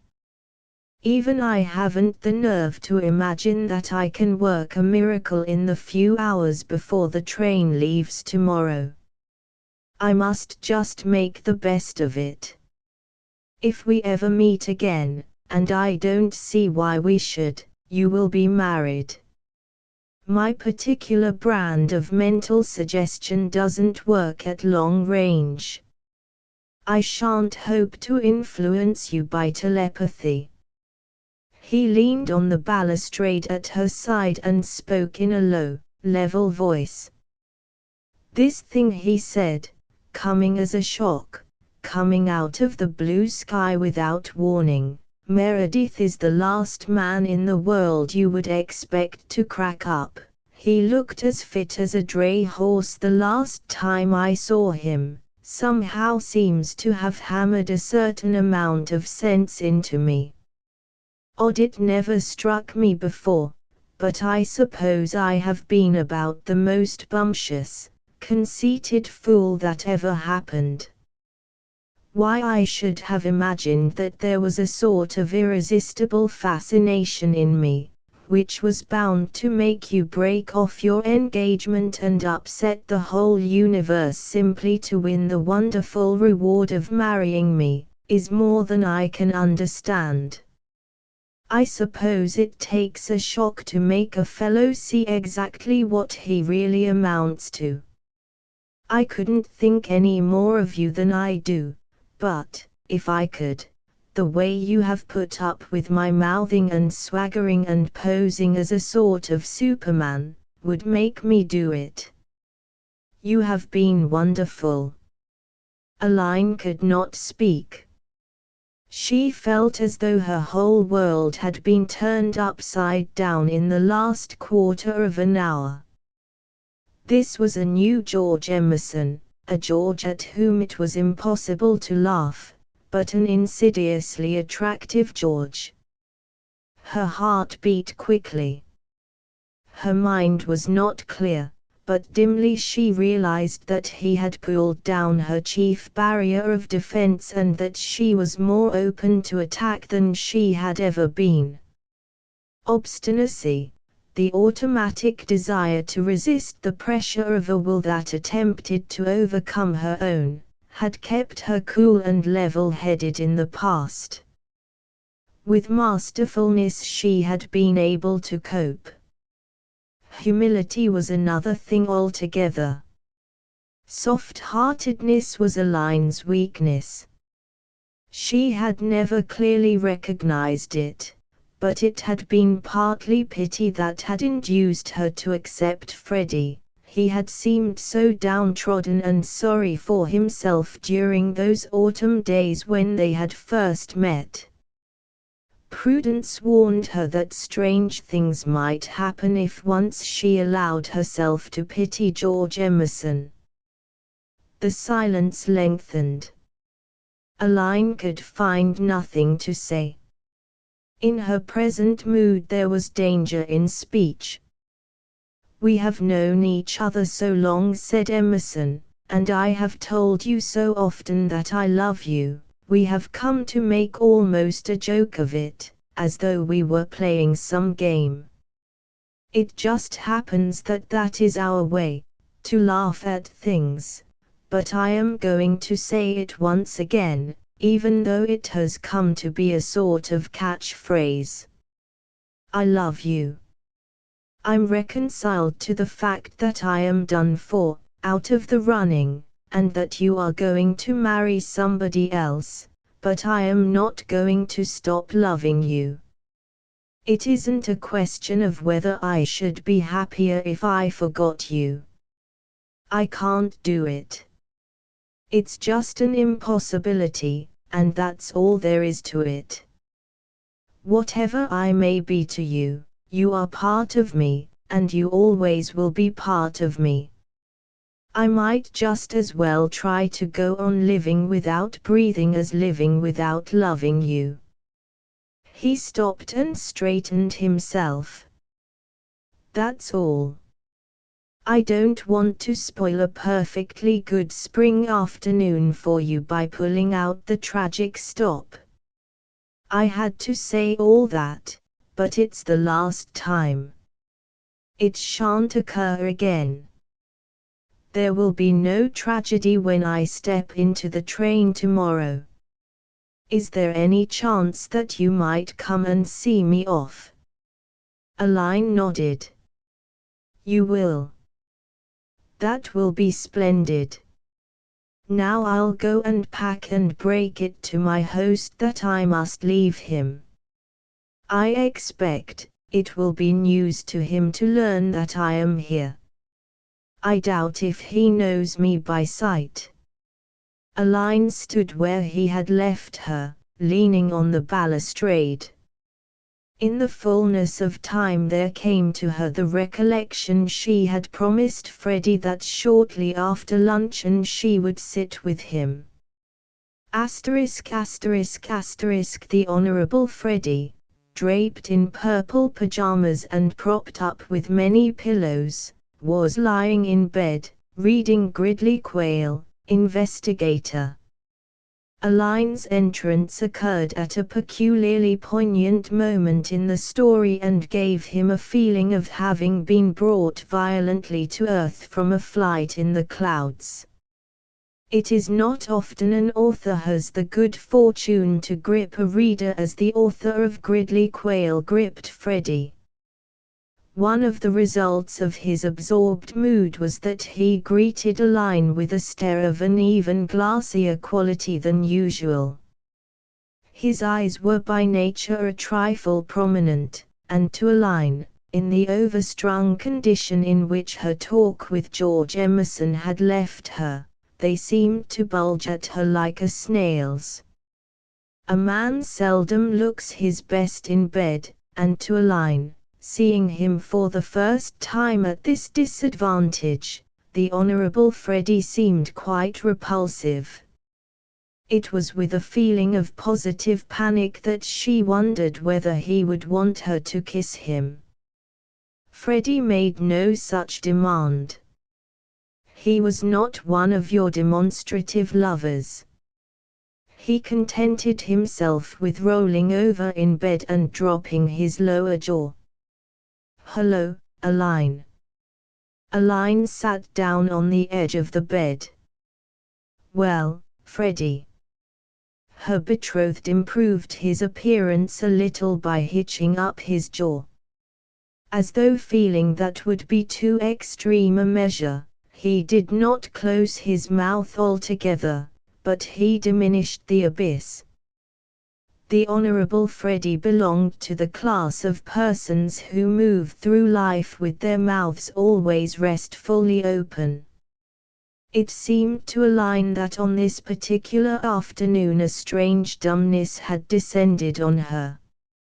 She had been unable to speak to George and now she could not think of anything to say to Freddie. She looked at him and he looked at her, and the clock on the mantelpiece went on ticking. It was that bally cat of Aunt Anne's, said Freddie at length, essaying light conversation. It came legging it up the stairs and I took the most frightful toss. I hate cats. Do you hate cats? I knew a fellow in London who couldn't stand cats. Aline began to wonder whether there was not something permanently wrong with her organs of speech.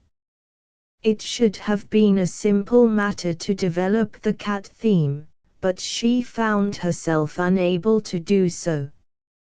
Her mind was concentrated, to the exclusion of all else, on the repellent nature of the spectacle provided by her loved one in pajamas. Freddie resumed the conversation. "I was just reading a corking book. Have you ever read these things? They come out every month, and they're corking. The fellow who writes them must be a corker. It beats me how he thinks of these things. They are about a detective, a chap called Gridley Quayle. Frightfully exciting. An obvious remedy for dumbness struck a line. Shall I read to you, Freddie?" "Right-ho. Good scheme. I've got to the top of this page." A line took the paper-covered book. 7 guns covered him with deadly precision. "Did you get as far as that?" "Yes, just beyond. It's a bit thick, don't you know? This chappie Quayle has been trapped in a lonely house, thinking he was going to see a pal in distress, and instead of the pal there pop out a whole squad of masked blighters with guns. I don't see how he's going to get out of it, myself, but I'll bet he does. He's a corker." If anybody could have pitied a line more than she pitied herself, as she waded through the adventures of Mr. Quayle, it would have been Ushmarson. He had writhed as he wrote the words and she writhed as she read them. The Honorable Freddie also writhed, but with tense excitement. "What's the matter? Don't stop," he cried as Aline's voice ceased. "I'm getting hoarse, Freddie." Freddie hesitated. The desire to remain on the trail with Gridley struggled with rudimentary politeness. "How would it be? Would you mind if I just took a look at the rest of it myself?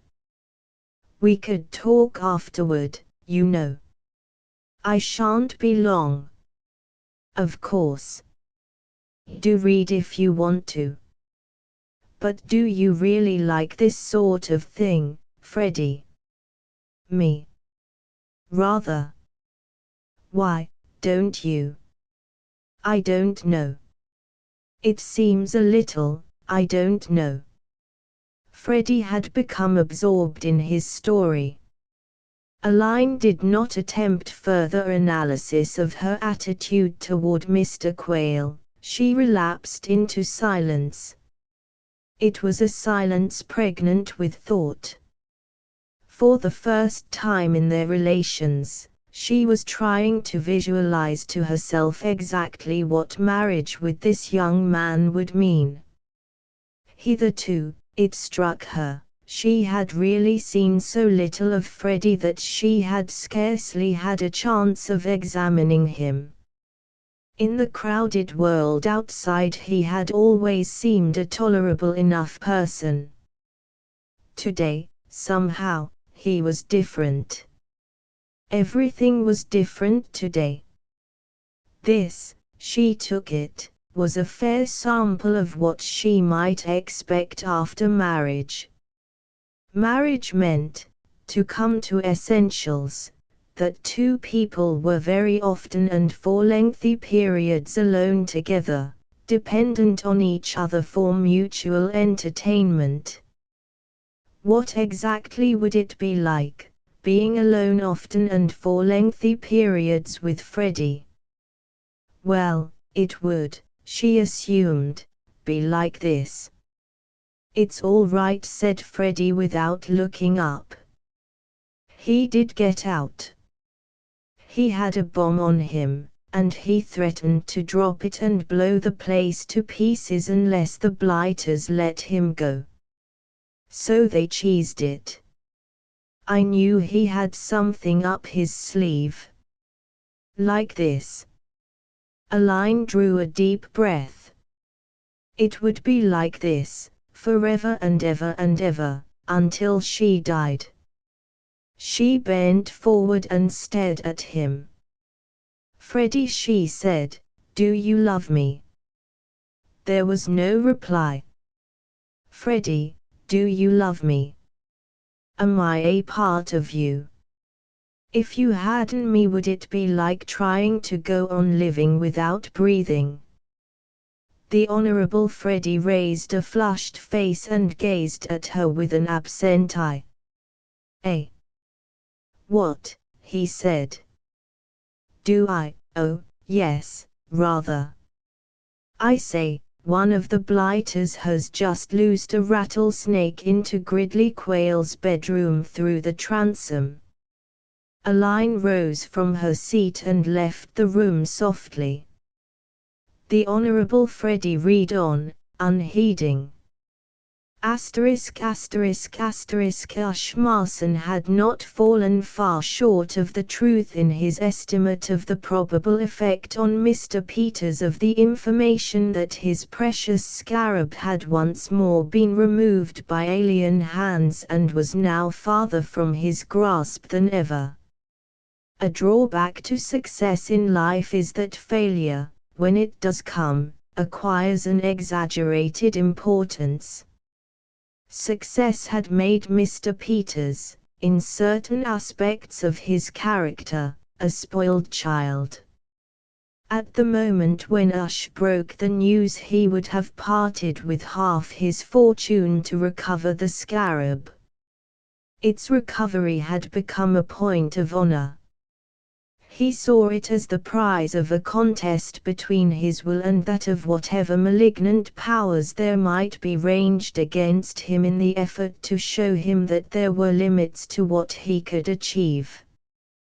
He felt as he had felt in the old days when people sneaked up on him in Wall Street and tried to loosen his grip on a railroad or a pet stock. He was suffering from that form of paranoia which makes men multimillionaires. Nobody would be foolish enough to become a multimillionaire if it were not for the desire to prove himself irresistible.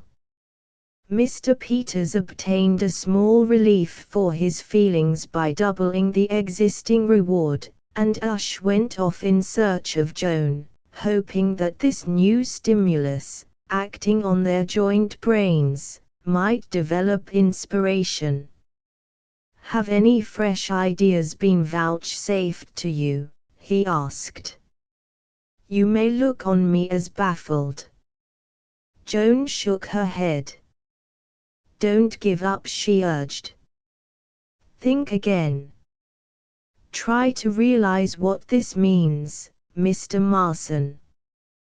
Between us we have lost $10,000 in a single night. I can't afford it. It is like losing a legacy. I absolutely refuse to give in without an effort and go back to writing Duke and Earl stories for home gossip.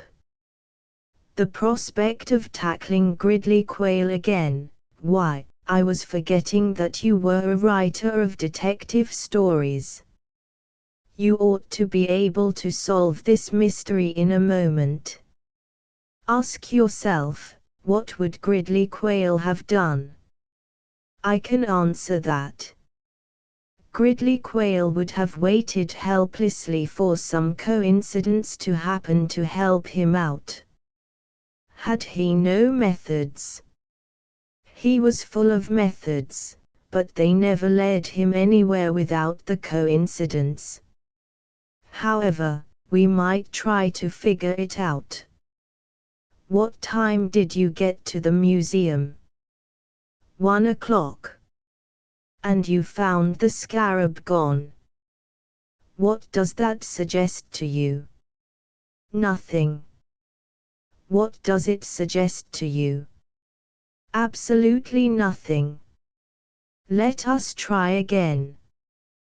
Whoever took the scarab must have had special information that Peters was offering the reward. Then why hasn't he been to Mr. Peters and claimed it?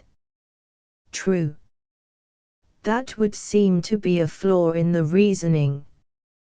Once again, whoever took it must have been in urgent and immediate need of money. And how are we to find out who was in urgent and immediate need of money? Exactly. How indeed? There was a pause. I should think your Mr. Quayle must have been a great comfort to his clients, wasn't he? Said Joan. Inductive reasoning, I admit, seems to have fallen down to a certain extent, said Ash. We must wait for the coincidence. I have a feeling that it will come. He paused. I am very fortunate in the way of coincidences. Are you? Ash looked about him and was relieved to find that they appeared to be out of earshot of their species. It was not easy to achieve this position at the castle if you happened to be there as a domestic servant. The space provided for the ladies and gentlemen attached to the guests was limited, and it was rarely that you could enjoy a stroll without bumping into a maid, a valet or a footman, but now they appeared to be alone. The drive leading to the back regions of the castle was empty. As far as the eye could reach there were no signs of servants, upper or lower. Nevertheless, Ash lowered his voice. Was it not a strange coincidence, he said, that you should have come into my life at all? Not very, said Joan prosaically. It was quite likely that we should meet sooner or later, as we lived on different floors of the same house. It was a coincidence that you should have taken that room. Why? Ash felt damped. Logically, no doubt, she was right, but surely she might have helped him out a little in this difficult situation. Surely her woman's intuition should have told her that a man who has been speaking in a loud and cheerful voice does not lower it to a husky whisper without some reason. The hopelessness of his task began to weigh on him. Ever since that evening at Market Blandings station, when he realized that he loved her, he had been trying to find an opportunity to tell her so. And every time they had met, the talk had seemed to be drawn irresistibly into practical and unsentimental channels. And now, when he was doing his best to reason it out that they were twin souls who had been brought together by a destiny it would be foolish to struggle against, when he was trying to convey the impression that fate had designed them for each other, she said, "Why?" It was hard. He was about to go deeper into the matter when, from the direction of the castle, he perceived the Honourable Freddie's valet, Mr. Judson, approaching. That it was this repellent young man's object to break in on them and rob him of his one small chance of inducing Joan to appreciate, as he did, the mysterious workings of Providence as they affected herself and him, was obvious. There was no mistaking the valet's desire for conversation. He had the air of one brimming over with speech. His wonted indolence was cast aside, and as he drew nearer he positively ran. He was talking before he reached them. "Miss Simpson, Mr. Marson, it's true, what I said that night. It's a fact." Ash regarded the intruder with a malevolent eye. Never fond of Mr. Judson, he looked on him now with positive loathing. It had not been easy for him to work himself up to the point where he could discuss with Joan the mysterious ways of Providence, for there was that about her which made it hard to achieve sentiment. That indefinable something in Joan Valentine which made for nocturnal raids on other people's museums also rendered her a somewhat difficult person to talk to about twin souls and destiny. The qualities that Ash loved in her, her strength, her capability, her valiant self-sufficingness, were the very qualities which seemed to check him when he tried to tell her that he loved them. Mr. Judson was still babbling. "It's true. There ain't a doubt of it now. It's been and happened just as I said that night." "What did you say?" "Which night?" inquired Ash. "That night at dinner, the first night you two came here. Don't you remember me talking about Freddie and the girl he used to write letters to in London, the girl I said was so like you, Miss Simpson?" "What was her name again?" "Joan Valentine." "That was it. The girl at the theatre that Freddie used to send me with letters to pretty nearly every evening. Well, she's been and done it, same as I told you all that night she was jolly likely to go and do. She's sticking young Freddie up for his letters, just as he ought to have known she would do if he hadn't been a young fathead. They're all alike, these girls, every one of them." Mr. Judson paused, subjected the surrounding scenery to a cautious scrutiny and resumed. "I took a suit of Freddie's clothes away to brush just now, and happening," Mr. Judson paused and gave a little cough, "happening to glance at the contents of his pockets I come across a letter. I took a sort of look at it before setting it aside, and it was from a fellow named Jones, and it said that this girl, Valentine, was sticking on to young Freddie's letters what he'd written her, and would see him blowed if she parted with them under another 1,000. And, as I made it out, Freddie had already given her 500. Where he got it is more than I can understand, but that's what the letter said. This fellow Jones said he had passed it to her with his own hands, but she wasn't satisfied, and if she didn't get the other 1,000 she was going to bring an action for breach. And now Freddie has given me a note to take to this Jones, who is stopping in Market Blandings." Joan had listened to this remarkable speech with a stunned amazement. At this point she made her first comment, "But that can't be true. Saw the letter with my own eyes, Miss Simpson." "But," she looked at Ash helplessly. Their eyes met, hers wide with perplexity, his bright with the light of comprehension. "It shows," said Ash slowly, "that he was in immediate and urgent need of money." "You bet it does," said Mr. Judson with relish. "It looks to me as though young Freddie had about reached the end of his tether this time. My word. There won't half be a kick-up if she does sue him for breach. I'm off to tell Mr. Beach and the rest. They'll jump out of their skins." His face fell. "Oh, Lord, I was forgetting this note. He told me to take it at once." "I'll take it for you," said Ash. "I'm not doing anything."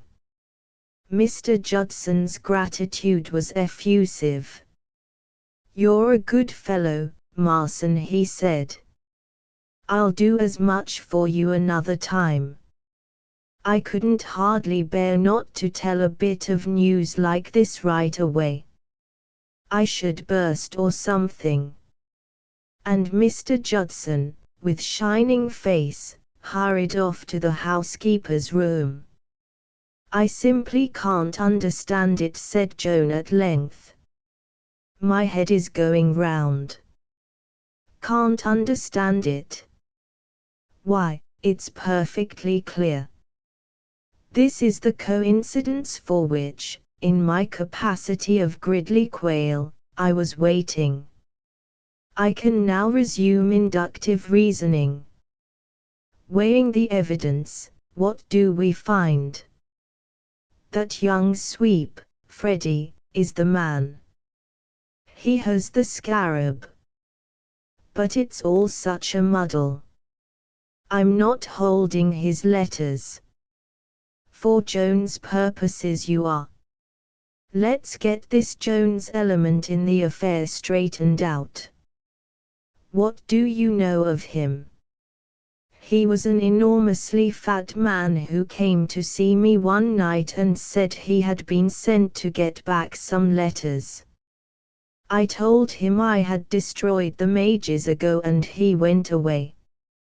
Well, that part of it is clear, then. He is working a simple but ingenious game on Freddie. It wouldn't succeed with everybody, I suppose, but from what I have seen and heard of him, Freddie isn't strong on intellect. He seems to have accepted the story without a murmur. What does he do? He has to raise £1,000 immediately, and the raising of the first 500 has exhausted his credit. He gets the idea of stealing the scarab. But why? Why should he have thought of the scarab at all? That is what I can't understand. He couldn't have meant to give it to Mr. Peters and claim the reward.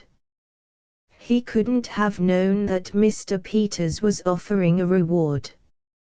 He couldn't have known that Lord Emsworth had not got the scarab quite properly.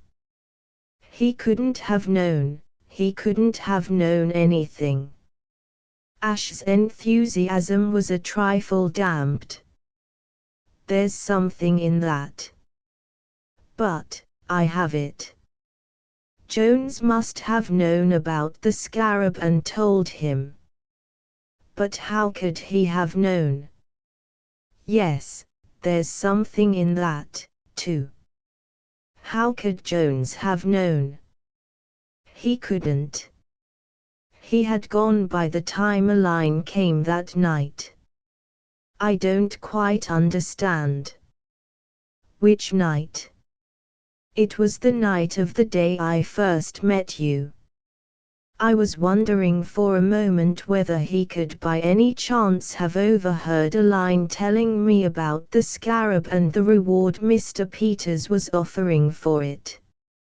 Overheard. That word is like a bugle blast to me. 9 out of 10 of Gridley Quayle's triumphs were due to his having overheard something. I think we are now on the right track. I don't. How could he have overheard us? The door was closed and he was in the street by that time. How do you know he was in the street? Did you see him out? No, but he went. He might have waited on the stairs, you remember how dark they are at number 7, and listened. Why? Ash reflected. Why? Why? What a beast of a word that is, the detective's bugbear. I thought I had it, until you said, Great Scott. I'll tell you why. I see it all. I have him with the goods. His object in coming to see you about the letters was because Freddie wanted them back owing to his approaching marriage with Miss Peters, wasn't it? Yes. You tell him you have destroyed the letters. He goes off. Am I right? Yes. before he is out of the house Miss Peters is giving her name at the front door. Put yourself in Joan's place. What does he think? He is suspicious. He thinks there is some game on. He skips upstairs again, waits until Miss Peters has gone into your room, then stands outside and listens. How about that? I do believe you are right. He might quite easily have done that. He did do exactly that. I know it as though I had been there. In fact, it is highly probable I was there. You say all this happened on the night we first met. I remember coming downstairs that night. I was going out to a vaudeville show, and hearing voices in your room. I remember it distinctly. In all probability I nearly ran into Jones. It does all seem to fit in, doesn't it? It's a clear case. There isn't a flaw in it. The only question is, can I, on the evidence, go to young Freddie and choke the scarab out of him? On the whole, I think I had better take this note to Jones, as I promised Judson, and see whether I can't work something through him. Yes, that's the best plan. I'll be starting at once. Perhaps the greatest hardship in being an invalid is the fact that people come and see you and keep your spirits up. The Honourable Freddie Threepwood suffered extremely from this. His was not a gregarious nature, and it fatigued his limited brain powers to have to find conversation for his numerous visitors. All he wanted was to be left alone to read the adventures of Gridley Quayle, and when tired of doing that to lie on his back and look at the ceiling and think of nothing. It is your dynamic person, your energetic world's worker, who chafes at being laid up with a sprained ankle. The Honourable Freddie enjoyed it. From boyhood up he had loved lying in bed, and now that fate had allowed him to do this without incurring rebuke, he objected to having his reveries broken up by officious relations. He spent his rare intervals of solitude in trying to decide in his mind which of his cousins, uncles and aunts was, all things considered, the greatest nuisance. Sometimes he would give the palm to Colonel Horace Mant, who struck the soldierly note, I recollect, in a hill campaign in the winter of the year '93, giving my ankle the deuce of a twist. Anon the more spiritual attitude of the Bishop of Godalming seemed to annoy him more keenly. Sometimes he would head the list with the name of his cousin Percy, Lord Stockheath, who refused to talk of anything except his late breach of promise case and the effect the verdict had had on his old governor. Freddie was in no mood just now to be sympathetic with others on their breach of promise cases. As he lay in bed reading on Monday morning, the only flaw in his enjoyment of this unaccustomed solitude was the thought that presently the door was bound to open and some kind inquirer insinuate himself into the room. His apprehensions proved well founded. Scarcely had he got well into the details of an ingenious plot on the part of a secret society to eliminate Gridley Quayle by bribing his cook, a bad lot, to sprinkle chopped up horsehair in his chicken fricassee, when the doorknob turned and Ushmarson came in.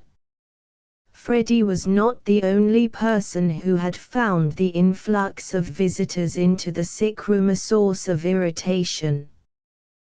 The fact that the invalid seemed unable to get a moment to himself had annoyed Ash considerably. For some little time he had hung about the passage in which Freddie's room was situated, full of enterprise, but unable to make a forward move owing to the throng of sympathizers. What he had to say to the sufferer could not be said in the presence of a third party. Freddie's sensation, on perceiving him, was one of relief. He had been half afraid it was the bishop. He recognized Ash as the valet chappie who had helped him to bed on the occasion of his accident. It might be that he had come in a respectful way to make inquiries, but he was not likely to stop long. He nodded and went on reading. And then, glancing up, he perceived Ash standing beside the bed, fixing him with a piercing stare.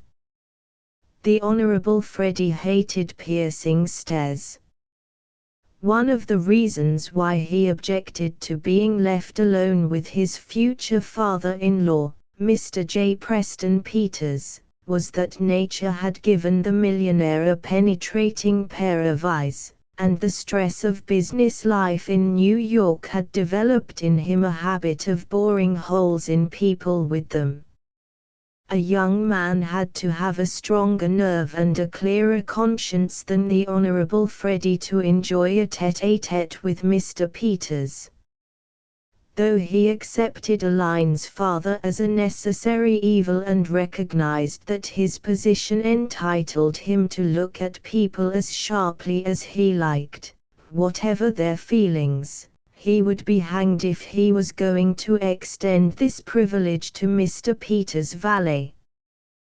This man standing beside him was giving him a look that seemed to his sensitive imagination to have been fired red-hot from a gun, and this annoyed and exasperated Freddie. "What do you want?" he said querulously. "What are you staring at me like that for?" Ash sat down, leaned his elbows on the bed, and applied the look again from a lower elevation. "Ah," he said. Whatever may have been Ash's defects, so far as the handling of the inductive reasoning side of Gridley Quayle's character was concerned, there was one scene in each of his stories in which he never failed. That was the scene in the last chapter where Quayle, confronting his quarry, unmasked him. Quayle might have floundered in the earlier part of the story, but in his big scene he was exactly right. He was curt, crisp and mercilessly compelling. Ash, rehearsing this interview in the passage before his entry, had decided that he could hardly do better than model himself on the detective. So he began to be curt, crisp and mercilessly compelling to Freddie, and after the first few sentences he had that youth gasping for air. "I will tell you," he said. "If you can spare me a few moments of your valuable time I will put the facts before you. Yes, press that bell if you wish, and I will put them before witnesses.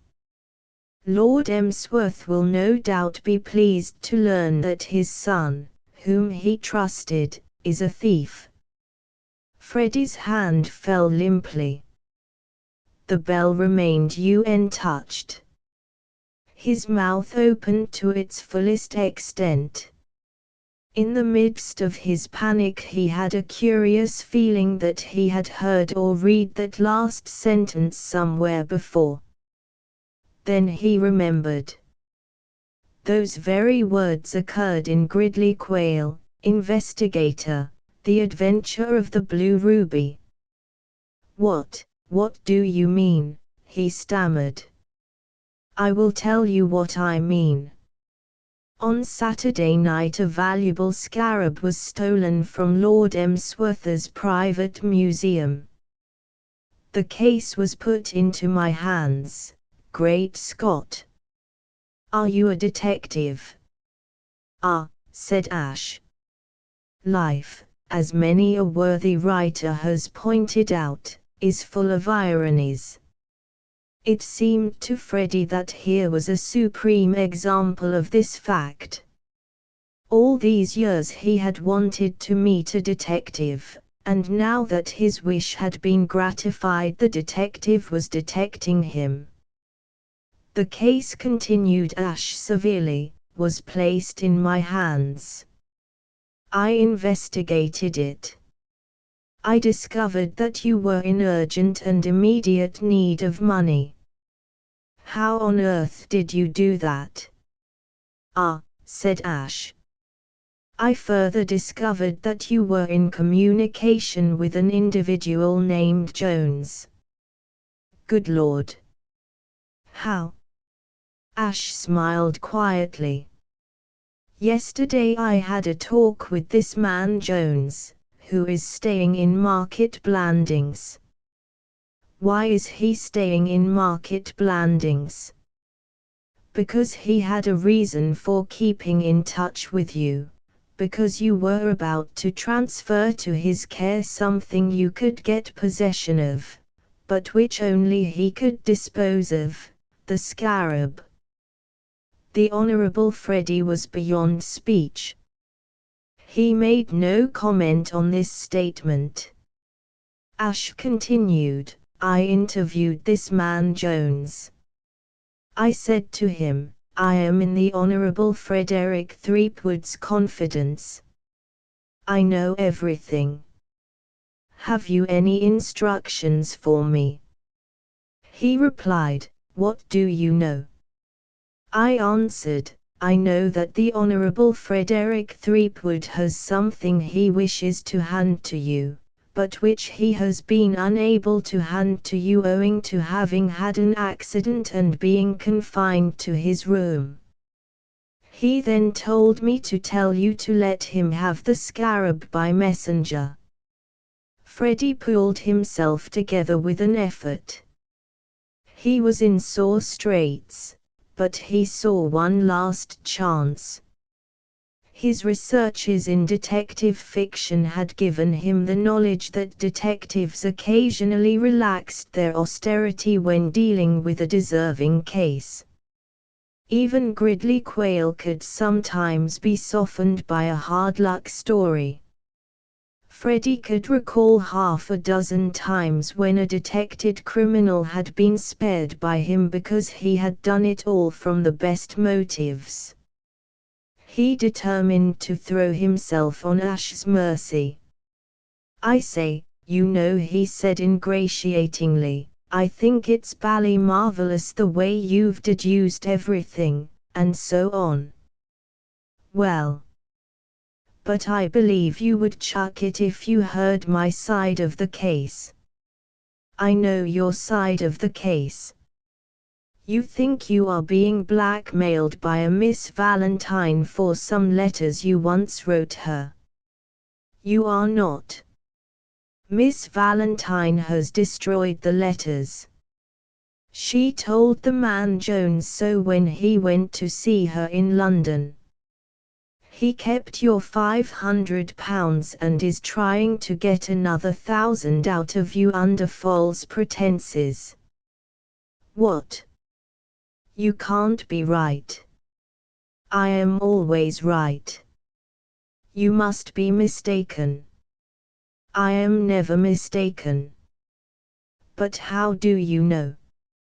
I have my sources of information.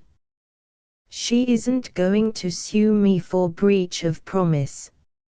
She never had any intention of doing so. The Honorable Freddie sank back on the pillows. Good egg, he said with fervor. He beamed happily. This, he observed, is a bit of all right. For a space relief held him dumb. Then another aspect of the matter struck him, and he sat up again with a jerk. I say, You don't mean to say that rotter Jones was such a rotter as to do a rotten thing like that? I do. Freddie grew plaintive. I trusted that man, he said. I jolly well trusted him, absolutely. I know, said Ash. There is one born every minute. But the thing seemed to be filtering slowly into Freddie's intelligence. What I mean to say is, I thought he was such a good chap. My short acquaintance with Mr. Jones, said Ash, leads me to think that he probably is, to himself. I won't have anything more to do with him. I shouldn't. Dash it, I'll tell you what I'll do. The very next time I meet the blighter, I'll cut him dead. I will. The rotter. 500 quid he's had off me for nothing. And, if it hadn't been for you, he'd have had another 1,000. I'm beginning to think that my old governor wasn't so far wrong when he used to curse me for going around with Jones and the rest of that crowd. He knew a bit, by gad. Well, I'm through with them. If the governor ever lets me go to London again, I won't have anything to do with them. I'll jolly well cut the whole bunch. And to think that, if it hadn't been for you. Never mind that, said Ash. Give me the scarab. Where is it? What are you going to do with it? Restore it to its rightful owner.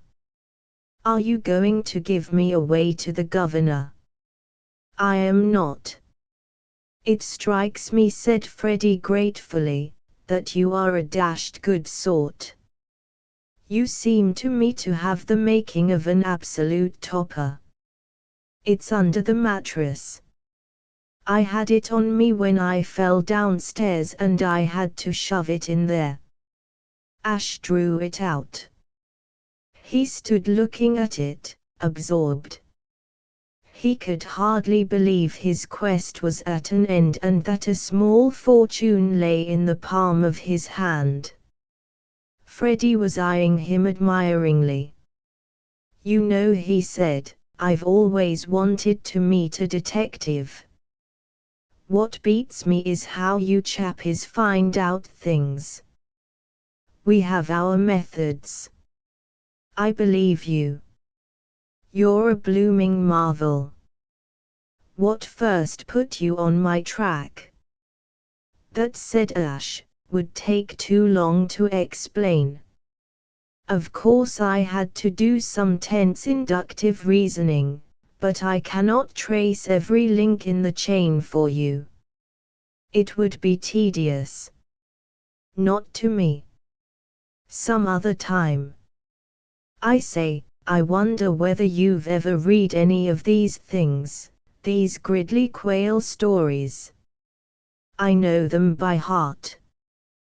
With the scarab safely in his pocket, Ash could contemplate the brightly colored volume the other extended toward him without active repulsion.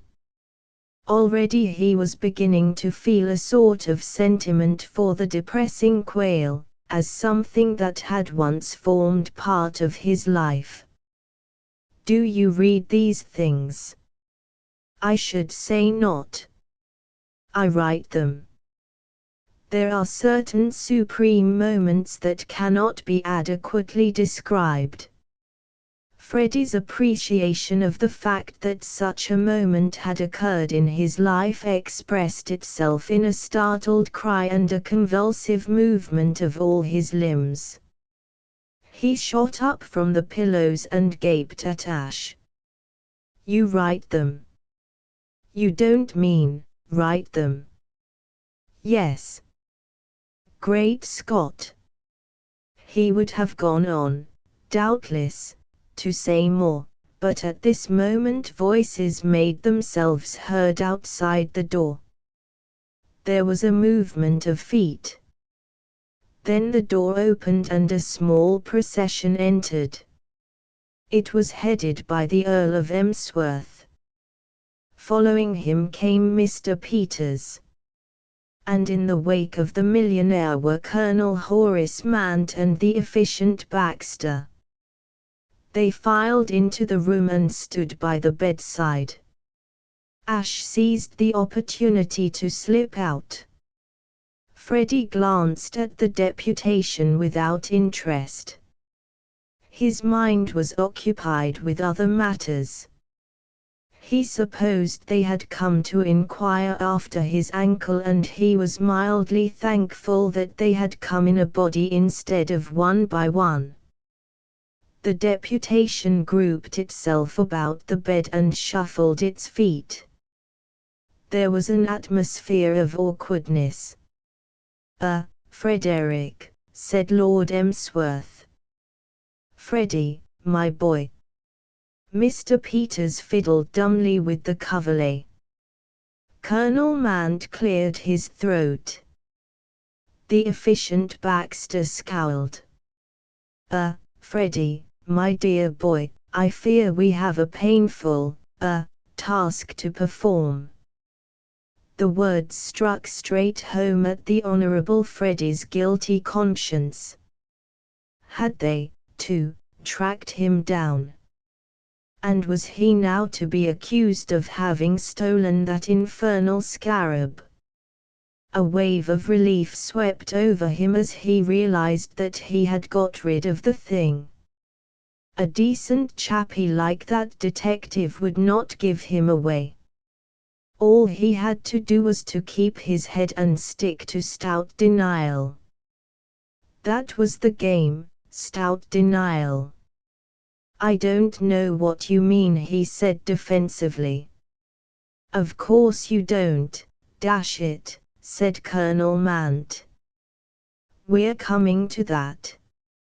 And I should like to begin by saying that, though in a sense it was my fault, I fail to see how I could have acted, Horace."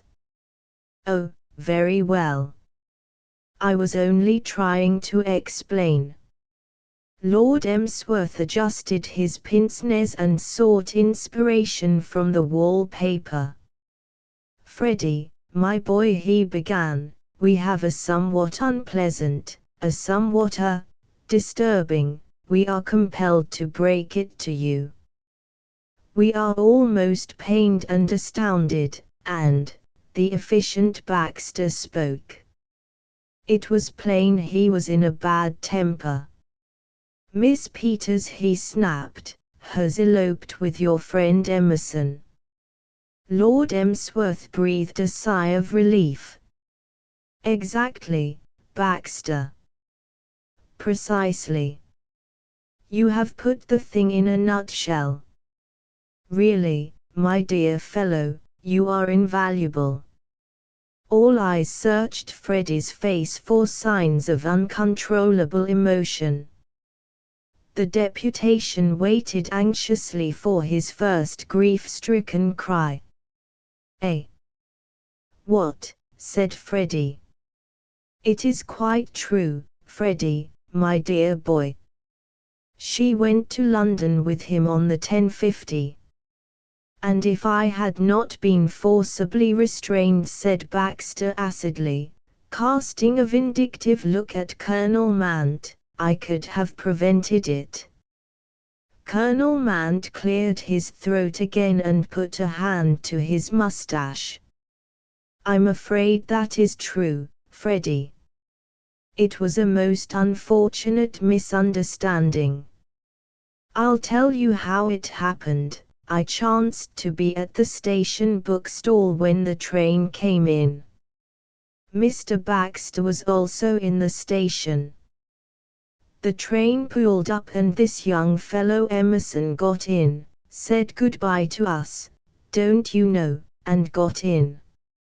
Just as the train was about to start, Miss Peters exclaiming, 'George dear, I'm going with you, dash it,' or some such speech, proceeded to go, hell for leather, to the door of young Emerson's compartment. On which interrupted Baxter, I made a spring to try and catch her. Apart from any other consideration, the train was already moving and Miss Peters ran considerable risk of injury. I had hardly moved when I felt a violent jerk at my ankle and fell to the ground. After I had recovered from the shock, which was not immediately, I found, the fact is, Freddie, my boy, the Colonel went on, I acted under a misapprehension.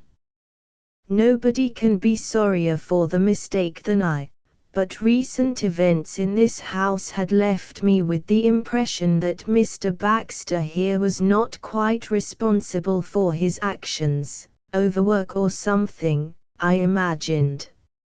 I have seen it happen so often in India, don't you know, where fellows run amok and kick up the deuce's own delight. I am bound to admit that I have been watching Mr. Baxter rather closely lately in the expectation that something of this very kind might happen. Of course I now realize my mistake, and I have apologized humbly, dash it. But at the moment I was firmly under the impression that our friend here had an attack of some kind and was about to inflict injuries on Miss Peters. If I've seen it happen once in India, I've seen it happen a dozen times. I recollect, in the hot weather of the year 99, or was it 93, I think 93, one of my native bearers, however, I sprang forward and caught the crook of my walking stick on Mr. Baxter's ankle and brought him down. And by the time explanations were made it was too late. The train had gone, with Miss Peters in it. And a telegram has just arrived, said Lord Emsworth, to say that they are being married this afternoon at a registrar's. The whole occurrence is most disturbing. Bear it like a man, my boy, urged Colonel Mant. To all appearances Freddie was bearing it magnificently. Not a single exclamation, either of wrath or pain, had escaped his lips. One would have said the shock had stunned him or that he had not heard, for his face expressed no emotion whatever. The fact was, the story had made very little impression on the Honourable Freddie of any sort. His relief at Ash's news about Joan Valentine, the stunning joy of having met in the flesh the author of The Adventures of Gridley Quayle, the general feeling that all was now right with the world, these things deprived him of the ability to be greatly distressed. And there was a distinct feeling of relief, actual relief, that now it would not be necessary for him to get married. He had liked a line, but whenever he really thought of it the prospect of getting married rather appalled him. A chappie looked such an ass getting married. It appeared, however, that some verbal comment on the state of affairs was required of him. He searched his mind for something adequate. You mean to say a line has bolted with Emerson? The deputation nodded pained nods. Freddie searched in his mind again. The deputation held its breath.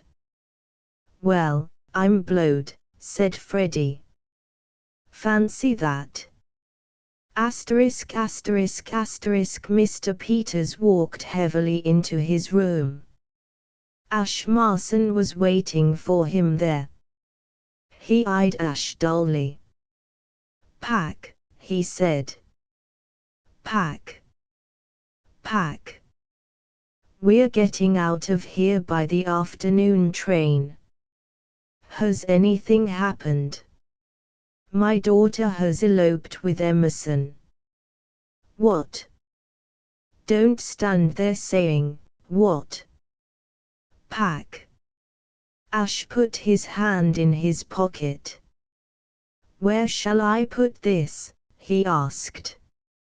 For a moment Mr. Peters looked without comprehension at what Ash was holding out, then his whole demeanor altered.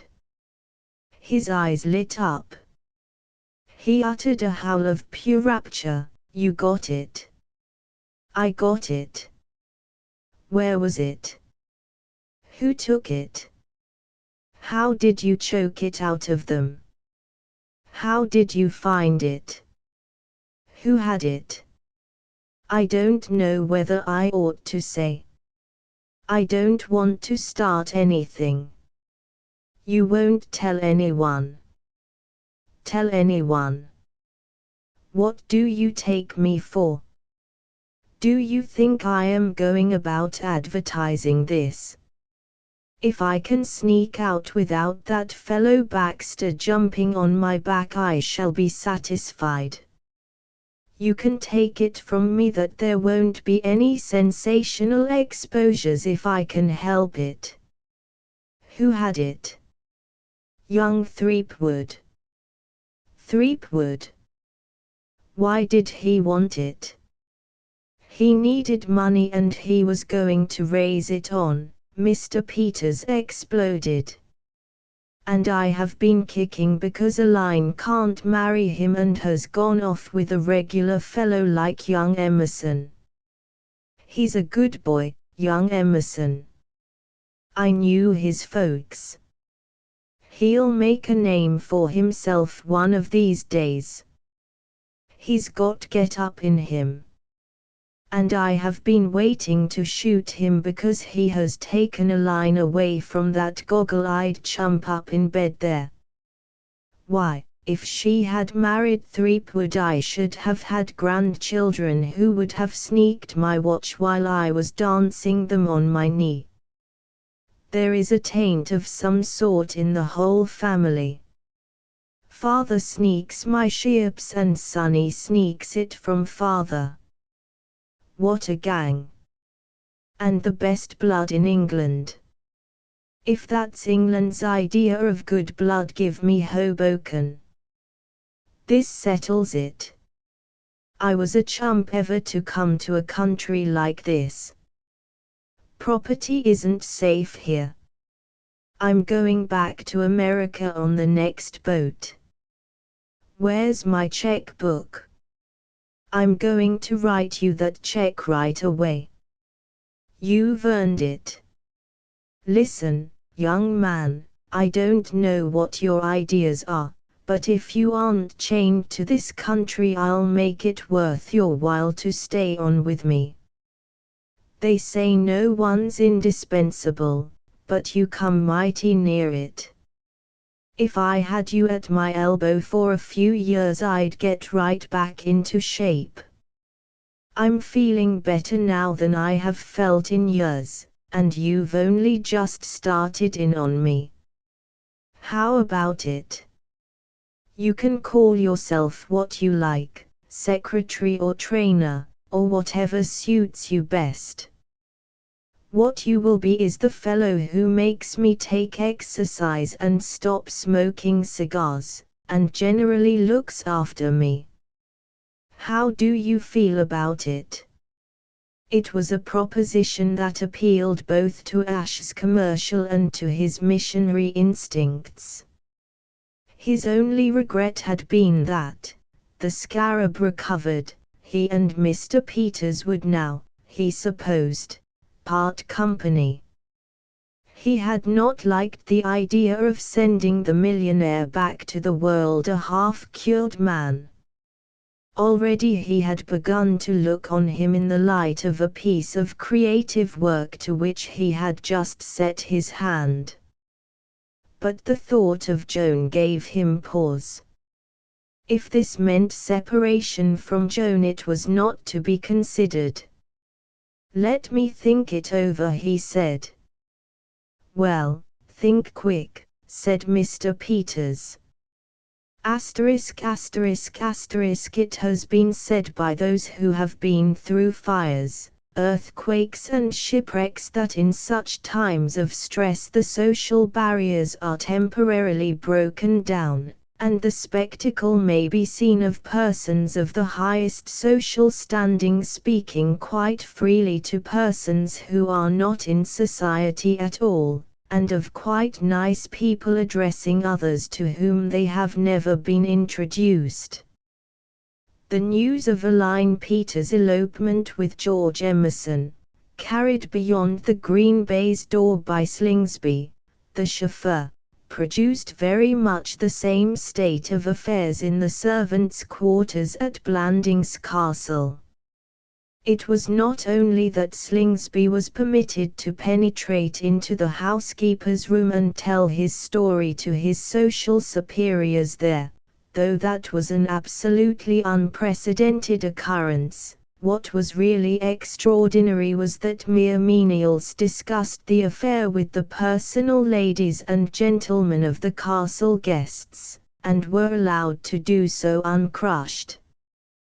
James, the footman, that pushing individual, actually shoved his way into the room, and was heard by witnesses to remark to no less a person than Mr. Beach that it was a bit thick.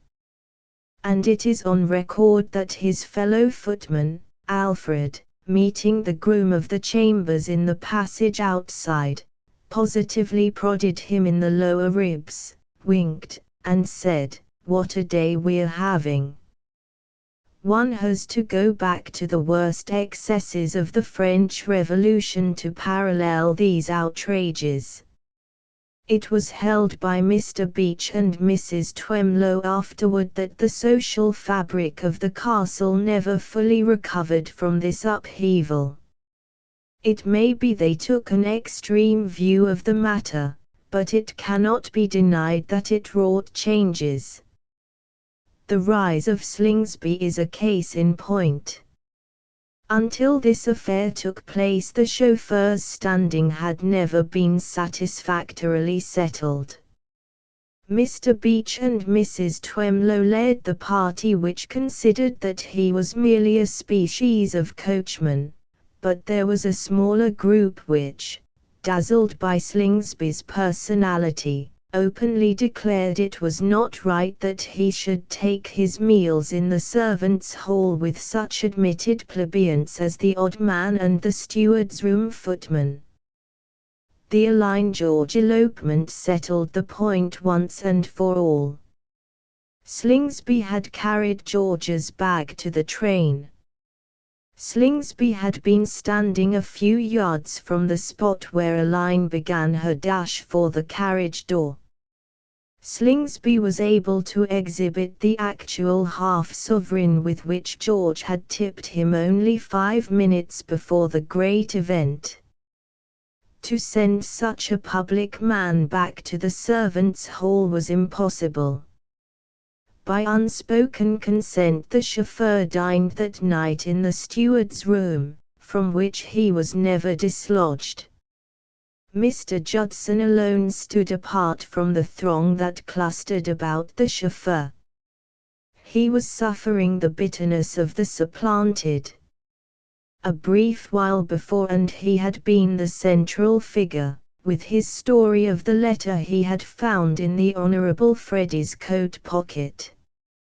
Now the importance of his story had been engulfed in that of this later and greater sensation. Mr. Judson was learning, for the first time, on what unstable foundations popularity stands. Joan was nowhere to be seen. In none of the spots where she might have been expected to be at such a time was she to be found. Ash had almost given up the search when, going to the back door and looking out as a last chance, he perceived her walking slowly on the gravel drive. She greeted Ash with a smile, but something was plainly troubling her. She did not speak for a moment and they walked side by side. "What is it?" said Ash at length. "What is the matter?" She looked at him gravely. "Gloom," she said. "Despondency, Mr. Marson, a sort of flat feeling. Don't you hate things happening?" "I don't quite understand." "Well, this affair of a line, for instance. It's so big it makes one feel as though the whole world had altered. I should like nothing to happen ever, and life just to jog peacefully along. That's not the gospel I preached to you in Arundel Street, is it? I thought I was an advanced apostle of action, but I seem to have changed. I'm afraid I shall never be able to make clear what I do mean. I only know I feel as though I have suddenly grown old. These things are such milestones. Already I am beginning to look on the time before a line behaved so sensationally as terribly remote. Tomorrow it will be worse, and the day after that worse still. I can see that you don't in the least understand what I mean." "Yes, I do, or I think I do. What it comes to, in a few words, is that somebody you were fond of has gone out of your life. Is that it?" Joan nodded. "Yes, at least, that is partly it. I didn't really know a line particularly well, beyond having been at school with her, but you're right. It's not so much what has happened as what it represents that matters. This elopement has marked the end of a phase of my life. I think I have it now. My life has been such a series of jerks. I dash along. Then something happens which stops that bit of my life with a jerk, and then I have to start over again, a new bit. I think I'm getting tired of jerks. I want something stodgy and continuous. I'm like one of the old bus horses that could go on forever if people got off without making them stop. It's the having to get the bus moving again that wears one out. This little section of my life since we came here is over, and it is finished for good. I've got to start the bus going again on a new road and with a new set of passengers. I wonder whether the old horses used to be sorry when they dropped one lot of passengers and took on a lot of strangers." A sudden dryness invaded Ash's throat. He tried to speak, but found no words. Joan went on, "Do you ever get moods when life seems absolutely meaningless? It's like a badly constructed story, with all sorts of characters moving in and out who have nothing to do with the plot. And when somebody comes along that you think really has something to do with the plot, he suddenly drops out. After a while you begin to wonder what the story is about, and you feel that it's about nothing, just a jumble." "There is one thing," said Ash, "that knits it together." "What is that?" "The love interest." Their eyes met and suddenly there descended on Ash confidence. He felt cool and alert, sure of himself, as in the old days he had felt when he ran races and, the nerve-wracking hours of waiting past, he listened for the starter's gun. Subconsciously he was aware he had always been a little afraid of Joan, and that now he was no longer afraid. "Joan, will you marry me?" Her eyes wandered from his face. He waited. I wonder, she said softly. You think that is the solution? Yes. How can you tell? She broke out. We scarcely know each other. I shan't always be in this mood. I may get restless again. I may find it is the jerks that I really like. You won't. You're very confident. I am absolutely confident. She travels fastest who travels alone, misquoted Joan. What is the good, said Ash, of traveling fast if you're going round in a circle? I know how you feel. I've felt the same myself. You are an individualist.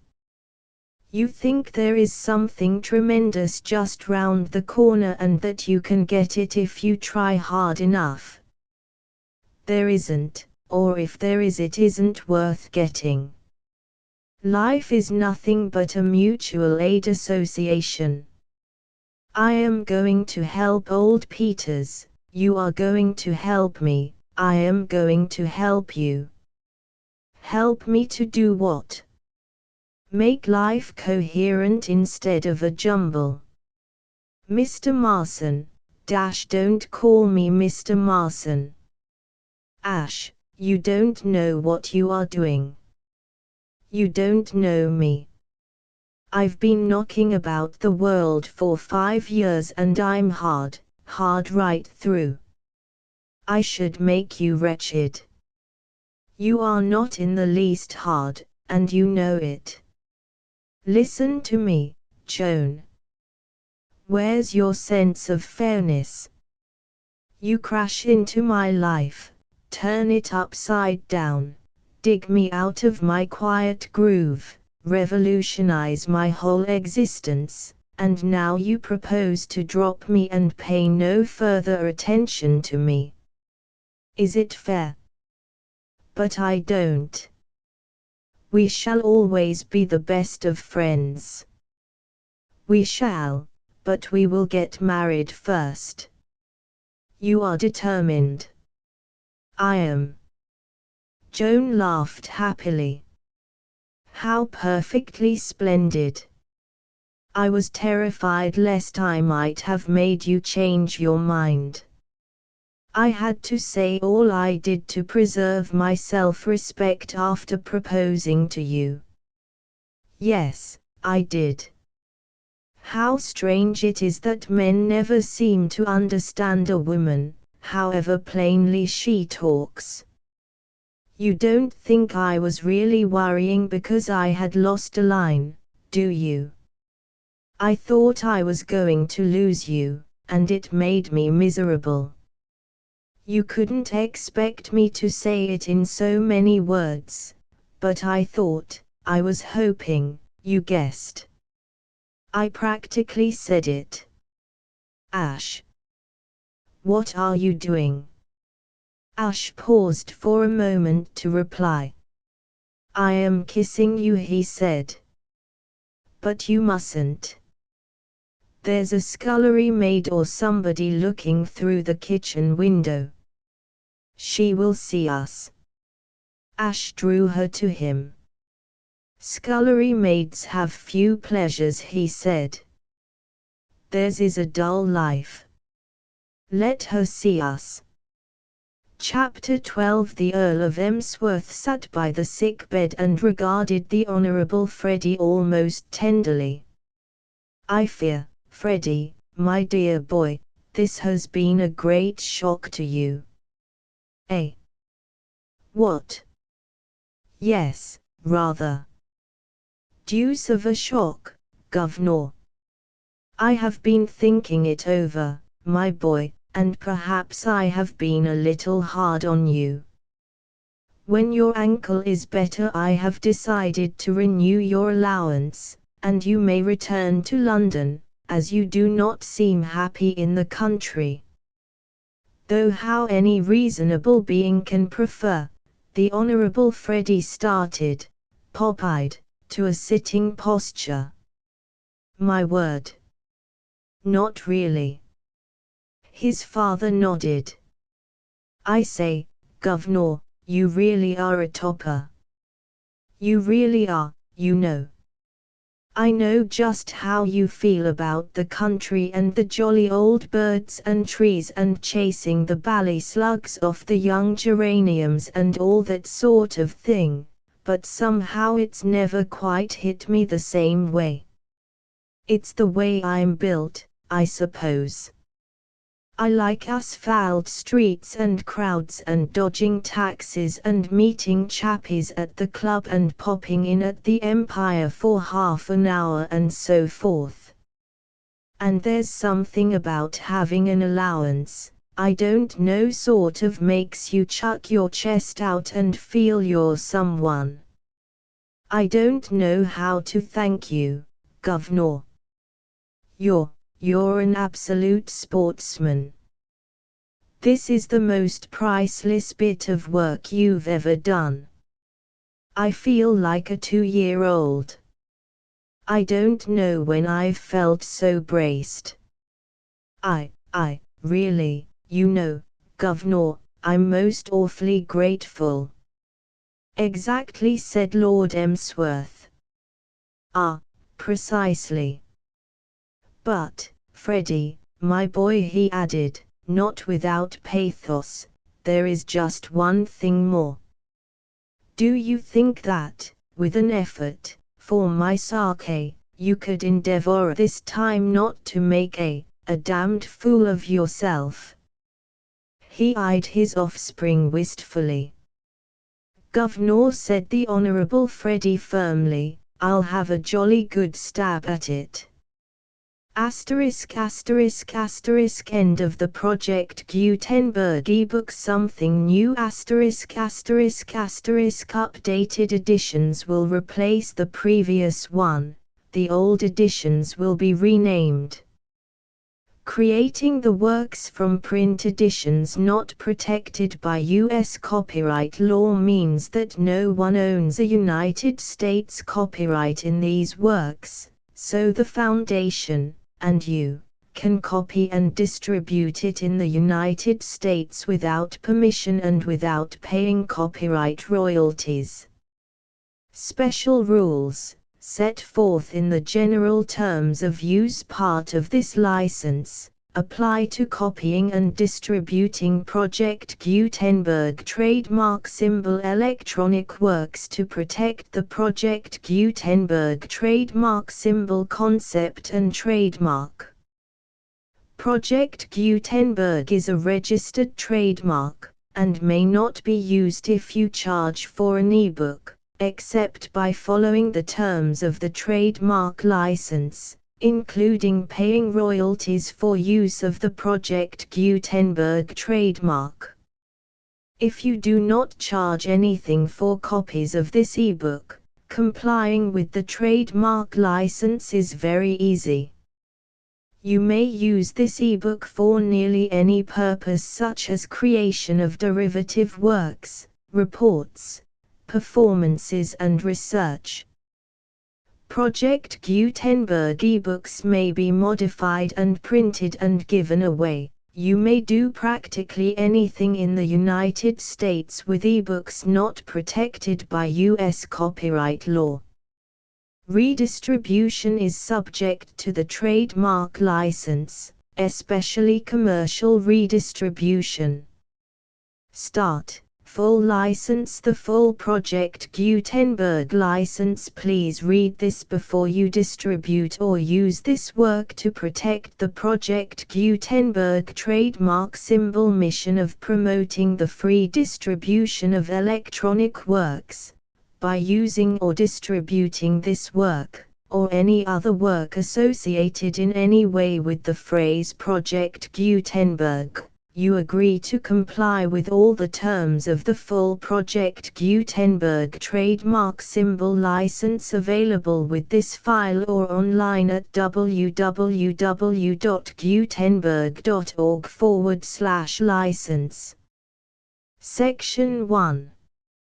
General terms of use and redistributing Project Gutenberg trademark symbol electronic works 1.0.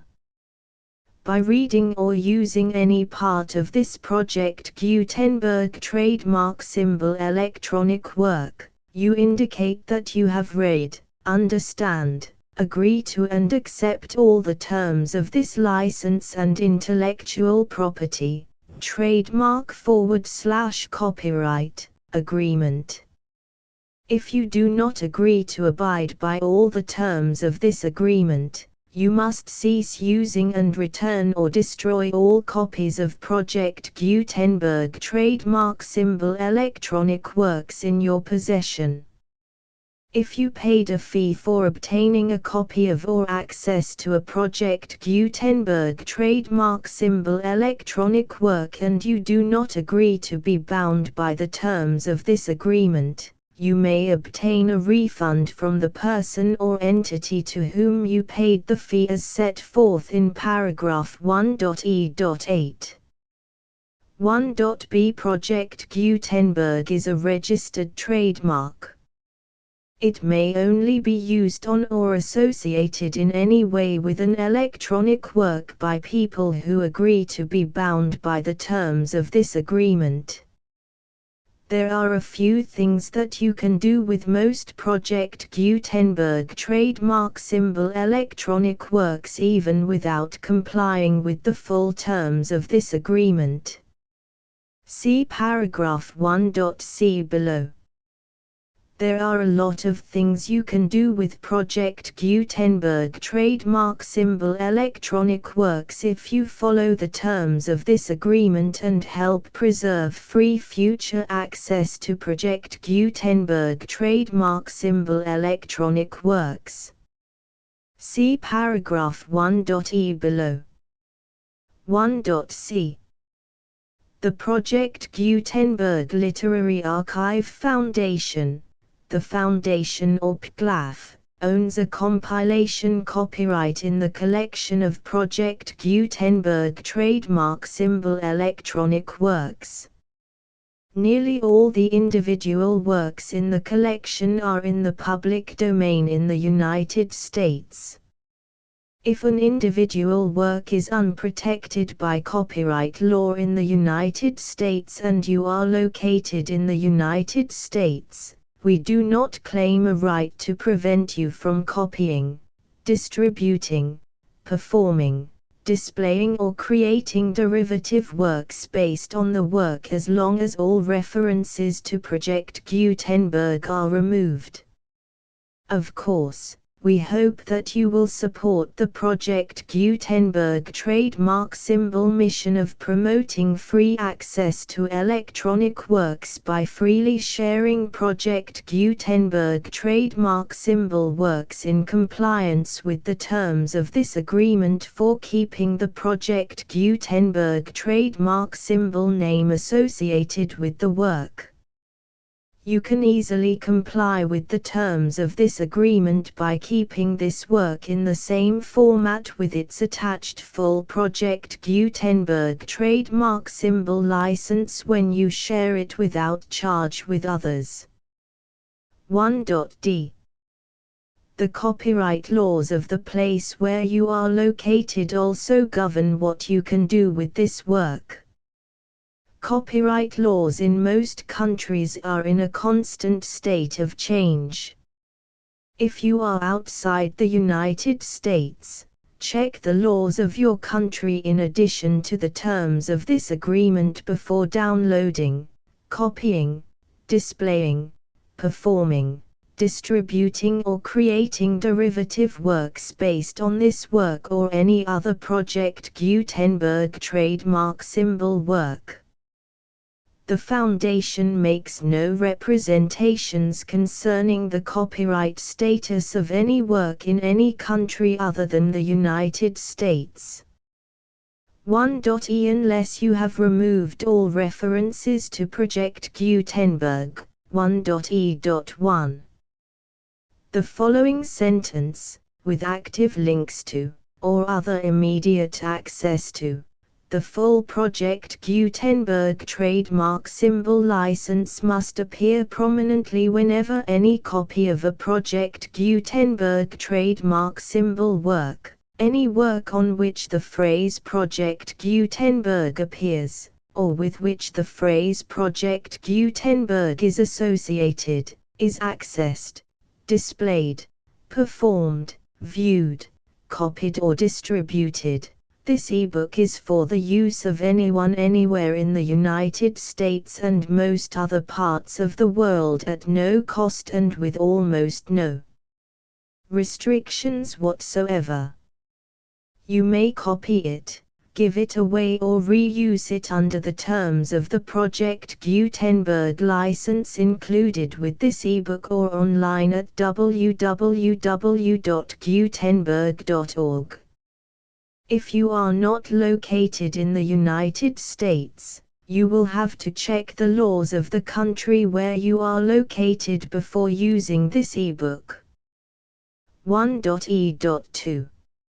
If an individual Project Gutenberg trademark symbol electronic work is derived from texts not protected by U.S. copyright law, does not contain a notice indicating that it is posted with permission of the copyright holder, the work can be copied and distributed to anyone in the United States without paying any fees or charges.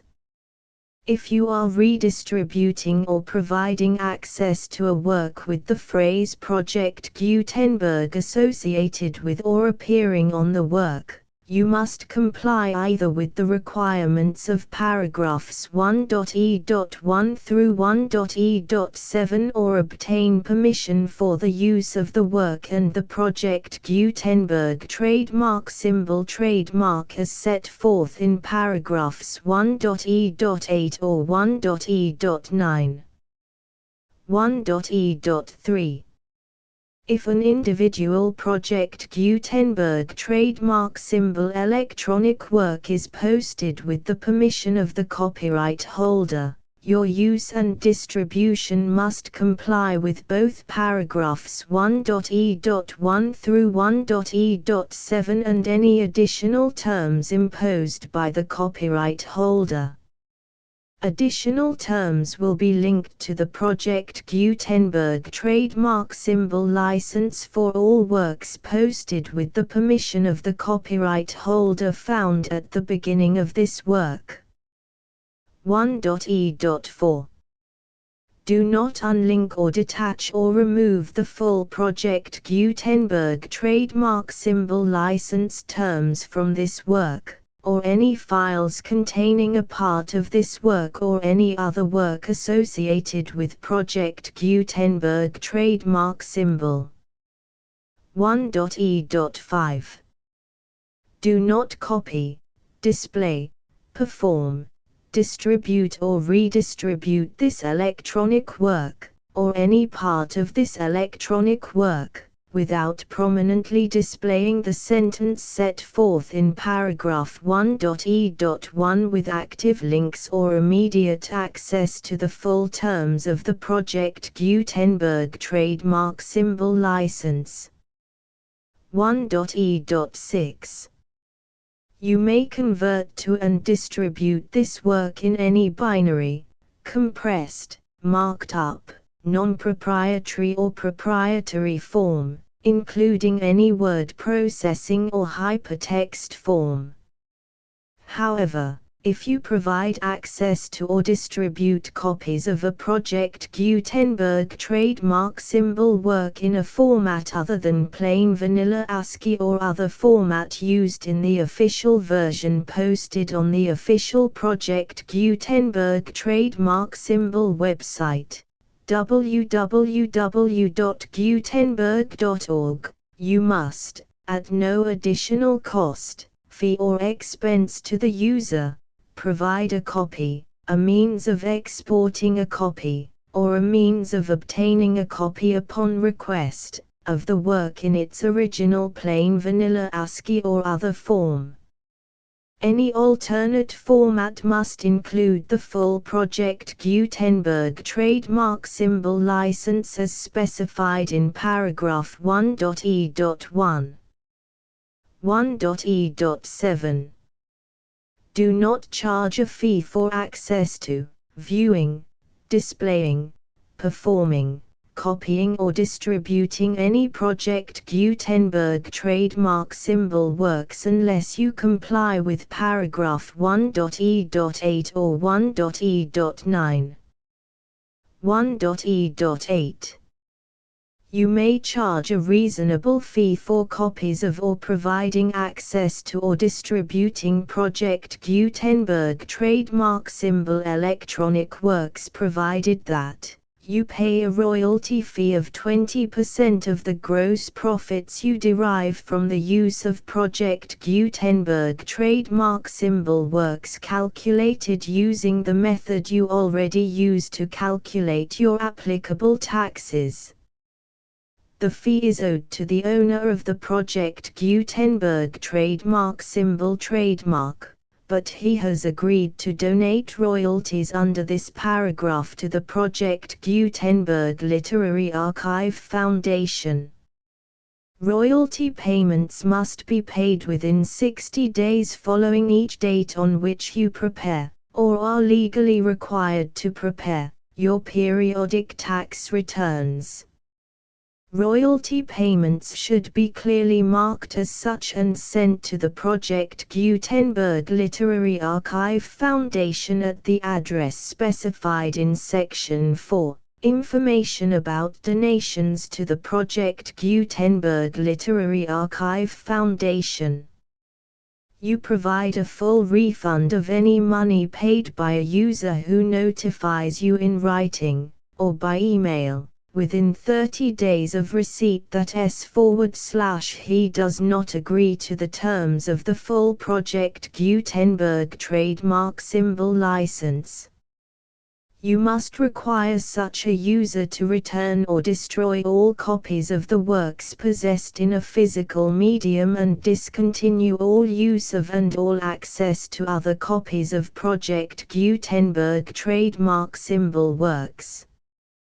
You provide, in accordance with paragraph 1.f.3, a full refund of any money paid for a work or a replacement copy, if a defect in the electronic work is discovered and reported to you within 90 days of receipt of the work. You comply with all other terms of this agreement for free distribution of Project Gutenberg trademark symbol works. 1.e.9. If you wish to charge a fee or distribute a Project Gutenberg trademark symbol electronic work or group of works on different terms than are set forth in this agreement, you must obtain permission in writing from the Project Gutenberg Literary Archive Foundation, the manager of the Project Gutenberg trademark symbol trademark. Contact the Foundation as set forth in Section 3 below. 1.f1.f.1. Project Gutenberg volunteers and employees expend considerable effort to identify, do copyright research on, transcribe and proofread works not protected by U.S. copyright law in creating the Project Gutenberg trademark symbol collection. Despite these efforts, Project Gutenberg trademark symbol electronic works, and the medium on which they may be stored, may contain defects such as, but not limited to, incomplete, inaccurate or corrupt data, transcription errors, a copyright or other intellectual property infringement, a defective or damaged disk or other medium, a computer virus, or computer codes that damage or cannot be read by your equipment. 1.f.2. Limited warranty, disclaimer of damages. except for the right of replacement or refund described in paragraph 1.f.3, the Project Gutenberg Literary Archive Foundation, the owner of the Project Gutenberg trademark symbol trademark, and any other party distributing a Project Gutenberg trademark symbol electronic work under this agreement, disclaim all liability to you for damages, costs and expenses, including legal fees. You agree that you have no remedies for negligence, strict liability, breach of warranty or breach of contract except those provided in paragraph 1.f.3. You agree that the Foundation, the trademark owner, and any distributor under this agreement will not be liable to you for actual, direct, indirect, consequential, punitive or incidental damages even if you give notice of the possibility of such damage. 1.f.3. Limited right of replacement or refund. If you discover a defect in this electronic work within 90 days of receiving it, you can receive a refund of the money, if any, you paid for it by sending a written explanation to the person you received the work from. If you received the work on a physical medium, you must return the medium with your written explanation. The person or entity that provided you with the defective work may elect to provide a replacement copy in lieu of a refund. If you received the work electronically, the person or entity providing it to you may choose to give you a second opportunity to receive the work electronically in lieu of a refund. If the second copy is also defective, you may demand a refund in writing without further opportunities to fix the problem. 1.f.4. Except for the limited right of replacement or refund set forth in paragraph 1.f.3, this work is provided to you as is, with no other warranties of any kind, express or implied, including but not limited to warranties of merchantability or fitness for any purpose. 1.f.5. Some states do not allow disclaimers of certain implied warranties or the exclusion or limitation of certain types of damages. If any disclaimer or limitation set forth in this agreement violates the law of the state applicable to this agreement, the agreement shall be interpreted to make the maximum disclaimer or limitation permitted by the applicable state law. The invalidity or unenforceability of any provision of this agreement shall not void the remaining provisions. 1.f.6. Indemnity. You agree to indemnify and hold the Foundation, the trademark owner, any agent or employee of the Foundation, anyone providing copies of Project Gutenberg trademark symbol electronic works in accordance with this agreement, and any volunteers associated with the production, promotion and distribution of Project Gutenberg trademark symbol electronic works, harmless from all liability, costs and expenses, including legal fees, that arise directly or indirectly from any of the following which you do or cause to occur. A. Distribution of this or any Project Gutenberg trademark symbol work. B. Alteration, modification, or additions or deletions to any Project Gutenberg trademark symbol work, and C. Any defect you cause. Section 2. Information about the mission of Project Gutenberg trademark symbol. Project Gutenberg trademark symbol is synonymous with the free distribution of electronic works in formats readable by the widest variety of computers, including obsolete, old, middle-aged and new computers. It exists because of the efforts of hundreds of volunteers and donations from people in all walks of life. Volunteers and financial support to provide volunteers with the assistance they need are critical to reaching Project Gutenberg trademark symbol's goals and ensuring that the Project Gutenberg trademark symbol collection will remain freely available for generations to come. In 2001, the Project Gutenberg Literary Archive Foundation was created to provide a secure and permanent future for Project Gutenberg trademark symbol and future generations. To learn more about the Project Gutenberg Literary Archive Foundation and how your efforts and donations can help, see sections 3 and 4 and the Foundation information page at www.gutenberg.org. Section 3.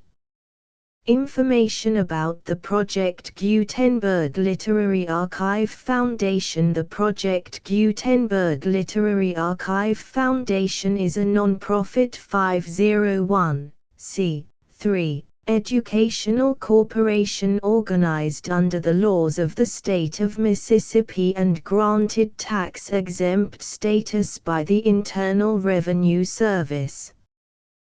The Foundation's IN or Federal Tax Identification Number is 64-6221541. Contributions to the Project Gutenberg Literary Archive Foundation are tax-deductible to the full extent permitted by U.S. federal laws and your state's laws.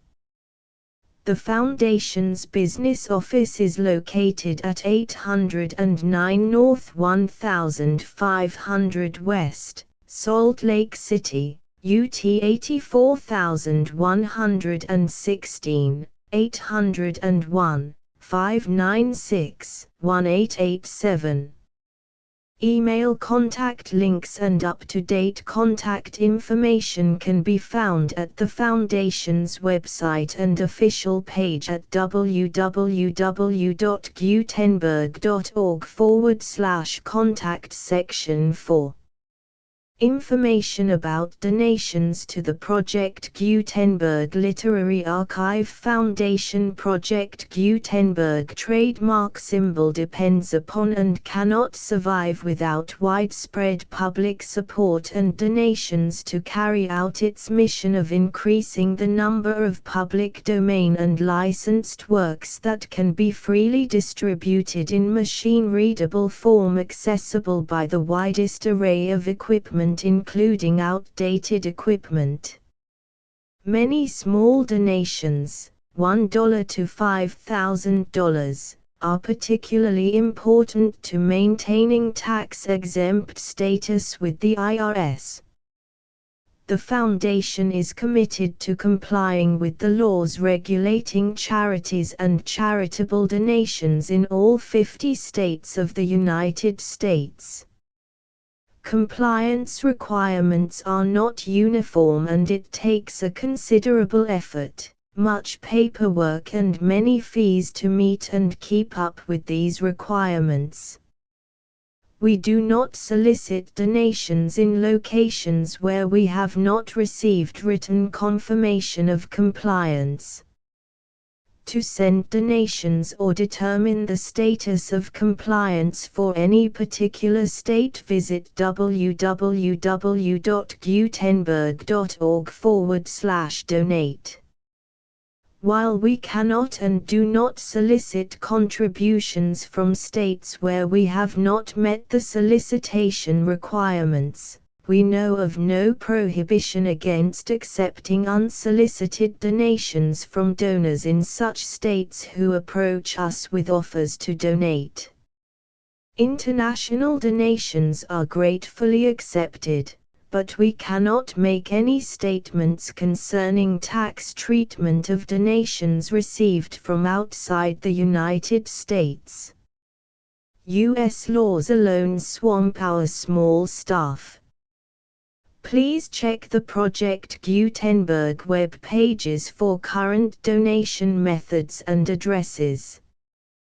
Donations are accepted in a number of other ways, including checks, online payments and credit card donations. To donate, please visit www.gutenberg.org/donate. Section 5. General information about Project Gutenberg trademark symbol electronic works. Professor Michael S. Hart was the originator of the Project Gutenberg trademark symbol concept of a library of electronic works that could be freely shared with anyone. For 40 years, he produced and distributed Project Gutenberg trademark symbol ebooks with only a loose network of volunteer support. Project Gutenberg trademark symbol ebooks are often created from several printed editions, all of which are confirmed as not protected by copyright in the US unless a copyright notice is included. Thus, we do not necessarily keep ebooks in compliance with any particular paper edition.